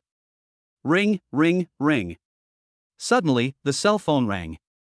The old man looked and saw that the caller was Xiao Su, so he quickly answered the call. Xiao Su, how come you have time to call the professor? Hearing Professor Lin's voice, Su Ziyu hurriedly said, Professor, Lin Shi just had an acute gastroenteritis attack. Hanin and her sister may have been sent to the city hospital. Can you help me take care of them? After Su Ziyu finished speaking, he drove hurriedly towards the municipal hospital. When Professor Lin heard the name Lin Shi, his face was filled with confusion. He had never heard of this person. Suddenly, Professor Lin seemed to remember something. Just now, he seemed to see a woman being pushed into the ward, and next to the patient seemed to be Xiao Su's two children. Could it be that the patient Xiao Su was talking about? Professor Lin didn't care about anything else. He put down the information in his hand, stood up and walked quickly towards the ward. Soon a Pagani Velociraptor drove into the city hospital parking lot, and Su Ziyu and his daughter entered the hospital without any hesitation. But Su Ziyu, who had just got off the car, was anxiously looking for Lin Shi's ward everywhere. Su Shichi saw that her father was so worried. After several inquiries, Su Shichi finally found out her mother's ward and hurriedly grabbed Su Ziyu and ran towards her mother's ward. Su Ziyu was being pulled by the little girl while worrying about Lin Shi's condition, fearing that something might happen to Lin Shi. At this time, Su Shirhan and her sisters, who were sitting in the hospital chairs in a daze, suddenly saw Shichi and her father running towards them. When Su Ziyu saw the two little girls, he opened his arms and hugged them in his arms. Su Ziyu knew that they must be scared and showed concern for them. Shirhan, you guys don't have to worry, Daddy won't let anything happen to your mom. As soon as Su Ziyu finished speaking, he kept praying for the emergence of the nanny system. But now the nanny system seems to not exist, no matter how Su Ziyu prays for it to appear. Su Shirhan and her sisters all knew that their father had no medical skills and they thought that he was just comforting them and trying to make them happy. Su Ziyu was extremely anxious now and kept pacing back and forth in front of the ward. After more than 10 minutes, Professor Lin finally walked out of the ward. Su Ziyu saw Professor Lin and hurried over. Professor, how is Lin Shi doing now? Professor Lin pulled Su Ziyu aside and said apologetically. The situation is not good. The patient has had acute gastroenteritis for almost 3 or 4 months now, and he did not take medicine on time when he first got the gastroenteritis, which led to the worsening of his condition. Now he can only remove part of the gastroenteritis and wait for his body to get better before removing it again. Su Ziyu could tell that Professor Lin had something else in his words, so he asked, Professor, do you have anything else to say? Professor Lin thought for a while and decided to tell Su Ziyu the truth. Xiao Su, the patient may never wake up. When Su Ziyu heard the bad news, his face was almost wet with tears. However, because Hanin and her two sisters were still behind him, Su Ziyu could only hold back his tears. Professor Lin felt heartbroken seeing Su Ziyu like this, but after thinking for a while, he spoke. Xiao Su, I understand that medical technology abroad is more advanced. You can transfer the patient abroad. I will help you pay for the procedures and fees. Professor Lin thought that Su Ziyu should be left alone for some time, so he patted Su Ziyu on the shoulder and left. Watching Professor Lin leave, Su Shirhan felt something was wrong and quickly ran towards Su Ziyu. When Su Ziyu heard footsteps behind him, he knew it must be Hanin and her sisters. One of them ran over and while they were not paying attention, he raised his hand to wipe the tears from the corners of his eyes. Dad, how is Mom now? Ding dong, congratulations to the host for successfully activating the mission. Hearing this mechanical voice, Su Ziyu was delighted because he knew that Lin Shi might be able to get better. Task 1. Tell the daughters that mom will be fine as long as dad is here. Reward, a bottle of special medicine. Task 2, hug your daughters and cry loudly, reward 10 million. Task 3, tell your daughter the truth and then lead your wife and daughter to move abroad. The reward is 30 million. For task 1, although he didn't know what the special medicine was, Su Ziyu felt that it would be better than the rewards for tasks 2 and 3. Su Ziyu didn't like his daughters to be sad and he could feel the special medicine, so Lin Shi's health would definitely get better. Shirhan, don't worry, dad is here, your mom will be fine. As soon as Su Ziyu said this, Su Shirhan and her 2 sisters saw tears in Su Ziyu's eyes, and they knew that their mother was not in good condition. But Su Shirhan and her 2 sisters decided to believe Su Ziyu. After all, after they met Su Ziyu, their father often gave them surprises, and they believed that their father would be able to give them surprises this time as well. Chapter 39. I didn't expect my dad to be this kind of person. The 3 sisters of Su Shirhan looked at each other and said in unison, yes. Dad, we believe you. Ding dong, congratulations to the host for completing mission 1. You will be rewarded with a bottle of special medicine. The special medicine has been placed in the right pocket of the host's shirt. Su Ziyu put his hand into his shirt pocket and indeed touched a bottle of medicine. Su Ziyu was delighted. Although Su Ziyu didn't know how the nutrient solution would help Lin Shi's body, he had no choice now and could only give it a try. Moreover, Su Ziyu also believed that the special medicine brought to him by the system could bring a surprise to Lin Shi. But just in case, Su Ziyu still looked at his eldest daughter and told her, Shirhan, dad will go see your mom first. As the eldest sister, remember to take good care of your sisters. Su Shirhan raised her hand to wipe the tears from her eyes and nodded heavily. After Su Ziyu pushed open the door of the ward, he felt inexplicably distressed when he saw Lin Shi lying on the bed. Although Su Ziyu had not seen Lin Shi for 18 years, the experience that night was still clearly engraved in Su Ziyu's mind. If Su Ziyu hadn't been drunk that night, he wouldn't have had that kind of relationship with Lin Shi, and Lin Shi wouldn't have gotten acute gastroenteritis. Su Ziyu was blaming himself at this moment. After entering the ward, Su Ziyu felt that his feet were out of control. He stood there and couldn't take a step forward. Su Ziyu pinched his thigh with his left hand. The intense pain gradually emerged, forcing Su Ziyu to take a step forward and quickly walk to the bedside. Looking at Lin Shi lying on the hospital bed, Su Ziyu felt that Lin Shi was still as beautiful as she was 18 years ago. Although her face was a little paler, it still couldn't hide Lin Shi's beauty. With a melon-shaped face and a small cherry mouth, Su Ziyu felt that at this moment Lin Shi was like a fairy descending to the earth. But Su Ziyu didn't have time to pay attention to all this, so he quickly took out the special medicine from his pocket. When he saw the special medicine clearly, Su Ziyu was shocked. The production date shown on the special medicine is 2030, which means it was not developed until more than 10 years later, and there is no record of how to take it. Su Ziyu clenched his hands and prayed for the system to appear. But no matter how Su Ziyu prayed, the nanny system still ignored him. Su Ziyu felt heartbroken when he saw Lin Shi lying motionless on the hospital bed, but there was nothing Su Ziyu could do now.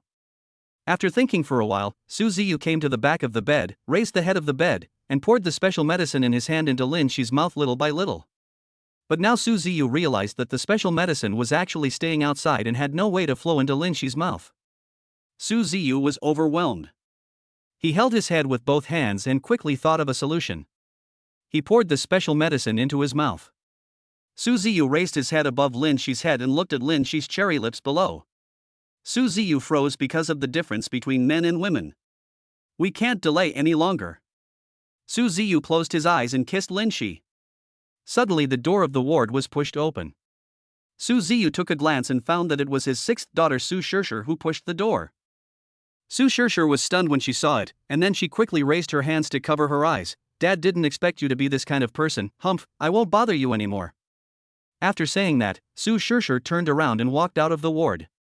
Just then, Su Ziyu fed the special medicine into Lin Shi's mouth. At this moment, Su Ziyu thought of what Su Shishir had just said and his face instantly turned red to his ears. Su Ziyu knew Shishir's personality, and if he explained it to his daughters, the situation might only get worse. At this time, Su Ziyu seemed to see Lin Shi's right hand move on the hospital bed, so he quickly came to Lin Shi's side, stretched out both hands and held Lin Shi's right hand. Lin Shi, Hanin, and the others are waiting for you to wake up, and so am I. Lin Shi lying on the hospital bed seemed to hear Su Ziyu's words. Su Ziyu shuddered, and this time Su Ziyu really felt Lin Shi's hand move, and he quickly got up and ran out of the ward. Su Ziyu looked at Professor Lin, who was listening with a stethoscope, and asked, "Professor, what's going on?" Professor Lin looked at Lin Shi lying on the bed with a puzzled look on his face and slowly said, "What's going on? How come the rest of the gastroenteritis is disappearing little by little?" Su Ziyu was delighted to hear the news. He knew that the special medicine must have worked. "But I still feel uneasy, afraid that taking the special medicine may have side effects. Xiao Su, I suggest the patient have a full body check just in case." It was the first time that Su Ziyu saw Professor Lin so serious. He thought about it and then nodded. "Well, thank you for your help, Professor." Soon, the examination was completed successfully. Professor Lin, holding the examination form, came to Su Ziyu and his daughter and said with a smile, "Xiao Su, it's a miracle. The remaining gastroenteritis has disappeared and the patient has fully recovered. Grandpa Lin, my mother only woke up when she was on top." Su Shiqi asked expectantly. Professor Lin was shocked when he heard the word mother. Then he looked at Su Ziyu, who was standing beside him, and saw Su Ziyu nodded. Only then did Professor Lin realize that the patient inside was actually Su Ziyu's wife. "Your mother will wake up soon." "Yeah, thank you, Grandpa Lin." When the three sisters Su Shirhan heard the news, they smiled and said quickly. Su Ziyu smiled faintly, "Shirhan, take your sisters to see your mother. Your mother will definitely want to see you the first thing she sees when she wakes up." When Su Shirhan heard that her father didn't go to see her mother, she quickly asked, "Dad, what about you?" "Dad, send the professor down." "Well, let's go in, Dad." Su Ziyu spoke slowly only after Su Shirhan and the other two walked into the ward.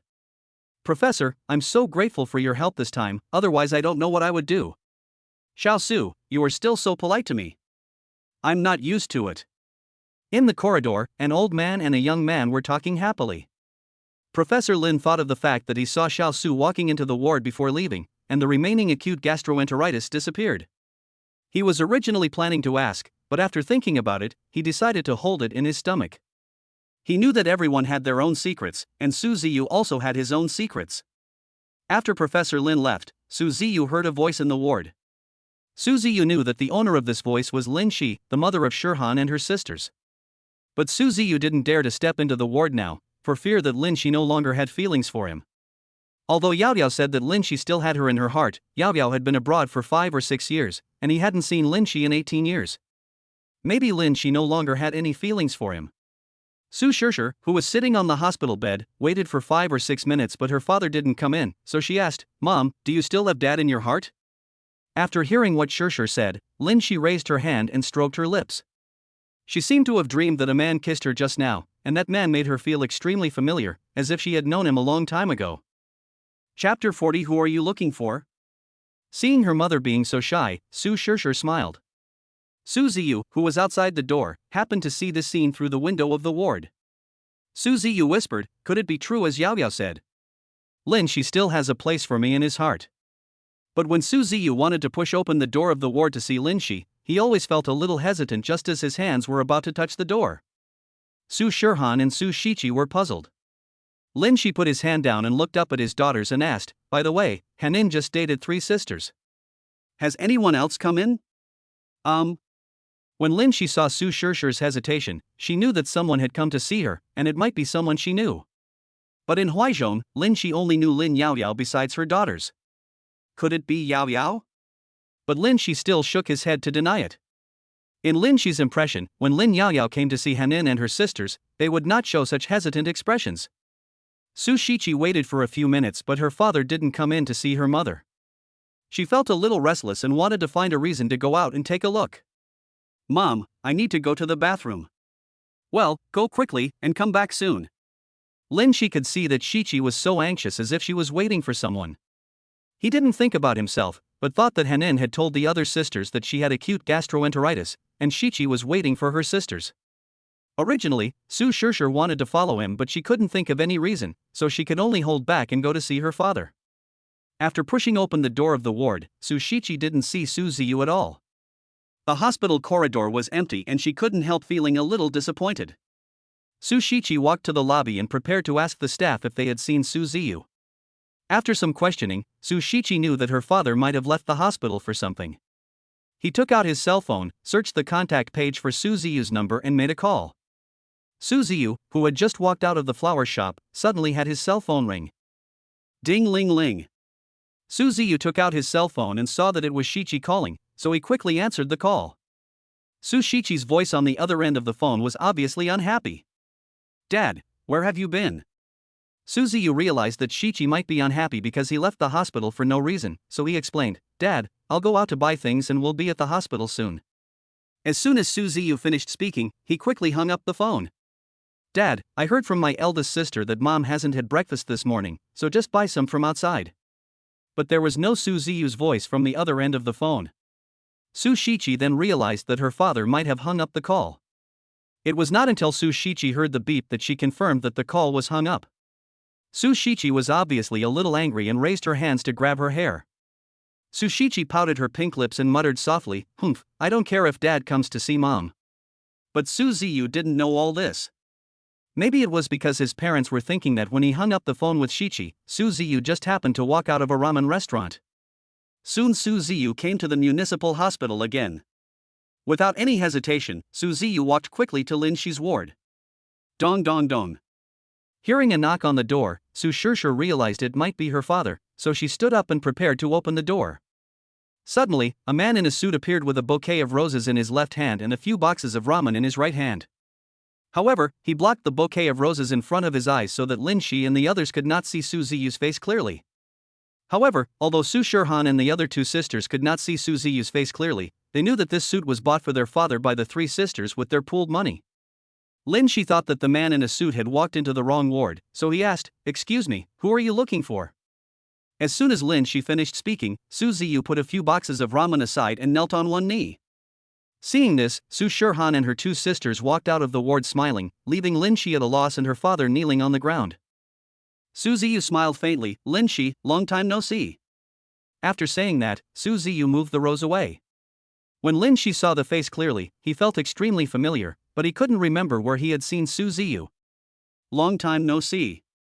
My name is Su Ziyu. Z means children and U means feathers." When Lin Shi heard Su Ziyu's name clearly, he felt a surge of waves in his heart. The familiar voice from 18 years ago gradually emerged in his mind. The man who had made him worry for 18 years. Looking at Su Ziyu in front of him, Lin Shi realized that Su Ziyu at this moment was more mature than 18 years ago. No wonder Lin Shi couldn't recognize Su Ziyu. Although they only had a quick farewell at that time, Lin Shi still engraved Su Ziyu in his mind. Su Ziyu looked at Lin Shi without saying anything. Thinking that Lin Shi no longer had him in his heart, he placed the rose in his hand beside the bed and stood up to leave. "Su Ziyu, have you been doing well these years?" When Lin Shi said this, Su Ziyu stopped immediately and felt that Lin Shi still had him in his heart. Then he turned to look at Lin Shi. "I'm fine, but if I could have found you and your daughter earlier, you wouldn't have to suffer so much." "You?" Lin Shi paused and then continued, "Su Ziyu, you already knew Hanin and her sisters."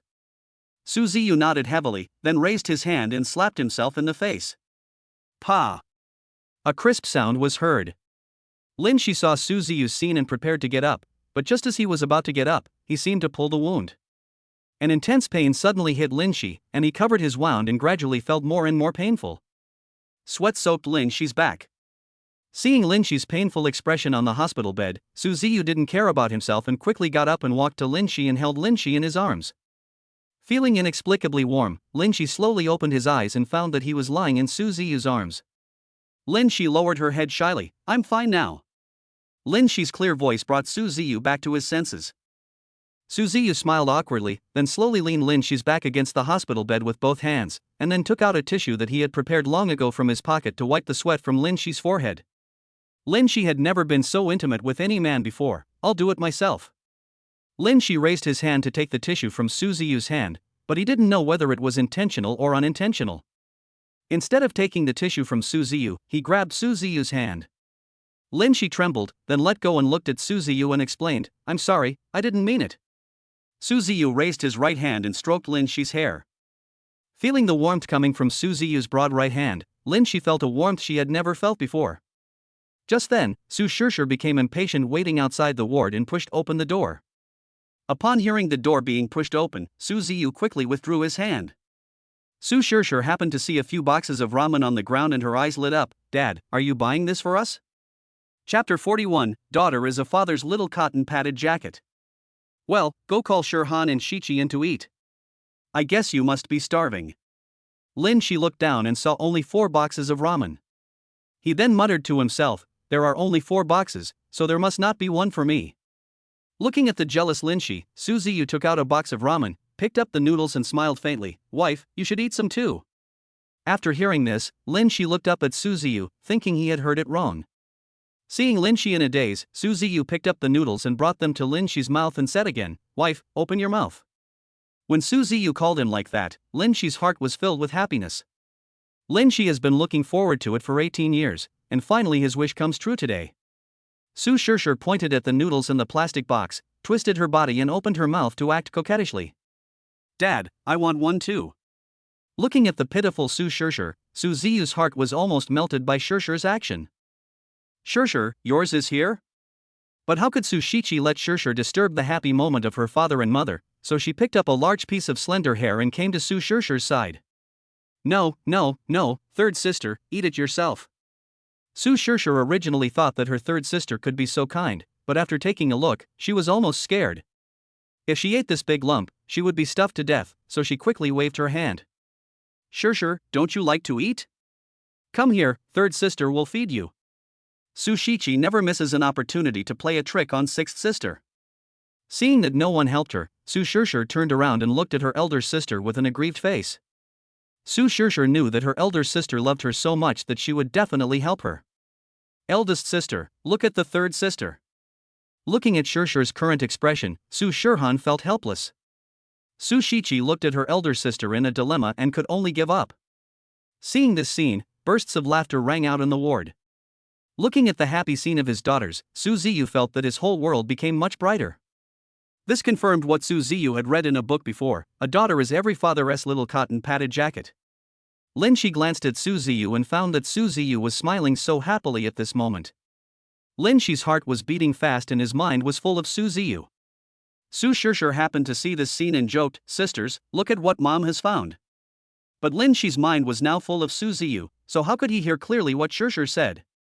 After hearing what Shirshir said, Su Ziyu and Su Shirhan looked at Lin Shi together. Su Ziyu's eyes happened to meet Lin Shi's, and Lin Shi realized something was wrong and quickly looked away. By the way, you should be discharged from the hospital as soon as possible. Lying in bed makes me panic and it's a waste of money. Lin Shi held the little hand and thought for a while before speaking. Mom, so that's what you're talking about. Don't worry. Money means nothing to Dad. Looking at Chi-Chi's serious look, Lin Shi felt that what Chi-Chi said might be true, but Lin Shi still felt uneasy lying on the hospital bed. Besides, the daughters were still in school and they could save money as much as possible. Lin Shi didn't want the daughters and Su Ziyu to waste more energy and money on him. Forget it. Henin, you guys are still in school, so any extra money you can save is better. Su Ziyu knew that he was no match for Lin Shi, so he had to nod in agreement. Seeing that his father agreed, Su Shichi had no choice but to give up. She originally thought that her father would stop her mother if she wanted to be discharged from the hospital, but now Su Shichi felt a little angry when she thought about it. Dad, I'll go borrow a cart from the hospital. After saying that, Su Shirhan excitedly prepared to run out of the ward. Su Ziyu stopped Su Shirhan, and Su Shichi realized that her father still wanted to keep her mother in the hospital for observation. Su Shirhan was feeling confused. At this moment, Su Ziyu walked to Lin Shi, bent over, and like a gentleman, stretched out his hands and held Lin Shi in his arms. Hanin, that's not necessary. Daddy can just hold your mom. Lin Shi was frightened by Su Ziyu's action, and her face gradually turned red. People who didn't know would think that Lin Shi was having a high fever at the moment. Lin Shi quickly lowered her head for fear that Shirshir would see her and make fun of her. Just as Su Ziyu was carrying Lin Shi out of the ward, Su Shichi quietly walked behind Su Ziyu and the others. Although she couldn't see his face clearly, Su Shichi still took out her cell phone and secretly recorded the scene of Su Ziyu holding Lin Shi. At this moment, Su Shichi was feeling very happy and was ready to post the picture on her moments. But I have always wondered what kind of text I should add. By the way, Su Shichi suddenly remembered a passage she saw in a comic book when she was in school. Soon Su Shichi edited the photo and the video and posted it on her moments. The Lion King raised his hands, picked up the injured human princess, and took her to a forest full of joy. The more Su Shiqi read it, the more satisfied she became, as if this sentence was prepared just for Su Ziyu and Lin Shi at this moment. But Su Shiqi still had some thoughts when she posted it, and blocked all the sisters except the eldest sister and the sixth sister. Su Shiqi didn't want them to know about their father and mother's reunion so soon, even though they would know it sooner or later. After all, if the sisters didn't know, she might occupy more of Su Ziyu's time.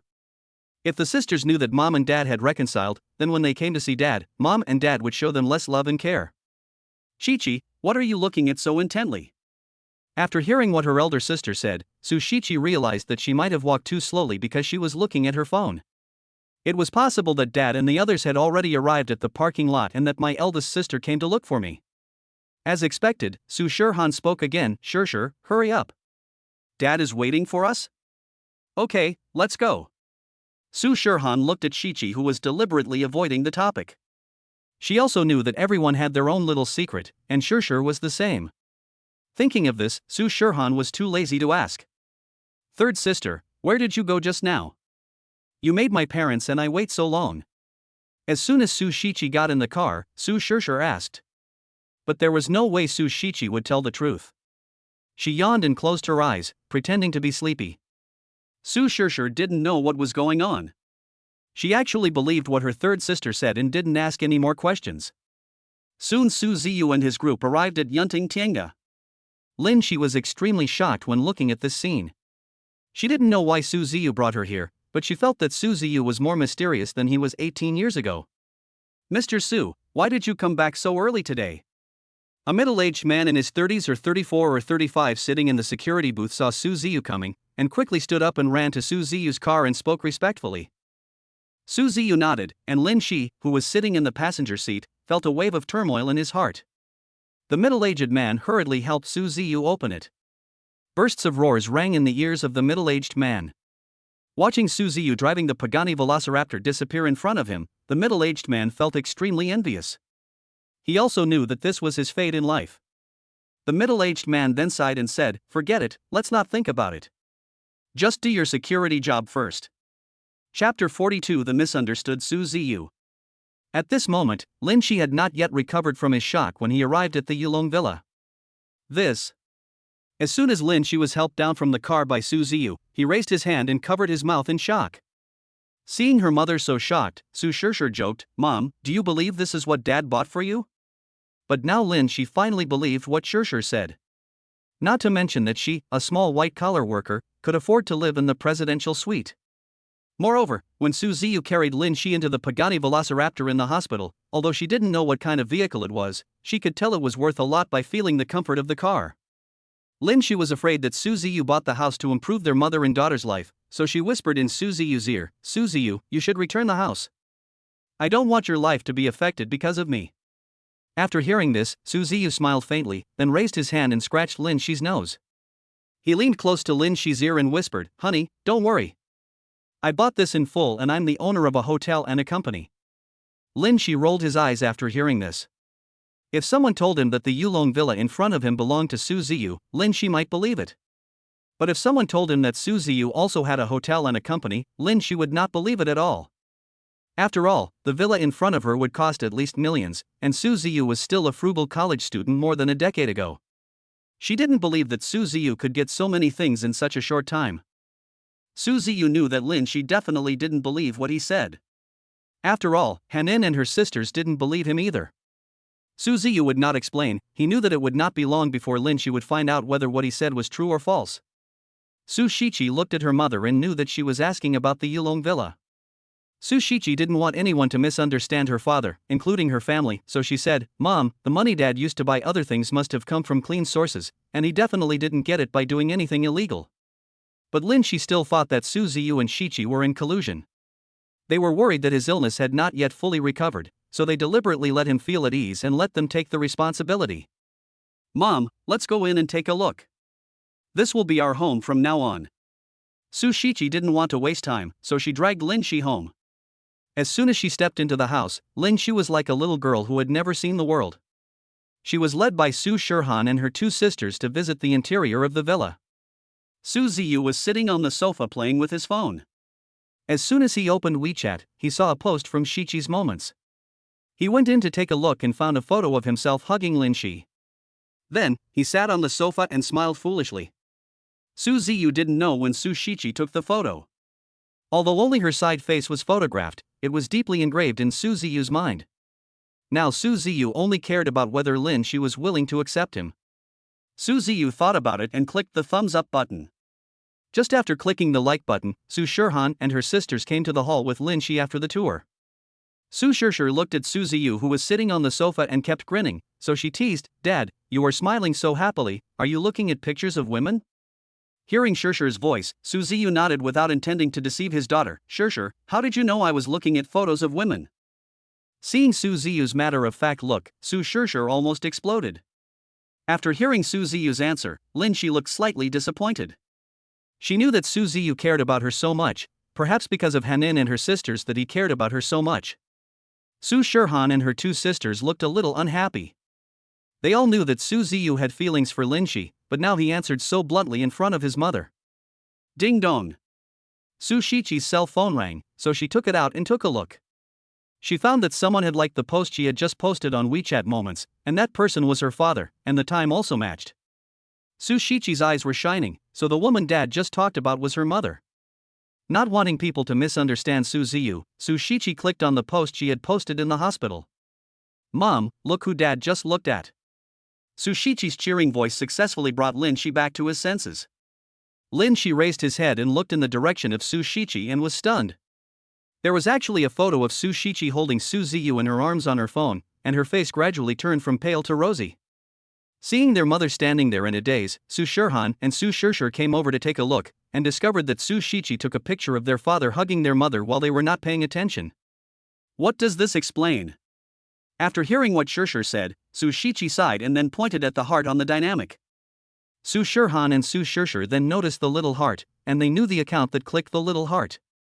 It was the father sitting on the sofa and explaining to them. Could it be that Dad was just looking at this photo?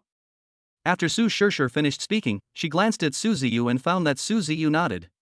Only then did Su Shihan and Su Shishir realize that they had misunderstood Su Ziyu. Su Shishir ran to Su Ziyu's side, shook Su Ziyu's hand and said coquettishly, "Dad, you won't blame me and my elder sister for misunderstanding you." Su Ziyu smiled faintly, "You are Dad's sweethearts, how can I blame you?" But Lin Shi still kept her head down. Even though Su Shiqi took a photo of Su Ziyu hugging her, what did that mean? After all, Hanin and her sisters have always envied other children for having their father's company since they were young. Maybe Hanin and her sisters wanted to make themselves happy, so they said that Su Ziyu had just looked at this photo. Seeing that her mother still didn't believe it, Su Shiqi snatched the phone from Su Ziyu's hand and held it in front of Lin Shi. "Mom, you can tell by looking at Dad's phone. There are no photos of other women on it, and there is no contact information of other women on Dad's phone at all." Ever since Su Shiqi secretly checked Su Ziyu's cell phone while he was sleeping last time, Su Shiqi knew that her father must care about her mother to do this. Otherwise, when Aunt Yaoyao called my dad's phone a few days ago, it still showed up, but now there are no other contacts except them and their sisters. Su Shiqi's bright eyebrows seemed to be able to speak at this moment. "Can't wait to explain to Lin Shi." Seeing Shishir being so sincere, Lin Shi glanced at Su Ziyu and found that Su Ziyu nodded to indicate that Lin Shi could check his phone at any time. Lin Shi still shook her head. She knew that everyone has their own privacy, including Su Ziyu. Although Lin Shi had never been in a relationship, she could see something different in Su Ziyu's eyes. Lin Shi felt that Su Ziyu had a little love for her. And the daughters also believe in Su Ziyu so much, so as a mother, Lin Shi also has to believe in Su Ziyu along with her daughters. Chapter 43, I will always be by your side. "Mom, look."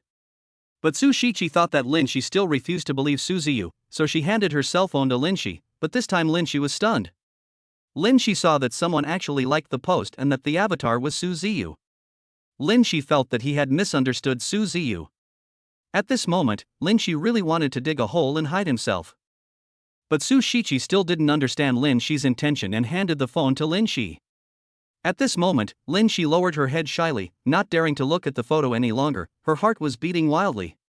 Su Shihan, who was standing by, understood her mother's intention and knew that her mother had believed her father, so she quickly came to her mother's rescue. "Chi-Chi, come on, let's help Mom clean up the room." "Oh well." At the moment, Su Shiqi was still a little unhappy. She could see that her mother had believed in her father a long time ago, but she had no choice but to do this in order to make her mother accept her father as soon as possible. Su Shishir originally wanted to hide away and be lazy, but how could Su Shirhan let Shishir disturb her father and mother's alone time? She quickly dragged Shishir into Su Ziyu's room and said, "Shishir, come and help too." Seeing Shirhan and her sister walking into his room, Su Ziyu was about to call his daughter. Even though he had physical contact with Lin Shi, it had been 18 years now. "Hanian. Husband." Lin Shi spoke cautiously. Su Ziyu, who had just stood up, suddenly exclaimed in shock, "Ah, what did you call me, wife?" While speaking, Su Ziyu grabbed Lin Shi's hand and asked tremblingly. Lin Shi was extremely shy at this moment.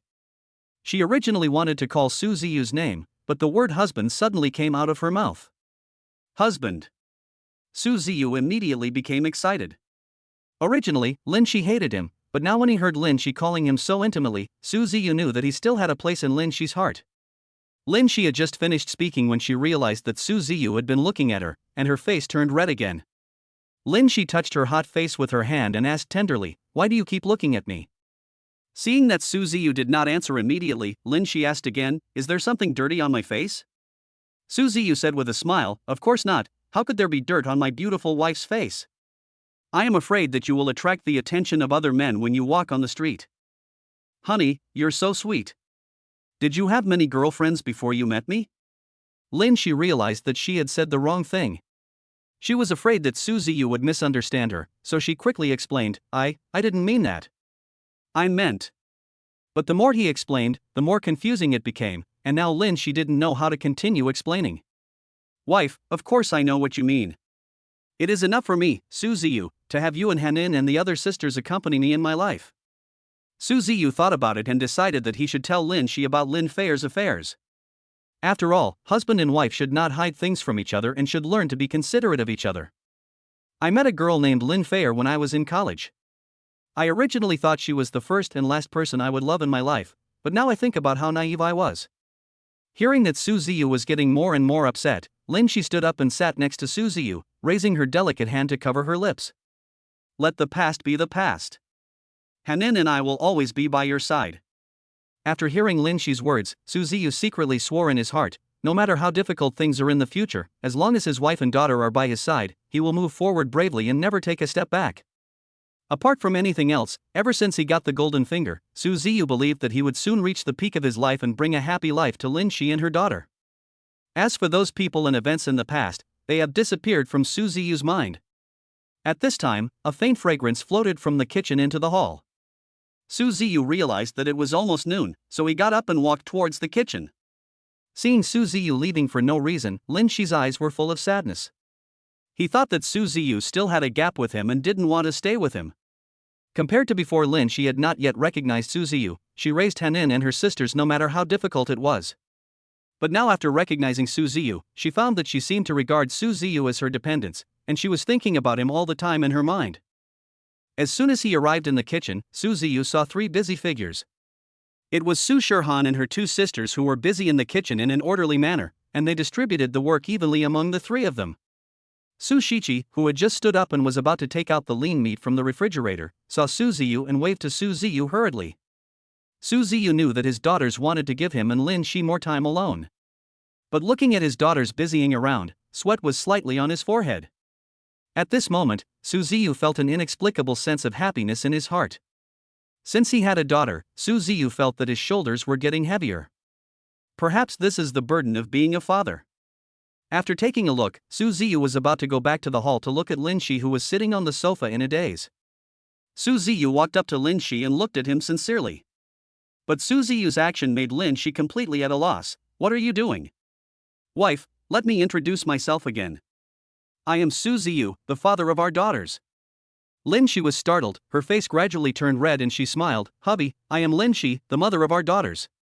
As soon as she finished speaking, she clasped her hands together and felt the warmth from Su Ziyu's hands. Lin Shi's face gradually became hot.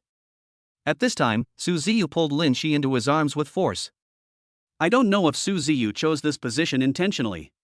The dazzling sunlight just happened to shine on Lin Shi's side face.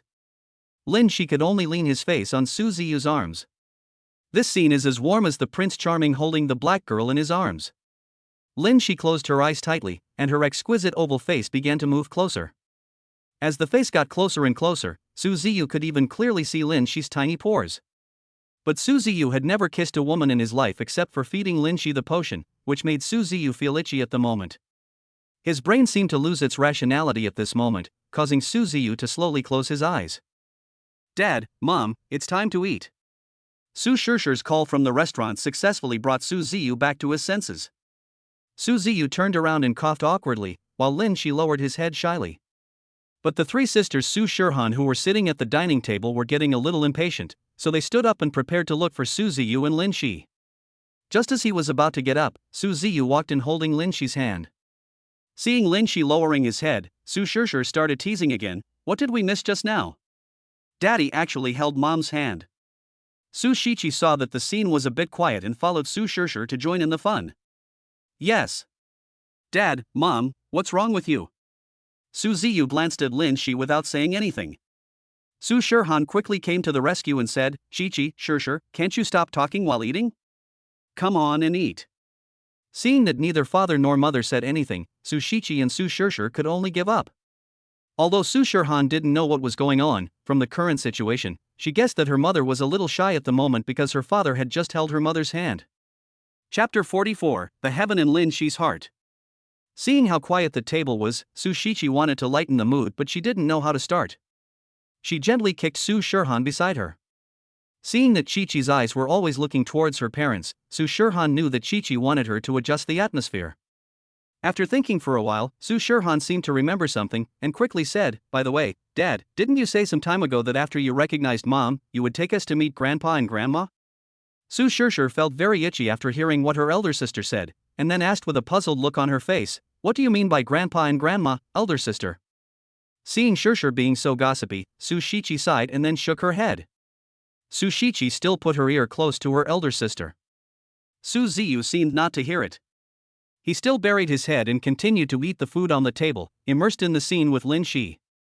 Although Lin Shi lowered his head, his ears were still perked up to listen to the gossip. Su Shishir didn't even bother eating at this moment.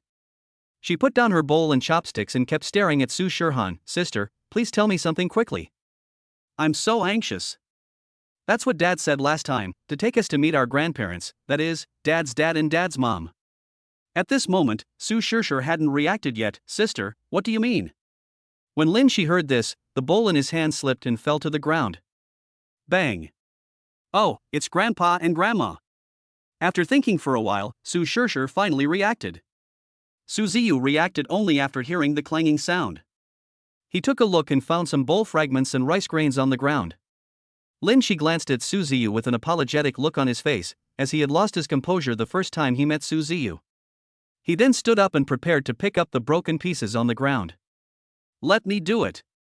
Su Ziyu was afraid that the fragments would scratch Lin Shi's hand, so he picked up Lin Shi and placed him where he had just sat. As soon as he finished cleaning up the debris on the ground, Su Ziyu came to Lin Shi and asked with concern. Honey, are you scratched by the debris? After hearing Su Ziyu's words, Lin Shi felt extremely warm in his heart for the first time, and then shook his head. Su Ziyu felt extremely guilty, thinking that Lin Shi closed his eyes just now because he wanted him to kiss him, but now he thought that it might be because of the light that made Lin Shi close his eyes. And it was this reason that made Lin Shi angry. Yes, I'm sorry. Lin Shi was a little shy at the moment. Although Su Shirhan didn't know what was going on, she knew she had to leave some time for her parents, so she tactfully took her sisters away. Lin Shi, I should be the one saying sorry. After hearing this, Lin Shi was stunned. He didn't know what Su Ziyu was talking about. Lin Shi raised his head and looked at Su Ziyu and asked, What are you talking about? Weren't you angry just now because I hugged you? Su Ziyu hurriedly explained. Lin Shi smiled bitterly and then rubbed his hands. Looking at Lin Shi like this, Su Ziyu seemed to see the neighbor girl Lin Shi 18 years ago. Although Su Ziyu was drunk at that time, he can still clearly recall that face. I just heard Hanan say that you were going to take us to meet our parents. Mom and Dad. Su Ziyu hadn't reacted yet, but Hanan hadn't told him that she was going to meet Lin Shi's parents. Suddenly, Su Ziyu remembered that his mother called some time ago and told him that he would take Hanan and others to meet his parents after they recognized Lin Shi. Could it be that Lin Shi was asking about his own parents? Su Ziyu quickly asked, Wife, are you talking about my parents? Lin Shi nodded slowly.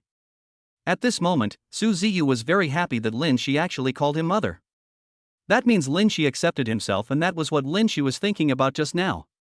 Lin Shi rubbed his hands, raised his head and smiled. Hubby, when will you take us to meet our parents? Su Ziyu was a little fascinated by Lin Shi, who was smiling so happily. Lin Shi looked at Su Ziyu, who ignored her, blinked her eyes and continued, Hubby, please say something. I'm so anxious. Su Ziyu reacted and knelt on one knee with a serious look on his face. Seeing that Lin Shi was a little nervous at the moment, Su Ziyu slowly said, My sister is getting married in more than a month, and my parents hope that I will go back then. I want to use this time to let the other daughters get to know each other, and then our family will go meet mom and dad. Oh well. After hearing what Su Ziyu said, Lin Shi could only give up. Originally, she wanted to just ask the other daughters to come over, but when she saw Su Ziyu's determined look, she completely gave up the idea. Su Ziyu smiled faintly, Hanin and her sisters must not have eaten enough, I'll go call them. Lin Shi finally reacted and took a look at the food on the table. It was basically untouched. The reason for that might be because of himself. I'll go. Lin Shi smiled bitterly and then prepared to get up. But Su Ziyu's long legs were faster than Lin Shi's, so he took the lead in calling Hanin and her sisters. Not long after, Su Ziyu pulled Su Shishir into the restaurant. Su Shishir was playing with the mobile phone in her hand, and her face was full of reluctance. Lin Shi knew that Shishir must be chasing June at this moment. Since she was a child, no one could do anything to Shishir as long as she was chasing a drama. Lin Shi noticed that although Shishir looked reluctant, he could see her dependence on Su Ziyu from her eyes.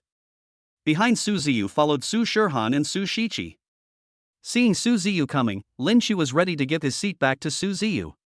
After all, in their hometown, they believed that the main position should be occupied by the pillar of the family, and ever since she met Su Ziyu has become the pillar in her mind. It seems that as long as Su Ziyu is there, even if the sky falls, Su Ziyu can still hold up the sky for them. But as soon as Su Ziyu saw Lin Shi getting ready to stand up, he quickly came behind Lin Shi, pushed her down and continued to sit in his seat.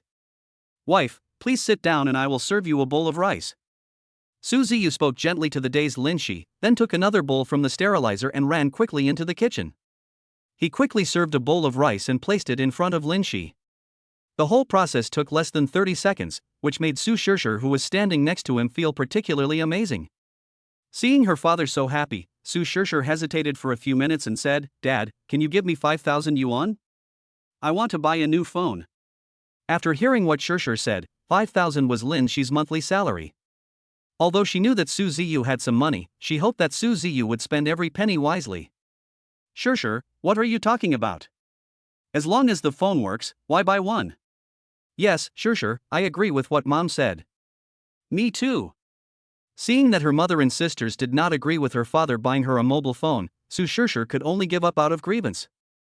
Ding dong, congratulations to the host for successfully activating the mission. Chapter 45, Cute Su Shichi. Task 1, reject your daughter's request and tell her that I agree with your mother and sisters. I will reward her with a 250 square meter luxury villa. Task 2, agree to your daughter's requests and tell them that I will pick all the stars in the sky for them if they want them. The reward is an Alpha Nanny car. Task 3, ignore it, and you will be rewarded 50 million in cash. Su Ziyu was stunned for a moment, not knowing how to make the choice. The rewards for both Task 1 and Task 2 were very generous. As soon as Task 3 appeared, Su Ziyu denied it. Su Ziyu looked up at Lin Shi and said, Wife, do you have a driver's license? Lin Shi felt puzzled and thought Su Ziyu was going to help her buy a car. She nodded and then shook her head. Dad, Mom has a driver's license. Looking at Su Ziyu, who was puzzled, Su Shichi spoke first. Su Shichi felt that her father's decision was a wise one. After all, her mother couldn't be like other people working here, without a car of her own and having to squeeze into the subway to go to work. Su Shichi was standing in front of her father at this moment, ready to ask her mother for more arrangements. By the way, Mom, what are your plans for the future? Su Shichi asked in a baby voice at this moment. After hearing what Shichi said, Lin Shi smiled and said honestly, what else can I do? Of course I will find a job. Why don't you let Mommy ask Daddy to help you find a job? Daddy knows a lot of people. Forget it. Lin Shi glanced at Su Ziyu, shook his head and said. After hearing this, Su Shirhan and Su Shishir were speechless. Su Shirsher said without thinking, "Third sister, do you want mom to be a waitress?" Waiter. Shirsher, you misunderstood me. Su Shichi waved her hand and explained. Only then did she remember that when she went to Kaigwang Hotel with her father that day, her eldest sister and sixth sister did not go with them, and they did not know about the Lu group. Shirsher, I'm talking about Lu's. Before Su Shirsher could finish her words, Su Ziyu stepped forward and covered Shirsher's lips with his hands. After understanding Su Ziyu's meaning, Su Shichi didn't say anything more. Although Su Shichi didn't know why Su Ziyu didn't let her speak, she knew that everything Su Ziyu did was for their own good. Third sister, please tell me. What Lu family? But Su Shichi glanced at Shirsher and then looked away from her. Seeing Su Shichi like this, Su Shirhan guessed that Shichi and her father were hiding something from them. But Su Ziyu's next words made Su Shirsher, who was originally feeling aggrieved, ecstatic. Shirsher, if you want any stars in the sky, Daddy will pick them for you. Not to mention asking Dad to buy each of you a cell phone. Yeah, Dad is so good to me. Su Shirsher stood up and ran behind Su Ziyu and hugged Su Ziyu's broad shoulders. We'll go out as a family later and I'll buy each of you a cell phone. Wife, you come too. Lin Shi was startled and raised his right hand to point at his face. Wife, I guess you haven't changed your phone for a long time because you've been frugal with Hanin and her sisters.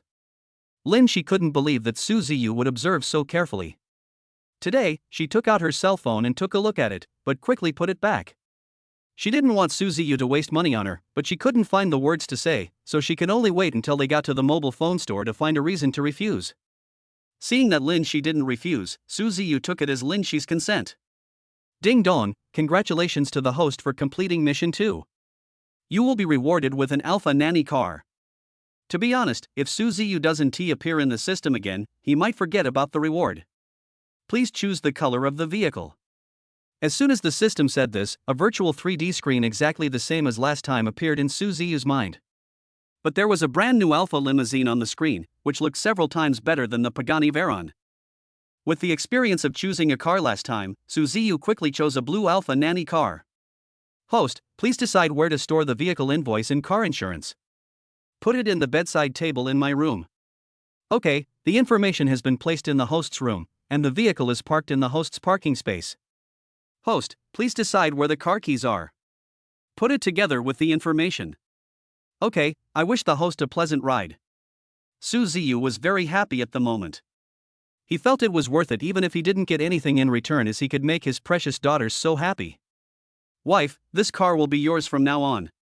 Su Ziyu's voice was filled with joy, and he then handed the keys of the Pagani Weilong to Lin Shi. Lin Shi was a little overwhelmed at the moment. What about you? You don't have to drive yourself in the future? I bought a car some time ago, so you don't have to worry about it. But Lin Shi hesitated for a moment and still didn't take the key. Seeing Lin Shi like this, Su Ziyu didn't know what to say. He ran into the room, and a few minutes later, Su Ziyu reappeared in front of Lin Shi and her mother and daughter with some information in his hand. Su Shichi didn't pay attention and thought that Su Ziyu had the contract for buying Pagani Weilong last time. After all, she was with her father all the time during this period. Dad, is that the contract you had with Pagani Weilong last time? Su Ziyu was speechless after hearing what Su Shichi said. Why didn't anyone believe him? Honey, look. Su Ziyu was too lazy to explain and directly handed the car insurance, invoice and other information to Lin Shi. Seeing her mother so hesitant, Su Shichi took it and took a look, and was surprised to find that the purchase date recorded on it was today. Dad, when did you buy this? Seeing Su Shichi so excited, Su Shirhan and Su Shirsher hurried over to take a look. Their expressions were even more excited than Su Shichi, as if their jaws dropped. Su Ziyu couldn't tell his daughters and Lin Shi that he had a system, and that everything he had obtained during this period was given by the system, otherwise they would think he was a fool. After thinking for a while, Su Ziyu could only tell a white lie. Actually, on the day Lin Shi came to Huizhong, I took advantage of Chi-Chi's sleep to go out and buy a car. Su Shichi nodded. Dad, why is the date displayed on it today? Su Ziyu felt extremely helpless. He originally thought he could get away with it, but he didn't expect Chi-Chi to create another problem for him. Well, there happened to be no cars in the 4S store that day, so I waited for the staff of the 4S store to deliver it just now. Oh, so that's how it is. Su Shichi nodded. Su Ziyu then realized that he had finally fooled the enemy and could finally rest assured. After waiting for a while, Lin, she said, "Can you return the car?" "Mom, just listen to Dad and accept it. You definitely don't want to waste time squeezing into the subway when you go to work in the future." Su Shishir knew that her mother definitely didn't want her father to spend money indiscriminately, but she knew that this money was just a drop in the bucket for Su Ziyu. Seeing that Shishir was so determined to persuade her, Lin she could only accept it and wait until later. Chapter 46, The Little and Smart Su Shishir. "Have you finished eating?" Su Ziyu stood up and spoke gently. "But Daddy's table and the kitchen haven't been cleaned up yet." Su Shirhan glanced at the mess on the dining table, which looked like a war had taken place, and said with a worried look on her face, "Forget it, just take the girls with you, I'll take care of these." Lin she thought for a while as if he had made an important decision. Su Ziyu was extremely worried at the moment. He thought that the family must find a nanny in the future so that he could spend more time with Lin Shi and his daughters. "Okay, then let's pack up together and then go to the cell phone store."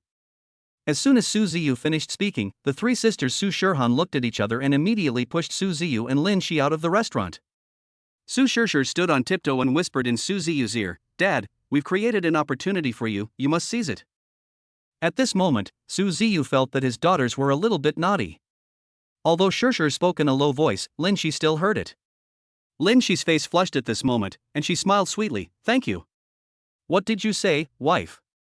Su Ziyu raised his hand, touched Lin Shi's face and smiled faintly. "Huh, you heard it and still ask." At this moment, Su Ziyu could hear from Lin Shi's words that Lin Shi was being a little bit coquettish. A few minutes later, Su Shirhan's voice was heard in the hall. "Dad, pack up and let's go." "Yeah. Let's go." As soon as Su Ziyu finished speaking, Su Shishir pulled Su Ziyu aside. Su Ziyu was confused by Shishir's action. At this moment, Su Ziyu looked at Shishir's bright eyes as if they could speak and were asking for praise from Su Ziyu.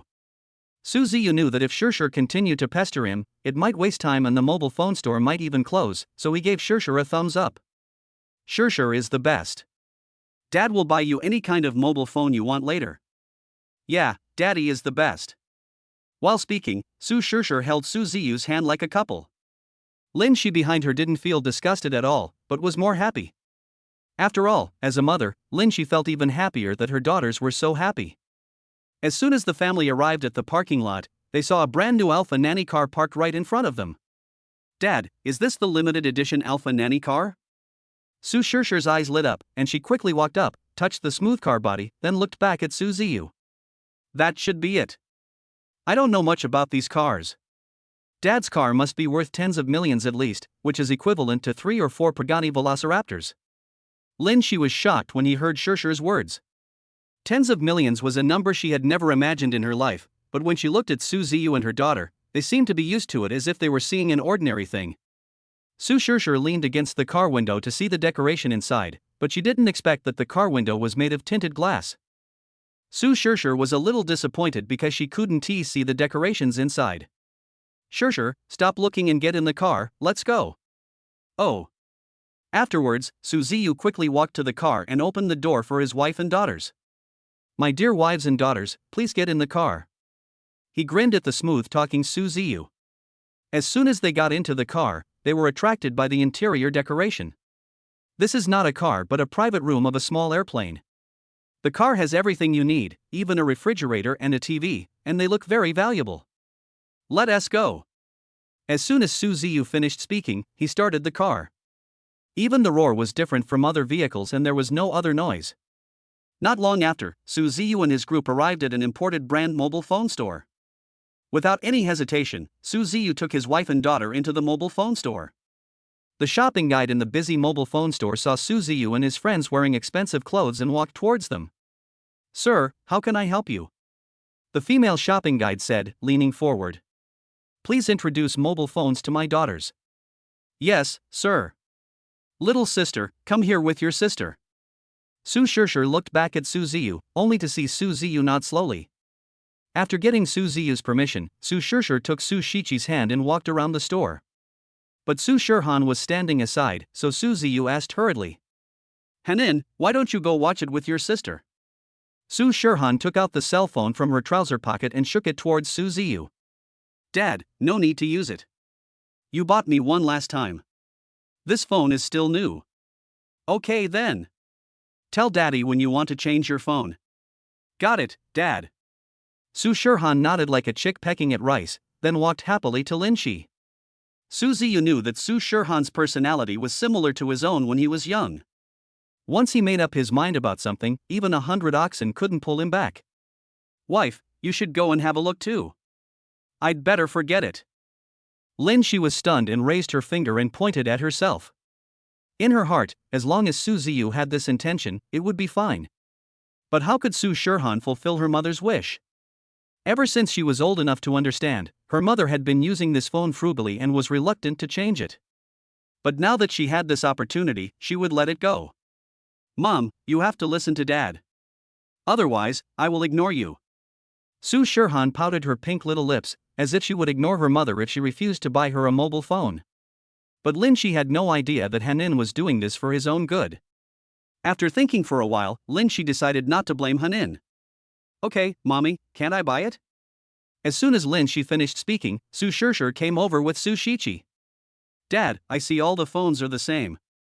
Can you help me and my third sister choose one? Su Ziyu nodded, touched the two little girls' faces lovingly, and said with a smile.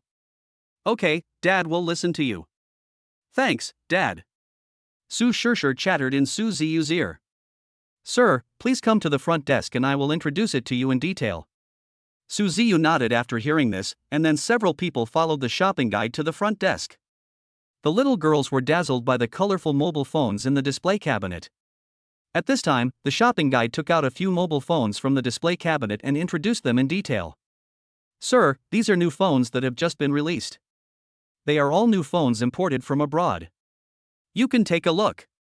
I recommend you to buy these models, although you may have some concerns because they are newly launched, fearing that there is no guarantee. Our store brings a lot of convenience to buyers. For example, if the body of the device is damaged without reason within 1 year, we support unconditional refunds. Sir, you can give it a try. The shopping guide turned on a mobile phone on the display cabinet and handed it to Su Ziyu. Dad, let me try. Su Shirshir pulled Su Ziyu's clothes and said curiously.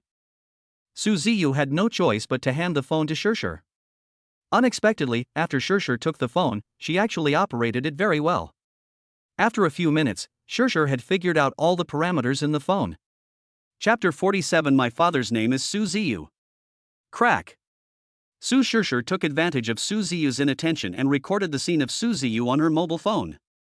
Dad, I want this phone. Shichi, what about you? Su Ziyu knew that Lin Shi would not tell the truth if he asked her, so he might as well buy the same phone as his daughters.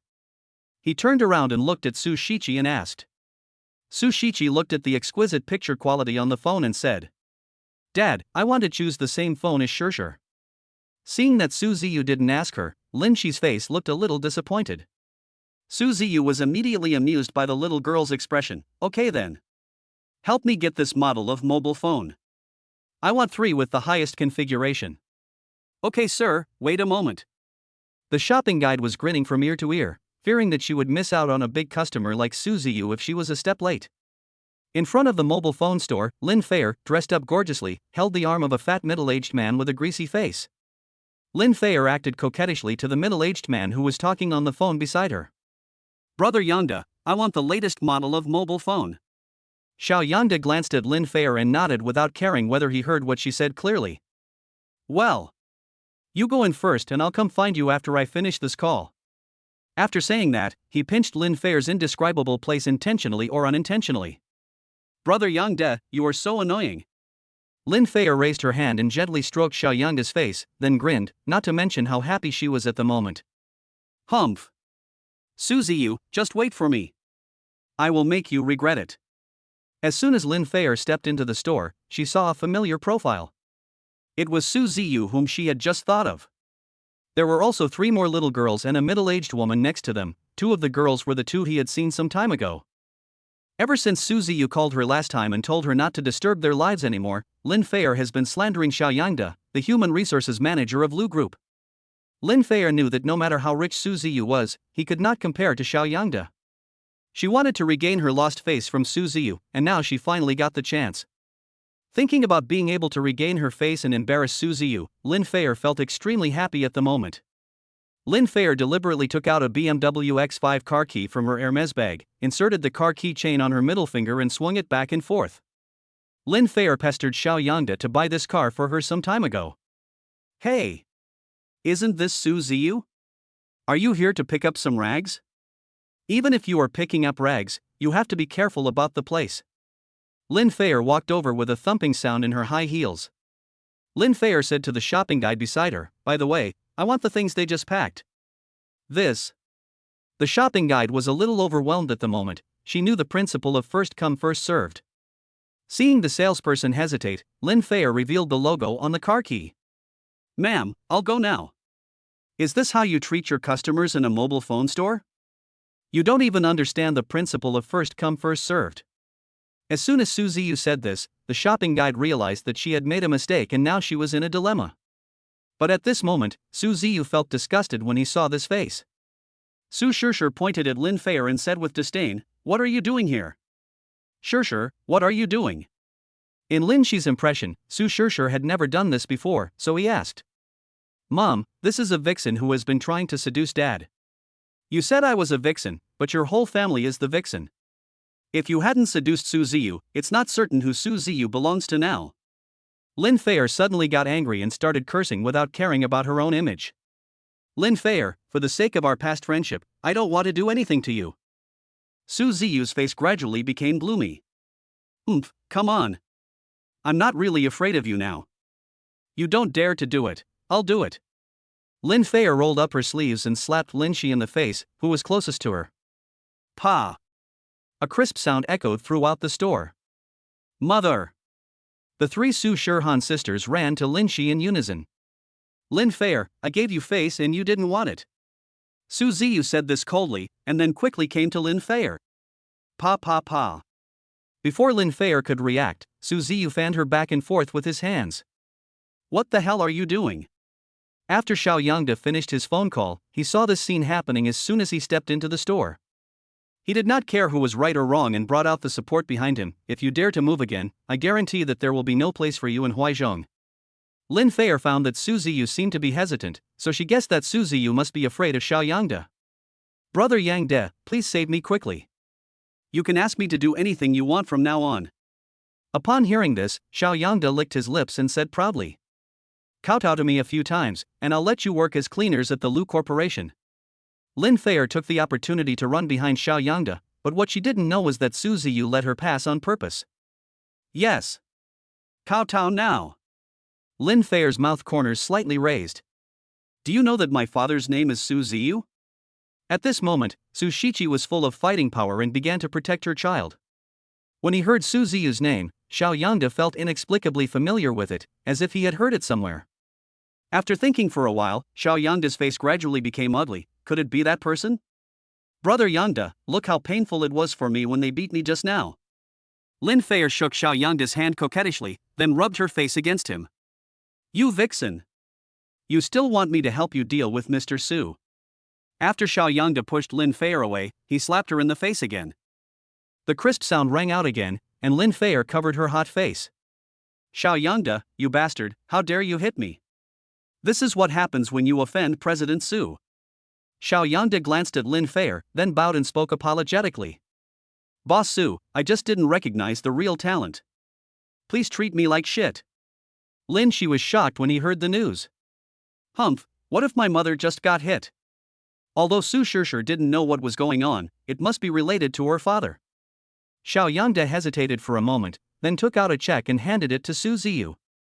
"Boss Su, this is a check for 1 million. Please accept it." Su Ziyu took out his cell phone without even looking at it, edited a text message and sent it to He Weidong. Ding ding. Xiao Yangde took a look at the text message on his mobile phone and was stunned. He knew that he was finished and it was all Lin Feer's fault. He didn't want to beg Su Ziyu for forgiveness at the moment, so he turned around, grabbed Lin Feer's hair and walked towards the door. No matter how Lin Feer screamed, Xiao Yangde ignored her. The shopping guide watched Xiao Yangde leave and hurriedly ran to the back to wrap up the phone. Su Ziyu looked at Lin Shi's slightly red face and asked with concern, "Wife, does your face still hurt?" Su Ziyu felt relieved when Lin Shi shook his head. Seeing what was happening in front of her, Lin she felt like she didn't know where she was, so she said in a soft voice, "Honey, what's going on?" "Wife, remember the last time I told you that I have a company? You're not going to say that the Lu Group is yours?" Su Ziyu just nodded. Chapter 48, Wife, your birthday is tomorrow? Lin she rolled her eyes when she saw Su Ziyu nodded. She knew that Su Ziyu said that just to make her happy. After all, although the Lu Group is not large in scale, she learned a week before she was about to come to Huaizhong that the Lu Group is the dominant network company in Huaizhong. Although she had forgotten the founder of the Lu Group, who was able to achieve so much in a field, how could their boss be an unknown person? Lin she knew that even if he continued to ask, the answer would be his own, so he might as well not ask. Anyway, you will know all this sooner or later. Not long after, the shopping guide came to Su Ziyu and his friends again and handed 3 exquisite packaging bags to Su Ziyu. After Su Ziyu took it, he paid the money and walked out of the mobile phone store with Lin Shi and his daughters. As soon as she got in the car, Su Shichi asked, "Dad, why did you only buy 3 mobile phones?" "Chichi, my dad bought it for me last time, but I didn't use it," Su Shirhan quickly explained. "And this one was bought by Dad for Mom." After Su Shirhan finished speaking, she handed the bag containing the mobile phone to Lin Shi. After hearing this, Su Shichi remembered that it was no wonder that her elder sister's cell phone was so new. It turned out that her father had bought a new cell phone for her a long time ago. Lin Shi was shocked when he saw the packaging bag on his thigh. "Just accept it, Mom.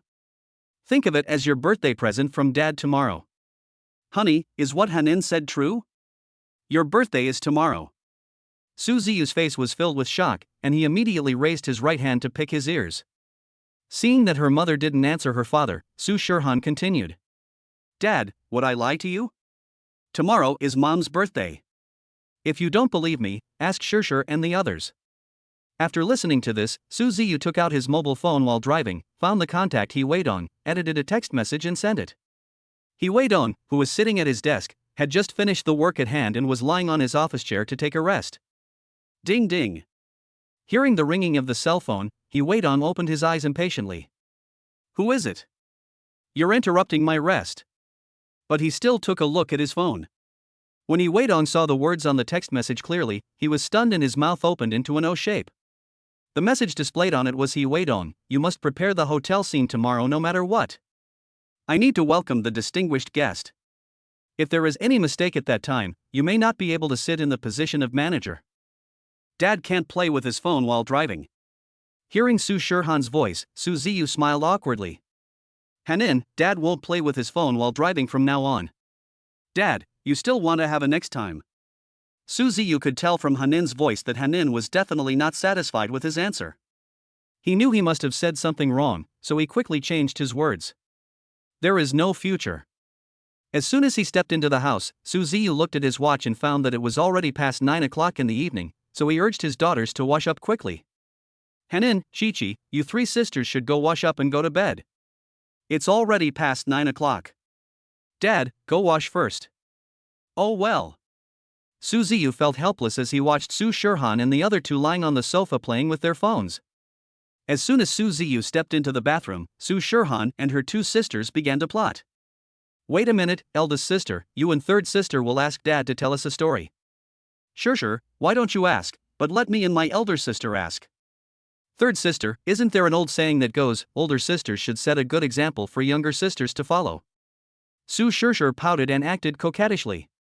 Su Shichi waved her hand. "No, Shirshir, it's useless for you to act like a spoiled brat." "Shichi, what are you talking about?" Lin Shi had just finished taking a shower and came out of the bathroom when he heard the 3 little girls playing, so he walked over and asked. "It's okay, Mom. You must not have had enough rest these 2 days, go and rest early." Lin Shi could tell that the little girl was definitely trying to trick her into taking a rest, but she was really very sleepy. After yawning, he told Hanin and her 2 sisters to go to bed early, then walked towards the room. Watching Lin Shi walk into the room, Su Shirshir spoke again. "Sister, why don't you say it? Shirshir, aren't you usually quite smart? Why are you a little cowardly now?" Su Shirhan teased Su Shirshir. Su Shirshir glanced at Su Shirhan and the other one, then patted her chest and said proudly. As soon as Su Ziyu walked out of the bathroom, he heard a noise coming from the hall. Then he walked over and Su Ziyu smiled faintly. "Who said I was a coward? I'll just say what I want to say. I'm not afraid of you. Sure, if you say anything cowardly again, can you let Daddy listen too?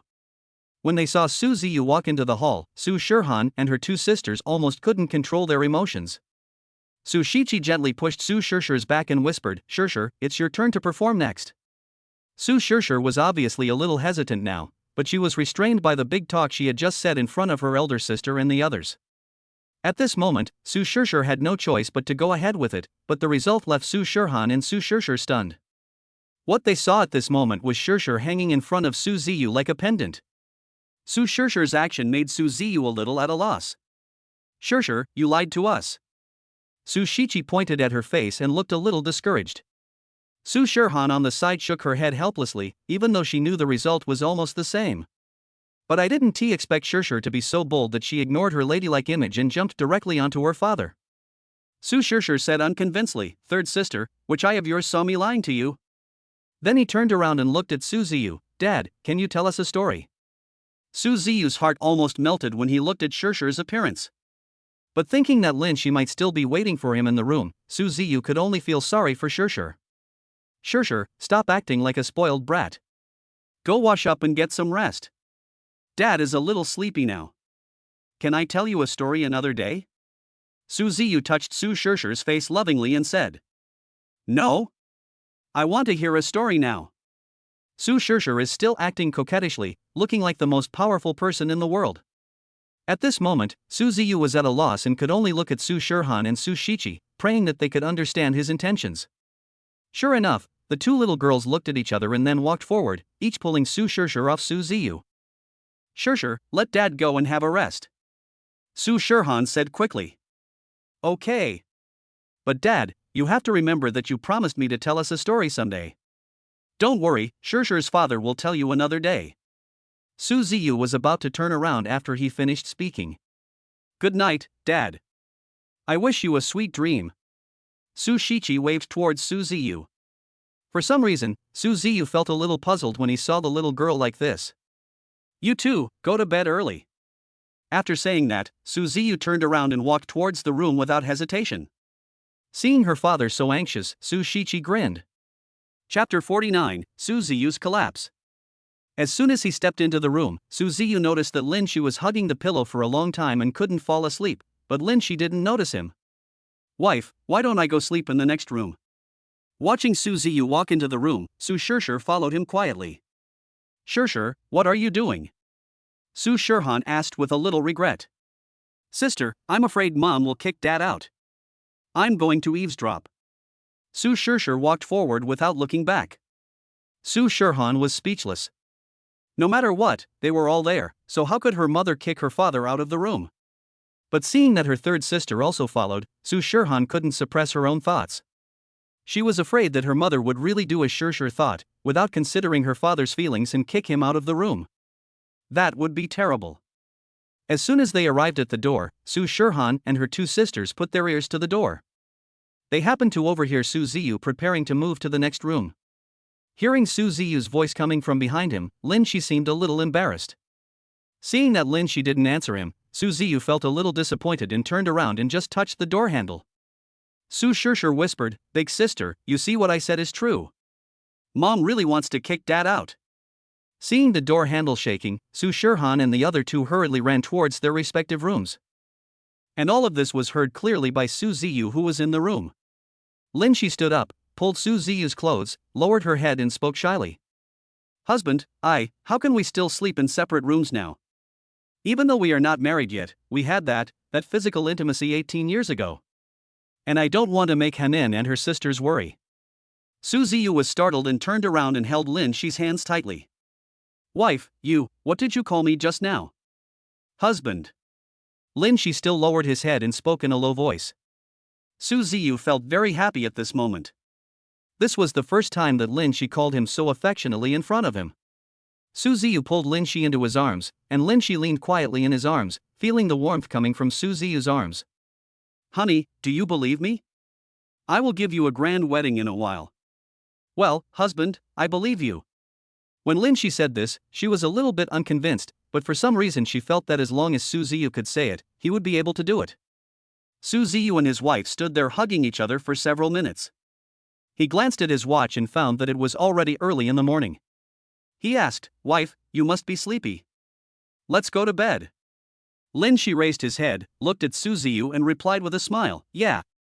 Su Ziyu raised his hand and swore, "Don't worry, honey, I won't touch you if you don't let me." After saying that, Su Ziyu drew a line on the bed. "What are you doing?" Lin Shi asked doubtfully. "Honey, I sleep on the right and you sleep on the left." Lin Shi took a closer look and found that the left side of the bed was obviously smaller than the right side. Just as he was about to remove the thread, he saw Su Ziyu's determined gaze, so Lin Shi had to give up. The two of them were lying quietly on the bed and it was obvious that they were very young and immature. The two of them seemed a little stiff lying on the bed. Su Ziyu closed his eyes and felt extremely itchy in his heart.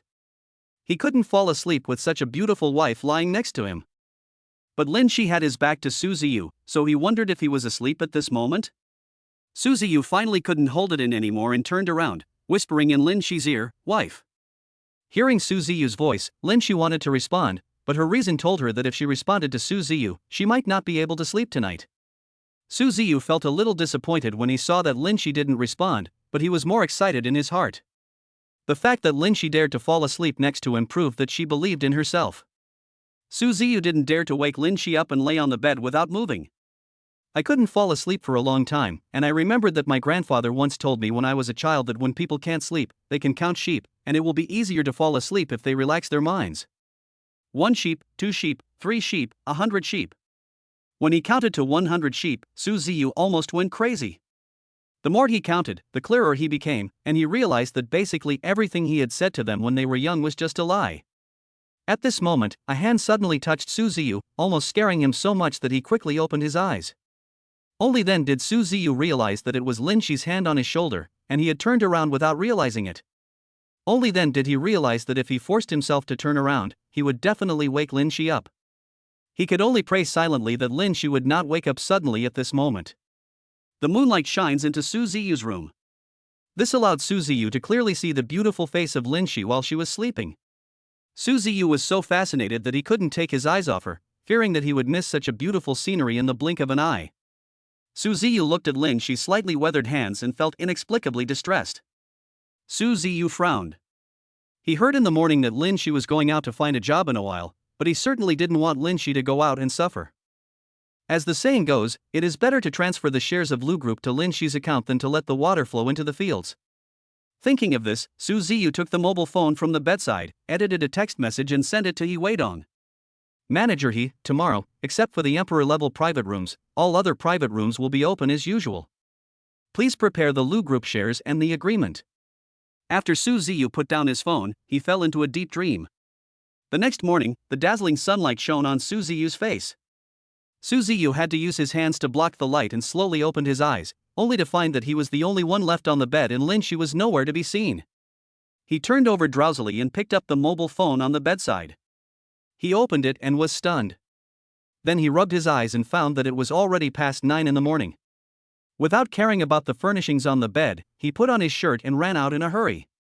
Just as Su Ziyu arrived not far away in the hall, he heard Su Shishir's voice. "Hey, Dad. Inexplicably, you woke up just as I asked you to call me." Su Shishir realized that something was wrong at this moment. Last night, the three sisters clearly heard their father preparing to go to the next room to sleep, but what she saw just now was that her father walked out of his room. "Could it be that I heard it wrong last night?" Su Shishir shook her head. She was very gossipy at the moment, but she didn't dare to say it out loud for fear that once she said it, Su Ziyu would know that they were hiding at the door and eavesdropping on their conversation last night. When Su Shishir saw Su Ziyu's face clearly, she held her stomach and laughed on the ground. "Dad, what happened last night? Why do you look like a panda?" "Panda? Shishir, what are you talking about? Where are the pandas?" Su Ziyu was stunned and asked. Su Shishir held back her smile, stood up, took out her cell phone and turned on the camera. Crack. She handed the phone to Su Ziyu. Chapter 50. Staying in this time. Su Ziyu was suddenly shocked when he saw the photo on his daughter's phone.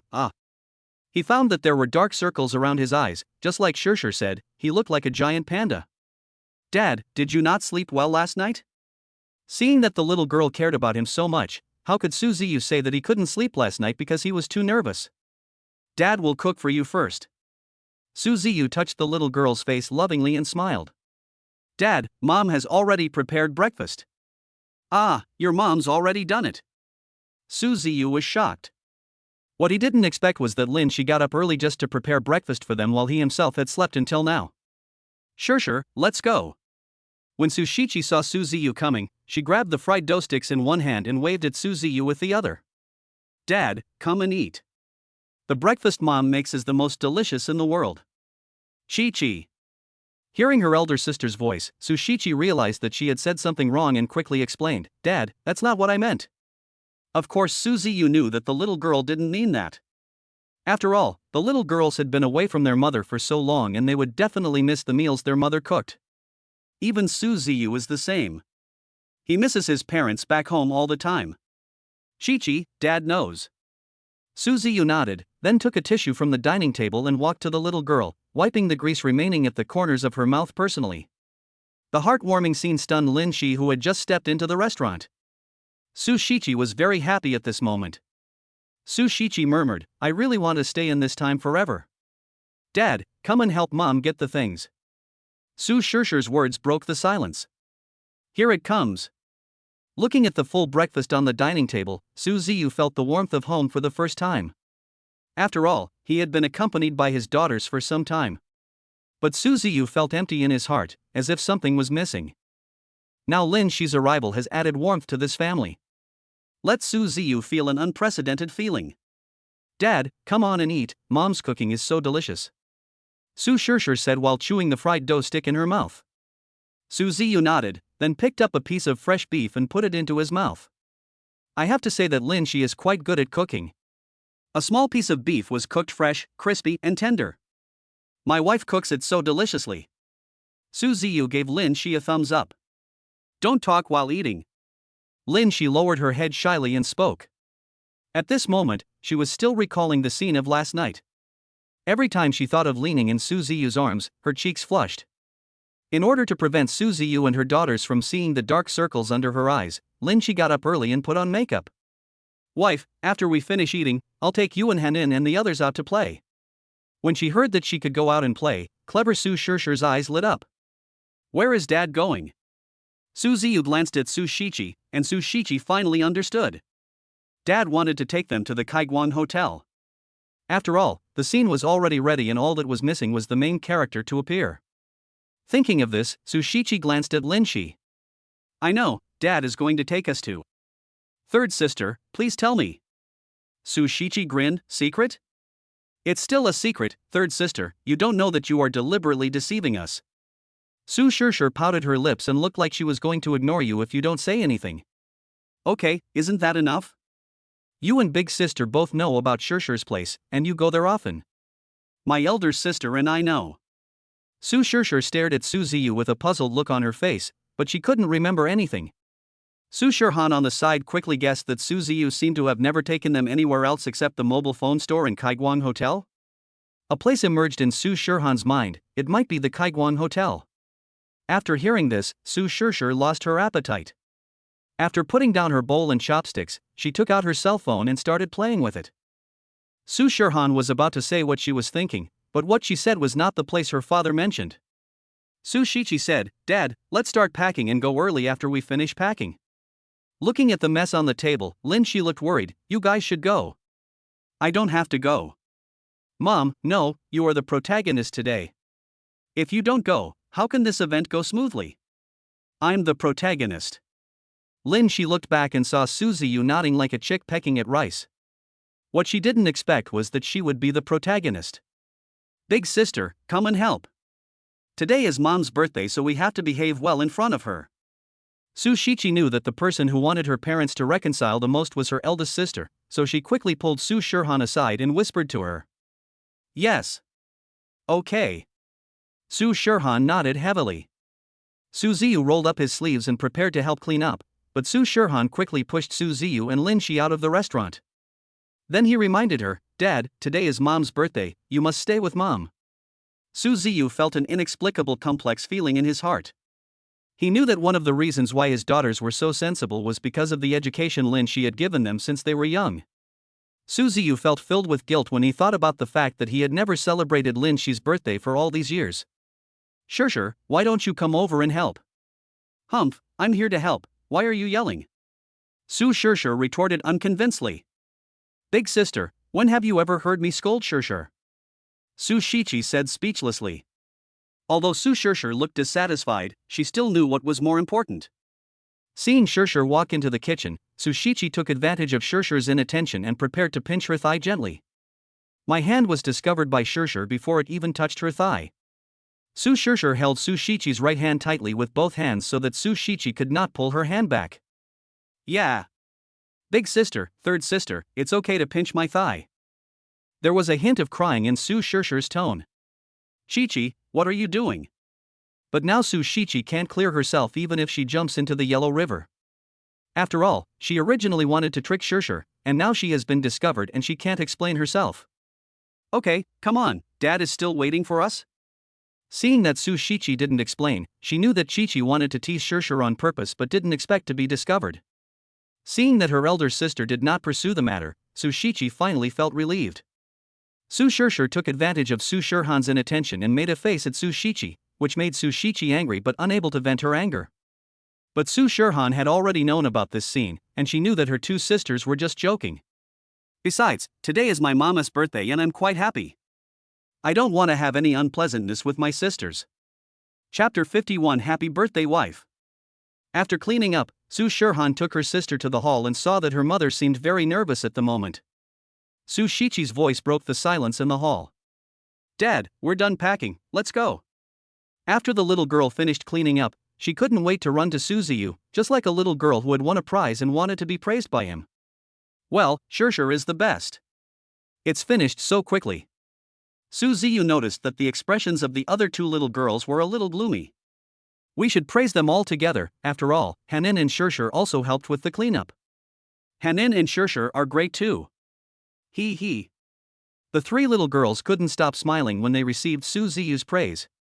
Su Ziyu and his family walked to the parking lot talking and laughing, and drove towards the Kaiguang Hotel. Dad, aren't we on the way to Kaiguang Hotel?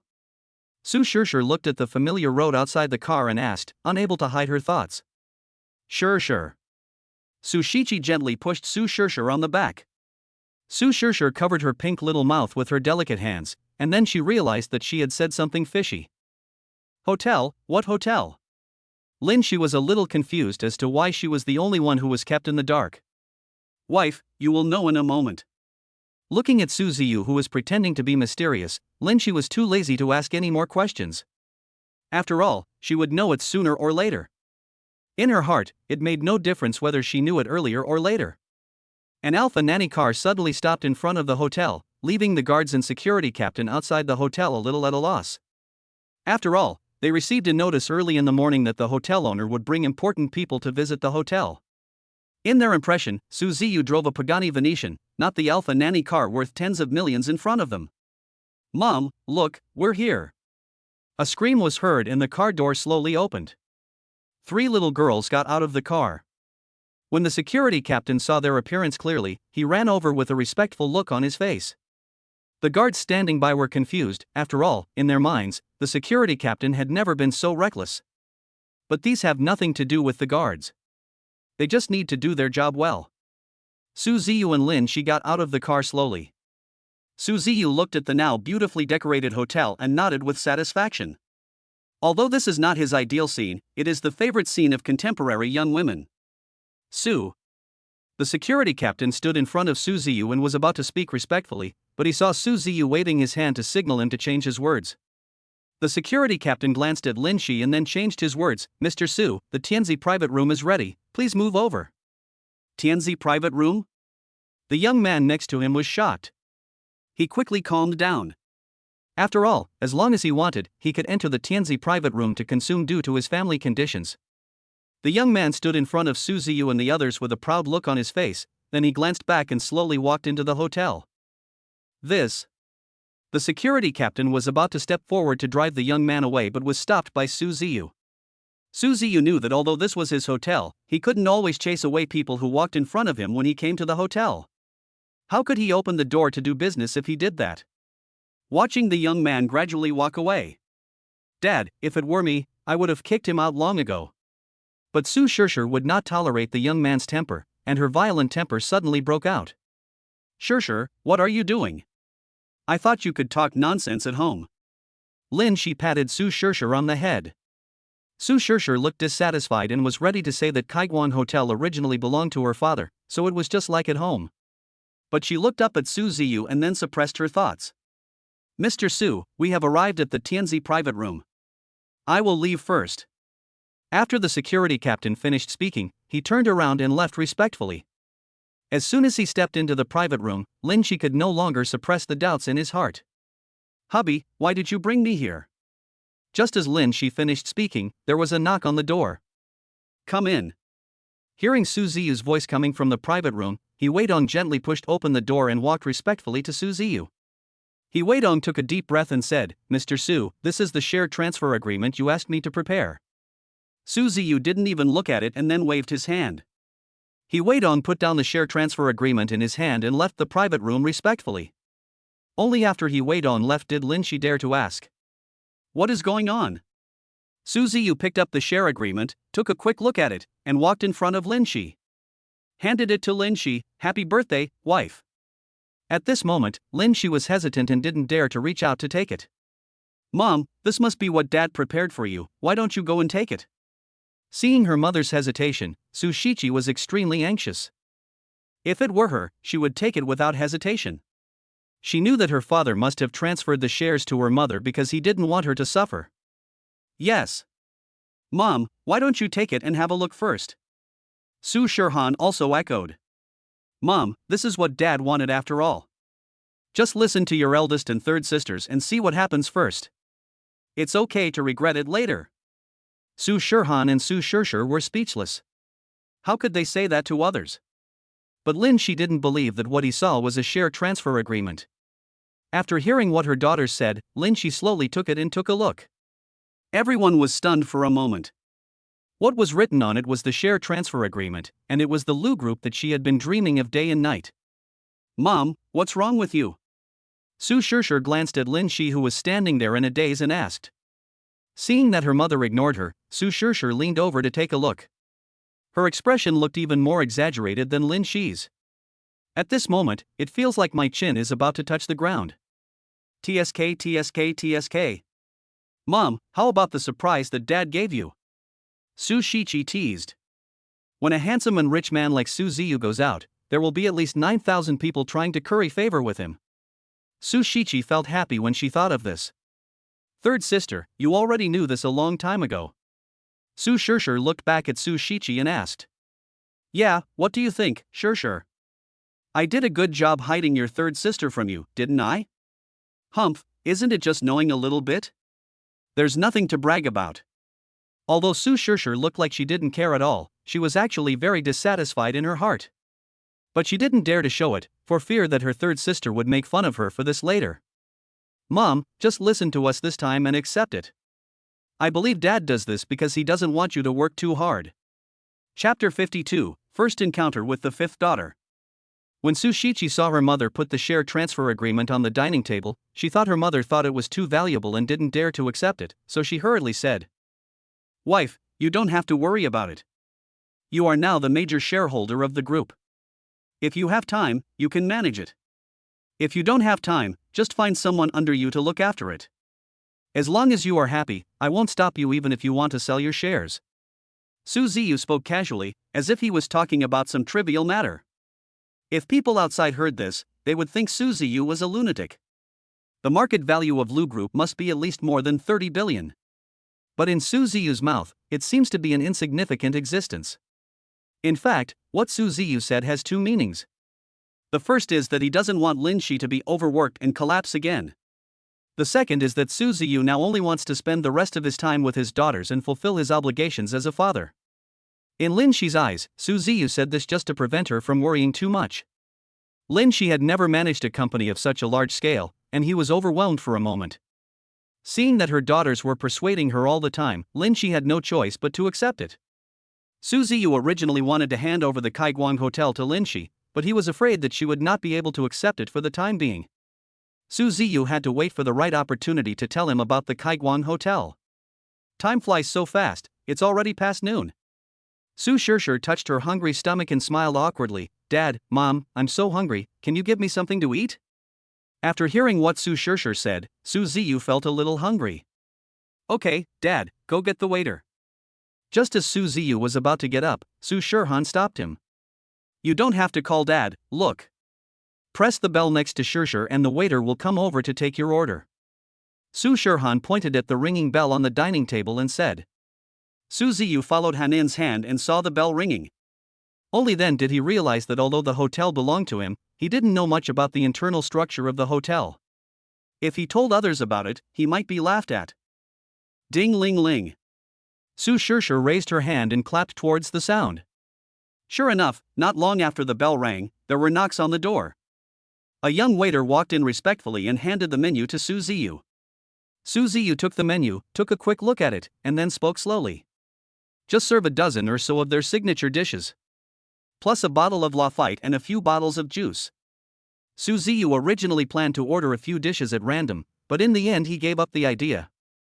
After all, today is Lin Shi's birthday, and it is also the first time he celebrates his wife's birthday, so he cannot lose face in any way.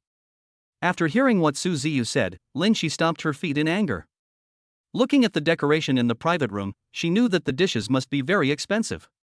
What should she do if she can't pay the bill later? Watching the waiter leave, Lin Shi mustered up his courage and said, Why did you order so much? It will be such a waste. You thought you could order whatever you want at home. Mom, don't worry. We don't have to pay the bill after we finish eating. After all, the hotel belongs to Dad. Lin Shi felt very helpless after hearing this. What she didn't expect was that Shishir learned to lie to her after going to school. But looking at the little girl's eyes, Lin Shi's reason told her that what Shishir said seemed to be true.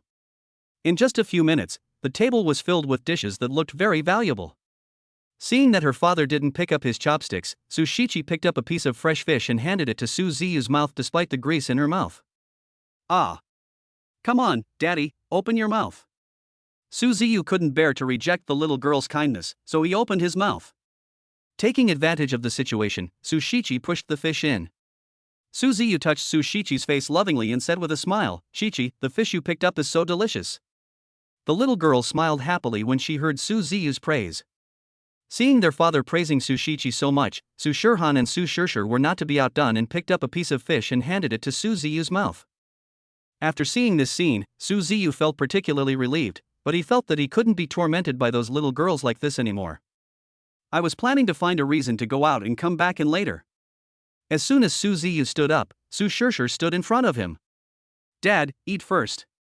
Su Ziyu knew that he couldn't do anything to the little girl, so he could only open his mouth and eat the fish that the little girl handed to him. Shishir, the fish you picked up is so delicious. When Su Shishir received Su Ziyu's praise, she sat back in her seat with a satisfied look on her face. Su Ziyu knew that if he continued to stay here, he might be fed by the little girls, so he might as well go out for a walk. I'm going to the bathroom first. Dad, go early and come back early.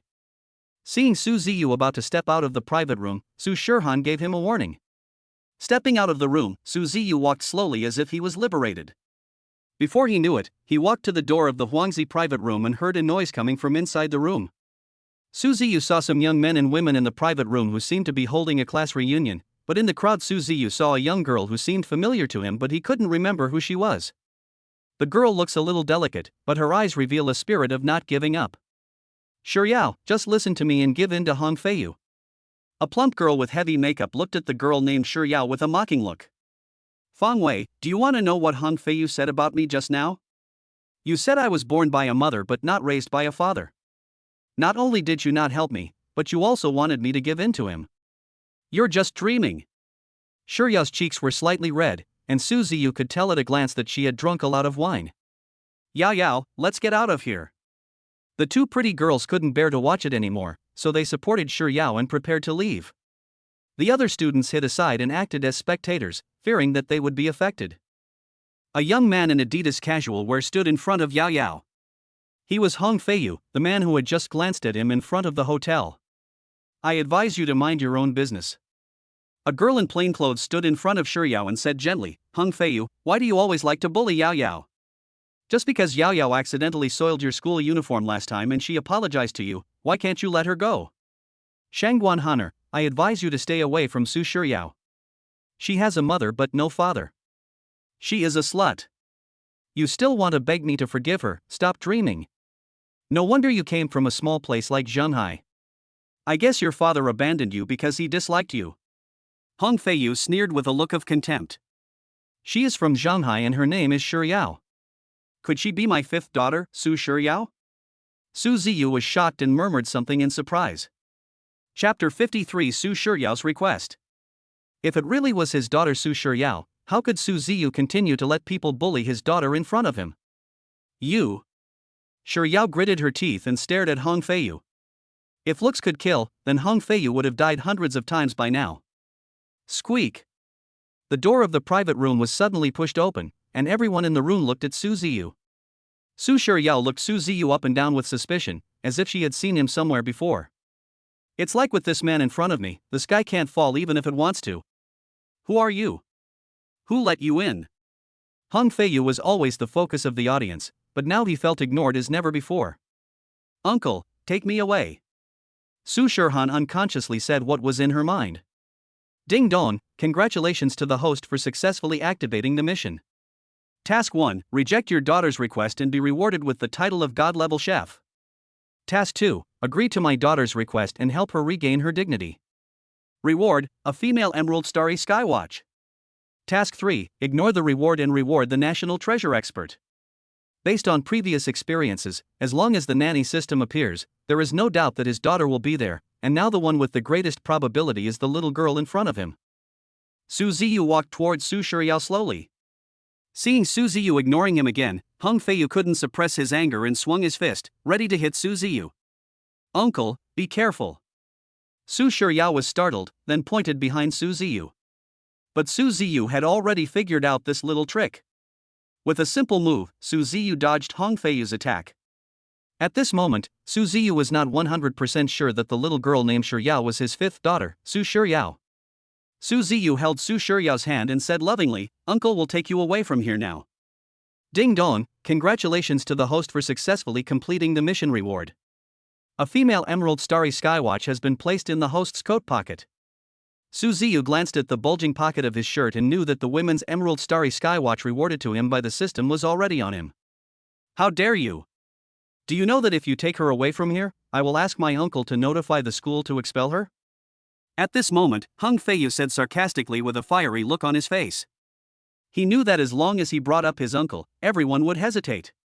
Su Ziyu's face darkened. Oh. Then what should we do? Hong Feiyu thought Su Ziyu was a country bumpkin who didn't know who his uncle was. Don't be scared when I tell you. My uncle is Xiao Yangda, the human resources manager of Lu's Group. Are you scared now? Hong Feiyu looked proud when he said this name. Su Ziyu smiled faintly, then I'll wait here until your uncle comes. Hong Feiyu looked confused. It was a little different from what he had imagined. Hong Feiyu muttered in his heart, could it be that he is pretending to be calm but is actually very nervous? That must be the case. Ding ling ling. Su Ziyu's cell phone suddenly rang, breaking the current atmosphere. Looking at the unfamiliar incoming call, Su Ziyu hesitated for a moment and then slowly answered it.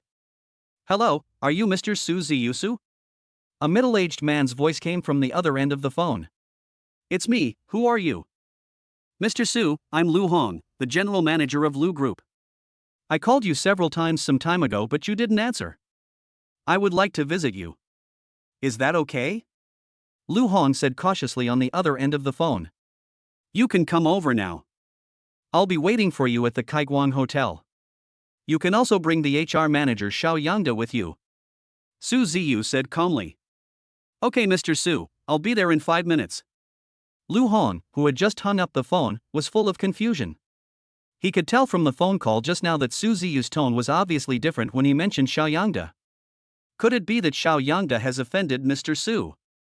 It's too late. Let's take Xiao Yangda to see Mr. Su first. Lu Hong stood up and ran towards Xiao Yangda's office. I think you are a liar and you want my uncle to come to see you? Dream on. My uncle definitely doesn't have time to see a little idiot like you. Hong Feiyu glanced at Su Ziyu with disdain and then lay on the sofa and started eating by himself. Su Ziyu stood in front of Su Shiryao and the other two, with a slight smile on his face. A few minutes later, the door of the private room was pushed open again. The person who walked into the private room was a majestic middle-aged man named Xiao Yangde, who had met Su Ziyu once before. After entering the private room, the two were obviously looking for someone. The mighty middle-aged man and Xiao Yangde caused a sensation as soon as they stepped into the private room. Isn't this Lu Hong, the general manager of Lu's group, and Xiao Yangde, the human resources manager? Are they here to look for Hong Feiyu? Everyone in the private room looked at Hong Feiyu, but Hong Feiyu, who was lying on the sofa at the moment, was obviously a little drunk. Who the hell is this idiot who disturbs us? Can't you see we are having a class reunion? Really? You called me a jerk, then what are you? Xiao Yangde walked over discouraged. Uncle, you are finally here. Help your nephew to deal with him. Hong Feiyu stood up in a daze and pointed at Xiao Yangde, who was standing beside him. Hearing Hong Feiyu's words, Xiao Yangde glanced at Su Ziyu and suddenly felt sweat dripping from his forehead. Seeing that Xiao Yangde had an unpleasant expression, Lu Hong followed his gaze. When he saw Su Ziyu, Lu Hong hurriedly bent his body and ran towards Su Ziyu. Lu Hong said breathlessly, "Excuse me, are you Mr. Su?" Su Ziyu just nodded slowly. Lu Hong raised his hand to wipe the cold sweat from his forehead, then took a deep breath and adjusted his mentality. All the male and female students present were stunned when they heard Lu Hong call Su Ziyu like that. Some people even rubbed their eyes for fear that they had seen it wrong. It was unbelievable that the general manager of the high and mighty Lu group would be so servile to an unknown man. Lu Hong glanced at the noisy private room and then said, "Mr. Su, I would like to invite you to visit the Lu group now, is that okay?" Just like before, there was a commotion in the private room again. Who is he? How could the general manager of Lu group be so respectful to him? I seem to remember that the last time I brought my friends to dine at the Kaiguang Hotel, I also seemed to see the hotel manager being particularly respectful to him. Su Ziyu sighed and looked at Hong Feiyu, who was lying on the sofa. What can I do? It seems like someone here won't let me leave. Who dares to be so disrespectful to Mr. Su? Stand up. Lu Hong's temper suddenly flared up and he looked around. When Xiao Yangde's eyes met Su Ziyu's, his whole body trembled unconsciously. Chapter 54. Mom, could it be that he is? But then Su Ziyu looked away, and Xiao Yangde breathed a sigh of relief. Xiao Yangde patted his chest and muttered in his heart, "Fortunately, Mr. Su was not looking at me." No, Mr. Su was indeed looking at me just now. It must be that little bastard Feiyu offended Mr. Su. When his gaze turned to Su Ziyu again, just as he thought, Su Ziyu was looking at Hong Feiyu. Xiao Yangde raised his hand and slapped Hong Feiyu. A series of crisp sounds rang out throughout the private room. Hong Feiyu finally came to his senses. He couldn't believe what he discovered. His uncle Xiao Yangde had always loved him since he was a child, but this time he actually hit him in front of outsiders. Hong Feiyu covered his burning face and asked, "Uncle, why did you hit me? Shouldn't you hit the uncle over there?" When Lu Hong saw Hong Feiyu pointing his finger at Su Ziyu, he knew that Hong Feiyu must not want Mr. Su to leave. As the saying goes, a wise bird chooses the right tree to roost in, so of course he had to seize this opportunity and stand in front of Su Ziyu. "Lu Hong, I don't want to see your nephew Hong Feiyu again. Do you understand what I mean? General Manager." Seeing Xiao Yangde's hesitation, Lu Hong's face turned pale. "Don't you understand what I mean?" "I understand. I'll take him away now." Xiao Yangde helped Hong Feiyu, who was lying on the sofa, up and prepared to leave. Su Ziyu could clearly tell from Lu Hong's tone that he intended to protect Xiao Yangde and his nephew. "Who asked them to leave?" "Mr. Su, I'm sorry I misunderstood your meaning." Lu Hong lowered his head and his body trembled uncontrollably. Xiao Yangde and the other man, who were about to step out of the private room, stopped, turned around and knelt on the ground. "It's my fault, Mr. Su. Lu Hong, I remember someone informed you that from now on the Lu group will no longer hire Xiao Yangde, but why didn't you do as I said?" Su Ziyu said. "This. I don't want to hear any explanation. Let Xiao Yangde go to the finance department to settle the salary tomorrow." Su Ziyu knew that if this kind of pest was not eliminated, the Lu group would face the risk of bankruptcy. "Mr. Su, please be magnanimous and spare my uncle." Hong Feiyu knew that if Xiao Yangde lost his job, his good days would be over. Now he no longer cares about other people's opinions. He knows that as long as Su Ziyu takes back what he just said, he will still be a rich second generation. You have to understand that apologizing to me is useless. You should apologize to the girl you hurt. Su Ziyu couldn't help but frowned. He really didn't understand why these rich second generations always look down on children from rural areas. Mr. Su is right. Shiryao, I'm sorry, I shouldn't have said that to you just now. Hong Feiyu slapped himself in the face as he spoke. Su Shiryao rubbed her eyes. What she couldn't believe at the moment was that Hong Feiyu, who was so domineering just a few minutes ago, would kneel in front of her and apologize to her. And all this was brought to her by the middle-aged man in front of her. Su Shiryao stared at Su Ziyu's broad back with grateful eyes. Yao Yao, are you in love with him? There's something wrong with the way you look at him. Shangwan Hainer touched Su Shiryao's face and teased her. Don't talk nonsense, Honor. After hearing Shangwan Hainer's words, Su Shiryao glanced at Su Ziyu and lowered her head shyly. Seeing that Su Shiryao didn't say anything, Hong Feiyu suddenly became anxious. At this moment, a crisp voice sounded outside the private room. Yao Yao, why are you here? Su Shiryao looked in the direction of the voice and saw a familiar figure. Mom, I miss you so much. At this moment, Su Shiryao's voice was trembling slightly. Then he threw himself into Su Shichi's arms and burst into tears. My dear daughter, Mommy misses you too. Lin Shi touched Su Shiryao's head lovingly and smiled.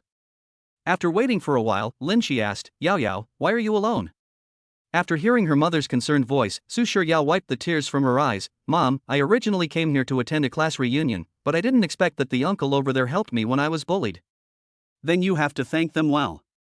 When Lin Shi looked in the direction of Yao Yao's finger, he was completely stunned. Su Ziyu was actually here. No wonder they couldn't find him no matter how hard they looked. She was so excited to see her fifth daughter, Su Shiryao, that she overlooked the presence of Su Ziyu in the private room. Seeing Lin Shi stunned, Su Shiryao asked, Mom, what's wrong with you? Do you know this uncle? After hearing this, Lin Shi smiled bitterly and said, Uncle? Yao Yao, look at him carefully. Su Shiryao looked confused but still listened to Lin Shi's words and walked in front of Su Ziyu. Seeing Su Shiryao staring at him, Su Ziyu felt a little embarrassed. But he also heard from the conversation between Lin Shi and Su Shiryao just now that the girl in front of him was also the daughter of him and Lin Shi. Why do these eyes look a bit like my elder sister? Su Shiryao took out her cell phone and looked for photos of sister Zhang Su Shirhan for comparison. Picture. But I was puzzled as to how there could be two people who looked so similar. This is a completely different version of the eldest sister. But he was a man, and Su Shiryao couldn't react for a moment. A familiar yet unfamiliar figure suddenly appeared in Su Shiryao's mind, and then she turned around and looked at Lin Shi. Mom, could he be? Lin Shi nodded like a chick pecking at rice. Impossible, this is definitely not him. Su Shiryao shook her head and ran out of the private room. Su Ziyu took a look and felt a little disappointed. He understood that the reason why the little girl was like this was probably because of him. After all, her father didn't grow up with her when she was a child. If it were him, he would do the same. Su Ziyu originally wanted to catch up, but he knew that he had to give Yao Yao some time. After all, he believed that as long as he worked hard enough, sooner or later we will live together as a family. Lin Shi glanced at Su Ziyu and then chased after him. Lu Hong has been in the business world for decades and has met countless people. He has just seen from Su Ziyu's eyes that the relationship between Su Ziyu and Su Shiryao is not as simple as it seems. Su Shiryao had already left, and Su Ziyu had no intention of staying here anymore. Su Ziyu said, Lu Hong, take me to the Lu group. Yes, yes, yes. Lu Hong nodded heavily. Seeing Lu Hong following behind Su Ziyu, everyone in the private room looked incredulous. As soon as he stepped out of the Kaiguan Hotel, Su Ziyu looked back with some worry on his face.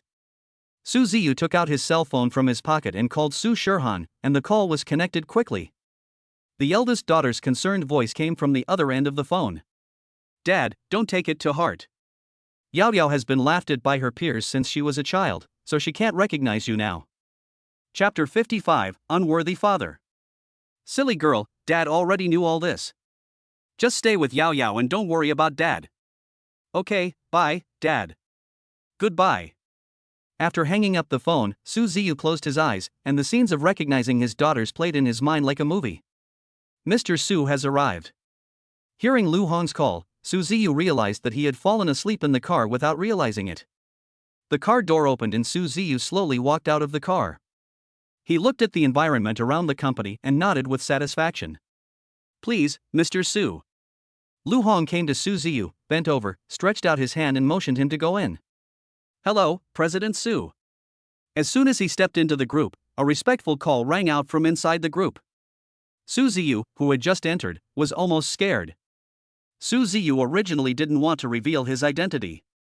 After all, he had already given the group to his wife Lin Feer. But he didn't expect Lu Hong to do this to him. Su Ziyu's face suddenly turned gloomy. Lu Hong thought he could win Su Ziyu's favor, but when he looked up at Su Ziyu, he saw that his expression was a little ugly. He quickly waved his hand to signal the people to leave.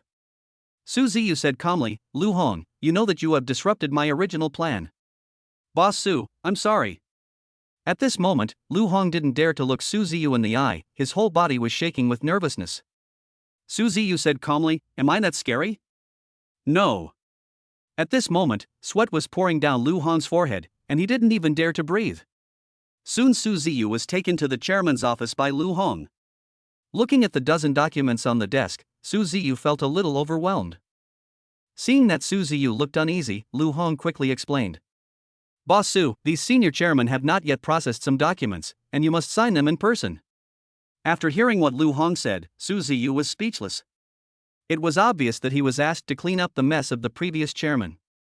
After a brief look, Su Ziyu discovered that there were also some documents issued by the Industrial and Commercial Bureau.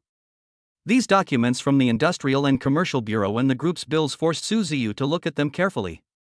After all, this group was given by Su Ziyu to Lin Feer as a birthday gift, and it couldn't possibly go wrong before it reached her hands.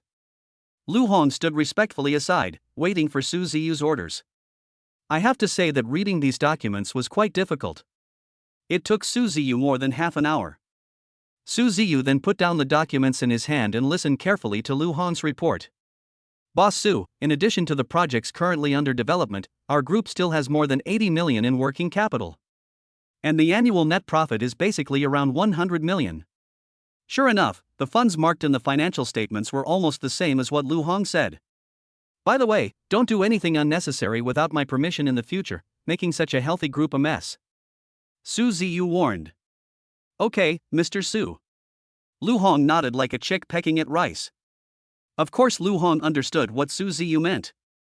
For example, just now, in order to welcome Su Ziyu's arrival, he specially asked all employees to hold a welcome ceremony. It's time to change the name of the Lu Group. Do you understand what I mean? I'll leave this matter to you. Su Ziyu said slowly. "Boss Su, I will definitely live up to your expectations and complete the task successfully." Lu Hong was extremely excited. I thought Su Ziyu was unhappy with what he had just done. A security guard at the door stopped a taxi and waited for a long time. When he saw Su Ziyu walking out of the group's gate, the security guard hurried over. "Boss Su, there's a taxi waiting for you in front." Su Ziyu thought that Lu Hong was more steady in his work and seemed to be an honest person. Moreover, Su Ziyu could not believe or guarantee whether Lu Hong would do something harmful to the group behind his back. He knew that it was always a good idea to keep someone by Lu Hong's side. Even if not for himself, it's also for Lin Feer. After all, it's always right to win people's hearts. Well done. Go find Lu Hong and ask him to arrange a security manager position for you. Su Ziyu patted his shoulder and smiled. Thank you, Mr. Su. I will definitely work hard. The security guard looked at Su Ziyu leaving with a look full of respect. As soon as he got in the car, Su Ziyu's cell phone suddenly rang. Ding ling ling.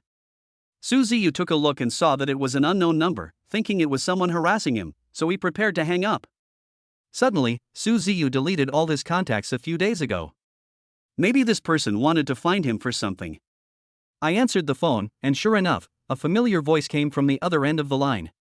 "Lao Su, what took you so long to answer the phone?" Su Ziyu replied, "I just had something to do. By the way, Fatigua, how come you have time to call me? I haven't seen you for a long time. I want to have a drink with you." "Okay. Where are you, Fatigua?" "Lao Su, come to the internet famous barbecue restaurant on Yunhai Street. I'll be waiting for you." After hanging up the phone, Su Ziyu told the driver, "Master, please take me to the special barbecue restaurant." After saying that, Su Ziyu fell asleep again. "Wake up, young man, we're at the specialty barbecue restaurant." Awakened by the taxi driver, Su Ziyu opened his eyes in a daze, paid the fare and got out of the car. As soon as he got off the car, a chubby figure waved at Su Ziyu. "Lao Su is here." Su Ziyu walked closer and saw that it was Fatigua who had found a good seat and had been waiting for him for a long time. As soon as Su Ziyu sat down, he asked, "Fatigua, how come you have time to invite me here for a big meal?" Fatigua sighed and said with a wry smile, "Don't mention it, my old man wants me to go back and inherit his family business. Old Su, you know my personality. I have always liked a free and unfettered life since I was a child. I will be bored to death if I go back." Fatigua waved his hand and said, "Forget it, let's not talk about these trivial matters. How does it feel to be a father, Lao Su?" After hearing what Fatigua said, Su Ziyu fell into a brief silence. Fatigua saw that Su Ziyu looked unhappy and knew that Su Ziyu was not living a happy life, so he prepared to change the subject. Su Ziyu also knew that he needed to find someone to talk to, but there were few people who could listen to his true feelings. Fatigua was one of them. "I am an incompetent father. I have not been able to spend enough time with my children since they were young." Fatigua saw that Su Ziyu was sad at the moment, so he stood up and sat next to Su Ziyu. "Lao Su, let's not think about those unpleasant things today. The two of us brothers will not go home until we are drunk today." "Yes, we won't go home until we're drunk." Just as he finished speaking, Su Ziyu noticed a few bottles of cheap beer on the table and instantly gave Fatigua a blank look. Chapter 56. Yao Yao wants to see me? After all, Fatigua is a boss now, so why does he still drink such cheap beer? When Su Ziyu just walked into the store, he saw a pile of liquor in the store, among which was Matai liquor, so he shouted to the waiter at the front desk. "Waiter, give our table a box of Matai liquor, the strongest kind." "Lao Su, one box of Matai is a bit too much for just the two of us." "No, I have to return some of it, otherwise it would be a waste if I can't finish it." As soon as Fatigua stood up, he was stopped by Su Ziyu. "Fatigua and I haven't had a good reunion since we graduated from college, and money is just a thing outside of my life now."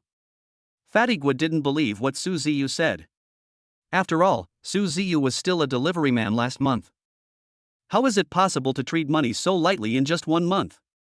Seeing that Fatigua still believed it, Su Ziyu spoke again. "By the way, Fatigua, pick a few good items from your antique shop and send them to the Kaiguang Hotel. I will definitely give you the greatest benefits." Fatigua was speechless. How could a prestigious Kaiguang hotel be interested in the antiques in his store? Fatigua could only take Su Ziyu's words as a joke. By the middle of the night, Fatigua was already drunk and started talking nonsense. "Lao Su, I'm telling you. Separat." Seeing that Fatigua burped before he finished speaking, Su Ziyu grinned. Fatigua continued in a daze, "I'm telling you, sometimes I envy you. Old Su, you still have daughters by your side, but what about me? I'm still alone even though I'm around 30 years old." As soon as he finished speaking, Fatigua fell into a deep sleep. This made Su Ziyu feel overwhelmed, and he had no choice but to take Fatigua back to the Kaiguang Hotel. After all, staying in his own hotel is relatively safer, and he is also worried that Lin Feer will take Yao Yao home. Soon after Su Ziyu and his companion arrived at the Kaiguang Hotel, Su Ziyu asked the waiter to open 2 presidential rooms. As soon as he entered the presidential room, Su Ziyu felt like his head was about to explode. He fell on the bed in a daze and fell asleep. Ding ling ling. Early in the morning, Su Ziyu was awakened by a ringing phone. Su Ziyu opened his eyes drowsily, took a look and found that the caller ID was his eldest daughter Su Shirhan, so he hurriedly stood up, pressed the answer button, and asked quickly. "Hanin, what's wrong?" "Dad, Yao Yao asked you to go home. She wants to see you." Su Shirhan's voice came from the other end of the phone. "What? Hanin, are you saying Yao Yao wants to see me?" Su Ziyu was startled, and then he felt a lot clearer. Su Shirhan heard Su Ziyu's happy voice on the other end of the phone and continued speaking. "Yes, Dad. Yao Yao asked me to call you when she woke up this morning." "Okay, Dad will be back soon." Su Ziyu ran out of the room quickly as soon as he hung up the phone. As soon as he went out, he realized that he seemed to have forgotten something important. But Su Ziyu shook his head. After all, in his heart, nothing could be more important than his daughter. The security captain had parked Su Ziyu's car in front of the hotel for a long time. Seeing Su Ziyu coming out, the security captain respectfully handed the car keys to Su Ziyu. "Mr. Su, your car is already parked in front, please follow me." Su Ziyu said, "No need, go and do your thing." Su Ziyu just remembered something at this moment and quickly called the security captain. "When the fat guy who came with me last night wakes up, tell him I have something to do and leave first." After saying that, Su Ziyu turned around and got in the car, ready to rush to Yulong Villa, without caring whether the security captain heard him clearly or not. Su Ziyu, who was sitting in the driver's seat, murmured, "No, I have to go to the computer city before I go back to bring back a notebook for Yao Yao." After all, Henin once said that Yao Yao needs to use the computer frequently when studying. After saying that, Su Ziyu changed direction and headed towards the computer city. As soon as Su Ziyu arrived at the computer city, he walked in without any hesitation. "Sir, what do you want to buy?" Seeing Su Ziyu come in, the shop assistant walked quickly to Su Ziyu and asked, "Recommend me a high-configuration laptop computer for study." "Yes, sir."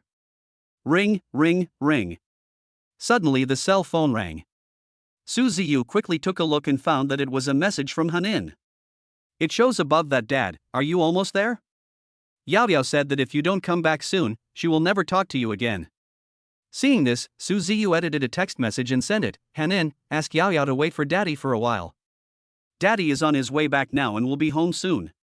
Soon, the salesgirl took out a Lenovo Xiaoxin Air 14 Plus laptop and placed it in front of Su Ziyu. "Sir, this laptop has better performance and is the latest model this year. It's worth 9,900 and I can give you a 10% discount." "No need for discounts, just swipe your card." Su Ziyu took out his bank card and handed it to the store staff without even looking at it. "Yes, sir." The clerk's face immediately lit up. She nodded heavily, and then took the bank card from Su Ziyu's hand. Swish. Seeing the payment success displayed on the POS machine, the clerk quickly put the notebook into an exquisite packaging bag and handed it to Su Ziyu. "Sir, your laptop is packed for you and it's in here." Su Ziyu took the bag and turned to leave. The clerk looked at Su Ziyu's departing back with envy on her face. "It would be great if I could find a man as handsome and rich as this gentleman." When the shop assistant saw Su Ziyu getting into an Alpha Nanny car, her mouth opened wide and her eyes were filled with shock. As soon as he got in the car, Su Ziyu rushed to Yulong Villa eagerly, fearing that wasting even one more second would cause his fifth daughter Su Shiryao to refuse to forgive him.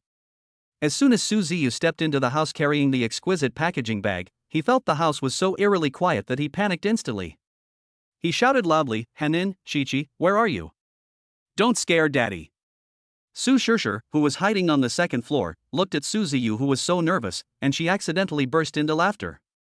Hearing the noise on the second floor, Su Ziyu hurriedly placed the packaging bag next to the shoe cabinet, and then ran upstairs quickly. Suddenly, a black figure rushed out, stood in front of Su Ziyu and hugged him in his arms. "Dad, I'm sorry, I didn't mean it yesterday." Due to the lighting conditions, Su Ziyu couldn't see her figure clearly, but he could tell that the owner of the voice was his fifth daughter, Su Shiryao. Chapter 57 Lin Feer's birthday gift. Su Shiryao couldn't control her longing for her father and burst into tears in Su Ziyu's arms. Su Shiryao wiped the tears from her face, looked up at Su Ziyu and said, "Dad, you won't blame me for running out alone yesterday, will you?" Su Ziyu touched Su Shiryao's face lovingly and said with a smile, "Silly girl, Daddy loves you less than I do. How could Daddy blame you?" Then he slowly pushed Su Shiryao away from his arms. "By the way, Yao Yao, Daddy also brought you a gift." "Yao Yao, wait for me, Dad will get it right away." After saying that, Su Ziyu turned and walked towards the door. "Gift?" Su Shiryao's face lit up with joy. She didn't recognize her father the first time she saw him, but she didn't expect that her father not only didn't blame her but brought her a gift. Not long after, Su Ziyu appeared in front of Su Shiryao again with something in his hand. "Dad, what is this?" Su Shiryao asked doubtfully. "Dad heard from your eldest sister that you would need a notebook for your studies, so I just bought one for you." Su Shiryao was immediately overjoyed when she heard the word especially. "Fifth sister, why are you so happy?" Su Shirsher's voice suddenly came from behind Su Shiryao. "It's none of your business." Su Shiryao glanced at Su Shirsher, then took Su Ziyu's arm and walked towards the hall. "Dad, listen to me. After seeing you, fifth sister hid in her room and cried for a long time as soon as she got home last night." Su Shirsher walked while standing on tiptoe and whispered in Su Ziyu's ear. After hearing what Su Shirsher said, Su Ziyu realized that the little girl didn't mean it. Maybe she didn't know how to face me for a while, so she ran to the private room yesterday. Su Shiryao turned around and saw Shirshir standing on tiptoe as if whispering something in her father's ear. Then he quickly asked, Shirshir, what did you say to your father? No. How could Su Shirshir dare to tell the truth? If she told the truth, her good days would be over.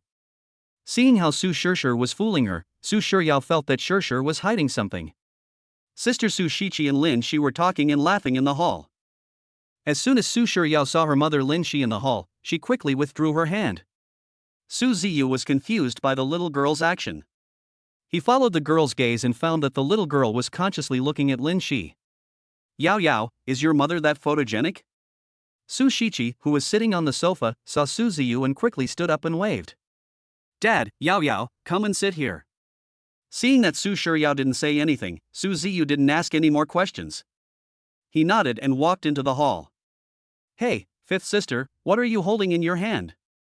After hearing what Shirshir said, Lin Shi and the other two sitting in the hall noticed that Yao was holding an exquisite packaging bag in her hand. Su Shirshir just focused her attention on Su Ziyu and didn't pay much attention to her fifth sister Su Shiryao. Su Shiryao teased Su Shirshir, Shirshir, if you really want to see it, I won't tell you. Seeing that Su Shiryao really didn't want to let her see it, Su Shirshir pouted her pink little mouth and acted coquettishly. Fifth sister, can you show me? Can you show me? Su Shiryao has never blamed Su Shirshir for acting like a spoiled brat since she was a child, and now she still can't change this habit. Su Shiryao sighed and said, okay, I'll show you, but you can't break it for me. After saying that, Su Shirshir took the packaging bag from Su Shiryao. When I opened it, I found a delicate laptop inside the package. Wow, fifth sister, how come you are so rich?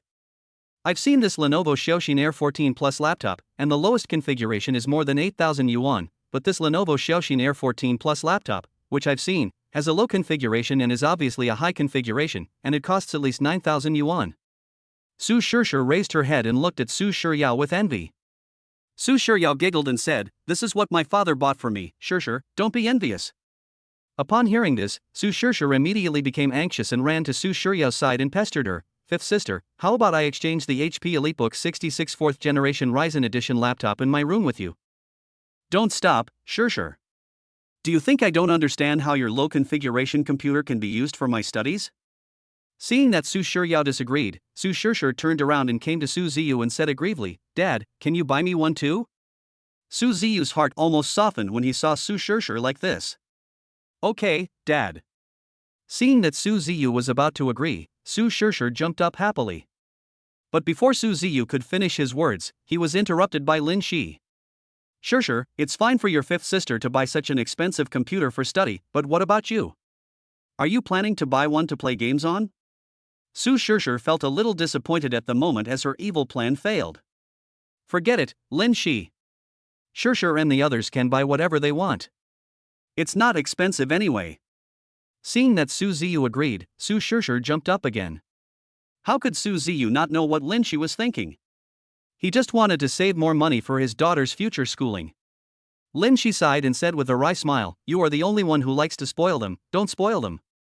But Lin Shi felt extremely happy in her heart. After all, the fact that Su Ziyu spoiled them showed indirectly that Su Ziyu still cared about Hanin and her sisters. No, Shirshir. A few days ago you said you wanted a cell phone and Dad bought it for you. I've decided not to buy you one this time. Yes, Shirshir, I support elder sister's opinion. If you don't want to buy it, then don't buy it. Third sister, why are you supporting the eldest sister if you have nothing to do? Su Shirshir glanced at Su Shichi and said. Su Shichi replied, Shirshir, I can support whoever I want to support. Is it your business? In the hall, the scene of the daughters bickering with each other made Lin Shi and Su Ziyu feel a bit overwhelmed. Su Ziyu waved to Su Shiryao, Yao, come here, Dad has something to talk to you about. Su Shiryao looked confused but still walked towards Su Ziyu. Seeing Su Ziyu pretending to be mysterious, Su Shirshir couldn't help but think about it and was about to put her ear closer. But when Su Shiryao noticed it, he quickly pushed Su Shirshir away and glared at her fiercely. Shirshir, if you dare to come over and eavesdrop again, I'll show you how I'll deal with you later. If you don't want to listen, then don't listen. What's the big deal? After Su Shirshir finished speaking, she sat back on the sofa. Dad, what do you want to talk to me about? Su Shiryao asked quickly. Yao Yao, it was your mother's birthday yesterday. Didn't you give her a birthday present yet? After hearing this, Su Shiryao scratched her ears awkwardly. Well, Dad, I didn't expect to see Mom yesterday, so I didn't prepare a gift for her. Su Ziyu said, It's okay, sure, Dad has already prepared the gift you want to give to your mother. Chapter 58 Happy for my daughter. Dad, when did you prepare this for me? While Su Shiryao was speaking, Su Ziyu took out the women's Emerald Starry Skywatch from his shirt pocket and handed it to Su Shiryao.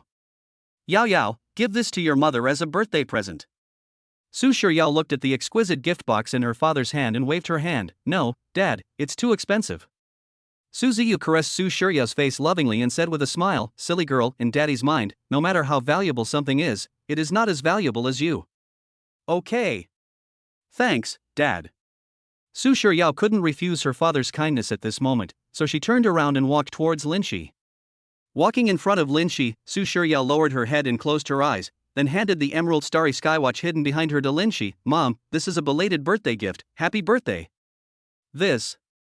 As Lin Shi got excited, his eyes gradually became moist. Su Shiryao waited for a long time but saw no movement, so she lowered her head and closed her eyes and asked, Mom, don't you like it? Yes, Mom likes this gift very much. Thank you, Yao Yao. After Lin Shi finished speaking, he took the gift from Su Shiryao. Su Shiryao could tell that something was wrong with Lin Shi's mood at the moment, so she quickly opened her eyes and looked up at Lin Shi. Mom, why are you crying? Su Shiryao chuckled and interjected, Yao Yao, Mommy is crying because she is happy. Is this what you told your third sister, Mom? But Su Shiryao still didn't believe what Su Shiqi said. At this moment, she just wanted to hear Lin Shi admit it in person. Lin Shi wiped the tears from her eyes and said, Well, Yao Yao, your third sister is right. Mom is so happy. Mom, let me see what good things Yao Yao bought for you. After Su Shiqi finished speaking, she took the gift box from Lin Shi's hand while she was not paying attention. But when Su Shiryao saw this scene, sweat broke out on her forehead, fearing that Su Ziyu was giving her an insignificant little item. When Su Shiqi opened the gift box just now, she was stunned. Wow, sure, where did you buy this? This women's Emerald Starry Skywatch is the only one of its kind in the world. Third sister, let me see. Hearing that there was something good, Su Shiryao quickly pulled Su Shihan over. After hearing what Su Shiqi said, Su Shiryao turned around and looked at Su Ziyu in shock. Su Ziyu just smiled faintly. Yao Yao, is this watch really limited edition worldwide as your third sister said? Lin Shi asked hurriedly, fearing that Su Shiryao might take the wrong path in order to buy her a gift. But Su Shiryao didn't understand any of this, and she started to lie, Mom, this is a street stall item that only costs a few dozen yuan. I bought it near the school. If you don't believe me, you can go ask. Oh, so that's how it is. Lin Shi knew that Su Shiryao would not lie to her, so she nodded.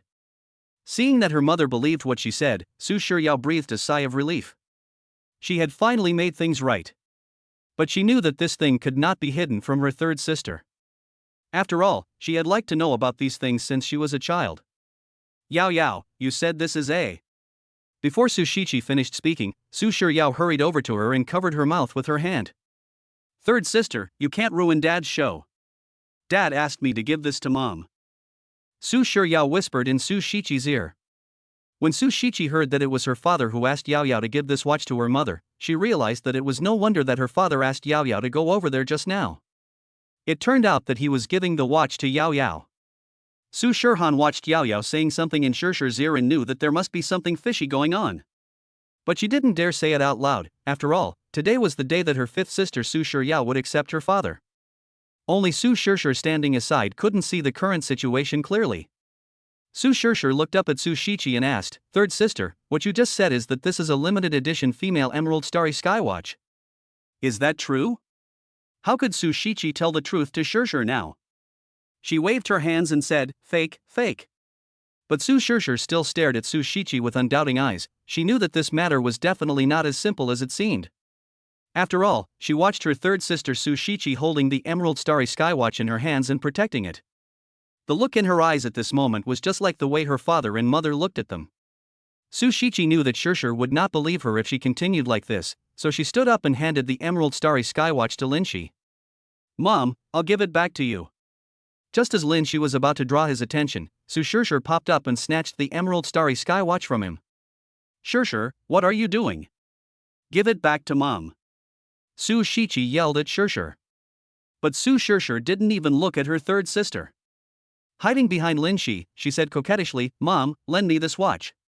Lin Shi knew that he couldn't do anything with the little girl. Well, Shirshir, you take it. Seeing that her mother agreed, Su Shiqi couldn't stop Shirshir anymore. Su Shirshir took the watch out of the gift box and put it on her hand. Then she ran to the room to get a selfie stick, posed, and took a lot of pictures. Thank you, Mom. After the photo shoot, Su Shirshir took off the watch and put it in a gift box, then happily handed the gift box back to Lin Shi. He. Su Shirshir was very happy and prepared to post a message on her moments. Well, what kind of text should I use for the picture? Su Shirshir sat on the sofa, thinking blankly, when suddenly an idea came to her. I am the brightest girl today. Su Shirshir didn't even think about it and posted the picture along with the edited text to her circle of friends. Shirshir, what are you doing? You're smiling so happily. Looking at Su Shirshir, who was grinning foolishly at the side, Su Shiryao asked. Fifth sister, do you think I am the brightest one today? Su Shirshir's cheering voice rang in Su Shiryao's ears. Su Shiryao was speechless after hearing this and said yes 3 times in a row. By the way, fifth sister, you used to complain that daddy wasn't always with you. Why are you so clingy to daddy now? Shirshir, if you say another word, I will tear your mouth to pieces. Su Shiryao ran towards Su Shirshir with her teeth bared, but as soon as Su Shirshir saw her fifth sister move, she hurriedly hid behind Su Ziyu. Shirshir, if you have the guts, don't hide behind daddy. Fifth sister, you are wrong in saying this. You should let me hide behind dad all the time. At this moment, Su Shirshir looked like an adult scolding a child. This caused bursts of laughter to break out in the hall. Okay, Yao, stop making trouble. Come sit next to daddy and let daddy take a good look at you. Su Ziyu waved towards Su Shiryao. After Su Shiryao glanced at Su Shirshir, she sat down next to Su Ziyu. Chapter 59, Narcissistic Su Ziyu. Dad, I want to sit next to you, too. After seeing this, Su Shiqi also stood up and walked to Su Ziyu's side. Third sister, fifth sister, is this the example you two set for me as older sisters? Shouldn't you give up your seats to me, your younger sister? Su Shirshir snorted coldly. Su Shiqi and Su Shiryao rolled their eyes at Su Shirshir and said in unison, Shirshir, you must be dreaming.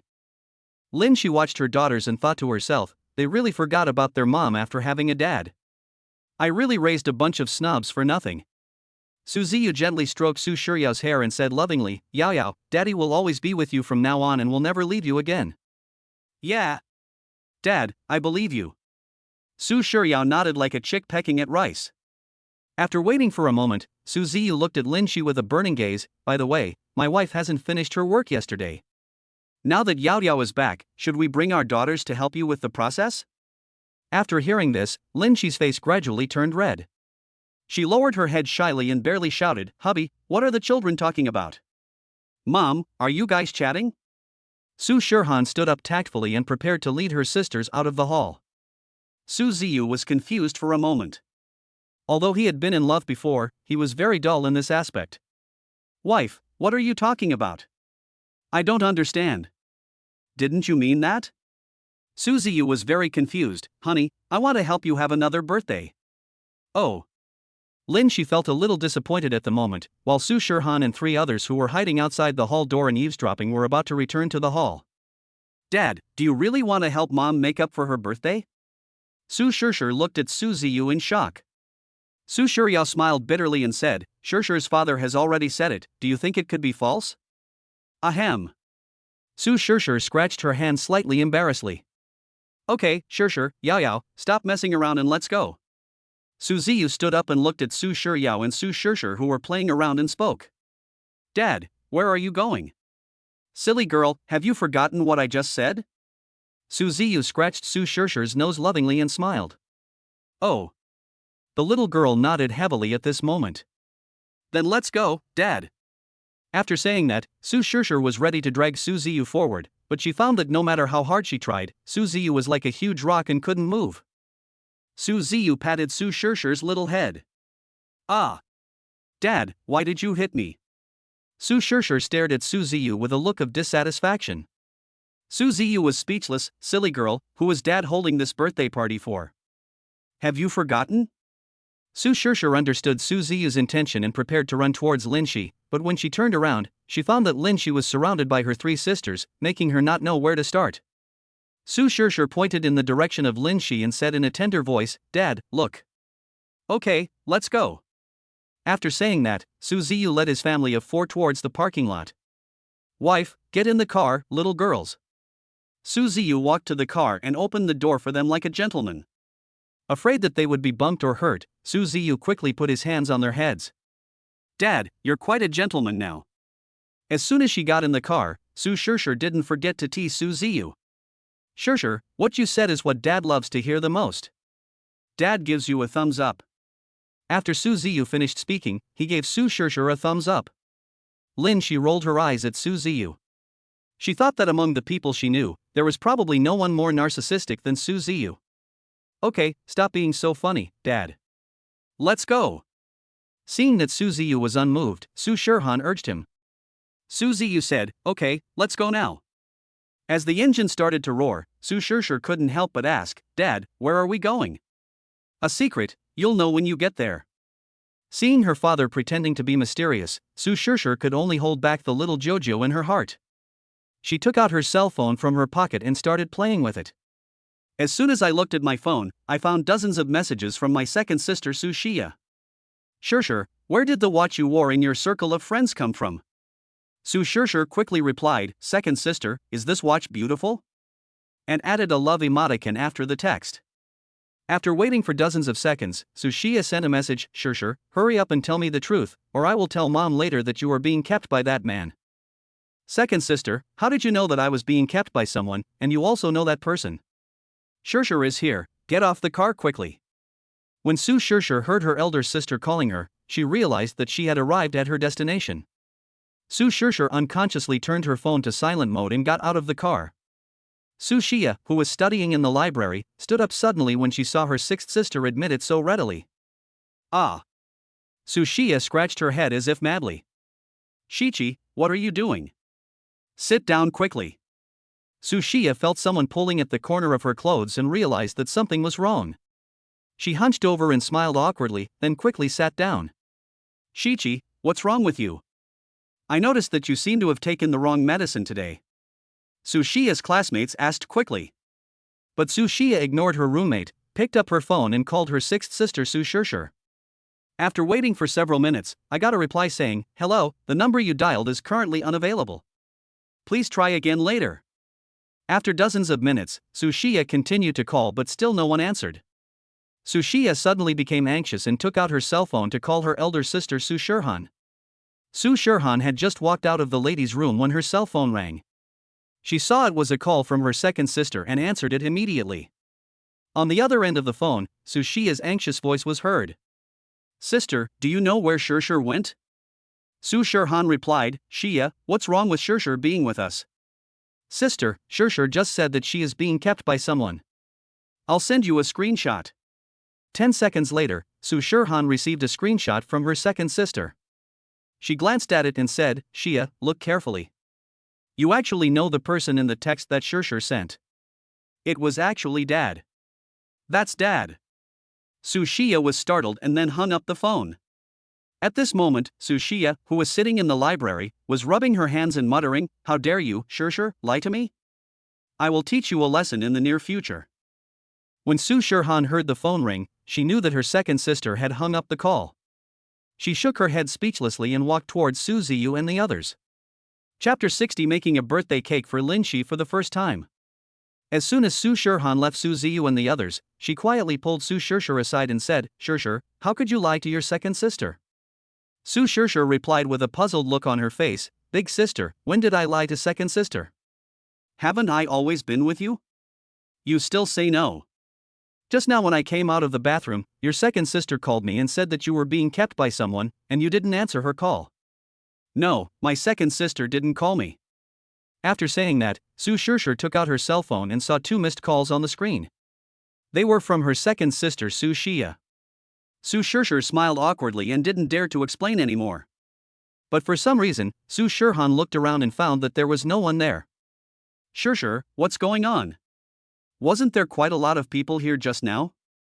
Su Shishir spread her hands and said, "Sister, I don't know about this, but this should be done by my dad." "Hey, where's dad?" Su Shishir looked around but didn't see Su Ziyu.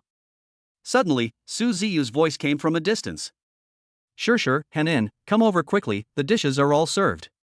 Su Shirhan looked over in the direction of the sound and found that her father and his friends had moved to another hall. Su Shirhan looked at Su Shishir beside her speechlessly. Su Shishir felt her elder sister's gaze and smiled awkwardly. "Big sis, let's go quickly. Don't let dad and the others wait anxiously." Su Shishir quickly changed the subject, then dragged Su Shirhan towards the hall where Su Ziyu and the others were. As soon as Su Shishir stepped into the hall and saw the dining table full of dishes, she immediately became hungry. He walked quickly forward, ready to serve the fresh fish soup, but before his hand touched the spoon, he was stopped by Su Shiryao. "Shishir, Mom is the star today. It's ridiculous that you're ready to eat before Mom even opens her mouth." "Mom!" Su Shishir looked at Lin Shi pitifully. Lin Shi smiled brightly when he saw the little girl. "Okay, Yao, stop stopping Shishir, let's start eating quickly or the food will get cold." After getting Lin Shi's permission, Su Shishir was delighted and prepared to continue serving the fish soup but was stopped again. "Dad, you haven't come yet?" Su Shishir asked with a puzzled look on her face. "By the way, wasn't Dad still here just now?" The little girls must be getting impatient. Su Ziyu's voice came from the direction of the hall entrance. Su Shirhan and her other two sisters looked in the direction of the sound and saw Su Ziyu pushing a cart with something on it. "Dad, what's under this paper box?" Su Shirhan quickly ran to Su Ziyu and asked. Su Ziyu asked but did not answer. Su Shishir suddenly became anxious and was ready to reach out to take away the plastic box to see what was underneath. But just as she was about to touch it, she realized that her father was staring at her, which made her feel embarrassed. Su Shiryao pulled Su Shishir aside and whispered in her ear, "Shishir, this should be a cake." After hearing what her fifth sister said, Su Shishir realized that she was too anxious and forgot to observe. Su Ziyu quickly placed the box of cake in front of Lin Shi. "Wife, this is something I prepared specially for you. Open it and see if you like it." When Lin Shi heard what Su Ziyu had specially prepared for her, she became like a little girl in love. She was so nervous that she didn't know where to put her hands. "Mom, I'm coming." Su Shiryao became anxious when she saw the hesitant Lin Shi. She took the paper box away while everyone was not paying attention. When she saw the cake clearly, Lin Shi was shocked. Wasn't this the cake she had seen on her phone a few days ago? And she has always been paying attention to this cake. "Mom, the cake Dad prepared for you is so pretty." Su Shichi's voice broke the silence. After waiting for a while, Su Shirhan said, "By the way, Dad, where did you buy this?" "We will buy it every year on our birthdays." Su Ziyu smiled bitterly. "Hanin, this cake was not bought by Dad." Su Shirhan looked at Su Ziyu in shock. "Ah, where did Dad get this cake?" Su Shiryao pointed at the cake on the table and joked, "Dad, you're not going to say that you made this cake, are you?" Su Ziyu nodded like a chick pecking at rice, then looked at Lin Shi expectantly. "Wife, do you like it?" "Dad, you're with us every day. I'll be the first one to say you made this cake and I don't believe it." After hearing what Su Shishir said, Su Ziyu felt a headache. He was obviously telling the truth, but no one believed him. He simply didn't bother to explain to his daughters. After all, this was the first time he had made a cake in his life, and he didn't know if it would suit Lin Shi and his daughter's taste. "Okay, Yao, you're right. Dad ordered this online this morning." Lin Shi seemed a little disappointed when he heard this, but he felt more happy in his heart. When he was a child, his family was poor and he always hoped that someone could accompany him to spend a perfect birthday. Now her wish has finally come true. Lin Shi lowered her head shyly. "Hubby, I like it very much, thank you." Hearing this, Su Ziyu came up to Lin Shi and teased her. "Wife, if you say thank you to me again, I will teach you a lesson tonight." Su Shirhan felt extremely excited to see her mother accept her father so quickly. Su Shiryao's face was filled with a hint of joyful smile. Looking at the scene happening before their eyes, the sisters were all stunned. Suddenly, Su Shishir's voice broke the beauty. "Dad, Mom, eat quickly or I'll eat it all." "Mom, look at Shishir, how could she be like this?" Su Shichi pointed at Su Shishir, whose face was covered in grease, and spoke. "Okay, Yao, stop talking about Shishir and give you the cake." Lin Shi handed the cut cake to Su Shichi and said lovingly. After receiving the cake, Su Shichi's mouth curled up slightly. "Shishir. What's wrong, third sister?" Su Shishir chewed the food in her mouth and turned back to look at Su Shichi. Shishir, do you want to eat cake? Su Shichi held the cake in her hand and handed it to Su Shishir. Humph, I don't dare eat anything given by my third sister for fear of diarrhea. Su Shichi looked at Su Shishir with gritted teeth but couldn't utter a word. Su Shiryao looked back at Su Ziyu and said with a smile, by the way, Dad, you and Mom haven't remarried yet? How about we have a wedding on Mom's birthday next month? Su Ziyu thought about it and agreed with the little girl. Seeing Su Ziyu's hesitation, Lin Shi knew that Su Ziyu had said he would prepare a wedding for her 2 days ago just to make her happy. Now she didn't want to embarrass Su Ziyu, so she waved her hand. No need. Actually, a wedding is not important to me. As long as Hanin and the others are happy, that's all that matters.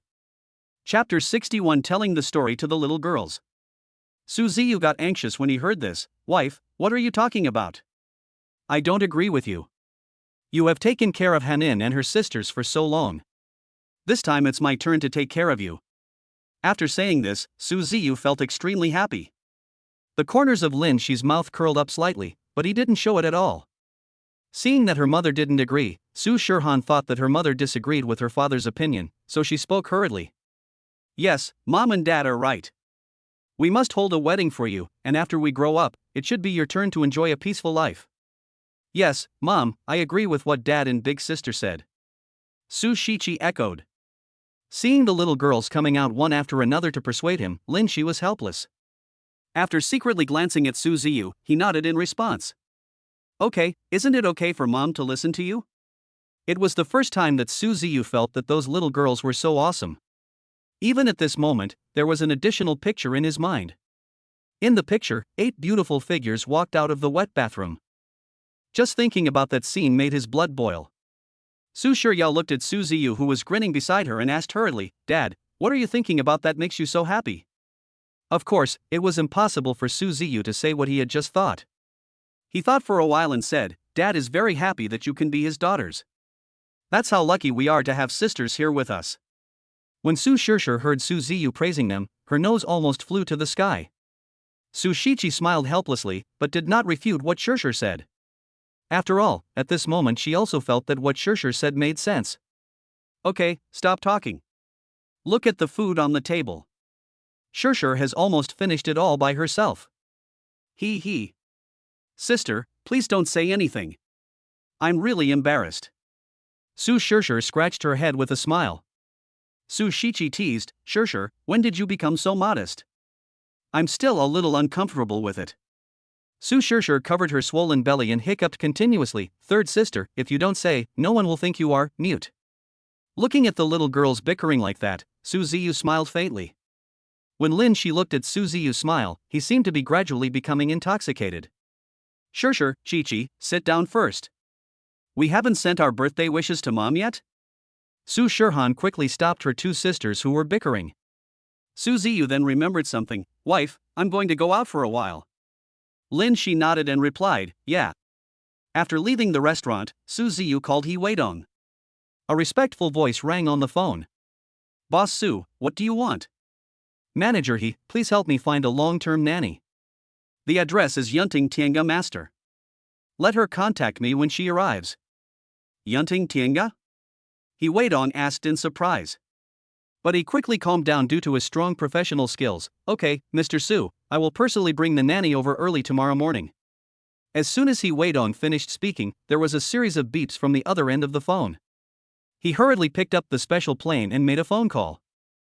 Secretary Lin, have someone arrange for the hotel's most capable waitress to come to my office. After hanging up the phone, Su Ziyu came back and just happened to see this heartwarming scene.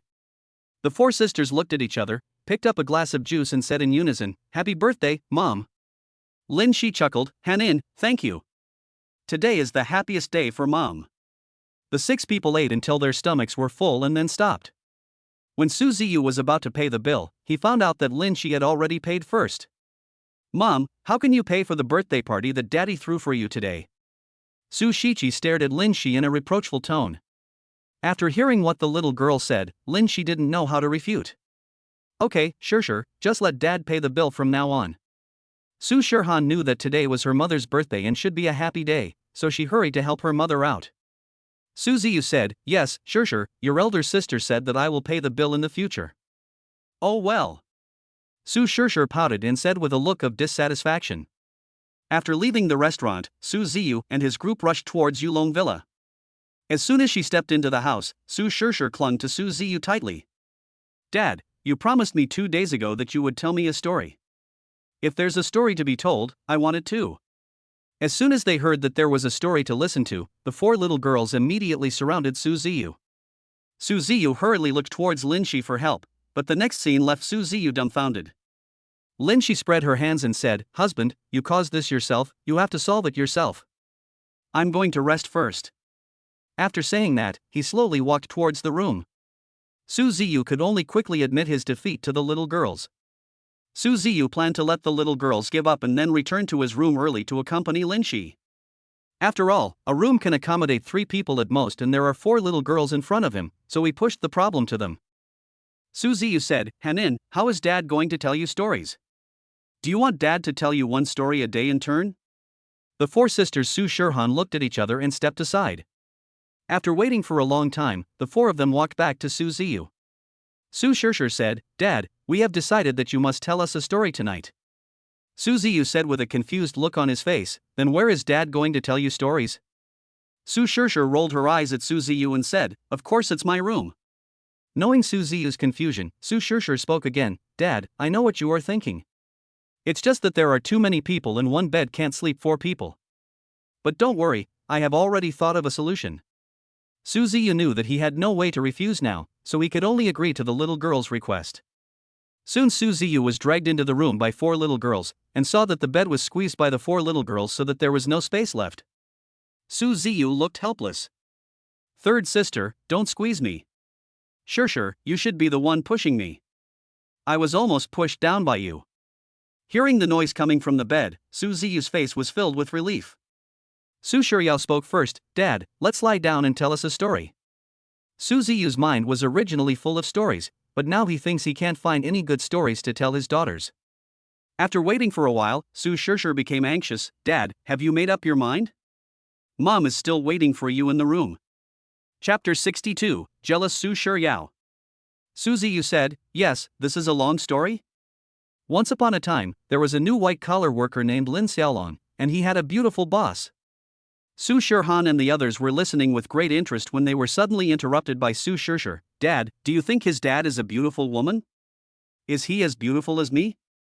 Su Shichi patted Su Shishir's head gently. Okay, don't interrupt Daddy's story. All right. Su Shishir closed her mouth in grievance. Su Ziyu smiled bitterly and continued, Lin Xiaolong goes to work on time every day, and on this day he met his beautiful boss. Looking at the beautiful woman, Lin Xiaolong was stunned. His colleague reminded him to make a cup of Longjing for the beautiful boss. Soon, Lin Xiaolong handed the brewed Longjing tea to the beautiful boss. Just as the beautiful boss was about to take the Longjing tea from Jiang Xiaolong, the Longjing tea suddenly spilled onto the ground. The beautiful boss was told that Lin Xiaolong was fired. Su Shishir interrupted Su Ziyu. Dad, what happened to that Lin Xiaolong? Was he really fired by his beautiful boss? As soon as Su Shishir finished speaking, she felt several eyes staring at her, so she covered her mouth and didn't say another word. Lin Shi couldn't sleep and was afraid that Hanin and the other 4 sisters would make things difficult for Su Ziyu, so he came to Su Shishir's door. Through the crack in the door, Lin Shi just happened to see a warm scene. Su Ziyu touched Su Shishir's head lovingly and said with a smile, of course not. When Lin Xiaolong went to the finance department to handle his resignation, he accidentally discovered the secret of the beautiful boss. Just as Su Ziyu finished speaking, he realized that the 4 little girls had fallen asleep without him noticing. Looking at the 4 little girls sleeping soundly on the bed, Su Ziyu smiled faintly and then quietly left the room. I originally wanted to go back to my room, but when I looked at my watch, I found that it was already past 3 in the morning. I was afraid that I would accidentally wake Lin Shi up. After Su Ziyu yawned, he fell asleep drowsily on the sofa in the hall. Just when Su Ziyu fell asleep, Lin Shi appeared in the hall. Looking at Su Ziyu's sleeping appearance, Lin Shi was stunned. The whole person lay down beside the sofa, and I don't know how long it took. Lin Shi dozed off and soon fell asleep. The night passed quickly. The next morning, Su Ziyu was awakened by the vibration of his cell phone. As soon as he stood up in a daze, he found that there was an extra person next to him, which almost scared him. When Su Ziyu saw the figure clearly, he was stunned. It was his wife Lin Shi. A picture appeared in his mind. Could it be that Lin Shi was lying here all night? Su Ziyu suddenly felt distressed. He quietly carried Lin Shi to the sofa and walked out of the hall. Boss Su, I have brought the family nanny here as you ordered. She is now in front of Brother Yan Tingshan's lobby. On the other end of the phone, He Weidong said slowly. Yes, I understand. Su Ziyu simply replied, hung up the phone and walked towards the guard. In a few minutes, Su Ziyu arrived at the gate guard of Yunting Tianga. Seeing Su Ziyu coming, He Weidong trotted towards Su Ziyu respectfully. Panting, he pointed at the woman behind him and said, Boss Su, this is Lin Xiaoyun, the most capable waiter in the hotel. Lin Xiaoyun leaned forward and said, Hello, President Su, I'm Lin Xiaoyun. Su Ziyu glanced at Lin Xiaoyun and nodded with satisfaction. By the way, don't call me President Su in the future, let's go. Lin Xiaoyun is in her early 20s. She wears simple clothes, which makes men feel protective of her when they see her. She has an extremely beautiful appearance, and her top is held up high. A pair of slender long legs is particularly eye-catching. Lin Xiaoyun murmured, is it because I'm not pretty enough that he doesn't look at me more? Su Ziyu was too lazy to walk back, so he shouted to the security guard at the gate hall, help me call a sightseeing bus. The security guard said respectfully, okay, Mr. Su. Soon, a sightseeing car appeared in front of Su Ziyu. As soon as Su Ziyu stepped onto the sightseeing bus, he saw Lin Xiaoyun standing there in a daze. Xiaoyun, hurry up and get up. Okay, Su. Before Lin Xiaoyun could finish her words, Su Ziyu glared at her. Lin Xiaoyun quickly changed her tone, okay, Mr. Su. As soon as the two arrived at Yulong Villa, Lin Xiaoyun was so amazed that she was stunned on the spot. Su Ziyu rolled his eyes at Lin Xiaoyun and muttered in his heart, how did He Weidong do things? He actually found such a girl for me and said she was the most capable one among the waiters. I have to go back to the hotel someday to find out if all the people in the hotel are like this. Su Shiryao's voice came from not far away. Dad, where did you go? I couldn't find you. After hearing Su Shiryao's voice, Lin Xiaoyun finally reacted and looked at Su Ziyu with embarrassment. Dad just went to pick someone up, why does Yao Yao want to see Dad? Su Ziyu smiled dotingly. To pick someone up? Only then did Su Shiryao notice that there was a girl following Su Ziyu, and that girl was quite pretty. Su Shiryao's face was immediately filled with jealousy. Dad, who is she? Lin Xiaoyun is a girl after all, and she quickly saw the hostility in Su Shiryao's eyes. Before Su Ziyu could speak, Lin Xiaoyun said, Hello, I'm the nanny hired by Mr. Su. A house nanny? Su Shiryao was stunned. Although she was a nanny hired by my father, her hostility did not diminish in the slightest. She kept staring at Lin Xiaoyun, fearing that Lin Xiaoyun would destroy their harmonious family. Su Shiryao quickly pulled Su Ziyu aside and said, Dad, I agree with you finding a nanny, but she's so pretty, what if she seduces you while we're not around? After hearing the little girl's answer, Su Ziyu shook his head helplessly, okay, Dad will change another one later. After saying that, Su Ziyu took out his cell phone and dialed He Weidong's number. After a few seconds the call was connected. He Weidong's voice came from the other end of the phone. Boss Su, what can I do for you? Su Ziyu said calmly, He Weidong, help me find a new nanny. Lin Xiaoyun looked at Su Ziyu while trembling all over. She was not deaf and could clearly hear that Su Ziyu was going to replace her, but what could she do now? Is Su always dissatisfied with her? My daughter doesn't like it. Boss Su, I actually have a reason for looking for her. Her parents divorced when she was a child and no one was willing to raise her. If she doesn't satisfy you next time, I will replace her. Su Ziyu looked back at Lin Xiaoyun and immediately felt pity for her. Okay then. I'll listen to you. After hanging up the phone, Su Ziyu exhaled and looked back at Yao Yao. Yao Yao, Dad decided to use her first and see. Chapter 63 Su Shirshir was bribed. Dad, how could you do this? What did you promise me just now? Look, I'm going to tell Mom. After saying that, Su Shiryao walked towards home. Su Ziyu turned around and said apologetically, Sorry, I made you laugh. Lin Xiaoyun bowed to Su Ziyu and said, Mr. Su, I am very grateful for giving me this opportunity, but I don't want your daughter to be sad because of me. Su Ziyu was relieved after hearing this. It's okay, let's go. When Su Ziyu just brought Lin Xiaoyun to the hall, he found that Lin Shi and 4 little girls were there and their expressions were very serious. Su Ziyu, what's going on? Su Ziyu heard that Lin Shi was a little angry at the moment, so he quickly and quietly pulled Lin Shi aside to explain. Wife, she's actually quite pitiful.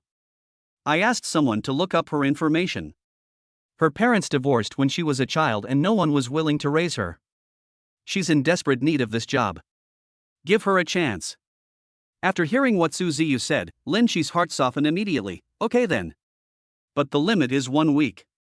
If she doesn't make Hanin and the other 4 accept her within the specified time, she will be fired. Su Ziyu smiled dotingly. My dear wife, I will listen to you. Lin Shi glanced at Lin Xiaoyun and said with a smile, you can stay, but the internship period is 7 days. If you don't do well or my daughters can't accept you within 7 days, you have to leave. After hearing this, Lin Xiaoyun cast a grateful look, and then bowed to Su Ziyu and Lin Shi's family. Thank you, Mr. Su and Mrs. Su, for giving me this opportunity. After hearing what her mother said, Su Shishir became anxious. Mom, how could you let her stay? But Lin Shi ignored Su Shishir and took Lin Xiaoyun to the kitchen. As soon as Lin Shi left, Su Shishir hurriedly turned back to look at Su Ziyu. Dad, what's going on? Su Shirhan and the other 2 also turned their attention to Su Ziyu. Silly girls, don't worry, Daddy only has you and I won't have any contact with other girls. Su Ziyu knew that he had to reassure his daughters. And this is the nanny I asked he wait on to find. Her parents divorced when she was young and she lived a frugal life. Hanin, if you don't want her to stay here after 7 days, Dad will let her leave then. After listening to Su Ziyu's explanation, Su Shirhan and the other 3 looked at each other and said in unison, well, that's fine. By the way, Dad, I'm going to go sketch later, can you come with me? Su Shichi looked at Su Ziyu expectantly. Su Ziyu couldn't bear to refuse Shishir's request and agreed. Okay. Shishir, if Daddy happens to be free later, he will go with you. Hanin, do you guys want to go with us? Su Ziyu looked back at Su Shirhan and the other 2 and asked. Dad, I. Before Su Shishir could finish her words, Su Shichi glared at her. Feeling the gaze of her third sister, Su Shishir couldn't help but tremble. Shishir, what's wrong? Are you going too? Su Shishir waved her hand and said, no, Dad, I still have to review my lessons later. Su Shirhan and Su Shiryao knew that Shishir wanted to spend more time alone with her father, so they shook their heads and said, Dad, we won't go either. Su Shiryao teased, third sister, remember to have fun. He. Su Shichi couldn't stop smiling at this moment. As soon as Lin Shi walked into the hall, he saw Su Shichi grinning alone, and asked suspiciously, Shichi, why are you laughing so happily? It's okay. Dad just told us a joke. Joke? Su Ziyu looked confused. When did he ever tell a joke? Okay, breakfast is ready, let's go eat together. A family of 6 just arrived at the restaurant, and the greedy cat Su Shishir's eyes lit up when she saw the various dishes on the table. Before waiting for anyone, he reached out his hand, picked up a piece of beef from the plate and put it into his mouth. The next moment, he felt like he was electrocuted. He slowly closed his eyes and looked very enjoyed. Shishir, delicious. Before Su Shiryao could finish, Su Shishir interrupted her. Dad, where did you find Sister Xiaoyun? Why is her cooking so delicious? Is it that delicious? Su Shiryao kept staring at Su Shishir with a suspicious look. Seeing that Su Shiryao didn't believe her, Su Shishir stomped her feet angrily. At this time, Lin Xiaoyun walked into the restaurant carrying a pot of soup and placed it on the dining table. Su Shishir licked the grease on her hands and hugged Lin Xiaoyun. Sister Xiaoyun, how come your food is so delicious? Lin Xiaoyun giggled and said, if it tastes good, eat more. Su Shichi and Su Shiryao were speechless. What they didn't expect was that Shishir, who was always difficult to deal with, could be so easily bribed by a meal. Lin Shi said with a look of relief on his face, okay, Shishir, stop making trouble. Eat breakfast first, or the food will get cold and taste bad. Su Shishir nodded like a chick pecking at rice. After waiting for a while, Lin Shi waved to Lin Xiaoyun and said, Xiaoyun, come and eat with us. Lin Xiaoyun glanced at Su Ziyu and waved her hand. No need, the manager told Mrs. Su not to cross the line before she came. Su Shishir shook Lin Xiaoyun's hand and said coquettishly, Sister Xiaoyun, just listen to my mom and have breakfast with me. Seeing that Lin Xiaoyun was obviously hesitant, Su Shishir knew that as long as her father asked, Lin Xiaoyun would be willing to have breakfast with them. Then he turned around and came to Su Ziyu. Dad. Su Ziyu's heart softened and he nodded in agreement. Xiaoyun, let's have breakfast together. Okay, Mr. Su. Sister Xiaoyun, come and sit next to me. Su Shishir happily pulled Lin Xiaoyun to sit next to her. Soon, Su Ziyu's family of 6 sat leisurely on the sofa. It turned out to be the right decision to hire a nanny for the family. Su Ziyu sat beside Lin Shi and smiled faintly. Wife, are you okay later? Lin Shi thought for a while and said, well. After all, I am the chairman of the Lu Group. I plan to go to the Lu Group to learn about its business situation later. Wife, this isn't the Lu Group anymore. I've already had it changed to the Su Group. Lin Shi asked quickly, when did it happen? How come I don't know about it? Su Ziyu continued, I just changed it in the past 2 days. Su Shiqi came to Su Ziyu and urged him. Dad, we should go. Oh well. Su Ziyu turned around and reminded him, honey, I'm taking Shishir to sketch. Remember to call me if you have anything. Su Ziyu smiled and took Su Shishir's hand and walked towards the parking lot. Along the way, Shishir kept chattering in Su Ziyu's ear. Chapter 64 Being Mistaken for Godfather? Su Ziyu looked at Su Shiqi who was chattering beside him and asked, by the way, Shiqi, where are we going? Su Shiqi scratched her head in embarrassment. Oh, by the way, I haven't told Dad the destination yet. Su Shiqi took out her phone and opened a WeChat group called To Youthful Classmates Group. After searching for a while, she said, Dad, we are going to a place called the Temple of Heaven. Dad, do you know where the Temple of Heaven is?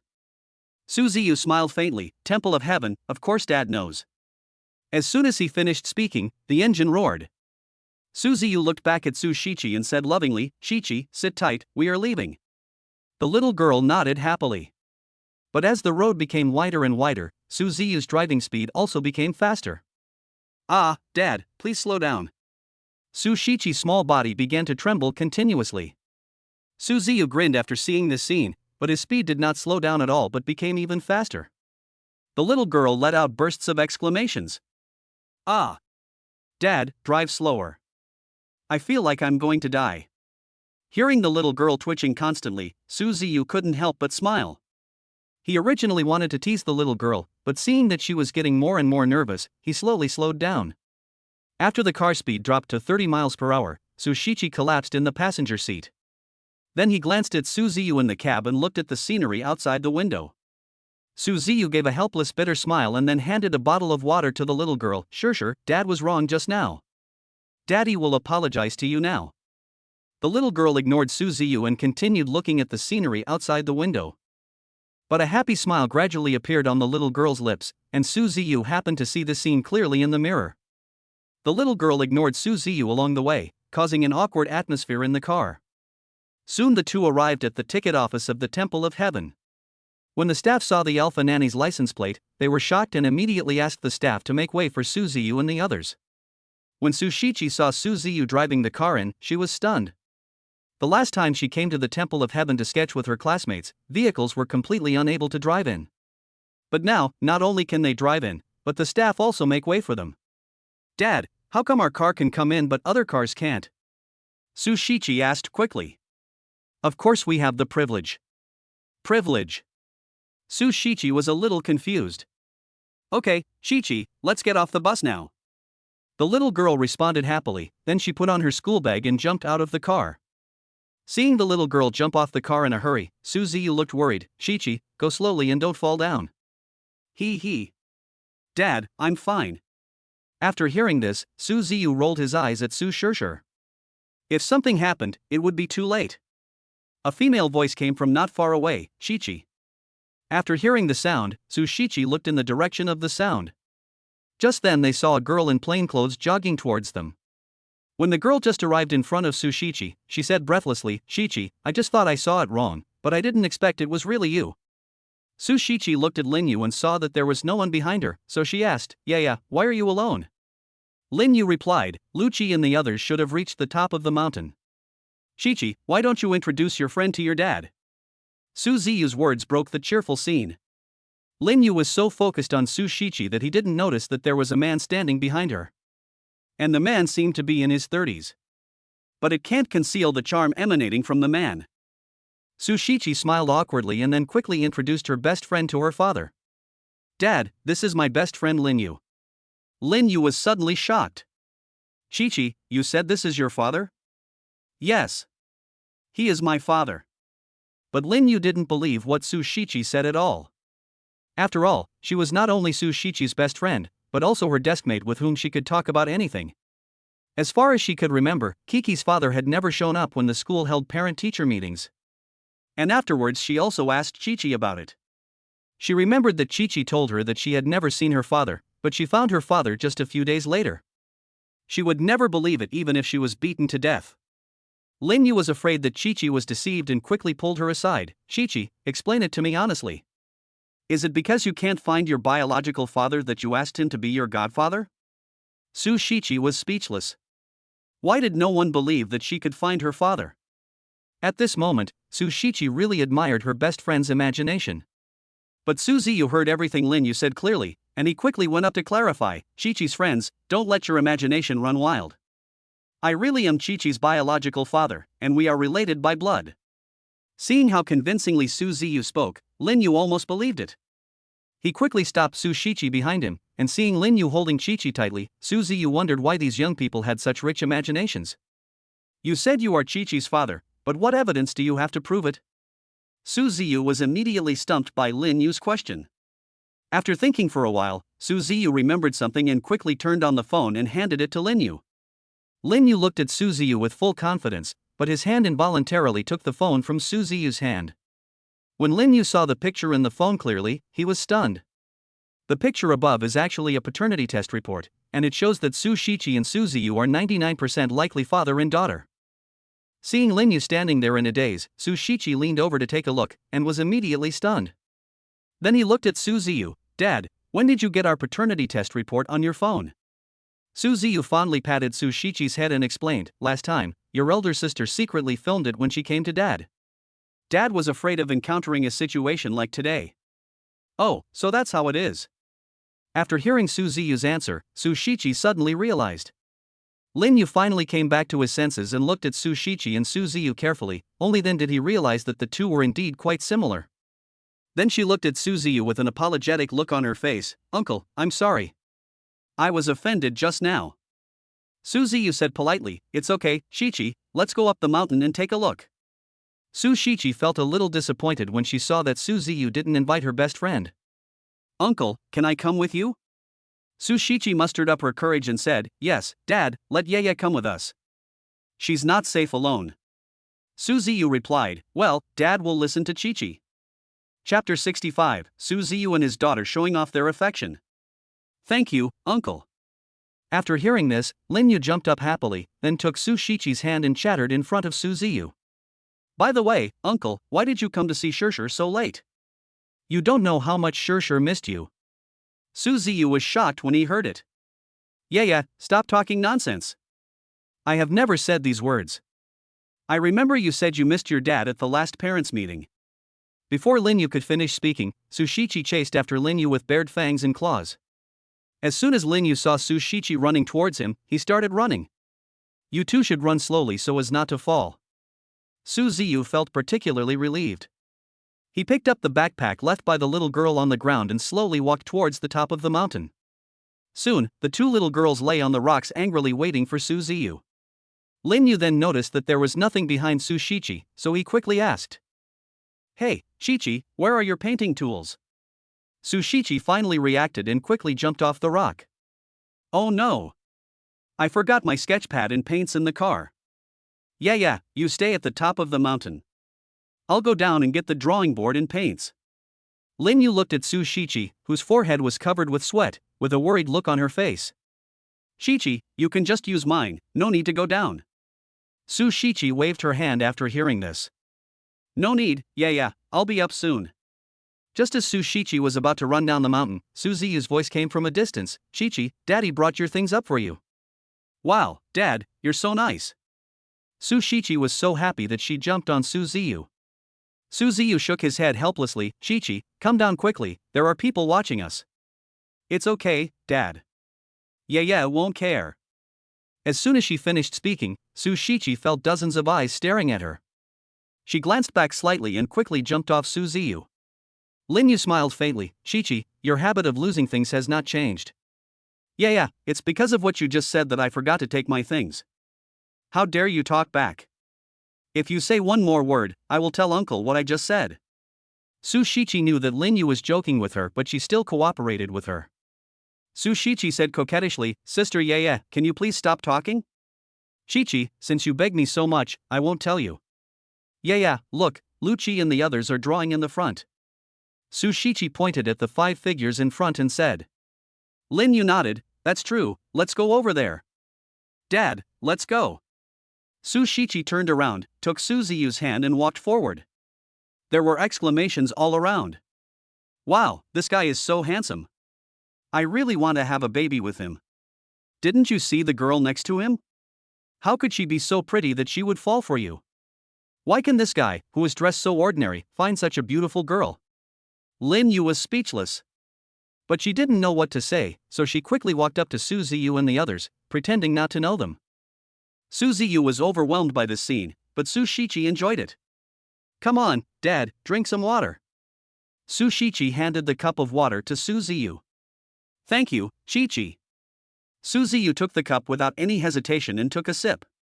Su Shichi felt very happy in her heart. She just drank a sip of water and her father didn't despise her. The people around here can no longer stay here. Some people were even hungry, but they were actually fed after seeing this scene. Turn around and leave here quickly. Shichi, why did you come so late? A young man in casual clothes spoke up. But Su Shichi was still immersed in the scene just now and couldn't come back to her senses for a long time. Shichi. Su Ziyu patted Su Shichi's head gently. Ah, what's wrong, Dad? Su Ziyu did not say anything, but just gestured to Su Shichi to look at what was in front of him. After Su Shichi understood Su Ziyu's intention, she turned her head and glanced at the young boy. Lin Lang, what did you say just now? Lin Lang simply glanced at Su Ziyu and smiled faintly. It's okay, let's draw. Su Ziyu's face was full of helplessness. He could tell from Lin Lang's eyes that Lin Lang regarded him as a love rival, but he felt more joy in his heart. After all, the little girl has so many admirers, which shows how strong his and Lin Shi's genes are. Su Shichi nodded heavily, then took out the drawing tools from her school bag. During this process, Lin Lang glanced at Su Shichi and said, By the way, Shichi, do you want me to be your model? Lin Yu pulled the little girl next to her and walked over to Lin Lang and joked, Lin Lang, Shichi's dad is here. Do you really think you have a chance?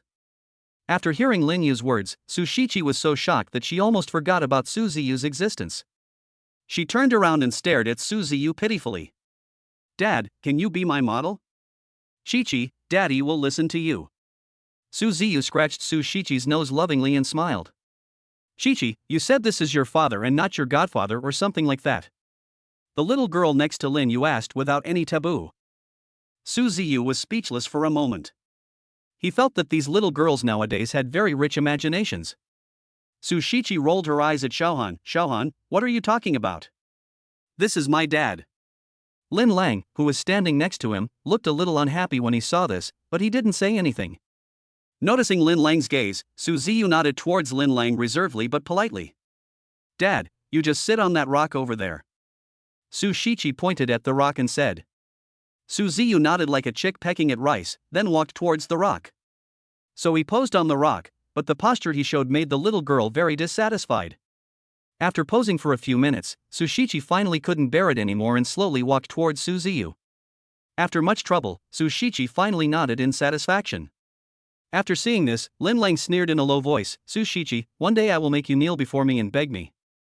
But Su Ziyu heard these words clearly, and Su Ziyu, who originally had a good impression of him, suddenly felt disgusted. Sure, do you really want Daddy to pose like this? Su Ziyu asked awkwardly. Su Shichi smiled faintly and said, Of course, Dad. Look, everyone around you is praising you. Su Ziyu had just focused all his attention on Lin Lang and didn't notice that exclamations were heard again at the scene. The pose the boy above is posing is so handsome. Chapter 66, I meet you again in the falling flower season.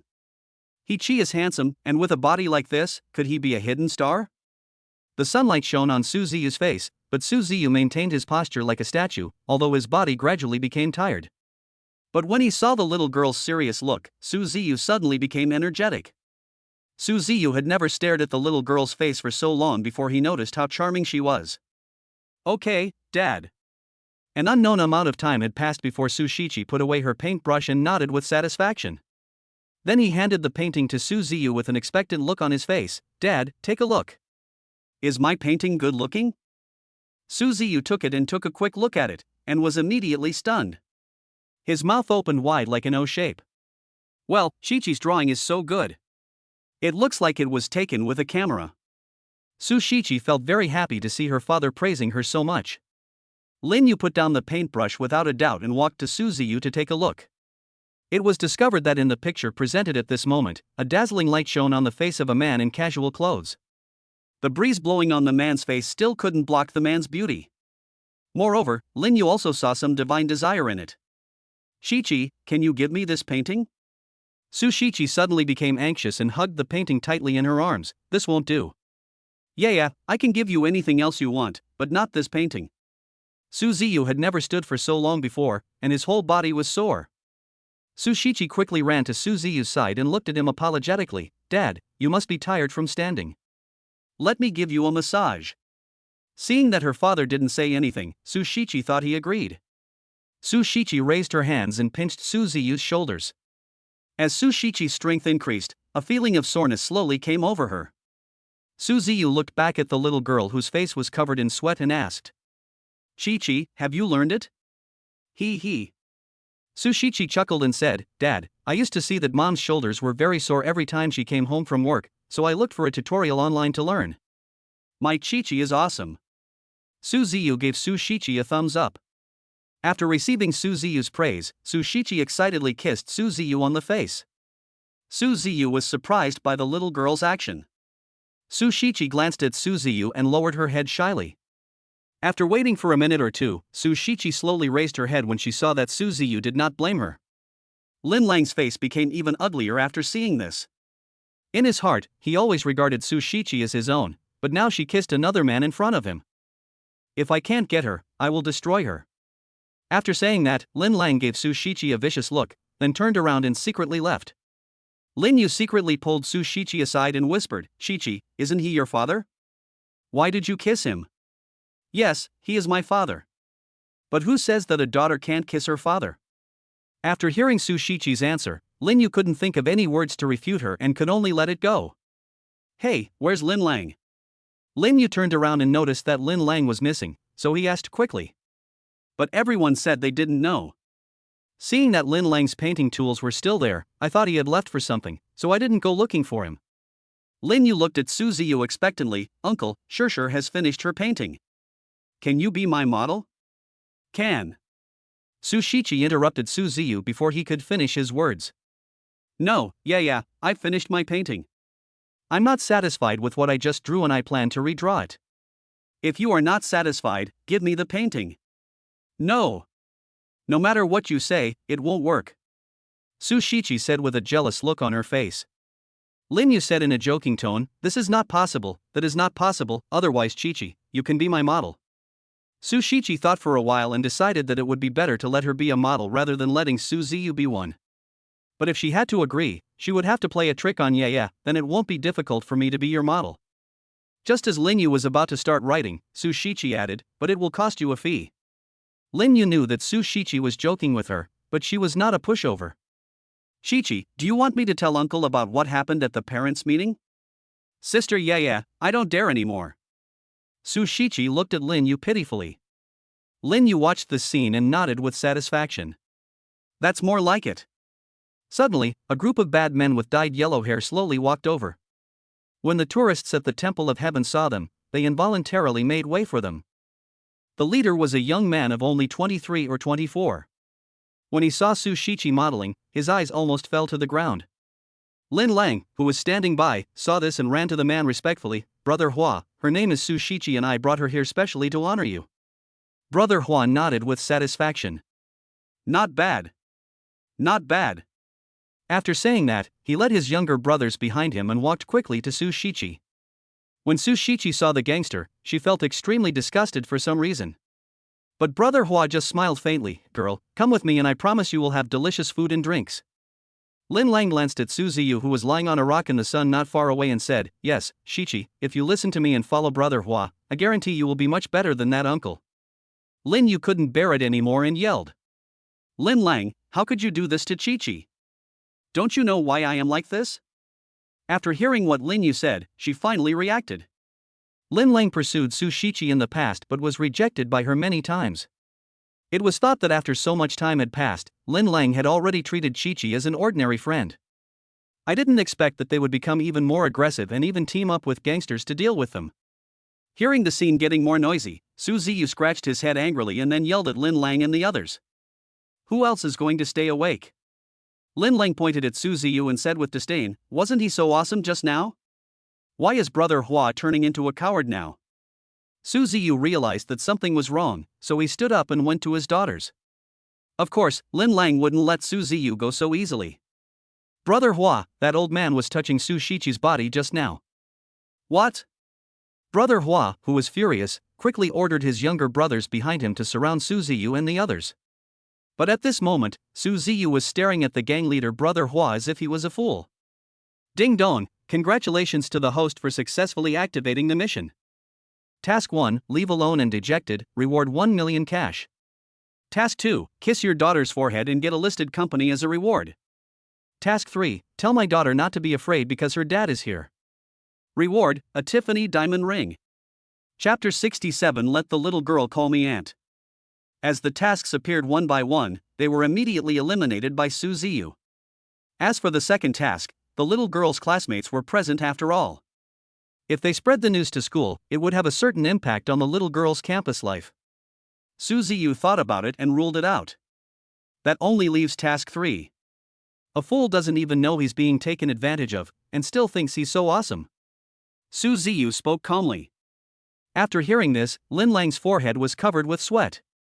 Just as Su Ziyu said, he took advantage of Brother Hua's lust to deal with Su Ziyu and the others. But how could the simple-minded gang leader possibly hear the hidden meaning in Su Ziyu's words? You touched it with your hand just now, so leave that hand behind and I will let you go. Su Ziyu grinned, if you want me to keep my hand, it depends on whether you have the ability.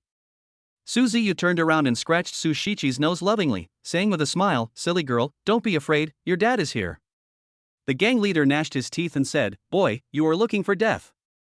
Seeing that Su Ziyu dared to ignore his gang leader Brother Hua's wave of his hand, the younger brothers around him understood his intention and attacked Su Ziyu together. Su Shiqi shouted with a worried look on her face, Dad, be careful. Lin Yu and others closed their eyes tightly and dared not open them to see the tragic scene. But Su Ziyu still turned his back to the gang leader and didn't take him seriously at all. Su Ziyu was too lazy to knock down the thugs one by one. As the saying goes, to catch a thief, you must first catch the leader. Su Ziyu flashed and arrived in front of the gang leader at a speed invisible to the naked eye. He grabbed his neck and lifted him up. Seeing that their boss's face gradually turned red and he seemed to be about to suffocate at any time, the other brothers just took a step forward and were scared away by Su Ziyu's gaze. A cold tone came out of Su Ziyu's mouth, if you dare to take another step forward, he will be on his way. For some reason, the younger brothers completely believe that Su Ziyu can do what he says. Su Shiqi doesn't want her father to be forced to go to jail for these things. Then he trotted to Su Ziyu's side and begged, Dad, let him go. After seeing the little girl's gaze, Su Ziyu's irritable heart gradually calmed down. Okay, Dad will listen to you. After saying that, Su Ziyu let go of his hand and saw that the gang leader's lower body was gradually getting wet. Su Ziyu frowned, he knew that the gang leader was scared to death at this moment. For fear of being suffocated, he quickly pulled the little girl aside. Ding dong, congratulations to the host for completing mission 3. The reward, a Tiffany diamond ring, has been placed in the storage box in the main cab. At this moment, the gang leader was already scared out of his wits. His younger brothers had never seen the miserable appearance of their elder brother, so they all knelt in front of Su Ziyu and wailed and begged for his forgiveness. It was this kid named Lin who asked us to come and cause trouble for you. Please, sir, let us go. Sir, please, let my brother and us go. We won't dare to trouble you again. Su Ziyu had a feeling that the gangsters in front of him were not lying. He was afraid that the little girl would be frightened, so he quickly waved his hand to signal them to leave. But the little gangster with low IQ was still kneeling on the ground and couldn't understand Su Ziyu's intention at all, which made Su Ziyu very confused. Su Ziyu said, let's go. As soon as the words fell, the gangster was delighted. He quickly stood up and helped the gang leader up, and left without any hesitation. Lin Lang sneaked in when everyone was not paying attention, but was still discovered by the sharp-eyed Su Ziyu. Lin Lang, I didn't let you go. Hearing Su Ziyu's voice, Lin Lang couldn't help but kneel down in front of Su Ziyu, begging for Su Ziyu's forgiveness. Uncle, oh no. Mr. Su, it's my fault. Please let me go. I promise I will never do anything to hurt Qiqi in the future. You should apologize.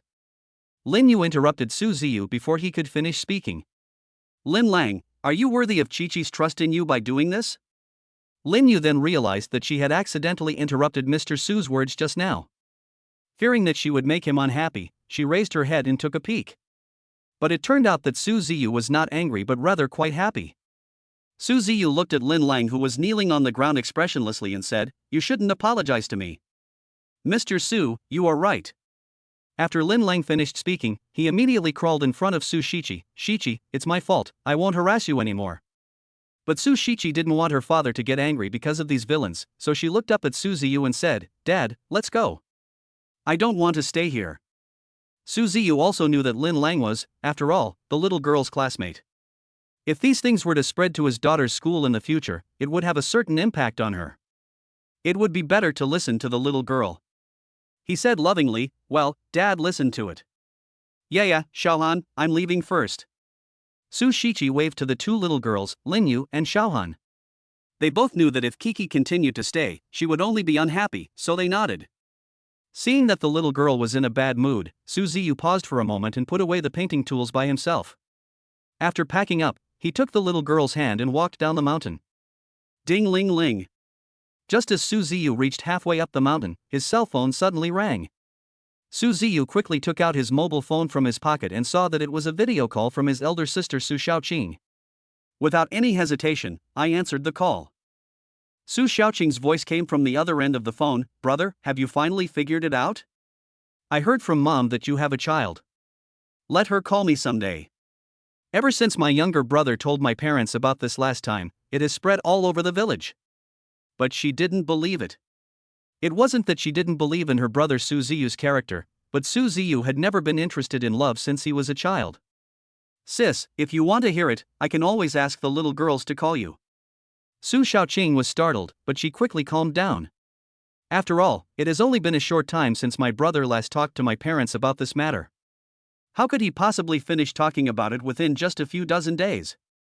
Ziyu, stop trying to make your sister happy." But while saying this, Su Xiaoqing began to tidy up her clothes. Seeing that the little girl was in a low mood, Su Ziyu whispered in the little girl's ear, "Qiqi, do you want to meet my sister?" The little girl was obviously hesitant, and Su Ziyu didn't want to force her, so he prepared to tell her sister. Before she could finish her words, Su Shiqi grabbed the spotlight and said, "Aunt, hello. I am Dad's daughter, Su Shiqi." Sure means sure in ancient poetry, and Qi means Qi in Qishu. Su Xiaoqing, who was tidying up her clothes, was almost frightened when she heard this. "You said you are Ziyu's daughter." Chapter 68 shocked Su Xiaoqing. "Yes, Auntie." Su Shiqi nodded heavily. But Su Xiaoqing's head was buzzing at the moment and she hadn't figured out what was going on. The little girl seemed to be only 18 years old. Could it be true, as seen on TV, that Ziyu kept the little girl as his mistress and asked her to call him aunt to deceive himself? Su Xiaoqing shook her head and whispered, "No, we can't let Ziyu continue to make mistakes." Then his face gradually became serious. "Give the phone to Su Ziyu." Su Shiqi was so frightened by Su Xiaoqing that she didn't know what to do. Su Ziyu said calmly, "Qiqi, give it to me." "Oh." Su Shiqi handed the phone back to Su Ziyu with a bit of disappointment. "Sister, what are you doing? Qiqi is still young, why are you yelling at her like that?" "Ziyu, you still have the nerve to blame me, do you know what you have done?" Su Ziyu looked puzzled at this moment. "Sister, why do I feel like there is something else behind your words today?" Seeing Su Ziyu revealing his cards, Su Xiaoqing didn't bother beating around the bush and went straight to the point. "Ziyu, I know you are 39 years old now and there is no woman around you, so you must have needs, but how can you support a little girl?" Su Ziyu was speechless. It would be fine if others thought this way about him, but he didn't expect that his own sister would think this way about him. "Am I really that dirty in my sister's heart?" "Sister, what nonsense are you talking about? How could I possibly do such a thing? Besides, Qiqi is really my biological daughter and also your nephew."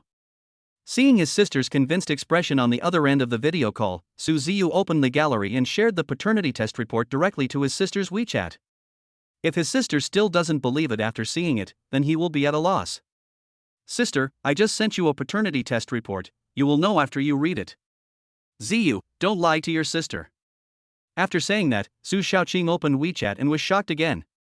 Could it be that the little girl just now was really Ziyu's daughter? That is her nephew. And I just yelled at her like that. The little girl is 18 years old this year, which means that my sister-in-law became pregnant with Shang Ziyu's daughter 18 years ago. When Su Xiaoqing thought about this, her heart was in a mess. Su Xiaoqing took a deep breath and quickly calmed down. Ziyu, I'm sorry for what happened just now. I've been having some troubles lately, so it's inevitable that I'm too agitated. Su Ziyu said, It's okay, sister, I know everything you said. Just as he finished speaking, he noticed that the little girl might be feeling depressed because her sister could not accept her existence. Shichi, do you want to talk to your aunt? Su Ziyu handed the phone to Su Shichi and spoke. But he could clearly see that the little girl was still a little hesitant. Suddenly, Su Xiaoqing's voice came from the other end of the video call. Shichi, can you chat with your aunt? Shichi, hurry up. Dad believes that you can make your aunt accept you. Encouraged by Su Ziyu, Su Shichi finally took the phone. When she saw Su Shichi clearly in the camera, Su Xiaoqing said apologetically, Shichi, Auntie didn't mean to yell at you just now. It's all right, Auntie. Su Xiaoqing could see that the little girl was a little nervous at the moment. Shichi, you are so beautiful. Your mother must be a great beauty too. When Su Shichi heard Su Xiaoqing praising her like that, she suddenly became happy. Su Shichi shyly pulled Su Ziyu's clothes and said, Aunt, no way. Shichi, how many sisters are there in your group? Su Shichi looked up at Su Ziyu, and only dared to speak after seeing him nod. Aunt, I have 6 sisters. When Su Xiaoqing heard the news, her mouth opened wide to form an O shape. Along the way, Su Shichi held her cell phone and had endless topics to talk about with Su Xiaoqing. As soon as I arrived at the foot of the mountain, I heard a carrot beep beep carrot sound from my cell phone. Su Shichi said apologetically beside Su Ziyu, Dad, I'm sorry my phone is out of battery. Su Ziyu said to the little girl, It's okay, Shichi, give your phone to Dad. Okay, Dad. Su Shichi hesitated but finally returned the phone to Su Ziyu. Su Ziyu took the phone and smiled faintly, Sister, the phone is out of battery. Next time I will bring my family to see you. Then Ziyu, remember what you said, bring Chi-Chi and the others to see me. I like Chi-Chi so much. I understand, sis. After waiting for a while, Su Ziyu continued, By the way, sister, remember not to tell my parents that you have met Chi-Chi. I want to give them a surprise when the time comes. Su Xiaoqing rolled her eyes at Su Ziyu and said, I know.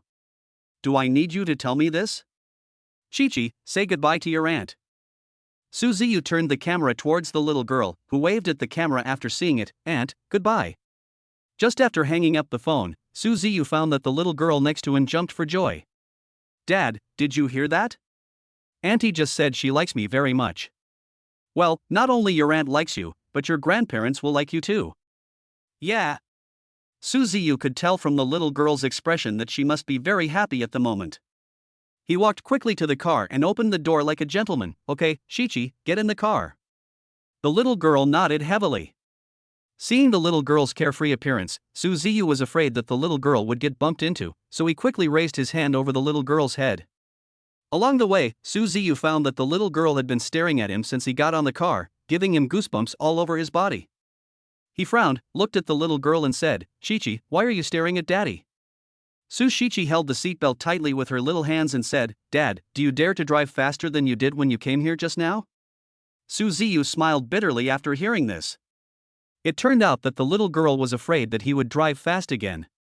Shichi, Daddy won't dare to do that again. Dad, what you said means that you still want to have a future, right?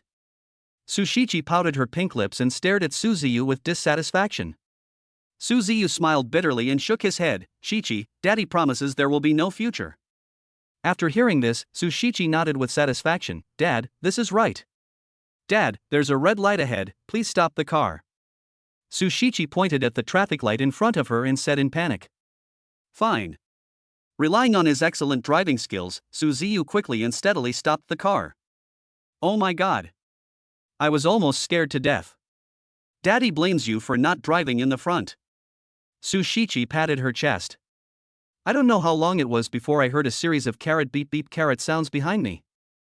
Dad, the BMW X5 car behind us seems to be urging us to go faster. Su Shichi reminded. Su Ziyu said calmly, it's okay, Shichi's father knows what's going on. Chapter 69, Stubborn Su Ziyu. Soon the red light turned green, and Su Ziyu slowly started the engine. Boom! Like a sleeping beast gradually waking up and roaring on the road, the Alma nanny car suddenly rushed out. The male owner of the BMW X5 behind him gradually began to sweat. Seeing her husband so panicked, the woman asked with concern, Honey, what's wrong with you? The man wiped the sweat from his forehead with a look of horror. Wife, be more careful next time, the Alpha nanny car just now is the only one in the world. If it is hit even slightly, even if we have 10 cars, it won't be enough to compensate. Hubby, are you cheating on me? Honey, do you think I'm kidding? Did you know that the license plate I just saw had 8 8s? As soon as the man finished speaking, the car suddenly stalled on the right side of the road. The woman looked at the driver's license she had just received and waved her hand. Honey, you drive. I will never drive again. In the parking lot of Yulon Villa, Su Shichi slowly got out of the car. He stared at Su Ziyu behind him with a complaining look on his face. Dad, what did you promise me in the car just now? Su Ziyu was at a loss whether to laugh or cry at this moment, but he couldn't find any reason to refute the little girl's words. I can only stand in front of the little girl and let her complain. Seeing this, Su Ziyu could only pretend to be aggrieved. Seeing her father looking so aggrieved, Su Shichi's originally bad mood suddenly melted like an iceberg. Dad, I will trust you this time. If you dare to lie to me again next time, I won't forgive you so easily. After saying that, Su Shichi took Su Ziyu's hand and walked towards home. Seeing that the little girl had forgiven him, Su Ziyu chuckled and said, Well, Shichi, don't worry. Dad will never forget what he promised you. Seeing Su Ziyu assuring her again and again, Su Shichi nodded with satisfaction. But in my heart, I felt a little dissatisfied. Dad is such a stubborn person. Why didn't he just promise me earlier? Why did he have to do all this mess? As soon as Su Shichi stepped into the house, she smelled a hint of fragrance in the air. Hey, where does the fragrance come from? It smells so good. After hearing what the little girl said, Su Ziyu sniffed and found that there was a fragrance floating in the air just as the little girl said. When he smelled this fragrance, Su Ziyu felt as if his entire nervous system was refreshed, and a sense of comfort flowed through his lungs. This smells like tea. As soon as Su Ziyu finished speaking, the little girl pulled him towards the hall. Seeing the little girl so anxious, he smiled helplessly. At this moment he let the little girl be as she pleased. After entering the hall, Su Shichi pointed at the tea in Lin Shi's hand with wide eyes and asked excitedly. Mom, who made the tea in your hand? Why does it smell so good? Before Lin Shi could speak, Su Shiryao sniffed the fragrance wafting from her hand and said with a satisfied look on her face. Shichi, why don't you come back later? Because of Lin Shi's presence, Su Shichi could only hold back her anger. Fifth sister, can you give your sister the tea in your hand? Don't even think about it. As soon as she finished speaking, Su Shiryao poured the remaining tea into her mouth. Su Shichi's temper erupted like a volcano. She left Su Ziyu's hand and walked up quickly. Looking at her third sister coming at her aggressively, Su Shiryao giggled and hid behind her mother Lin Shi. Seeing this, Lin Shi could only quickly come to the rescue. Yao Yao, stop playing a prank on your third sister. Chichi, don't listen to Yao Yao, there's more tea. Oh. Su Shiryao said impatiently. Then, as he turned around, he saw a familiar figure. Dad. As soon as the words fell, Su Shiryao jumped onto Su Ziyu. Silly girl. You're so heavy, are you going to crush your dad to death? As soon as she heard her father say that she was heavy and was going to crush him to death, she immediately became unhappy. Su Shiryao pouted and said with a look of dissatisfaction, Dad, who do you think is heavier? Su Ziyu then realized that he had said something wrong, and quickly raised his hand and gently patted his lips. Yao Yao, what I just said was that no matter how heavy you are, Daddy can hold you. But as soon as Su Ziyu started to explain, he realized that the more he explained, the more confusing it became, so he simply shut up. Lin Shi said calmly, Yao Yao, come down quickly. Your father must be very tired after just coming back, let him have a good rest. Su Shirhan echoed, yes, Yao Yao, come down quickly and don't tire your dad out. Soon after the first one, there was a second one. Su Shirshir became annoyed when she saw that she didn't say a few words. Yes. Fifth sister, listen to mom and big sister and get off dad quickly. Forget it, Yao Yao is fine, Daddy is not tired at all. Su Shishir looked at Su Ziyu like a brat and said, Dad, you are the one who likes to spoil the fifth sister. If the fifth sister was my child, I would beat her to death.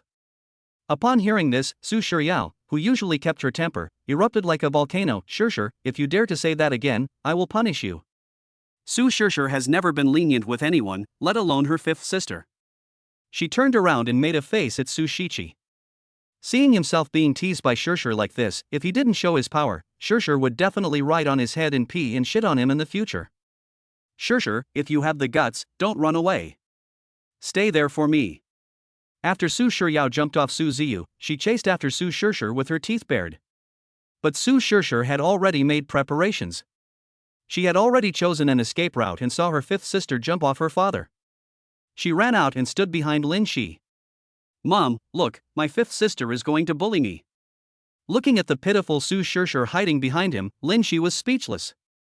But thinking back, her daughters seemed to be more lively than before since she and Su Ziyu met. Su Shirhan stood up and waved to Su Shichi. All right. Shichi, the tea you wanted to drink, Sister Xiaoyun has made it for you, why don't you come and drink it? What, sister, who made this fragrant tea? Of course it's Sister Xiaoyun.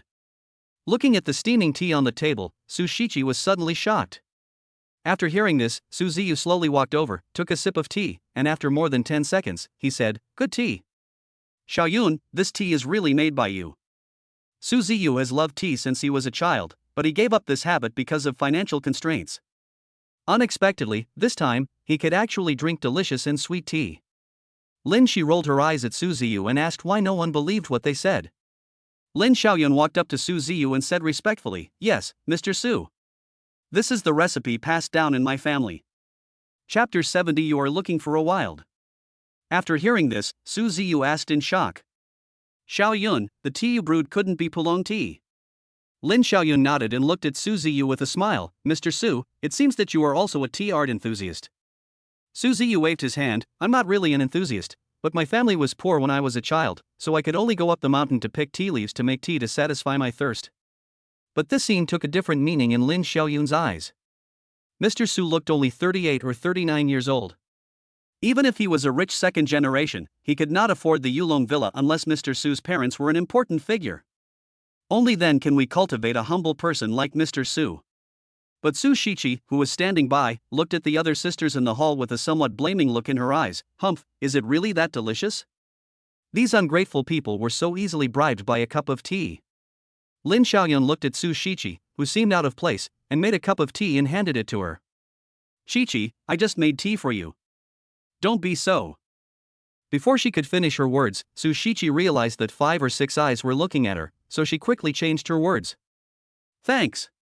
As soon as the words fell, before Su Shichi's hand touched the teacup, Su Shishir jumped out again. Third sister, I guess you don't want to drink it, so give it to your younger sister. As a sister, you should share the good things with your younger sister. Shishir, for example? As soon as she finished speaking, Su Shichi took the teacup from Lin Xiaoyun's hand and poured the tea into her mouth while Shishir was not paying attention. For example, this cup of Pulong tea. When Su Shishir saw that there was not a trace of residue in the teacup, she was stunned for a moment. Su Shichi handed the empty teacup in her hand to Shishir and giggled. Shishir, since you want to drink so much, as your sister I can't bear to refuse you and give you some. Snort.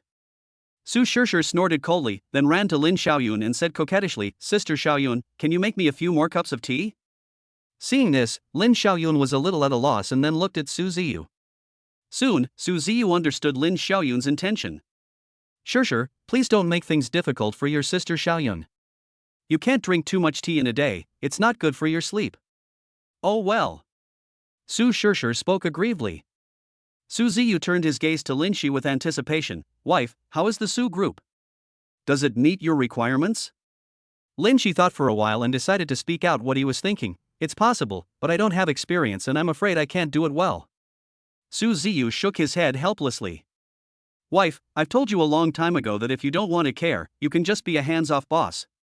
Of course Lin Shi knew what Su Ziyu said, but she preferred to hone herself and grow in difficult situations. After all, this was handed to her by Su Ziyu himself, and she didn't want to disappoint Su Ziyu's expectations of her no matter what. Su Ziyu said with concern. Yes, Mom, if you are too tired, just listen to Dad. We are here with you now, so don't let yourself get tired. After Su Shiqi and Su Shiryao looked at each other, Su Shiqi echoed. Mom, I think Dad and Big Sister are right. Then Su Shiryao also echoed, Mom, I think so too. Seeing that all three sisters had given direct speeches, it would be unreasonable for me not to speak. Mom, why don't you just sell the group? That would be so comfortable. After hearing what Su Shishir said, the three sisters rolled their eyes at her. These were not words of concern at all.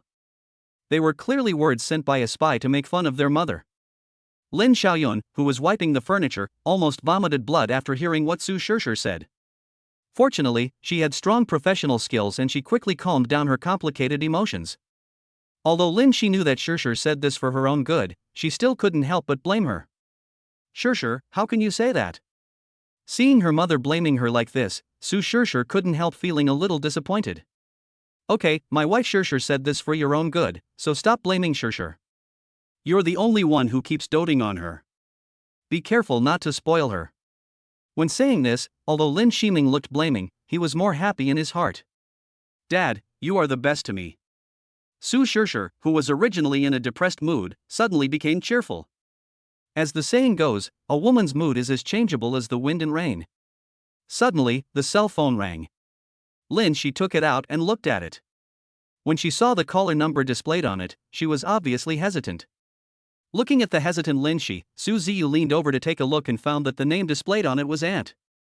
Wife, why didn't you answer the call from your aunt? Su Ziyu's voice successfully brought Lin Shi back to his senses.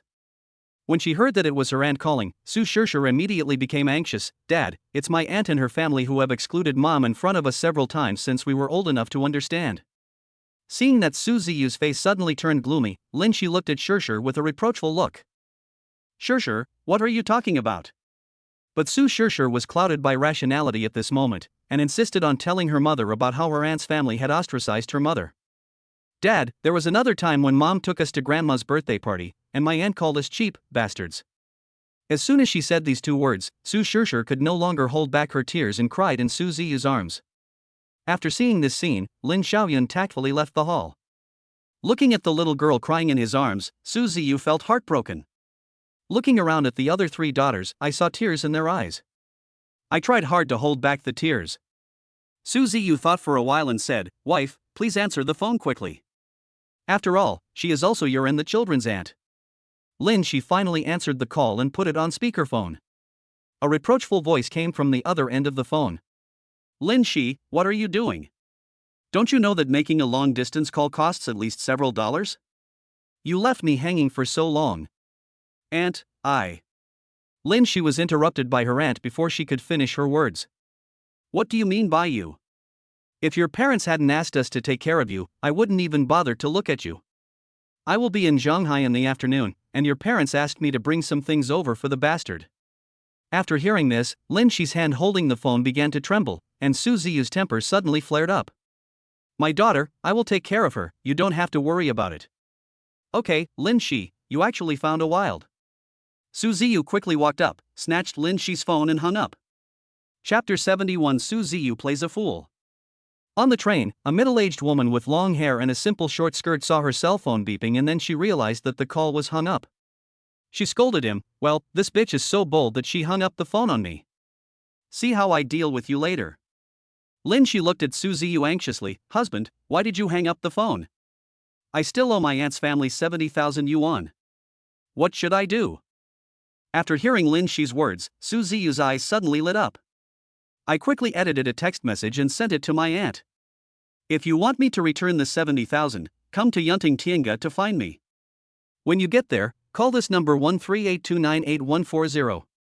This store will no longer exist after today.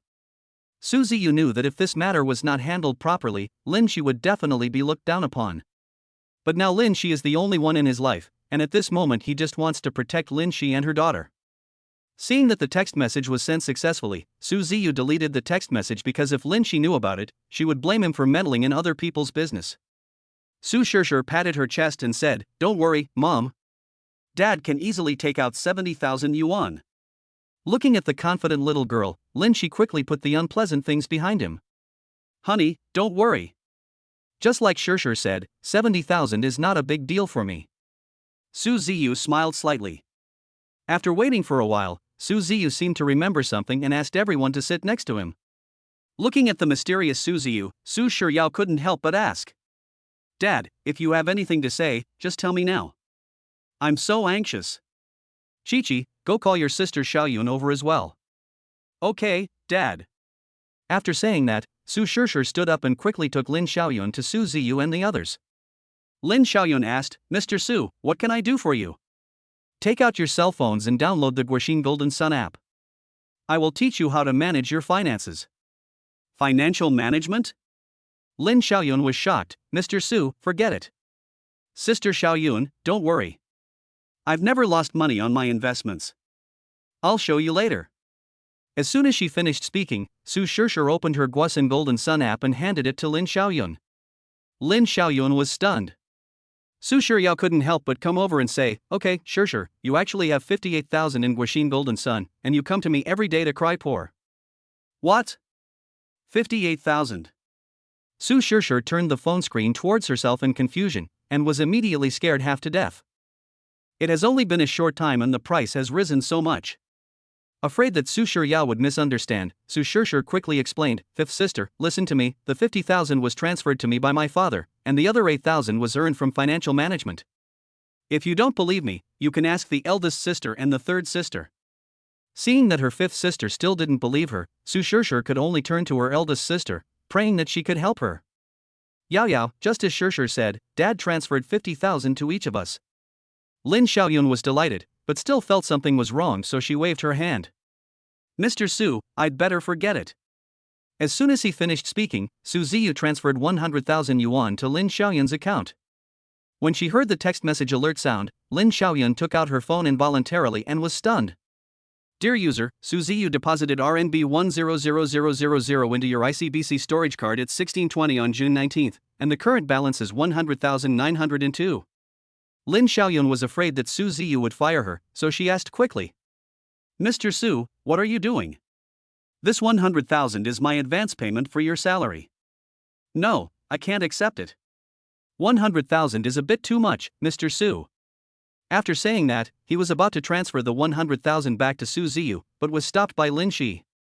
Xiaoyun, just accept it with peace of mind. Besides, Han Han and her 4 sisters have already accepted you. If you really don't accept it, I will fire you. Lin Xiaoyun knew that Lin Shi said this to persuade her to accept it. Thank you, Mr. Su and Mrs. Su. Lin Xiaoyun smiled slightly. Su Shiryao was a little unconvinced at this moment. Dad, you transferred 50,000 to my eldest sister and third sister, what about me? Su Ziyu smiled bitterly, okay, Dad will transfer it to you right away. After saying that, Su Ziyu transferred 50,000 yuan to Yao Yao's account, and then secretly glanced at Lin Shi. He seemed a little disappointed at this moment and transferred another 5 million to Lin Shi's account. Lin Shi was delighted. Husband, what are you doing? Wife, you are now the chairman of the Su Group, so it is inevitable that you will need it. Lin Shi nodded happily. Ding ding ding. Suddenly, the cell phone rang, breaking the beautiful scene. I found out it was a harassing call and was about to hang up when I remembered it might be from Lin Shi's aunt, so I quickly answered it. As soon as I answered the phone, an urgent voice came from the other end. I have come to the gate of Yunting Tianga as you requested. Hurry up and return the RMB. Oh. You wait at the entrance of Tianga for 10 minutes and I'll be there soon. Su Ziyu hung up the phone neatly. Lin Shi's aunt was stunned. He stamped his feet in anger, like a fool who was being made fun of. What the hell, he actually made me and my baby son wait for him here, who the hell does he think he is? The security guard at the guardhouse couldn't bear to watch and quickly walked up to the two of them. If you are here to cause trouble, please leave here as soon as possible. The angry woman cursed, how dare you, a mere security guard, meddle in other people's business? Are you looking for death? The security guard's face gradually became gloomy, and he quickly went to the security booth to get the radio. This is the guard room. Someone is causing trouble. Please send someone to support us. Humph, you bastard dare to yell at me. The young man snorted coldly. You. The security guard stared at the two of them with gritted teeth. Henin, you and Chi-Chi teach your mom and Yao Yao how to operate it. Dad has something to do and needs to go out for a while. Okay, Dad. Su Shirhan nodded. Su Shirshir didn't want to stay alone, so she stood up and grabbed Su Ziyu's clothes tightly. Dad, I want to go with you too. Okay then, but Shirshir, you must not make trouble later. Su Ziyu's heart softened when he looked at the beautiful Shirshir. He couldn't think of any reason to refuse Shirshir, so he agreed to her request. Got it, let's go, Dad. Su Shirshir happily took Su Ziyu's hand and walked out of the house. Su Shirshir asked as soon as she stepped out of the house. Dad, where are we going? To see your aunt, of course. Aunt? Then I won't go. Shirshir, if you don't want to punish your aunt, let Dad go alone. Chapter 72, If you are too nice to someone, you are either a thief or a thief. I'll go. When the little girl heard that she could punish her aunt, she jumped for joy. Your aunt is waiting for us in Yunting Tiange now, let's go. Yeah. By the way, Dad, are we going to walk over there? Of course. Daddy must take advantage of the existing conditions to punish your aunt. Su Ziyu touched Su Shirshir's nose lovingly and smiled. Then I have to take a good look at the scenery along the road. As soon as the little girl finished speaking, she swayed in front of Su Ziyu like a happy kangaroo. Su Ziyu's head was almost blown away by the shaking. Dad, look at the turtles in the lake. They are so cute. And the roads are wide and clean. As long as you like it. Su Ziyu smiled faintly. Su Ziyu looked at the road, which was spacious and clean. There was not a single leaf on the ground. There was a clean and clear lake beside the road. Many species of turtles were lying in the middle of the lake basking in the sun. There were also many animals kept in captivity across the road, which made people feel much more relaxed. Before they knew it, they arrived at the entrance of Yunting Tiange, just in time to see 5 or 6 security guards running over a mother and daughter. Su Ziyu guessed that this should be Lin Shi's aunt. Dad, the 2 people in front are my aunt and her son Lin Guangling. Sure enough, Shirshir's words confirmed what Su Ziyu was thinking. Mom, look, isn't that the little bastard Su Shirshir? Lin Guangling pointed at Su Ziyu and his daughter who were walking slowly towards him and said, Little bastard, where's your mother? Ask her to come see me. Lin Guangling's mother covered her nose with a look of disgust and stepped back. The 6 security guards were stunned when they saw Su Ziyu coming. With beads of sweat on his forehead, the leading security captain immediately ran quickly to Su Ziyu. Mr. Su, do you know these 2 people? Lin Guangling's mother was shocked, and then whispered, The 7 bastards born by the bitch all have the surname Su, and the man in front of me also has the surname Su. Could he be the father of the bastards? But Su Ziyu heard all of this clearly. Ever since he got the 2nd-level martial arts card last time, his hearing has become several times stronger than that of ordinary people. This made Su Ziyu hate Lin Guangling and his mother even more. Lin Guangling's mother is now 100% sure that Su Ziyu is a rich 2nd generation, which is why the security manager is so respectful to him. Oh, Shirshir, how could you let your aunt wait for so long? My legs are almost sore from waiting. Su Shirshir really felt uncomfortable watching Lin Guangling's mother change her expression so quickly. Security manager, I don't know them. Su Ziyu glanced at them and then spoke to the security manager. Oh, Xiao Su, I'm your aunt. How could you not recognize me? I didn't expect that my Lin Shi has been so smart since he was a child. It's really his blessing to meet someone as good as you. Seeing his mother praising Su Ziyu so much, Lin Guangling was immediately dissatisfied. Mom, this is obviously a rag picker, why are you wasting your words on him? Ask him to return the RMB so that you can buy me a notebook. Lin Guangling's mother stared at Lin Guangling viciously, and then pinched his thigh hard. Ah, Mom, why are you pinching me? Lin Guangling stared at her mother with an innocent look on her face. She had clearly agreed with him before coming. As long as Lin Shi paid back the RMB he owed them, she would take him to buy a laptop, but now it turned out to be different from what she said. Yeah, the kid is right. I'm here to pay you back. Su Ziyu spoke slowly. Lin Guangling's mother quickly explained. Xiao Su, these RMB are sponsored by me for Shirshir and the others to go to school, you don't have to pay me back. If Su Ziyu keeps this matter in mind, then her chances of rising to prominence will be much greater. After hearing what his mother said, Lin Guangling immediately became unhappy. Mom, how could you do this? As soon as he finished speaking, Su Ziyu walked up to the boy and said, Take out your phone and I'll transfer the RMB I owe you to you. Okay. Lin Guangling quickly opened the WeChat payment code. Ding dong, WeChat received 70,000 renminbi. Hearing this voice, Lin Guangling's originally terrible mood was suddenly satisfied. Mom, look, I got back the RMB they owed me. Isn't your son awesome? Lin Guangling looked down at the RMB displayed on WeChat and quickly ran to his mother to take credit. But when Lin Guangling's mother heard her son say this, she almost had a heart attack. Who told me not to accept your Uncle Su's RMB? After saying that, he raised his hand and slapped Lin Guangling in the face. Snap! A series of crisp sounds were heard. Do you know what's wrong? Lin Guangling covered his red face with his hands, tears welling up in his eyes as if they would fall out at any moment. But he still held back his words. Is it wrong for me to ask them to pay back the RMB? At this moment, Lin Guangling's mother was really disappointed with her child. She secretly glanced at Su Ziyu, but found that he had a blank expression and thought that she must not have done well enough. The crisp pop sound rang out again. Su Ziyu could see that the force this time seemed to be even greater than last time. But this time he was just a spectator. After all, Su Ziyu had bullied Lin Shi and her daughter, so it was impossible for him to forgive them easily. Su Ziyu blocked the little girl behind him, fearing that such a tragic scene would give her a nightmare. Seeing Lin Guangling crying more and more intensely, Su Ziyu couldn't help but frown. After all, this happened in public. But he was too lazy to stop it. After all, he had nothing to do with Lin Guangling's family. Security manager, I'll leave this to you. I'm leaving now. Mr. Su, please rest assured. The security captain nodded heavily. After Su Ziyu greeted the security manager not far away, he took the little girl's hand and walked towards home. Lin Guangling's mother stopped and watched Su Ziyu turn around and leave. He quickly pulled his son up from the ground and prepared to leave, but found himself surrounded by 6 security guards. Sure, are you satisfied? Well, Dad, I feel much better. Dad, I give you a thumbs up. As soon as she said that, Su Shusher gave Su Ziyu a thumbs up. Su Ziyu felt happier after receiving the praise from the little girl than when he won a prize. By the way, Dad, I want to ask, I made 8,000 from financial management, how much did you make? Dad, doesn't he actually make that much?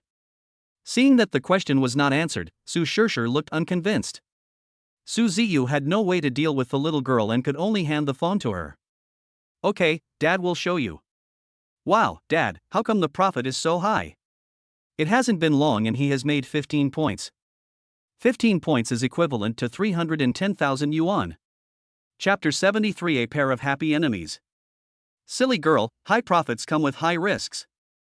Then Dad, can I invest in this fund like you? I want to have my own little treasury. Looking at the little girl with an expectant look on her face, Su Ziyu couldn't bear to refuse. But I was still worried that the little girl couldn't bear the pressure of high risk, so I thought of a reason. Sure, if you are not afraid of losing all the RMB in your account, Dad will help you change it. Of course I'm not afraid. I've never been afraid as long as Dad is around. If I frown, I'll have been your daughter for nothing. After hearing what the little girl said, Su Ziyu felt particularly accomplished. Although this is a reward given to him by the system, he is more afraid of losing money if he is not careful. Wouldn't that be a waste of the little girl's trust in him? After thinking for a while, Su Ziyu finally did not help the little girl change her financial products. Okay, Shusher is home, let's go in. Seeing her father change the subject, Su Shusher knew that her act had failed. Oh well. Su Shusher's big watery eyes kept staring at Su Ziyu, but this time Su Ziyu ignored her. Su Ziyu finally understood now that what Lin Shi said before was not that everything can be used to spoil his daughter. If he could do anything to spoil his daughter, then one day the little girl would be spoiled by him, and if something happened at that time, he would not be able to predict it. Of course he believed that as long as he was there, these things would never happen. Seeing that her evil plan had failed, Su Shusher felt a little disappointed. Shichi, Dad can help you realize a wish. Desire? Su Shusher's eyes were shining at this moment. Yes, you can ask Dad to do anything for you. Dad, then my first wish is for 3 more wishes. Shusher, if you can't do this, you should change to a better request. Well, Dad, I can't think of it now. Can I tell you later? Sure. Yeah, Dad is the best. Su Shusher jumped up with joy, and Su Ziyu felt warm in his heart seeing the little girl so happy. As soon as the two arrived at the hall, they saw Su Shichi leading Lin Shi and chattering non-stop. Third sister, what are you talking about so happily? Su Shichi said with pride. I was telling my mom and the others that I saw Aunt Su. Aunt Su? Su Shishir looked at Su Shichi with confusion. Of course it's Dad's sister. Third sister, you can't say that you have seen Father's sister. That is impossible. How could you meet Aunt Su when you have been with us all the time? Su Shishir waved her hands and stared at her third sister with a look of conviction. Su Shichi smiled slightly. Didn't I go out this morning? You mean you saw Aunt Su this morning? That's right. And Aunt Su also praised me for my good looks. Su Shishir turned around and held Su Ziyu's hand tightly. Dad, what the third sister said is not true. Su Ziyu clearly felt the little girl's hands trembling constantly, but there was nothing he could do about it. He couldn't lie to the little girl, so Su Ziyu finally nodded.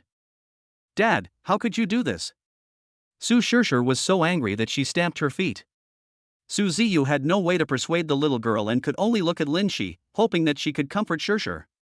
Understanding Su Ziyu's intention, Lin Shi stood up and walked towards Shishir. Arriving in front of Shishir, Lin Shi reached out and caressed the little girl's face lovingly. Okay, Shishir, you'll see him sooner or later, so why rush it? I don't care. I must see Aunt Su today and ask her to judge the matter. After hearing what the little girl said, Lin Shi spread his hands. Su Ziyu used this little free time to send a message to his sister Su Shaoqing. Sister, I'm going to call you later, don't answer. In Ningxia Villa, a beautiful figure was busy in the kitchen. If Su Shichi were here, she would be able to recognize at a glance that this pretty figure is the Aunt Su Shaoqing who had just called her. Ding ding ding.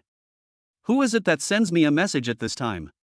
Su Shaoqing complained at this moment.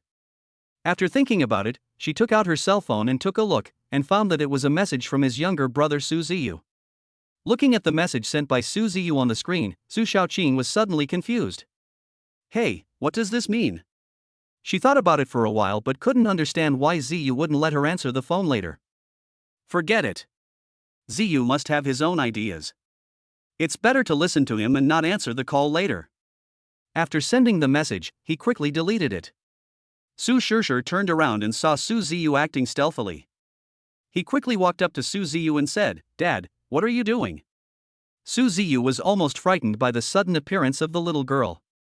He patted his chest and stared at the little girl with a reproachful look. Shishir, you almost scared your dad to death. Seeing her father acting sneakily, Su Shishir suddenly became more suspicious. But she was too lazy to think about it now. Dad, didn't you just agree to a request of mine? My request is that you call Aunt Su now. Fortunately, Su Ziyu had made sufficient preparations, but he also had to act shocked to avoid being discovered by the little girl. Ah! Dad, didn't you just say you would agree to one of my requests? Su Ziyu patted his head and said, That's right. If you hadn't told me, I would have almost forgotten. As soon as she finished speaking, Su Shishir took Su Ziyu's phone while he was not paying attention. Su Shichi stared at Su Shishir with a reproachful look on her face. Shishir, how could you just steal Dad's phone so easily? It's none of your business. Su Shishir glanced at Su Shichi, then ran to the side and called Su Shaocheng. Su Shichi was immediately furious and almost rushed to Shishir to pin her to the ground and beat her up. Shichi, forget it. If Shishir wants to hit me, let her hit me. Oh well. Su Shichi was a little unconvinced, but she kept her anger to herself. Su Shishir glanced at Su Shichi and muttered softly, See if I can't let Aunt Su praise me later. Hello, the number you dialed is currently unanswered, please call again later. After waiting for a few minutes, Su Shishir almost collapsed when she received such bad news. But she still didn't believe it and continued to call. As time passed, the phone still indicated that no one was answering the call. Ah! Why didn't you answer my call? Su Shishir's anger was about to explode at this moment. Su Shichi was gloating on the side, Humph, you deserve it. Su Ziyu felt distressed when he saw Shishir like this. Shishir, your aunt may still be busy now. I will ask her to call you back when she is not busy. Chapter 74. Do you think Dad is this kind of person? But Su Shishir ignored Su Ziyu. She was lost in thought at this moment. Her eyes suddenly lit up, as if she suddenly thought of something at this moment. She just saw her father operating his cell phone furtively, and then she called her aunt but she didn't answer. Could it be that my father was contacting my aunt just now, and that's why my aunt didn't answer the phone? This made her wonder if this was her father's doing just to make her third sister happy. Su Shishir always speaks her mind and never likes to hide things. Dad, did you just ask Ansu not to answer my call?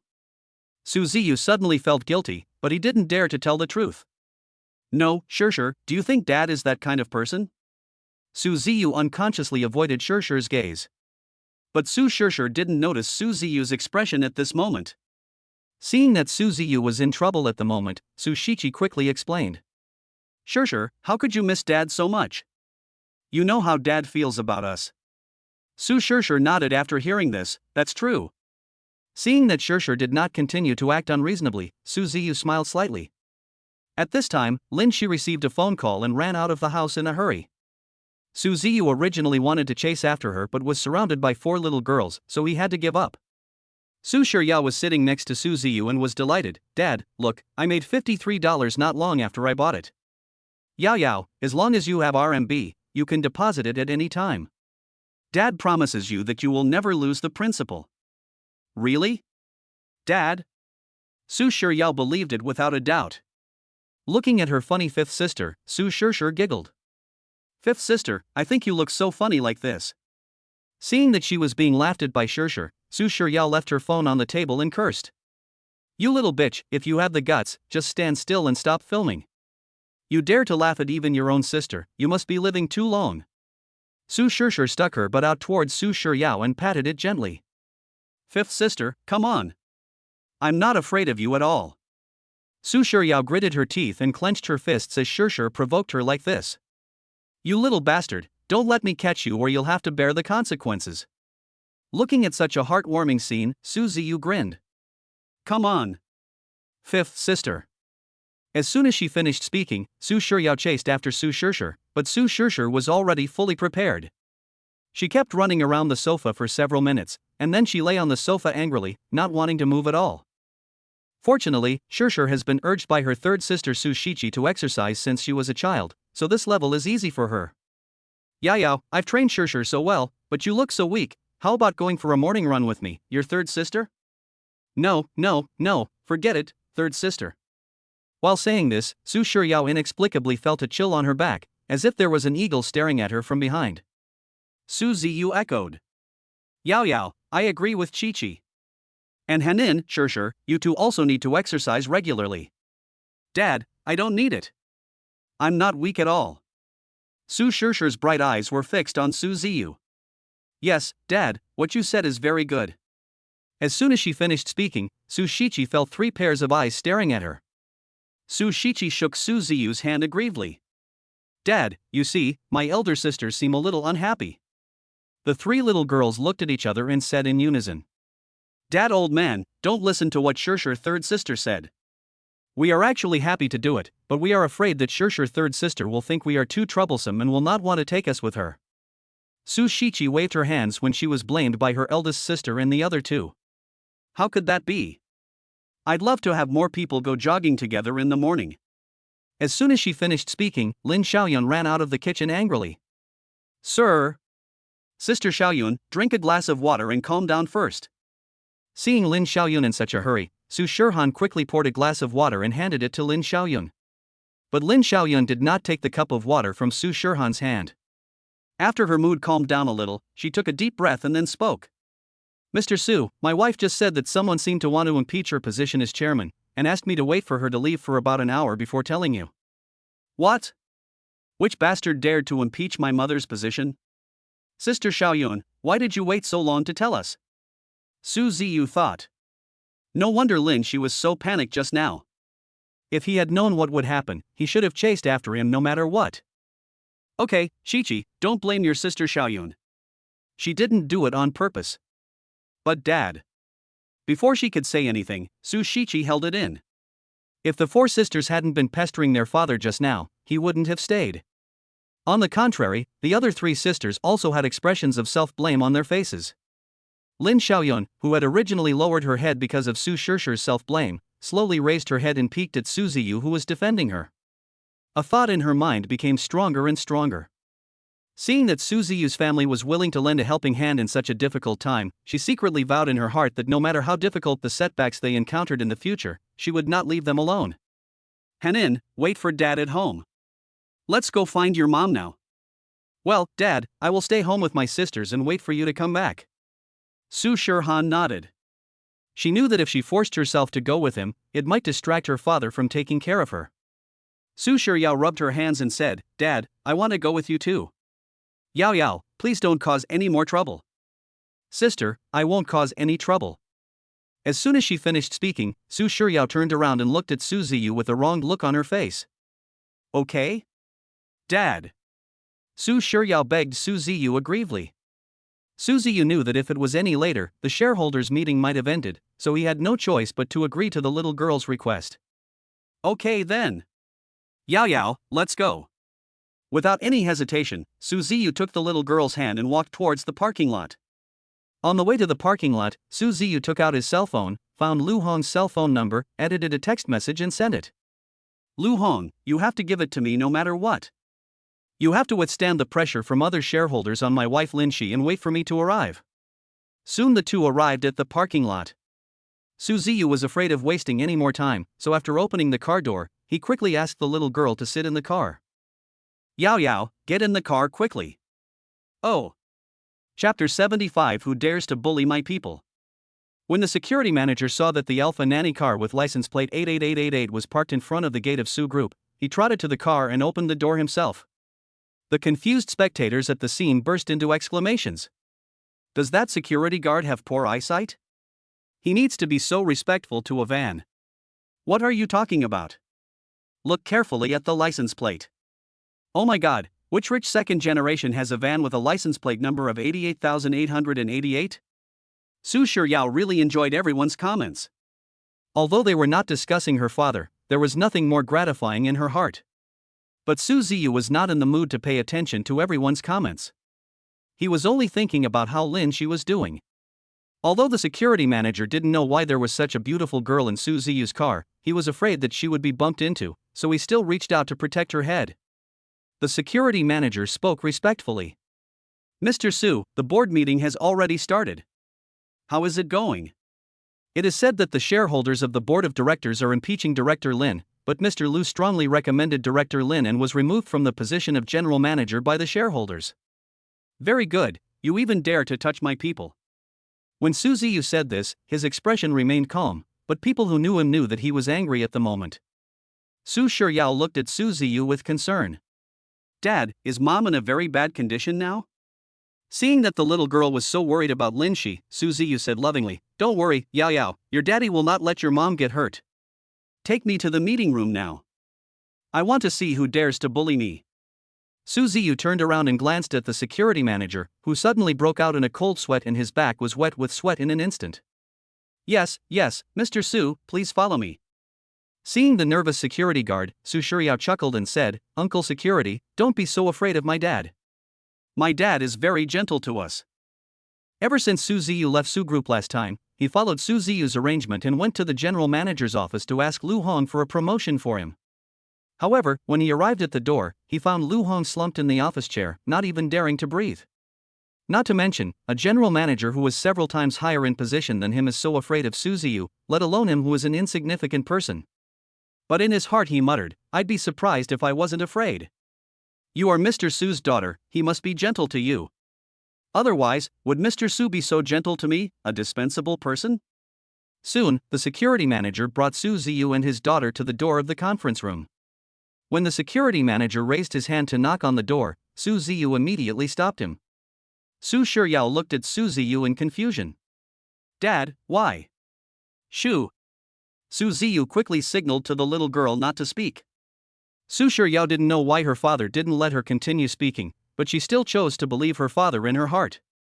Although the conference room had good sound insulation, Su Ziyu could hear the conversation inside clearly. Lu Hong said angrily, Li Yun, do you know that Director Lin was appointed by Director Su himself? Li Yun was originally his subordinate, but for some reason he recently bought out a large number of shareholders' shares. Now Li Yun's shares have exceeded 45%. What a joke, Lu Hong, you have been dismissed by me a long time ago, and you shouldn't stay here. Lu Hong ignored Li Yun and turned his attention to the other hesitant shareholders. If he could pull these shareholders over to their camp, Lin Shi would return to the position of the largest shareholder. Thinking of this, Lu Hong simply turned his attention to the other 4 shareholders. Zhao Qingda, Lang Weiming, Ji Haoyu, Jiang Yuanzhang, and what Lin Donglai has done in the past few days at the group, I believe you have all witnessed it. But after the four of them looked at each other, they still did not give Lu Hong any response. For them, as long as their interests are not harmed, it doesn't matter who becomes the chairman, and now the situation is uncertain and it is difficult for them to make a choice. Lin Shi sighed when he saw this. Lin Shi said in a deep voice, Li Yun, even if your current shares have exceeded mine, I am the chairman appointed by Mr. Su himself. Do you still want to impeach me by force? Li Yun snorted coldly, little girl, don't keep trying to scare me with someone I've never met. I, Li Yun, was not raised to be scared. As soon as Su Ziyu raised his foot to open the door of the conference room, he was kicked out. Bang. Really? Hearing this voice, Lin Shi, who was originally at a loss, suddenly became happy. Who is it? Get out here. As Li Yun roared, a figure appeared behind Lin Shi. As the conference room was covered with dust, they could not see Su Ziyu's true face. Su Shiryao and the security manager slowly walked into the meeting room. When he saw Su Ziyu's face clearly, Lu Hong ran to Su Ziyu with grievance, Mr. Su, you are finally here. I was so anxious. When Ji Haoyu saw Su Ziyu's face, he felt as if he had seen it before. That old man who bullied my mother, please stand up now, I will skin him alive. With her father's support, Su Shiryao looked at everyone in the meeting room with an air of I am the greatest in the world. How dare these little girls act wild here? Security manager, throw them all out right now. Who dares to touch my daughter? Lin Shi quickly walked up to Su Shiryao and protected her behind him. Lu Hong and the security manager stood on both sides of Su Ziyu, like guards. Su Ziyu said with a smile. Have you ever asked for my opinion on impeaching my wife's shares? Who do you think you are to speak here? Li Yun still said sarcastically. With Su Ziyu by his side, Lu Hong became bolder. Li Yun, he is Mr. Su, the largest shareholder of the group. Oh, now that you mention it, I just remembered that there was indeed a person named Su in the original group, but I didn't expect that the person in front of me was the CEO Su who deserted the battlefield. Old man, say it again if you dare. Su Shiryao stared at Li Yun. She didn't like other people talking about Su Ziyu. I'm saying. Before Li Yun could finish his words, Su Ziyu suddenly appeared in front of him, raised his hand and slapped him on the greasy face. A crisp pop sound echoed throughout the conference room. The shareholders in the conference room were frightened by Su Ziyu's bold move and were at a loss for what to do. When Su Shiryao saw this, she actually started clapping and cheering. Dad plays well, Dad plays brilliantly, Dad plays terrifically. How dare you hit me? You must be tired of living. Li Yun clenched his gums tightly. He was a shareholder, but now he was beaten by an insignificant person. If this matter were to be spread out, he didn't know what his employees would say about him in the future. Chapter 76 Domineering Su Ziyu. As soon as he finished speaking, Su Ziyu slapped him again. The crisp sound of pop rang out again. The slap made Li Yun's head buzz and he had no idea where he was. After the fight, Su Ziyu took out a few tissues from the conference room table with a look of disgust and kept wiping his palms. Su Ziyu seemed to be talking about some trivial things at the moment. Now I give you 3 choices. First, I will buy back your shares at twice the market value. Second, join my wife, Director Lin's camp. Third, you still choose Li Yun or continue to be a fence-sitter. At this moment, Li Yun finally came to his senses. He covered his swollen face and slowly retreated backwards involuntarily, fearing that he would be beaten badly by Su Ziyu if he was not careful. Who do you think you are to say such things? Security manager, throw him out right now. Vice President Li, I was personally appointed by Mr. Su not to follow your instructions. Seeing himself being humiliated by the security guard, he glared at the security guard fiercely. Well, a little security guard actually dared to confront his boss in person. Except for 4 wavering shareholders, the rest of the shareholders focused their attention on Li Yun. Humph, of course we choose Director Li. What about you? Su Ziyu turned his gaze to Ji Haoyu and the other 3. But the 4 of them still remained neutral and chose to remain silent. Hubby, forget it. Finally, there is someone who understands things. Don't worry, I will ask the Human Resources Department to arrange for her to be my secretary tomorrow. I will take good care of her. Li Yun licked the corner of his mouth and felt pity for Lin Shi, who had a hot body. But Su Ziyu ignored Li Yun, instead scratched Lin Shi's nose and smiled. Silly wife, don't worry, as long as I'm here, no one will bully you. You. Su Shiyao's temper almost exploded but was stopped by Su Ziyu. Yao Yao, if a dog barks in front of you and you keep paying attention to it, then you are just like it. Su Shiryao chuckled and said, Dad, can I still ignore the dog now? Of course. Su Ziyu smiled slightly. After hearing this, Lu Hong couldn't hold back his laughter and kept laughing while holding his stomach. Li Yun suddenly seemed to think of something and his old face turned red. But he knew that Su Ziyu was obviously trying to provoke him, to throw him into disarray so that he could defeat him. You must remember the choice you made today. As soon as he finished speaking, Su Ziyu took out his cell phone from his pocket and called He Weidong, and the call was quickly connected. He Weidong's voice came from the other end of the phone. Boss Su, what can I do for you? He Weidong, someone is planning to impeach the chairman. I know you should understand. Lu Hong was stroking his beard and smiling slightly. He knew that after Su Ziyu made this call, Li Yun was finished. Hearing the name He Weidong, Ji Haoyu suddenly remembered that some time ago he and his family went to the Kaiguang Hotel for dinner and saw He Weidong being very respectful to a young man. Although he only saw the young man's profile at that time, he can now be sure that the young man is Mr. Su Ziyu in front of him. Thinking of this, his body began to tremble, but he still stood up and walked towards Su Ziyu. Although he didn't know who Su Ziyu was, if he held on to Su Ziyu, he wouldn't have to worry about the rest of his life. Mr. Su, I plan to give my shares to Mr. Lin unconditionally. Now all the shareholders are frightened by Ji Haoyu's action. Apart from anything else, the market price of the 3% shares in Ji Haoyu's hands is around 2 million. Of course Li Yun doesn't want Ji Haoyu to ruin his plan. Ji Haoyu, what do you mean? Literally. Ji Haoyu simply replied and looked at Su Ziyu again. Mr. Su, if you are willing to accept it, I will transfer my shares to Mr. Lin right now. After Su Ziyu hung up the phone, he looked at Ji Haoyu who was looking expectant and asked. Do you know what you are talking about? Of course I do. Ji Haoyu nodded heavily. Su Ziyu smiled slightly. No need for that. From now on, you just need to assist Director Lin. I won't take a single cent of your shares. I understand. Director Su, I will definitely assist Director Lin in handling the group's affairs. After saying that, Ji Haoyu pulled Lang Weiming and the other two aside. Zhao Qingda, Lang Weiming, Zhang Yuanzhang, the three of you treat me as your brothers. Do you respect my choice? The three of them looked confused but finally nodded. Do you know Kaiguang Hotel? The three of them looked at each other and said in unison, we know that Kaiguang Hotel's annual profit is similar to our group, but it also has many chain hotels under its umbrella. That's right. Last time I went to Kaiguang Hotel with my family, I saw the hotel manager being very respectful to Mr. Su. Just now when Director Su called He Weidong, it deepened my thoughts. Hearing this sudden news, the three were shocked. Then the four of them looked at each other and made a major decision. Ji Haoyu led Zhao Qingda and the other two to Su Ziyu. Watching Zhao Qingda being brought to Su Ziyu by Ji Haoyu, Li Yun felt that the situation seemed to have turned to Su Ziyu's favor. But he was not panicked at all, because he knew that even if Lin Shi's shares were added with those of Ji Haoyu and the other three, they would still not be as good as his. Mr. Su, we have decided together to support Mr. Lin to continue to serve as the chairman of the group. Su Ziyu himself did not intend to do anything extreme. After all, having a group managed by Lin Shi could also stop her from going out and running around. Seeing the situation on the scene change, the shareholders who originally supported Li Yun began to feel uneasy. Su Ziyu said calmly, in everything, the shareholder group that just opposed Director Lin will take back the benefits that originally belonged to them. Upon hearing the sad news, some shareholders came to Lin Shi and prayed. Director Lin, I will obey your orders from now on.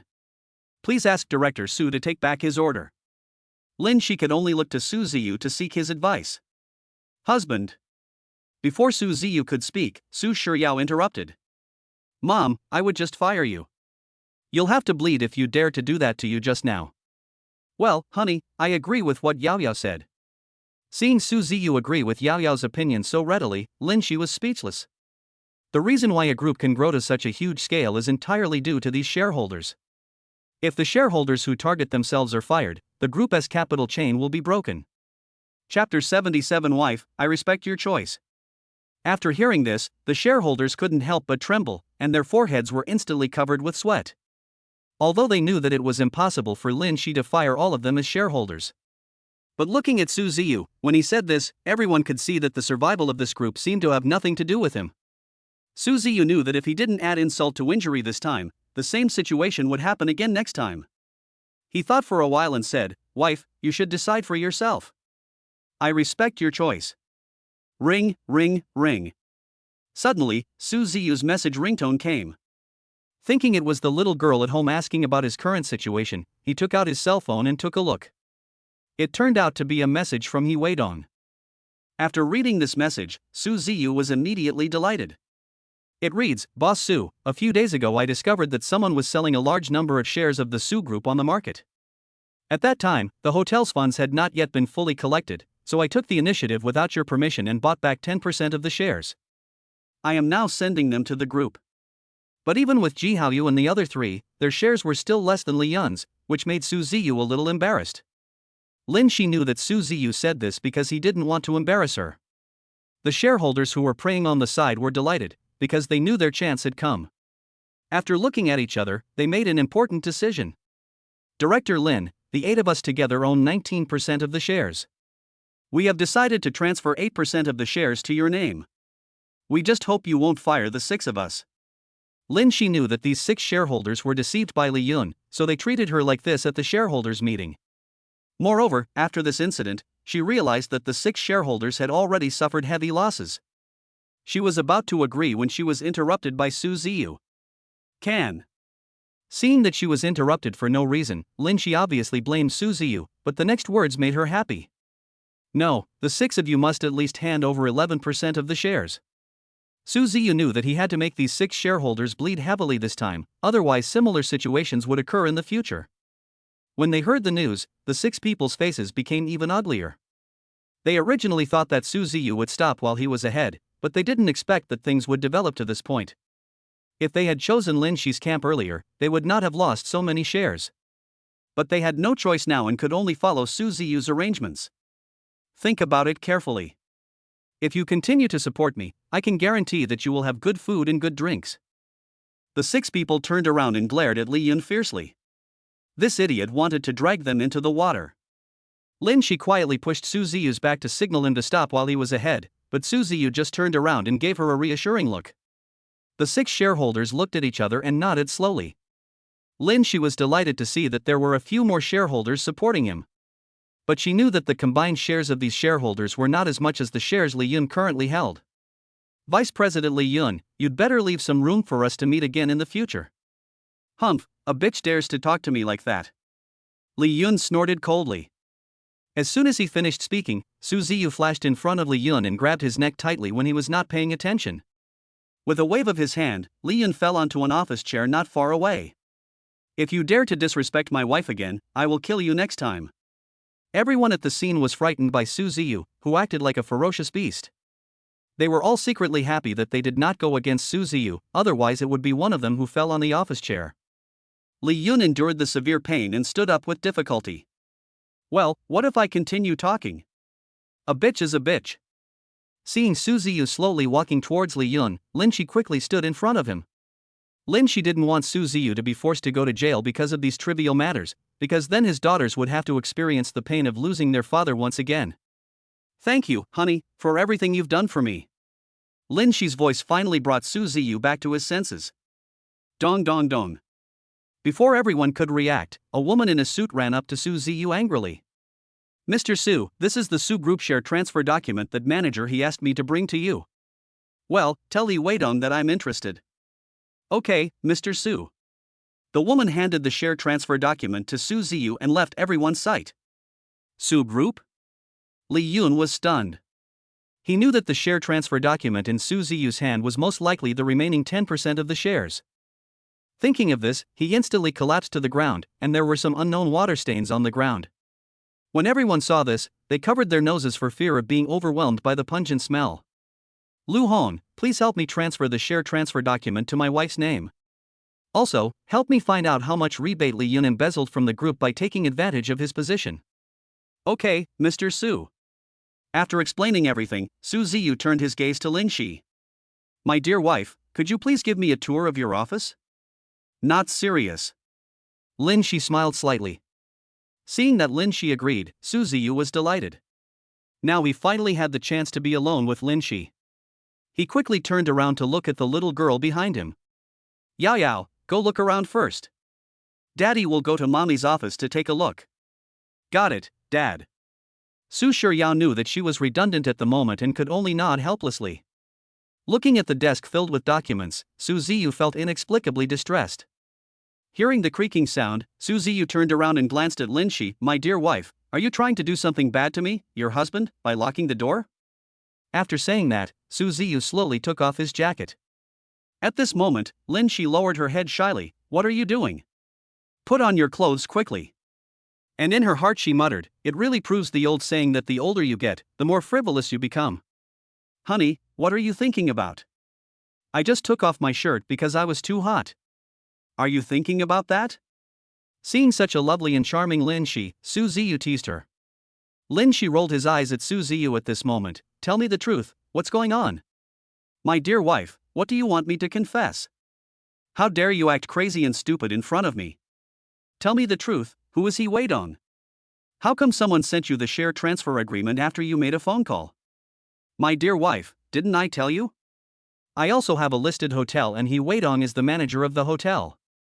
Lin Shi looked at Su Ziyu with full faith. No matter what he said, she would not believe it. After all, in her impression, having a listed company is already a big deal, not to mention that Su Ziyu also owns a hotel. Su Ziyu could see that no matter how much he continued, Lin Shi wouldn't believe what he said, so he simply explained. My dear wife, I'm afraid you're still thinking about the unpleasant things just now, so I want to make you happy. Chapter 78, What? Can it be done this way? Afraid that Lin Shi would exhaust himself reading all those documents, he sat down in his office chair and carefully looked through the documents without thinking. Looking at Su Ziyu's serious look, Lin Shi was stunned for a moment. She didn't expect Su Ziyu to be so handsome when he was serious. In the monitoring room, the security manager was directing employees to check every place carefully.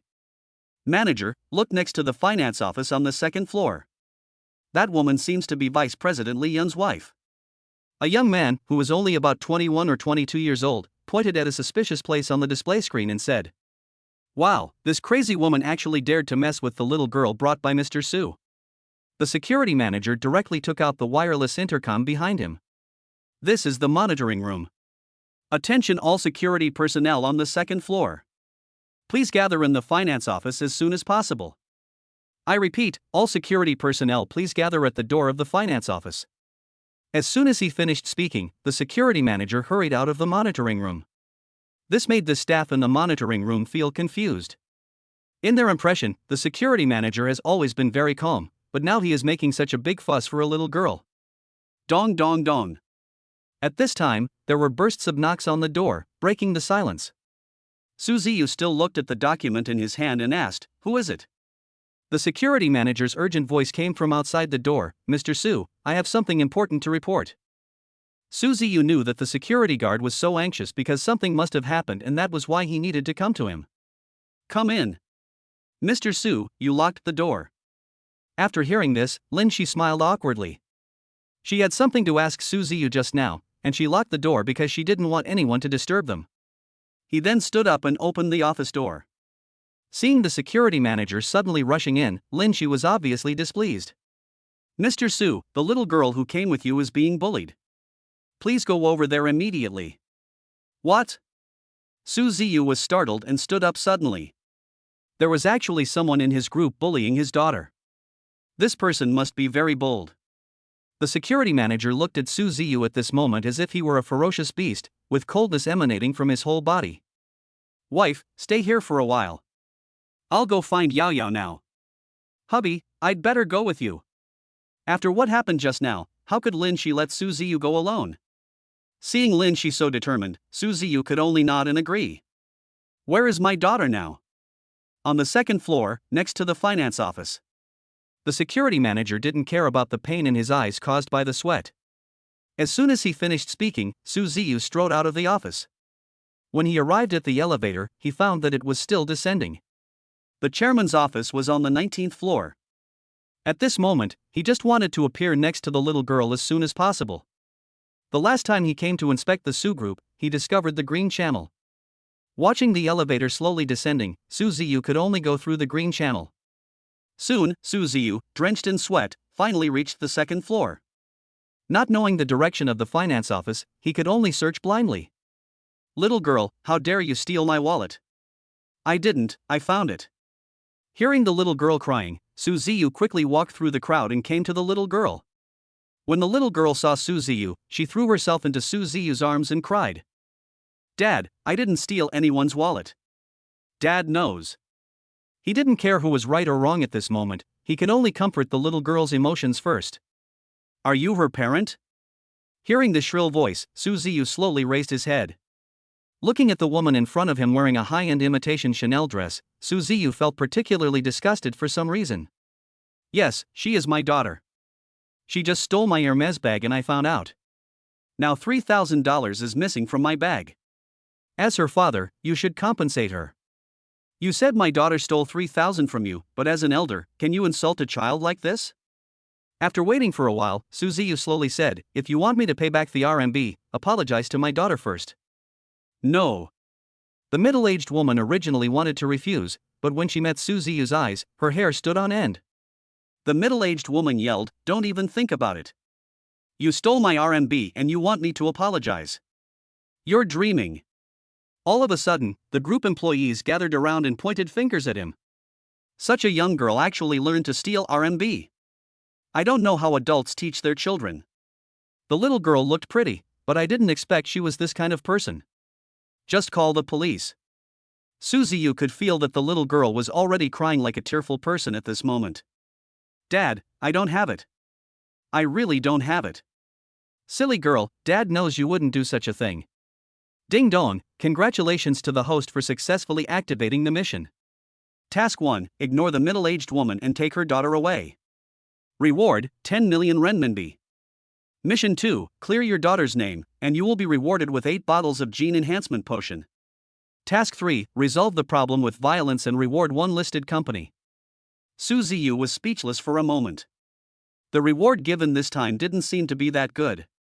I sense the host's heart rate is accelerating. If you fail to complete the task within 10 minutes, all previous rewards will be invalidated. Nanny, it can be operated like this. Su Ziyu was shocked. What would happen to his wife and daughter if he really couldn't finish it on time?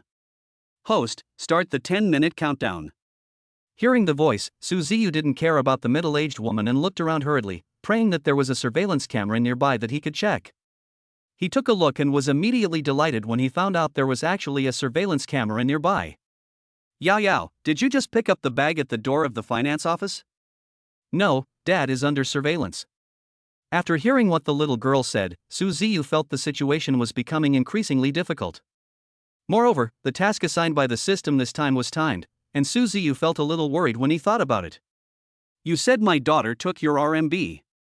Do you have any evidence?" "Although I have no evidence, how could I, as the wife of a chairman, frame a little girl?" Su Ziyu asked back, "You said you are the chairman's wife, then tell me who is the current chairman?" The middle-aged woman said proudly, "Of course it's my husband Li Yun." The chairman had not yet been announced within the group, and everyone thought that the chairman was now Li Yun, so they all came forward to greet the middle-aged woman. "Madam Chairman, you didn't even bother to tell the servants to pick you up when you came." "Madam Chairman, they must be here for a secret visit. How could they possibly notify us?" Chapter 79, Don't treat me like a child. Hearing everyone complimenting her like that, the middle-aged woman looked very proud. When he learned that Su Ziyu was in the finance office on the second floor, he hurriedly ran towards where Su Ziyu was, carrying the stack of information he had just looked up. When he first arrived, he found that the corridor where the finance office was located was already full of employees, but when he thought that Su Ziyu might be among the crowd, he squeezed through the crowd. When he saw that Su Ziyu was unhappy, he quickly spoke. "Mr. Su, I'm sorry I'm late. You asked me to check the rebates that Li Yun obtained from the group by taking advantage of his position." As soon as he finished speaking, Lu Hong handed the information in his hand to Su Ziyu with great respect. The employees who had been complimenting the middle-aged woman were suddenly frightened by the sudden news. Impossible, Li Yun would never do such a thing. Everyone was stunned when they saw the scene. They all exclaimed in surprise. Who on earth is this person? General Manager Lu Hong is so respectful to him.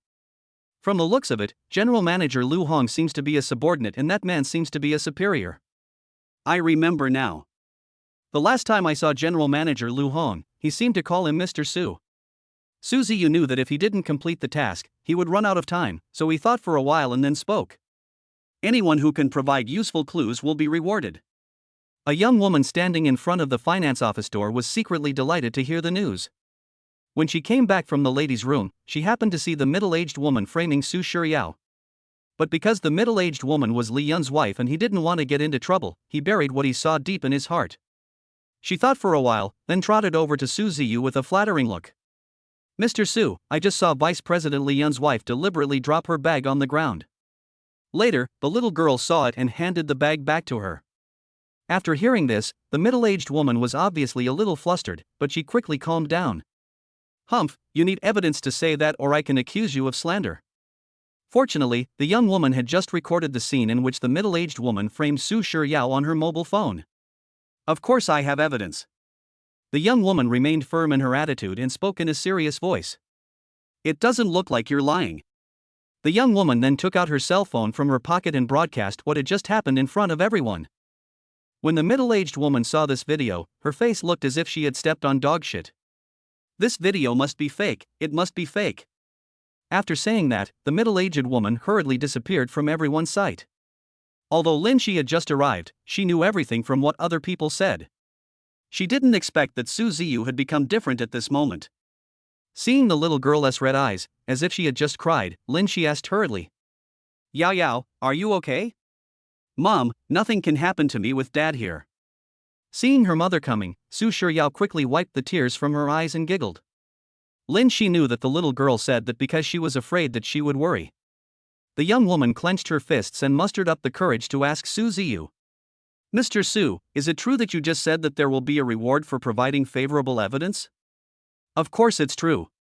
I'll leave this matter of Lu Hong to you. Please rest assured, Mr. Su, I will definitely not let you down." Lu Hong nodded and responded. The security manager at the side wisely directed the security personnel to disperse all the employees on the scene, leaving only Su Ziyu and 3 others and Lu Hong and 4 others. Su Ziyu was too lazy to think about other things at the moment and asked quickly, "System, is the mission completed?" "Ding dong, congratulations to the host for successfully completing the mission. 8 bottles of gene enhancement potion as a reward." After hearing the news, Su Ziyu finally felt relieved. "Host, please decide where to store the genetic enhancement potion." "Put the genetic enhancement potion in my jacket pocket." "Okay, it has been stored in the host's jacket pocket." Including the detailed instructions for using the gene enhancement drug, which is also placed in the host's pocket. Su Ziyu clearly felt that his shirt pocket had become a lot heavier. "By the way, Lu Hong, I don't want anyone like Li Yun to appear in the group again." "Understood, Mr. Su, from now on I will strictly control the internal affairs of the group. I don't care about anything else, I just need the result." "Yes, Mr. Su." Lu Hong nodded, then respectfully left the presence of Su Ziyu and the other 2. The little girl looked at Su Ziyu and Lin Feer with anticipation. "Dad, Mom, are you 2 free later?"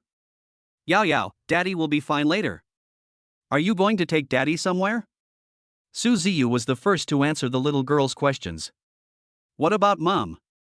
Lin Feer originally planned to deal with this matter and then return to the chairman's office to read the rest of the documents, but now she didn't want the little girl to be sad. I could only nod, "Mom will be fine later." "Yeah, Dad and Mom will be fine later." Hearing her father and mother say that everything was okay, the little girl jumped up happily. Su Shiryao took advantage of Su Ziyu's carelessness and pulled him aside. "Dad, I am creating an opportunity for you now, you must seize this opportunity." Su Ziyu was a little confused. "Yao Yao, what are you talking about? Why can't Dad understand?" He. "Dad, I'll find a chance to go home later. I'll give you and Mom some time alone." Looking at the smart little girl, Su Ziyu's face instantly broke into a smile. Although he knew that the little girl was very sensible, he didn't expect her to be so sensible. "Silly girl, how can Dad and Mom feel at ease if you go back alone?" "Dad, I'm an adult now, please don't treat me like a child all the time." The little girl put her hands on her hips and with a look of dissatisfaction, she pushed up the 2 breasts in front of her body in front of Su Ziyu. Su Ziyu finally felt relieved. "Okay then. Although Dad is relieved, your Mom may not be. Dad will arrange someone to take you back later." "Oh well." Su Shiryao knew that if she continued to waste time, her father and mother would have less time alone together, so she could only nod and agree. Lin Shi turned around and said to Lin Shi, "Mom, I'm going back first. You have to have fun with Dad." As soon as the little girl finished speaking, Su Ziyu edited a text message and sent it to the security manager. "Please arrange to send my daughter back to Yunting Tiange." The security manager who was patrolling in the monitoring room was overwhelmed by the text message sent by Su Ziyu. "Daughter? What daughter?" Soon a beautiful figure appeared in the security manager's mind. Could it be that Mr. Su was talking about her? The security manager quickly called upon several security personnel who had just been to the second floor to look for Su Shiyao. Chapter 80, Holding Hands Feels So Good. Have you seen Mr. Su's daughter? Where is she now? Boss, she is in the lobby on the first floor. The security manager finally understood Su Ziyu's intention, stood up and ran out of the monitoring room quickly. "Hubby, what did you say to Yao Yao? Why does she want to go back now?" Lin Shi looked obviously unhappy. He explained to Lin Shi, "My dear wife, don't you understand yet?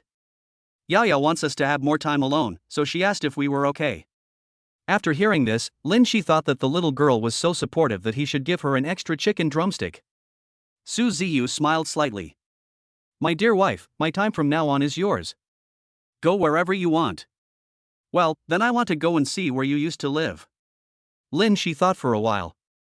Su Ziyu was shocked. It was obvious that he did not expect Lin Shi to say that.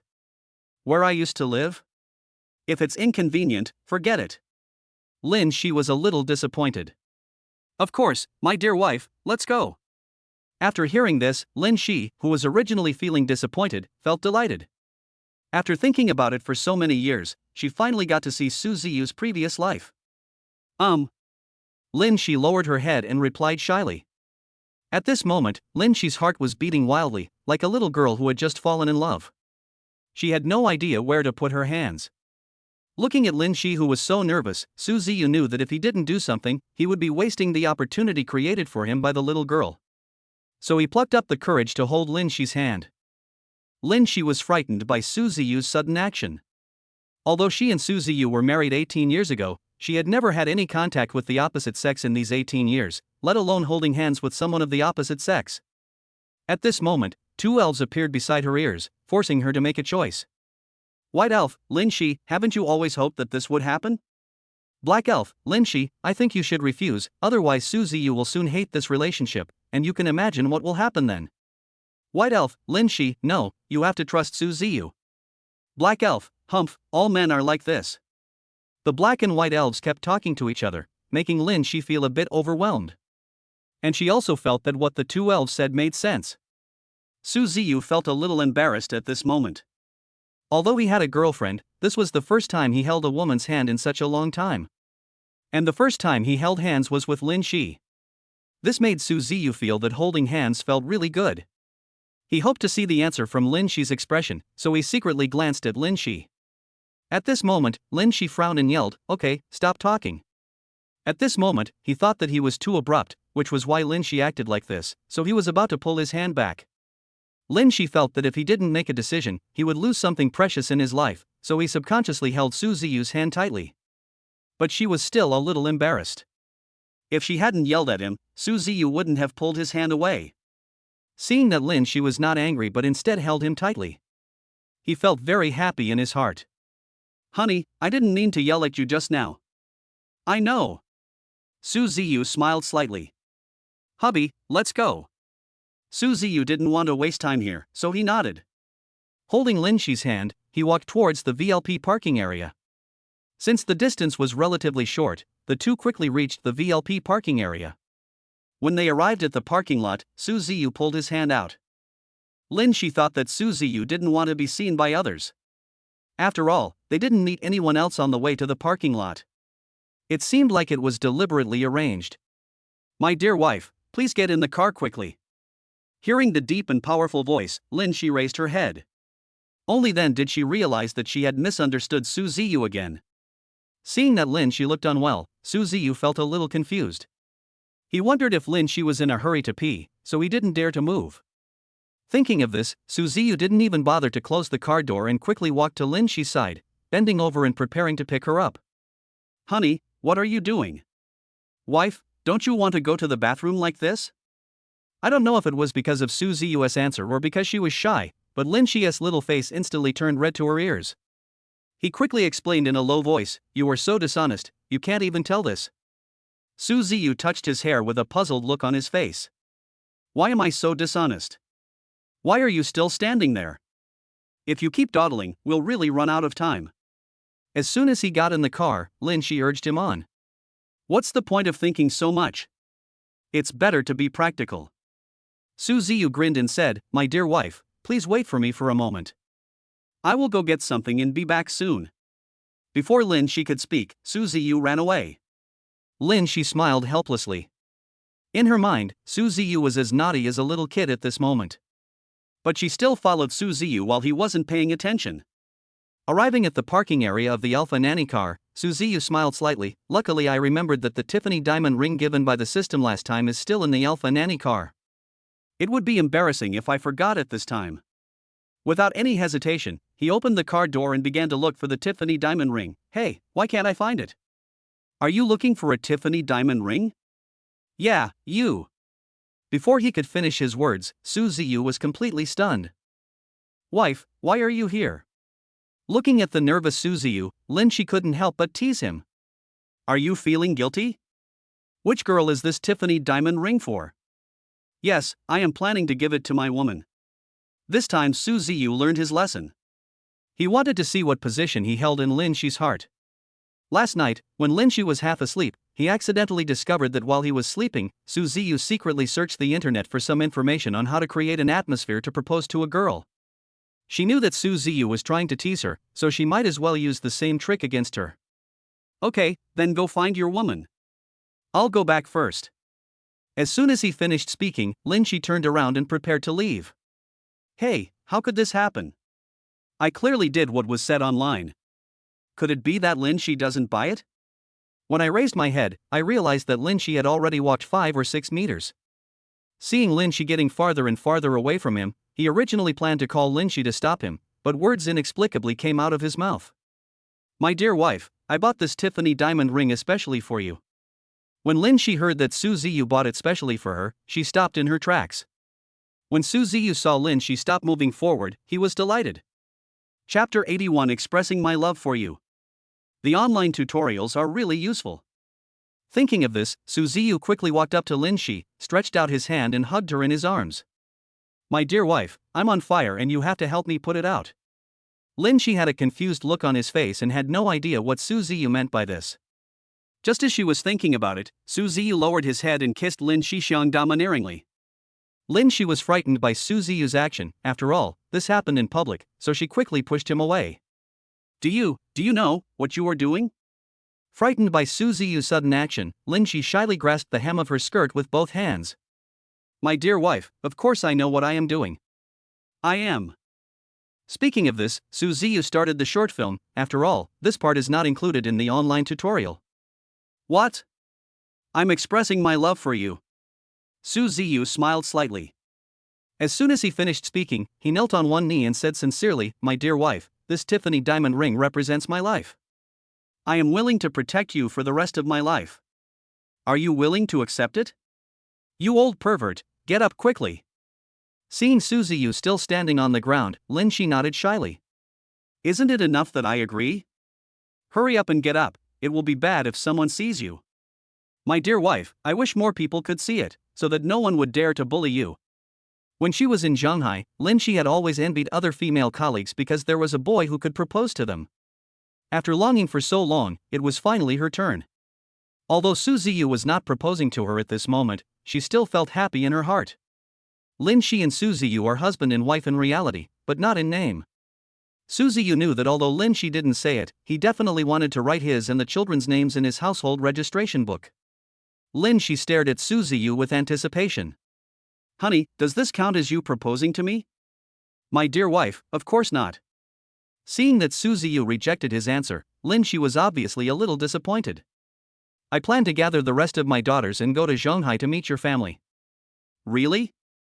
Lin Xi asked ecstatically. Su Ziyu took the Tiffany diamond ring out of the gift box with his right hand, then took Lin Xi's left hand and prepared to put the Tiffany diamond ring on her, but he was stopped before he put it on.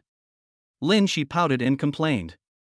Hubby, how can you put a diamond ring on my middle finger when I haven't even met my parents yet?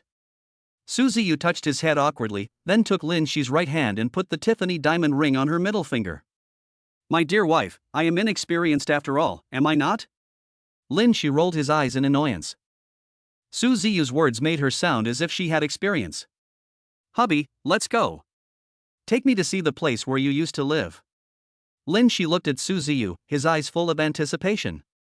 It seemed that at this moment Lin Shi couldn't wait to see Su Ziyu's previous life. My dear wife, where do you want me to take you to see? Where you lived before, of course. The moment Lin Shi came to Huaizhong, he heard from his daughters that when Hanin and Shishir met Su Ziyu's life was actually not very comfortable. He bought the Yulong villa so that his daughters could have a comfortable environment. Although she believed what her daughters said, she still couldn't help but want to go and see in person where Su Ziyu used to live. She thought she had expressed herself clearly. After all, a man and a woman were alone in the same room, and she would never believe it if you said nothing would happen. But at this moment, Su Ziyu just stood there in a daze, making Lin Shi beside him anxious. No? Lin Shi's clear voice brought Su Ziyu back to his senses. Su Ziyu smiled faintly and said, of course, my dear wife. As soon as he finished speaking, Su Ziyu walked to Lin Shi's side, took her hand and walked towards the Pagani Weilong parking lot in the distance. Feeling the warmth coming from Su Ziyu's broad palm, Lin Shi's heart began to flutter. Husband, you drive. After saying that, Lin Shi handed the car keys of the Pagani Veyron to Su Ziyu. As soon as Lin Shi touched Su Ziyu's hand, he quickly pulled his hand back as if he had been electrocuted. Looking at the petite and cute Lin Shi, Su Ziyu giggled. My dear wife, you look so beautiful like this. Lin Shi didn't expect that Su Ziyu would praise her so directly, and her little face turned red all of a sudden. Then he happily sat in the back row. Su Ziyu felt a little lost at this moment when he saw Lin Shi leaving him alone in the front row. My dear wife, why don't you sit with me? But as soon as Lin Shi got in the car, she lowered her head and fiddled with the Tiffany diamond ring that Su Ziyu gave her, and ignored him. As soon as Su Ziyu got in the car, he stroked the familiar steering wheel and muttered to himself, this Pagani Veyron is still more comfortable to drive. Lin Shi didn't pay much attention to the diamond ring in her hand just now, but now she is looking at this Tiffany diamond ring with an Edwardian design. The main stone, cut in a patented cushion shape, is carefully inlaid with fine diamonds, exuding a retro and gorgeous style. Along the way, Su Ziyu stole a few glances at Lin Shi through the rearview mirror in the car. Seeing Lin Shi looking so attentively, Su Ziyu was stunned for a moment. After driving for more than half an hour, Su Ziyu drove into a dilapidated neighborhood. In the security room, the lazy Grandpa Lu was stunned when he saw a luxurious Pagani Veyron. He thought someone was coming to see the house and hurried out of the security room. There are some elderly people living in the community and there are no parking lots nearby, so Su Ziyu parked his car in front of the security office. My dear, we are here. After hearing Su Ziyu's voice, Lin Shi came back to his senses and slowly raised his head. When she saw the original appearance of the community, Lin Shi couldn't help but frowned. Although she knew that Su Ziyu's life was not going well, she didn't expect that he would live in such a dilapidated community. Hubby, did you really live here before? Su Ziyu scratched his head awkwardly and spoke in a low voice. Just then, an old voice came from not far away. Excuse me, are you here to look at the house? When he heard this familiar voice, Su Ziyu slowly turned around and looked at the old man in front of him. When Uncle Lu saw Su Ziyu's appearance clearly, he looked puzzled and said, Young man, have we met before somewhere? Su Ziyu said softly, Uncle Lu, of course we have met before. I have lived here for several years. After hearing what Su Ziyu said, Grandpa Lu looked puzzled. I have hardly seen anyone in the community, but I seem to. Chapter 82 Staying at this time. When looking closely at Su Ziyu's appearance, Uncle Lu was shocked. Uncle Lu pointed at Su Ziyu with his trembling left hand. You are Ziyu. Uncle Lin, long time no see. Ziyu, I didn't expect that you had been gone for such a short time that I almost didn't recognize you. Lin Shi pushed Su Ziyu from behind. Husband, why don't you introduce this gentleman to me? Su Ziyu finally reacted and said with a smile, My dear wife, this is Uncle Lu who took good care of me when I lived in the community. Seeing this, Lin Shi walked forward and greeted politely, Uncle Lu, hello, I am Ziyu's wife Lin Shi. Uncle Lu was shocked instantly. Su Ziyu had just left for a short time, how come he suddenly had a wife? Uncle Lu pushed his reading glasses and looked at Lin Shi carefully. He nodded with great satisfaction. Ziyu, I am really pleased that I can see you get married and have a daughter in my lifetime. Lin Shi clenched his fist and whispered, Uncle Lu, can I come and see where Ziyu lives? Of course. After saying that, he slowly walked into the security office, took out the key to room 304 and handed it to Su Ziyu. Ziyu, go quickly. Don't let the little girl wait anxiously. Uncle Lu, let's go. Uncle Lu smiled and waved his hand. Go. Go. It is now 4:30 in the afternoon, and the elderly tenants in the community are all lying at home to rest, resulting in the community being empty. Lin Shi took Su Ziyu's arm and slowly walked towards the rental house where he originally lived. Honey, you are pretty popular, right? That's right, my dear wife, your husband is very popular. Lin Shi rolled her eyes at Su Ziyu. It was rare for her to praise him, but he was still catching his breath. There was no elevator on the dilapidated floor, so the two had to climb the stairs. Su Ziyu looked back at Lin Shi. My dear wife, let me carry you on my back. I don't want you to get tired. I don't want to.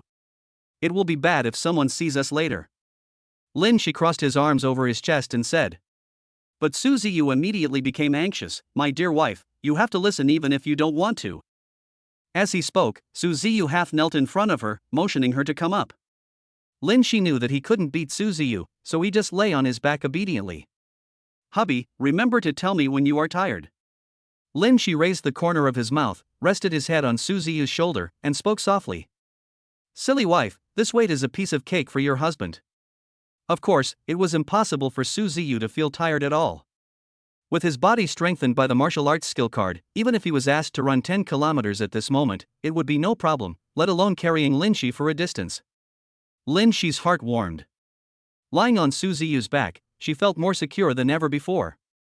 This feeling instantly made her completely fascinated. A thought sprouted in her mind, it would be nice if I could stay at this time forever. But as soon as this thought came out, it was immediately denied by Lin Shi. After all, she still has a daughter, and it is impossible for her to tie Su Ziyu to her side out of selfishness. Not sure whether Su Ziyu was deliberately walking slowly or was just exhausted, but when Lin Shi looked up he realized that he had just reached the second floor. Lin Shi felt distressed. Husband, please put me down. Silly wife, we'll be there soon, so just relax and lie on your husband's back for a while. Su Ziyu smiled slightly, then slowly climbed towards the third floor. After hearing what Su Ziyu said, Lin Shi could only keep what he hadn't finished saying to himself and lay on Su Ziyu's back at ease. But the good times didn't last long, and soon the two climbed up to the third floor and arrived at the door of room 304. Lin Shi patted Su Ziyu's back and signaled him to put him down. Hubby, now we're here, why don't you put me down? My dear wife, I will help you put it down right away. Su Ziyu was afraid that Lin Shi would fall, so he half crouched down again. Then he inserted the key that Uncle Lu had just given him into the keyhole, and with a click, the door of room 304 opened. As soon as they opened the door, a pungent smell instantly hit Su Ziyu and the others. Su Ziyu knew that the room was unoccupied and that if it was closed for too long it would produce these pungent smells. My dear wife, please wait outside for a moment and I will be able to clean it up in no time. After Su Ziyu gave some instructions, he walked into the room alone, covering his nose. Taking a look at the corner covered with spider webs, Lin Shi knew that Su Ziyu's life had been more difficult than he thought. Relying on his memory, Su Ziyu quickly found the broom and started to work in the room. Lin Shi couldn't help but frown and walked into the room. Honey, be careful, there's water on the ground. As soon as he finished speaking, Su Ziyu realized that Lin Shi was no longer able to stand steadily. When she was about to fall, Su Ziyu subconsciously threw the broom in her hand to the ground, then quickly walked to Lin Shi and hugged her waist. After looking at each other, Su Ziyu slowly closed his eyes as if he had been electrocuted, and Lin Shi was instantly amused by him. Honey, can you pull me up first? Ahem, okay, my dear wife, I'll do it right away. Su Ziyu smiled awkwardly. Looking at Su Ziyu, who was so nervous, Lin Shi chuckled. Honey, you look so funny. Su Ziyu ignored Lin Shi's answer and pulled her to the window and opened it for her himself, allowing her to breathe some fresh air. Seeing that Lin Shi felt a little more comfortable, Su Ziyu started to get busy again. After a busy period, Su Ziyu finally cleaned the room. Only then did Lin Shi see the original appearance of the room. On both sides of the door there was a simple main room and a simple guest room, and there wasn't even a kitchen. The furnishings in the room were rather ordinary, with only a creaking wooden bed in each of the main room and the guest room. She began to feel inexplicably distressed. She had been able to get through her difficult life with the company of her daughters, but what about Su Ziyu? It was hard for her to imagine how Su Ziyu had managed to survive in the past. Although the room was cleaned by Su Ziyu, there was still a slight pungent smell in the air. He didn't want Lin Shi to stay in this environment, so he urged him quickly. "My dear wife, let's go quickly." Lin Shi thought for a while and said, "But I want to stay a little longer." Su Ziyu smiled faintly. "Okay then. We'll leave after staying for a while." Seeing Lin Shi hammering her numb feet, Su Ziyu said, "My dear wife, if you are tired of standing, sit on the bed and rest for a while." After saying that, Su Ziyu spread his coat on the bed and motioned to Lin Shi that he could sit down. Fortunately, before Su Ziyu came, he secretly placed 8 bottles of gene enhancement drugs in the Alpha Nanny car while Lin Shi was not paying attention. Before Lin Shi's body touched the wooden bed, a click sound was heard from the bed. "Be careful, wife." Su Ziyu stretched out his hand, instantly wrapped his arm around her waist, and pulled her into his arms. Chapter 83. Even Dad Dare to Flirt. Lin Shi felt the hormones emanating from Su Ziyu. Her face turned red and she quickly pushed him away. "Lin," she said in a tender voice. "Honey, what should I do? The bed collapsed because of me sitting on it. It will be bad if Mr. Liu asks about it later." Su Ziyu caressed Lin Shi's head lovingly and said, "My dear wife, it's okay. I'll tell Uncle Liu that I did something wrong." But in his heart he muttered, "Uncle Liu is so good to me, he will definitely not blame me." But Lin Shi was obviously hesitant. Uncle Liu broke his bed the first time they met. Wouldn't it be awkward when they met next time? "My dear wife, just listen to me and relax." Crack. The wooden bed made a loud noise again. This time the entire wooden bed was broken beyond repair. Hearing the loud noise coming from room 304, the neighbor next door rushed in. "Who's in there?" When the neighbor ran into room 304, he was stunned when he saw Su Ziyu's face. "Xiao Su, are you ready to move back home?" "No, Auntie Lin. I am here with my wife to see my previous life today." Mrs. Lin frowned. "Xiao Su, tell me the truth, is your wife the vixen Lin Feer?" Su Ziyu smiled and said, "Of course not, Auntie Lin. This is my former neighbor who took good care of me." "No, Auntie, don't worry." Aunt Lin patted her chest and then glanced at Lin Shi who was hiding behind Su Ziyu. "Well, Xiao Su, you have a good eye. This lady is quite satisfied." Lin Shi said happily, "Auntie Lin, thanks to you for taking care of Ziyu in the past, Lin Shi would like to express her gratitude." As soon as he finished speaking, he was about to bow to Aunt Lin, but she stopped him. Aunt Lin chuckled and said, "Girl, you are being too polite when you say that." Both she and other elderly people in the community like Su Ziyu very much. During the time Su Ziyu lived there, Su Ziyu did not look down on them like other young people do because they are old. Instead, he helped and protected them everywhere. In the past, Su Ziyu was bewitched by Lin Feer, causing him to not listen to anything they said. But now, seeing that Su Ziyu has a happy family, and even hearing from Mr. Liu from the security department that someone who claimed to be Su's daughter came to see her some time ago, she felt a burst of joy in her heart when she thought of this. Su Ziyu tried to block the collapsed wooden bed, but was still spotted by Aunt Lin's sharp eyes. "Xiao Su, girl, am I disturbing you?" "Lin," she explained, "Auntie Lin, it's not like that." "Let me explain." But Aunt Lin said with a nonchalant look on her face, "Girl, I'm an experienced person and I know everything you young people want to do. I won't say more. I have something to do at home, so I'll leave first." As soon as Aunt Lin left, Lin Shi walked up to Su Ziyu and pushed him in a complaining manner. "Why didn't you explain to Auntie just now? The bed collapsed without us doing anything. My dear wife, from what you said, do you still want to do something with your husband?" After hearing what Su Ziyu said, Lin Shi's face turned red. Ding ling ling. Su Ziyu's cell phone suddenly rang, breaking the awkward atmosphere. Without even glancing at the incoming call number, he said to Lin Shi, "My dear wife, I have to go out and answer the phone." Lin Shi said indifferently, "Just do what you need to do. You don't have to tell me." Su Ziyu felt a little disappointed.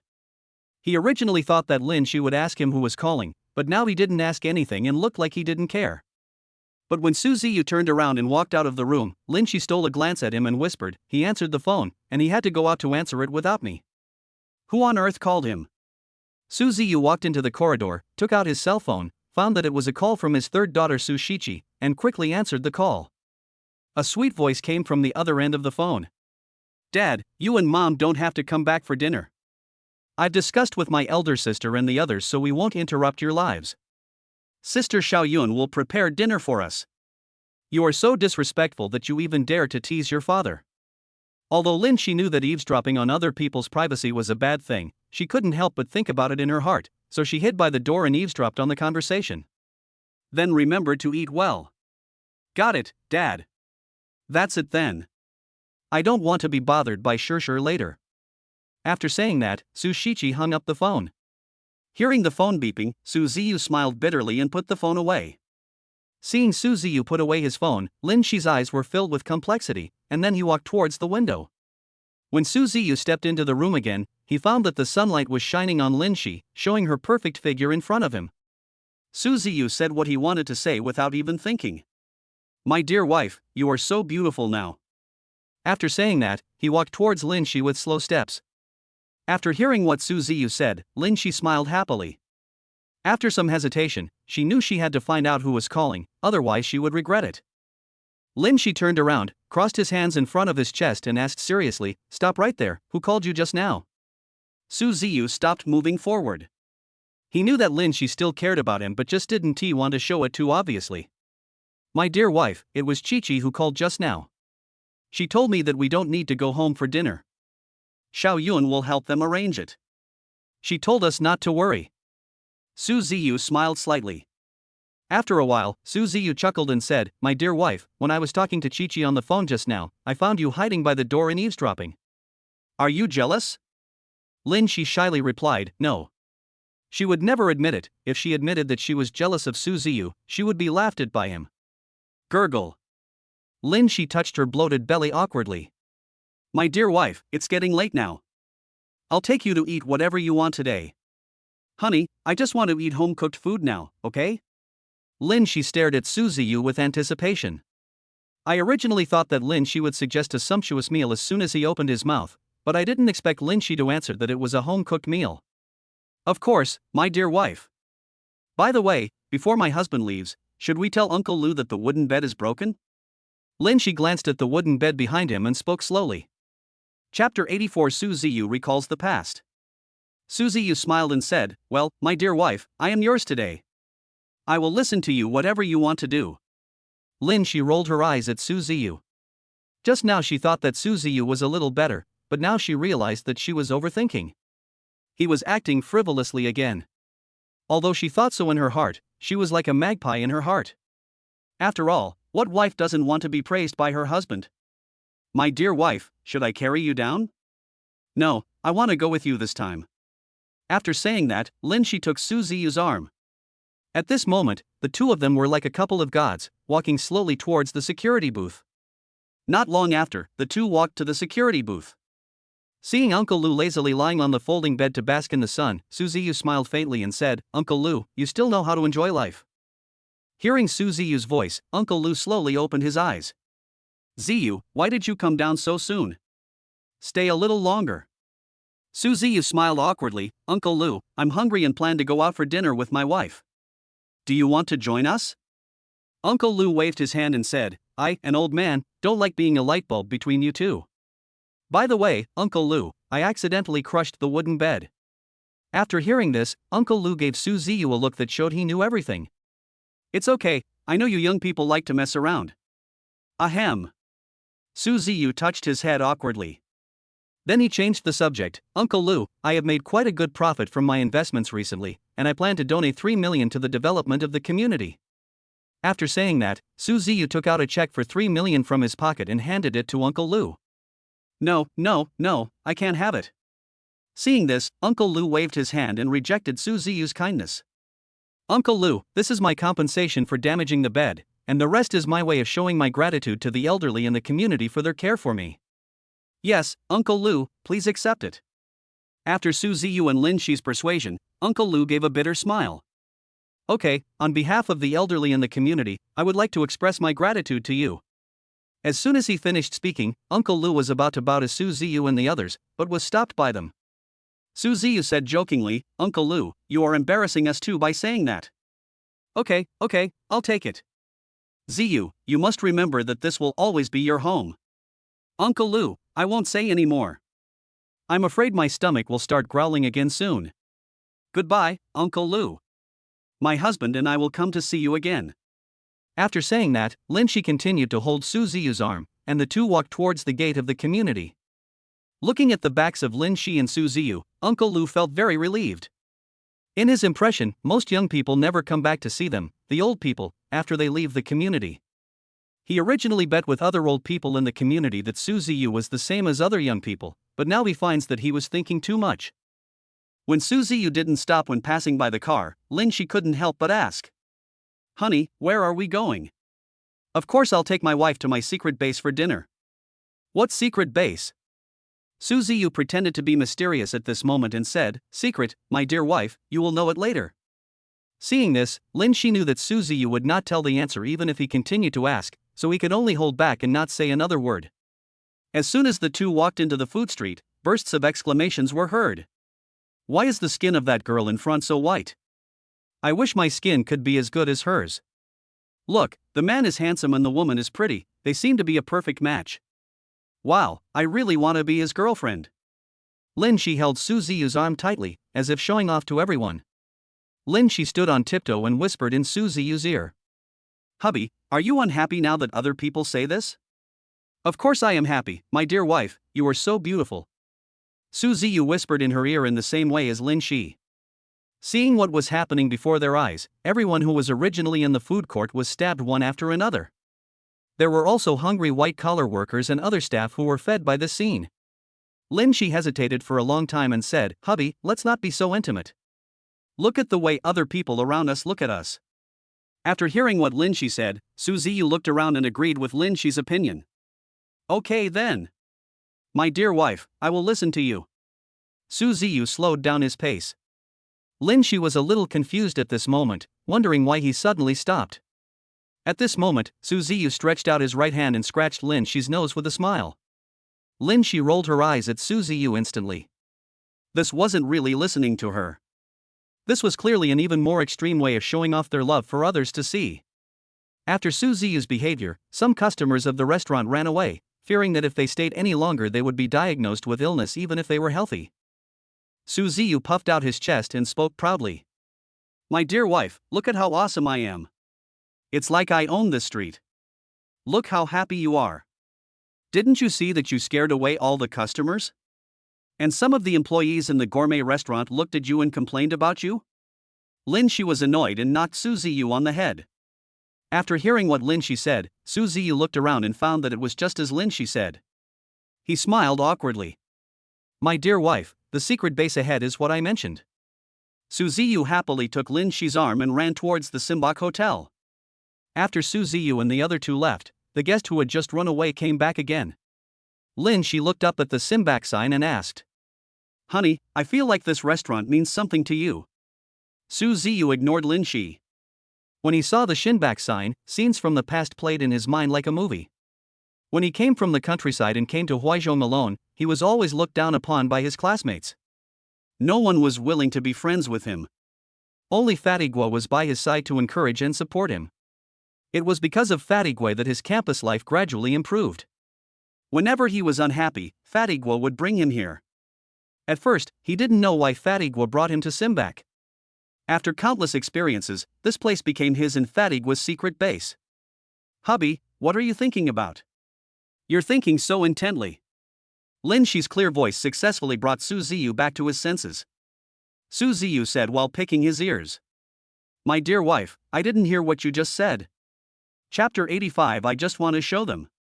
Lin Shi could tell from Su Ziyu's eyes that Su Ziyu had some feelings for this Simbak hotel. She knew that Su Ziyu might not answer any question no matter what she asked, so she might as well not ask to avoid embarrassment. Lin Shi waved his hand and smiled faintly.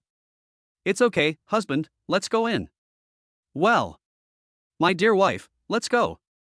Su Ziyu bowed like a gentleman and motioned Lin Shi to walk in front of him.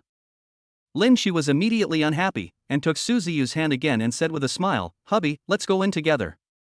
As Su Ziyu and the other man entered the restaurant, a waiter suddenly came towards them and asked with a smile, "Sir, is it the same as before?" "Yes, it's still the same." Su Ziyu smiled faintly. "Yes, sir, please come in." After saying that, the waiter quickly found a seat for Suziyu and the other person to sit down. Honey, you just said Chi-Chi called you, but why didn't they reply to my message? After saying that, Lin Shi handed the chat message to Suziyu. Suziyu took a quick look and smiled. My dear wife, Chi-Chi and the others are probably busy and don't have time to watch. Lin Shi looked at Suziyu with some conviction. If she said that only Chi-Chi didn't reply to her message, it would be possible, but if she said that the 4 little girls were busy, she would never believe it. Suziyu knew that although Lin Shi didn't say it, he must still be worried about his daughters at home. My dear wife, can we go home after dinner? Yeah. All right then. Lin Shi thought for a while and then responded. Soon the ordered food was served. Suziyu scratched his head in embarrassment. He forgot to ask Lin Shi when he ordered the dishes. Honey, I don't know what you like to eat, so I just ordered something random. It's okay, honey, I like everything you ordered, and I'm not a picky eater like a kid. Lin Shi replied to Suziyu with a smile. After hearing what Lin Shi said, Suziyu felt relieved. Suziyu used chopsticks in his right hand to pick up a piece of steak and put it to Lin Shi's mouth, while his left hand was below for fear that the remaining oil on the steak would drip onto Lin Shi's clothes. My dear wife, come and open your mouth. Hubby, stop making trouble. As soon as Lin Shi said this, she saw Suziyu's face turn dark, as if he would be angry if she didn't eat him. Sure enough, Suziyu's next sentence confirmed what Lin Shi was thinking. My dear wife, I will be angry if you don't eat it. Lin Shi shook her head helplessly. She knew that if she didn't eat, Suziyu would never let her go. He could only force himself to open his mouth and put the steak that Suziyu had picked up into his mouth. Suziyu's originally gloomy face suddenly broke into a smile. My dear wife, is it delicious? Tasty. This scene was seen by other diners, who paid their bills and quickly ran out of the Starbucks. He was afraid that if he stayed any longer, Suziyu and the others would make him sick. There was something wrong with the way the Starbucks employees looked at them, Lin Shi said in a soft voice. Husband. My dear wife, I just want to show them. Although Lin Shi didn't know why Suziyu said that, she was as happy as Suziyu in her heart. Husband, can't you stop eating all these delicious food? After saying that, Lin Shi followed Suziyu's method and picked up the dish in front of him and covered his mouth with it. Suziyu chuckled and said, hee hee, the food my wife feeds me is just different. I never get tired of it. In the past, when he was in his hometown, Suziyu grew up eating other people's dog food. Now it is finally his turn, so of course he has to show off and let others see that he, Suziyu, is no worse than others and can also find a beautiful and virtuous wife. At this moment, the owner of Starbucks just stepped out and was stunned. The restaurant that was originally bustling was actually empty. He quickly pulled the waiter next to him and asked, Shaolin, what's going on? Weren't there a lot of customers dining here just now? Why is there no one here now? Boss, it's because that couple has been showing off their love in our store, that's why all the customers left. Following the direction Kobayashi pointed, the owner of Starbucks saw a familiar figure and quickly walked over. Haha, brother, you didn't expect you to come to Starbucks after such a long time. Not far away, a loud voice suddenly sounded. Suziyu looked in the direction of the sound and found a middle-aged man with a big face walking towards them slowly. He was wearing Adidas casual clothes, and his muscular body was exposed to everyone. Against his big face are a pair of big eyes that sparkle with a simple light, making people reluctant to look away. The middle-aged man in front of him was Li Hua, the owner of this Starbucks, and also one of the few good friends of him and Fatigua. Suziyu smiled slightly. Li Hua, you also know how busy I am after graduation.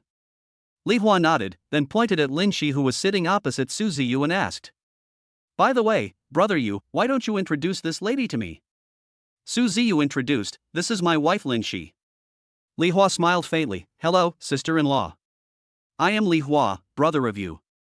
Before Lin Shi could react, Li Hua pulled Suziyu aside and said, brother you, when did you find me such a beautiful sister-in-law, and I didn't even know about it? Suziyu replied, there are so many things you don't know. Brother you, I won't delay your candlelight dinner with sister-in-law. If you want to eat anything else, let me know and I promise to arrange it for you. After saying that, Li Hua gave Suziyu a look that showed he knew everything and disappeared from their sight. As soon as Suziyu sat down, Lin Shi supported his chin with his hand and asked curiously. Honey, what were you talking about just now? Why does your conversation seem so mysterious to me? Honey, do you really want to hear it? Lin Shi nodded and replied, yes.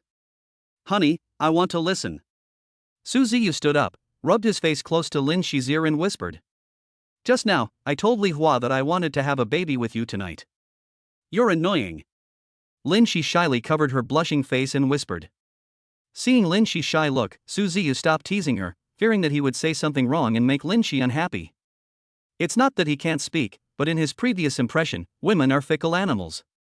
He was afraid that he couldn't grasp the right balance. Su Ziyu smiled slightly. My dear wife, let's eat quickly. Hanin and her 4 sisters are probably still waiting for us at home. This time, Lin Shi ignored Su Ziyu at all. Instead, he lowered his head and started to deal with the delicious food on the table alone.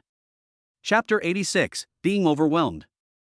Looking at the petite and lovely Lin Shi, Su Ziyu felt filled with joy. Soon all the food on the table was eaten up. Lin Shi burped and slowly stood up, holding his bloated stomach. Only then did she notice that Su Ziyu seemed to have not moved his chopsticks except for when he fed her. Lin Shi knew that Su Ziyu must be afraid that he would not eat enough, so he did not dare to pick up his chopsticks. He said apologetically, Hubby, you didn't eat a single bite. Su Ziyu patted his belly and laughed. My dear wife, I'm already full. But why is your bowl so clean? There is no trace of oil at all. After hearing what Lin Shi said, Su Ziyu finally reacted. He had been staring at Lin Shi in a daze and had completely forgotten that he was in the Simbak Hotel at the moment. My dear wife, wasn't I afraid that you would worry? Actually, I'm not hungry at all. At this moment, Su Ziyu could only pray that Lin Shi would believe what he said. Lin Shi looked at Su Ziyu with full confidence. After all, every household started to have dinner at this time. She would never believe that Su Ziyu was not hungry at all. Really? I'm not hungry at all. That's right, you man can never take back what he said. As soon as Su Ziyu finished speaking, Lin Shi called the waiter to serve a few more dishes. This time, thanks to Li Hua's relationship, the dishes were quickly served by the waiter. Sir, madam, my boss said that this table is his treat for you, please enjoy it. The waiter said this respectfully and then disappeared in front of the 2 of them. Su Ziyu whispered, not bad, I think Li Hua is quite smart this time. Husband, what are you doing? I wonder why my wife is so beautiful. Oh, husband, you should finish eating and go back. Lin Shi clenched her fists shyly and spoke in a low voice. I don't know why, but every time Su Ziyu praises her, her little face turns red. After hearing what Lin Shi said, Su Ziyu's appetite suddenly increased. Looking at Su Ziyu's current state, Lin Shi shook her head and smiled bitterly, Hubby, eat slowly and don't choke. After saying that, Lin Shi opened a can of Budweiser and handed it to Su Ziyu. Thinking back to today's date with Lin Shi, Su Ziyu felt extremely happy at the moment. He took a sip of Budweiser and then said with a smile, My dear wife, today is the happiest day of my life. Can you fulfill a small wish of mine? Seeing Lin Shi hesitant, Su Ziyu continued speaking. My dear wife, it's definitely not what you think. Lin Shi rolled her eyes at Su Ziyu. She didn't think about anything at the moment, and she was having a very happy day today. She couldn't bear to refuse Su Ziyu and nodded. Husband, you say, I will definitely satisfy you as long as I can. Seeing this, Su Ziyu also opened a bottle of Budweiser and handed it to Lin Shi. Lin Shi looked confused but finally took the Budweiser from Su Ziyu. Just when she was puzzled, Su Ziyu raised his glass and said, My dear wife, let's drink to our wonderful future. Hubby, for Hanin and the others, I'm going to make an exception and drink some wine this time. Cheers. Just after Lin Shi took a few sips of wine, Su Ziyu noticed that Lin Shi's cheeks gradually turned red, and it was obvious that he was drunk. Considering what Lin Shi just said, Su Ziyu knew that Lin Shi's physical condition probably didn't allow him to drink alcohol.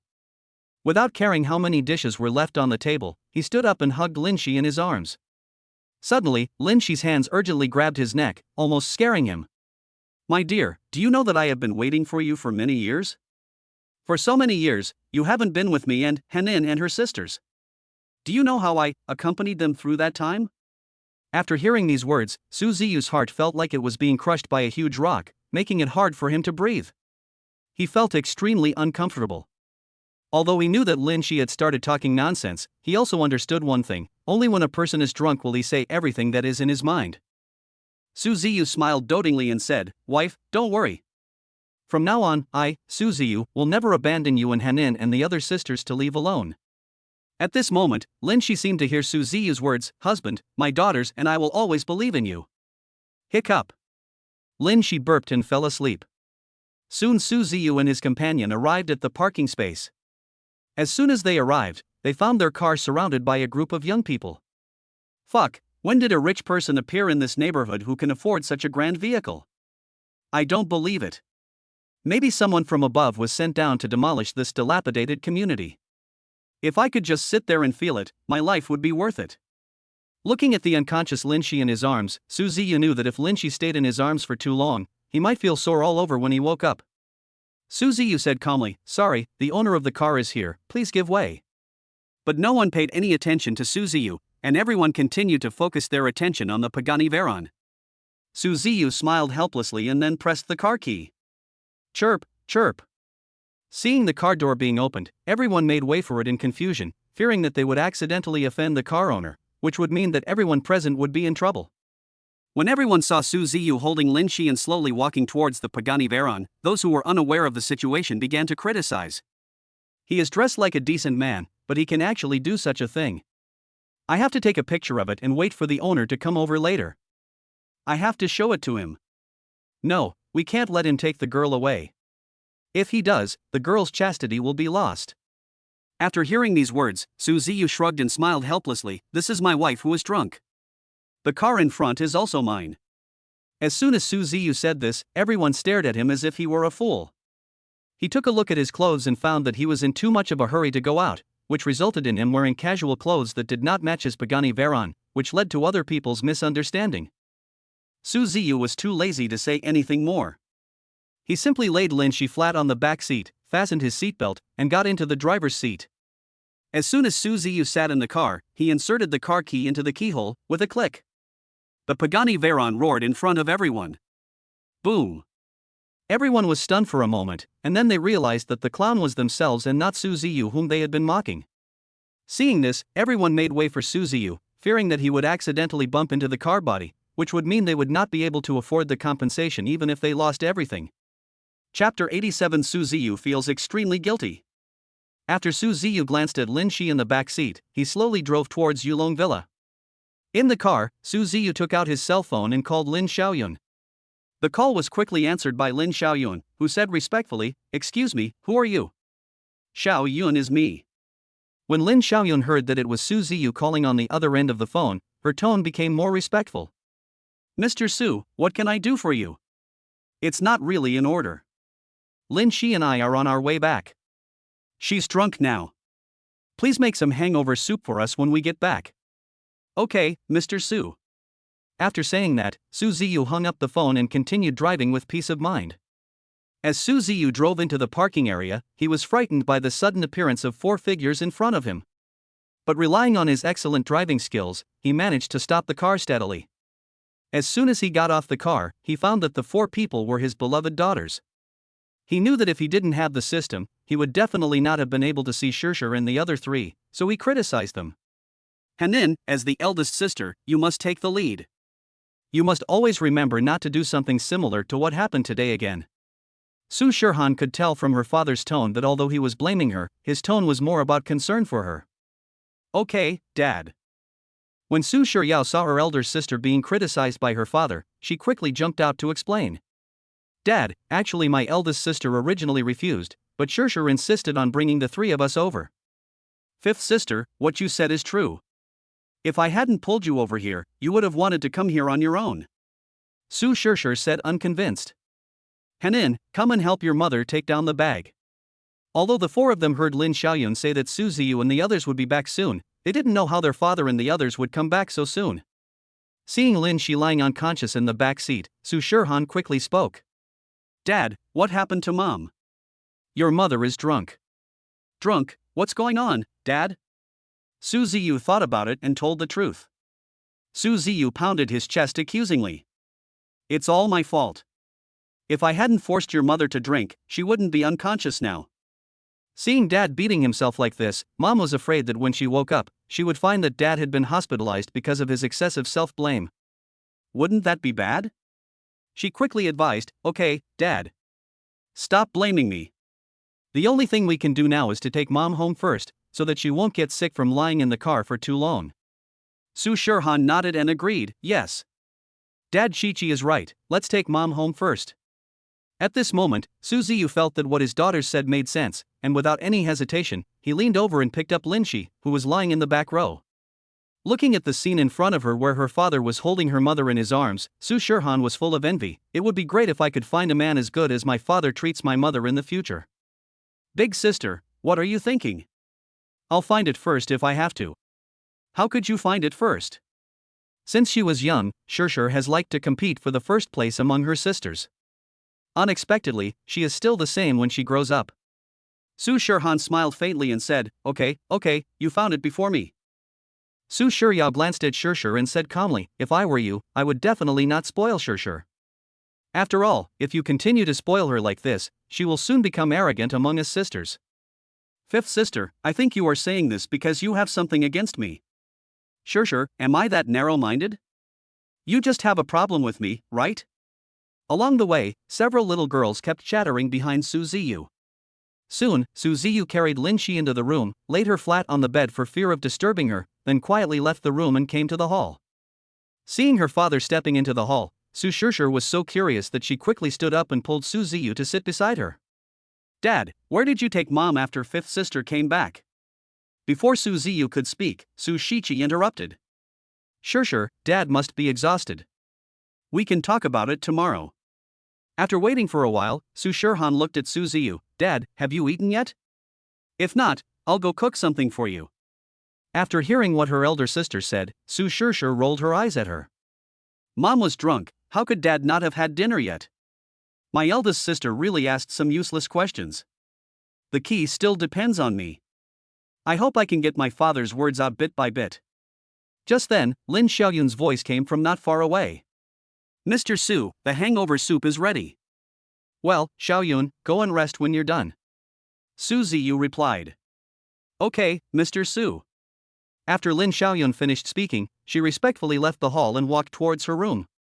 Watching Lin Xiaoyun leave the hall, Su Shirshir originally planned to stop her, but she held it in her heart. Dad, you haven't answered my question yet? As soon as Su Shirshir finished speaking, the three little girls focused their eyes on Su Ziyu, waiting for his answer with anticipation. Su Ziyu was just recalling the wonderful day he had with Lin Shi today, but he didn't hear what the little girl was asking him. Shirshir, what did you ask Dad just now? Dad, where did you take Mom? Oh, Shirshir, so you are asking about this. In fact, today I took your mother to the place where I used to live. Now that Daddy has said this, Hanin, you and Shirshir should know. Su Ziyu said with a faint smile. At this moment, Su Ziyu's ringtone rang. Buzz.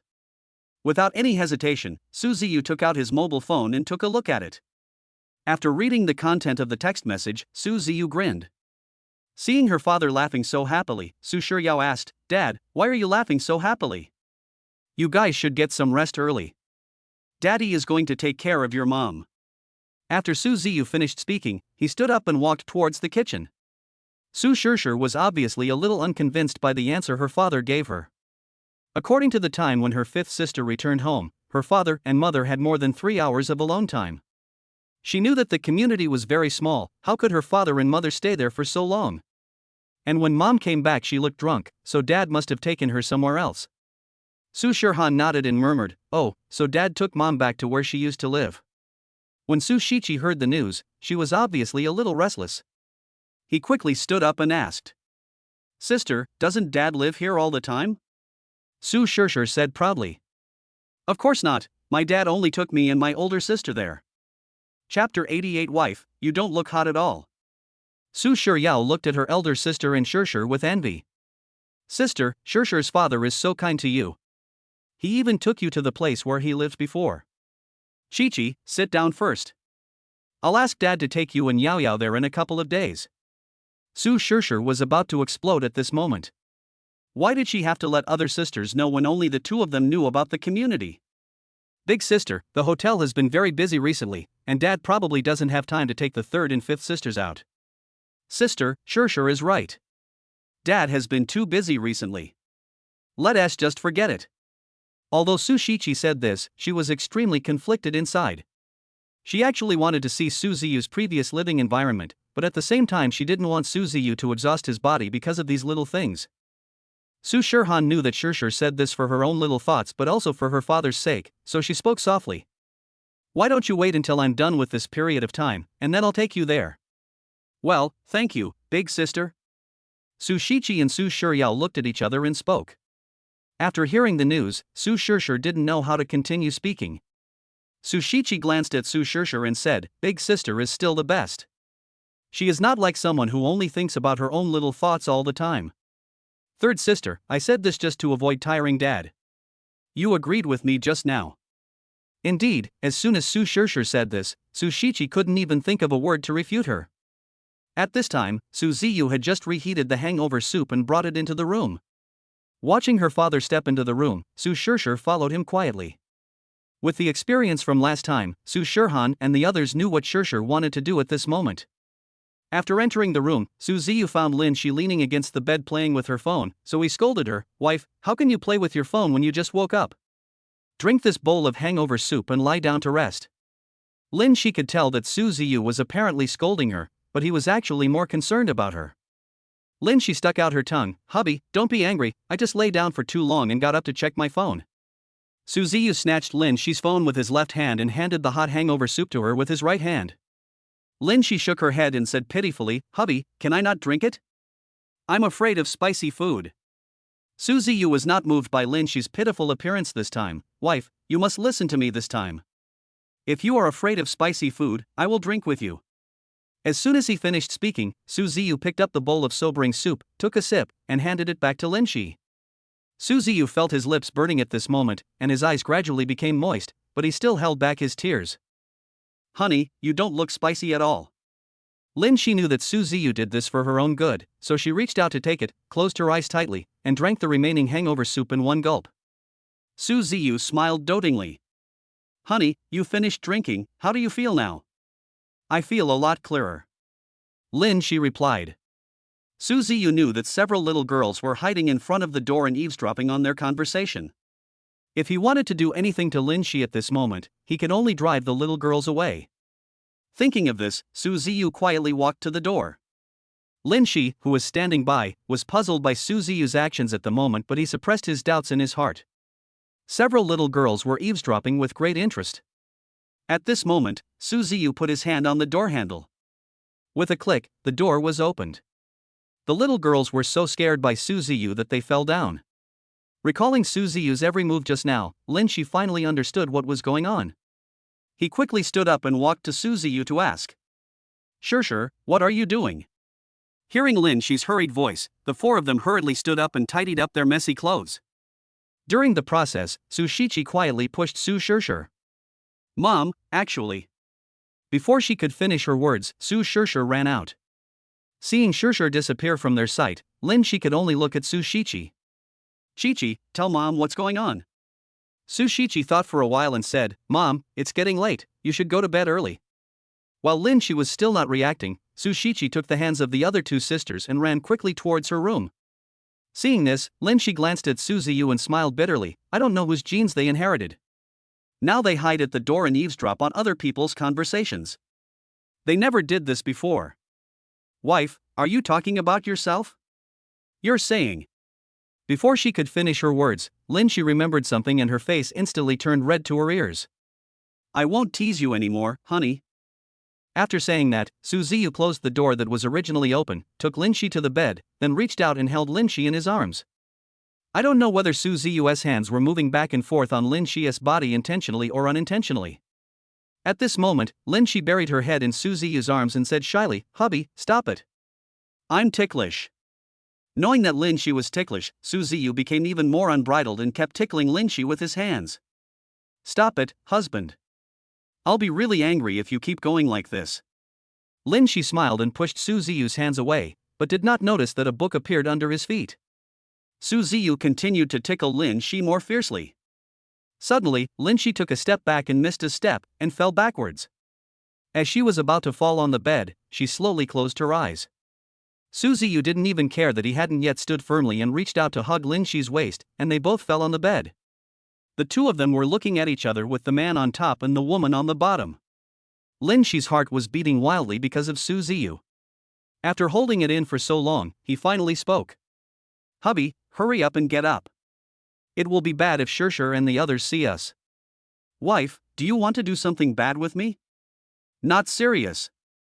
I don't know where Lin Shi got the strength to push Su Ziyu away, and he stood up and prepared to run out of the room. Wife, I'm still very angry, please help me calm down first. When Lin Shi heard Su Ziyu's words, he immediately stopped moving forward. She knew that if she continued to stay in the room with Su Ziyu, something strange would definitely happen. After thinking for a while, he said, I'm going to the bathroom. Looking at Lin Shi's hurriedly leaving back, Su Ziyu knew that Lin Shi would not come back for a while. She lay alone on the wide bed, recalling the happy day she had with Lin Shi. After not knowing how long he had been reminiscing, Su Ziyu yawned and fell into a dream. Chapter 89. The system is being upgraded. Lin Shi, who had been hiding behind the door and peeking, only dared to walk quietly into the room when he saw Su Ziyu sleeping. This was the first time Lin Shi saw Su Ziyu sleeping, and at this moment she made up her mind. No matter how sleepy you are tonight, you have to resist the urge to sleep. Keep this beautiful scene in your heart. Lin Shi originally wanted to sit alone on the edge of the bed and enjoy the beautiful scenery, but he was hampered by back pain all over his body. Now she could only lie flat beside Su Ziyu and stare at his profile. Lin Shi raised his hand and gently stroked Su Ziyu's high nose bridge, feeling secretly happy. Lin Shi muttered to himself in a low voice for fear of waking up Su Ziyu. I think Su Ziyu looks pretty good when he's sleeping, although not as good as when he's working. But the good times didn't last long. Lin Shi was eventually defeated by the trapped demon and fell into a coma. Su Ziyu woke up early in the morning as usual. After stretching, Su Ziyu noticed Lin Shi sleeping next to him, and a happy smile gradually filled his face. At this moment, the voice of the system appeared in Su Ziyu's mind. Ding dong, the system is upgrading. Hearing that the system was being upgraded, he thought that he had read novels similar to Goldfinger before, as he was an old bookworm. He knew that once the system was upgraded, nothing good would happen, but he had no way to stop it and could only let the system continue to upgrade. For fear of waking her up, he stood up and walked towards the bathroom. After a few minutes, Su Ziyu finished washing up, changed into physical clothes, and walked towards the kitchen. He thought about a lot of things while washing up. Although he had a martial arts card, he still felt it necessary to train himself. It just so happened that he used to ride a bicycle around in the countryside, although he hadn't touched a bicycle for more than 10 years. With his intelligence and talent, he believed that there was nothing he couldn't do if he wanted to. Soon Su Ziyu walked to the kitchen and smiled faintly at Lin Xiaoyun, who was busy in the kitchen. Xiaoyun, I remember you seem to have come home on a bicycle 2 days ago, right? Hearing Su Ziyu's voice, Lin Xiaoyun turned around respectfully. She didn't know why Su Ziyu asked this, but she still responded, Yes, Mr. Su. I'll leave the bike next to your parking area. Xiaoyun, you probably won't need a bicycle today? Lin Xiaoyun looked confused. She felt that Su Ziyu was acting strange today, but she didn't dare to ask any more questions. Yes, Mr. Su. Lin Xiaoyun continued to speak.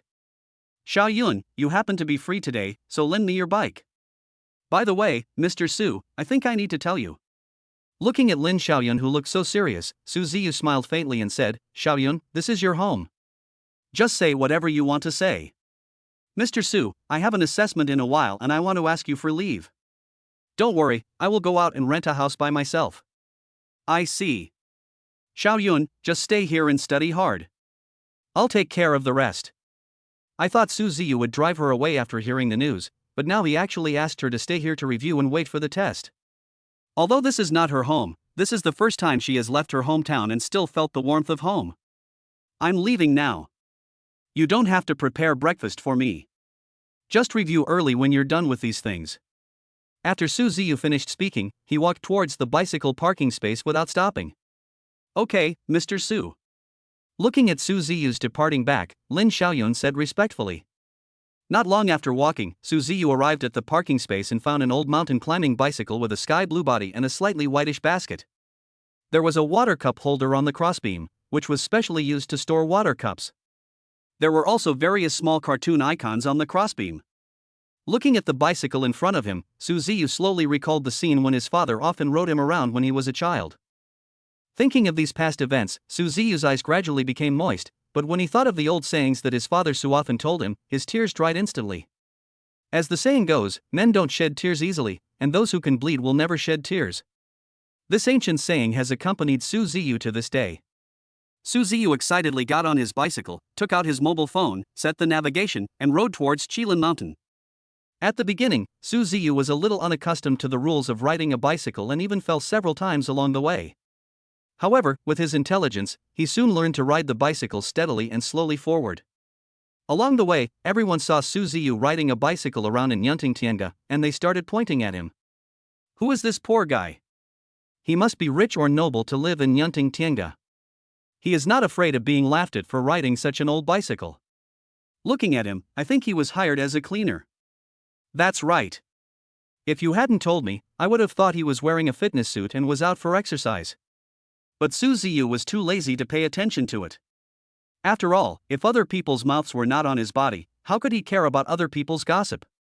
The security guard sitting in the security booth saw a figure very similar to Su Ziyu, riding a bicycle slowly towards him. Afraid that he had seen it wrong, he stood up and rubbed his eyes, looking at it carefully. When he was sure that the person coming was Su Ziyu, he hurriedly trotted out of the security booth. When Su Ziyu drove in front of him, he spoke lightly. Mr. Su, why did you get up so early today? Are you going to ride your bike to exercise? Well, if I don't exercise, I feel like my body is going to rust. After Su Ziyu replied, he pedaled his bike again and moved forward slowly. The security guard looked at Su Ziyu's departing back inside. I really envy the lives of rich people. Soon Su Ziyu rode to the foot of Qilin Mountain and found that the foot of Qilin Mountain was filled with many riders who came here to travel on bicycles. Looking at such a steep slope, he was eager to try it. Just as he stepped on the pedal and was about to drive forward, a crisp sound rang out beside him. Little brother, are you alone? Su Ziyu was a little puzzled. He looked back and found that a little girl with a ponytail had appeared beside him. The little girl seemed to be only 17 or 18 years old, and was wearing a black tights that didn't suit her age. A blue sports towel was hanging around her neck, and beads of sweat were dripping from her cheeks onto her tights. Looking at the little girl in front of him, Su Ziyu couldn't help swallowing. The little girl giggled and said, Little brother, your eyes are fixed on me. Do you think I am pretty? Hearing the little girl say this, Su Ziyu coughed a few times in embarrassment. Chapter 90 Brother, why are you here too? After meeting Lin Feer during this period, Hanan often bought him various skin care products. Could it be that he has taken good care of himself during this period, causing the girl to think that he is not that old? He originally wanted to tell the little girl the truth, but when he saw the little girl's pure gaze, he had to hold his words back. He knew that he now had a wife and daughter, and he must not do anything to offend them, so he turned around and pushed his bicycle aside. The little girl was unhappy and muttered to herself, I am known as the school belle in school, but in the eyes of the little brother just now, I am nothing. But I could see from the little brother's eyes that he quite liked me, so why did he turn around and leave? She just saw that Su Ziyu had an extraordinary appearance and his behavior was a bit extraordinary. Moreover, the fact that she could see Su Ziyu at first sight in the huge crowd shows that she and Su Ziyu have a certain fate. Moreover, when she saw Su Ziyu's gaze, she felt very familiar, as if Su Ziyu had known her a long time ago, but she couldn't remember where she had seen Su Ziyu at all. The scene of Su Ziyu turning around and leaving just now aroused the desire in her heart. At this moment, one can see from her eyes that she will not give up until Su Ziyu is captured. A little girl came to Su Shirshan on a bicycle. Shanshan, what are you doing here? Go away. Well, it's okay, Li Qian, let's go. Su Shirshan finally reacted and replied. Looking at the direction where Su Ziyu left, Su Shirshan shook her head to signal herself not to think about it anymore. On the other side, Su Ziyu pedaled slowly towards the top of the mountain. At this moment, he realized that even if he had a martial arts card, if he didn't practice the martial arts card, it would be just like a piece of scrap metal with no room for development. Little brother, why are you here too? Hearing the crisp sound, Su Ziyu turned around and found that the little girl just now appeared beside him again. Su Ziyu was too embarrassed to walk away again, so he could only bite the bullet and ask. Why are you here too? He. Brother, we often come here to play on our bicycles during holidays. Su Shirshan chuckled. When Li Qian saw Su Ziyu, she didn't even blink. Su Ziyu felt uncomfortable being stared at by Li Qian. Oh, so that's how it is. Brother, what are you doing here? I have nothing to do, so I came here to exercise. Su Shirshan suddenly remembered something, and immediately said in delight, Little brother, can we go together?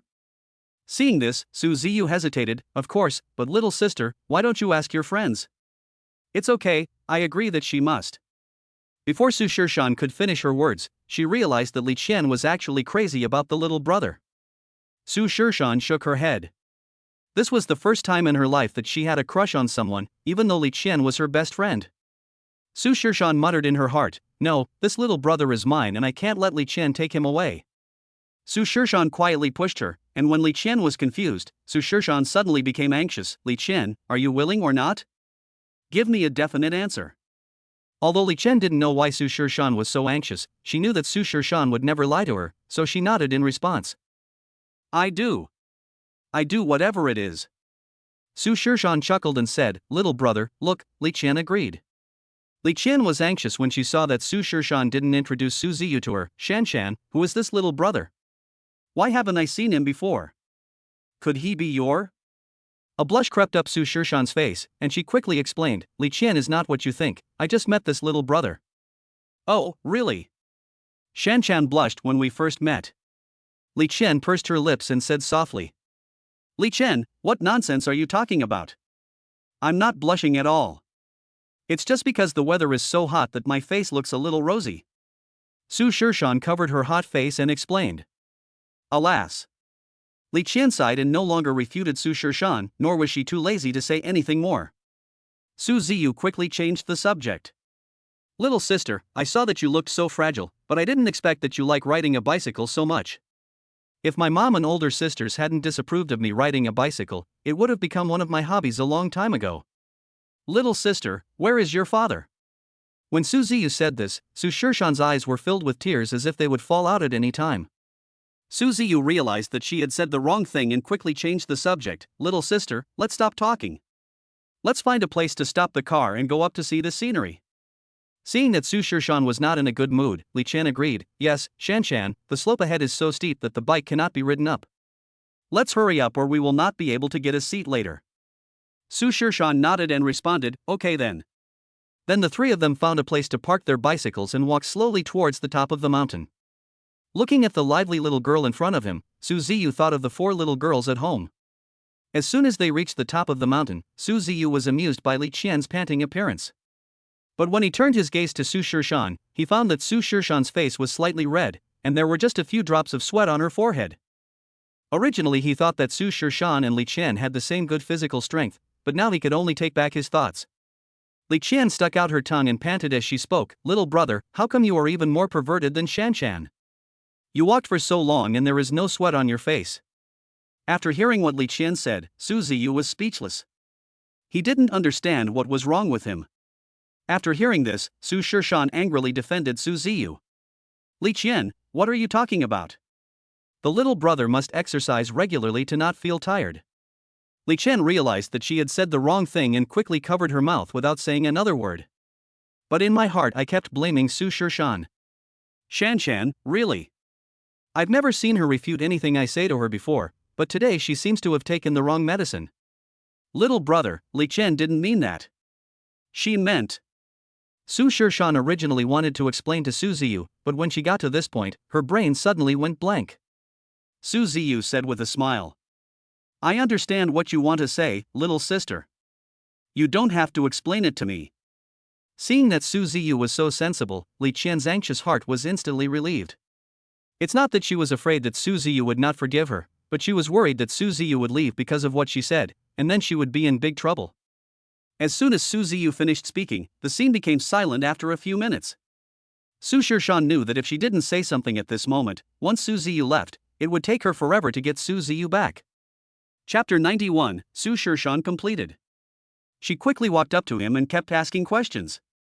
"Little brother, I saw you walking very straight just now. Do you often go to places like the gym to exercise?" Su Ziyu smiled faintly. "How is that possible, little sister? Do you think I'm the kind of person who exercises regularly?" "Little brother, you don't want to say that this is your first time exercising today, and you came to Qilin Mountain specifically to exercise?" "Little sister, your answer is correct, but I don't have any gift for you now," Su Ziyu said as he stroked Su Shirshan's hair. Su Shirshan was stunned after hearing what Su Ziyu said. She didn't notice that Su Ziyu was stroking her hair.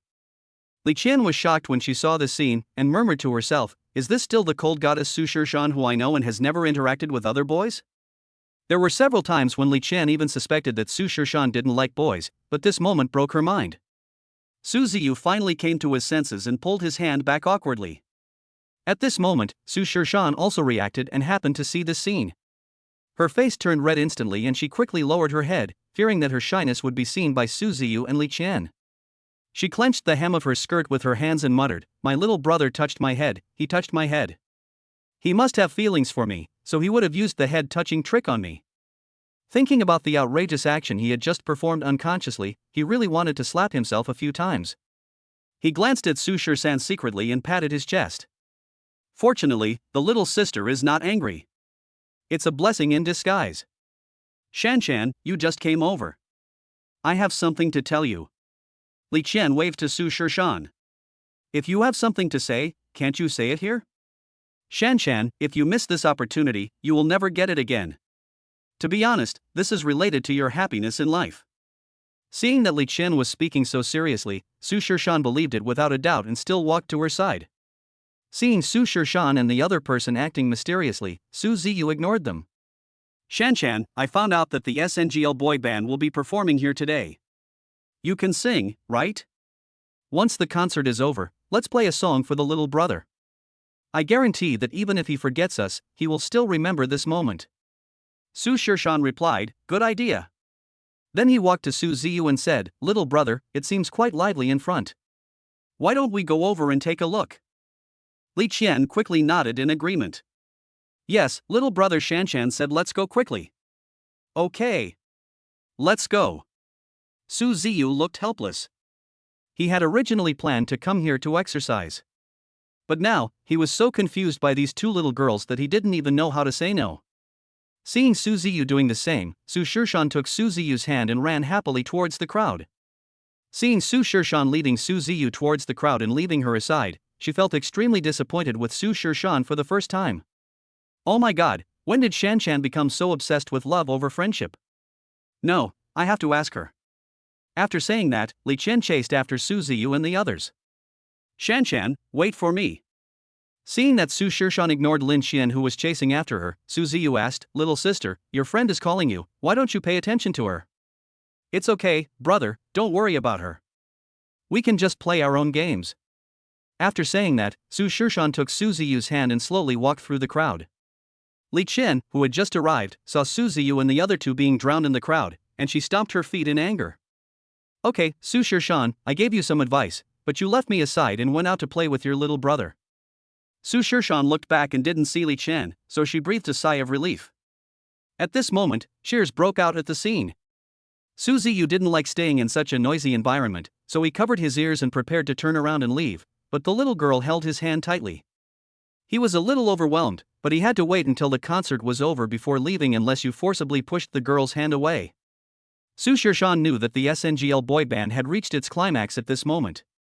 The voice of the SNGL boy group also reached everyone's ears at this moment. Hearing the harp under the willow trees, I danced to the tune. It seems to reflect the graceful figure of the past. Who stirred the affection with a few words? Whose smile shakes the nebula? The paper fan hides the mystery in the poem. Purple smoke burning hard words leaving fragrance waiting for people to find. How many merits and demerits are listed in history books? Chapter 92 Extra, I will never let you down in this life. Dad, today is a great day for you and Mom, why are you dressed like this? My eldest sister woke me and my sisters up early in the morning and asked us to welcome the guests. But now you are. Su Ziyu, who had just stepped out of the room, was suddenly scolded by Su Shirshan and was completely at a loss as to what to do. Looking at Su Ziyu's shabby clothes, Su Shirshan sighed helplessly. She and the other sisters have been looking forward to this day for so long. And now Dad is acting like this matter is unimportant? Could it be that Dad doesn't want to marry Mom? As soon as this thought came to her mind, she shook her head and denied it. If Dad didn't like Mom, then why would he propose marriage to Mom for them and even use the priceless Kaigwang Hotel as a betrothal gift? Just this point alone is enough to kill them. They don't believe that Su Ziyu would fall in love with someone else. Then he handed the prepared wedding dress to Su Ziyu, but at this moment Su Ziyu just stood there in a daze. His eyes kept looking around as if he was looking for something. Dad, what are you doing? Hurry up. If you delay any longer, Mom will run away. Su Shirsher urged her. She didn't want her mother to wait for her father to pick her up. Then he pushed Su Ziyu into the room. I don't know how long I waited, but the door was suddenly pushed open. But when Su Shirsher saw Su Ziyu, her brows furrowed. What's wrong, Shirsher? On the wedding day, Su Ziyu saw that the little girl looked unhappy and asked quickly. Oh. It really can't be done without me. As soon as Su Shirsher finished speaking, Su Ziyu's face was full of confusion. I didn't understand the little girl's intention at all. When the little girl pointed at his hair, Su Ziyu realized that his head was as messy as a bird's nest. Of course, Su Ziyu knew the reason for this situation. On the day of preparing for the wedding, Su Ziyu didn't close his eyes all night. As soon as he closed his eyes, the scene of Lin Shi wearing wedding clothes and waiting for him to marry her would appear in his mind. Of course, Su Ziyu would not let Lin Shi see his ugly side.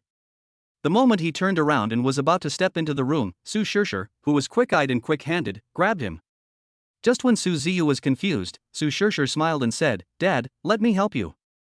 You. Su Ziyu was shocked by Su Shirsher's words. Of course, your baby daughter is a makeup genius.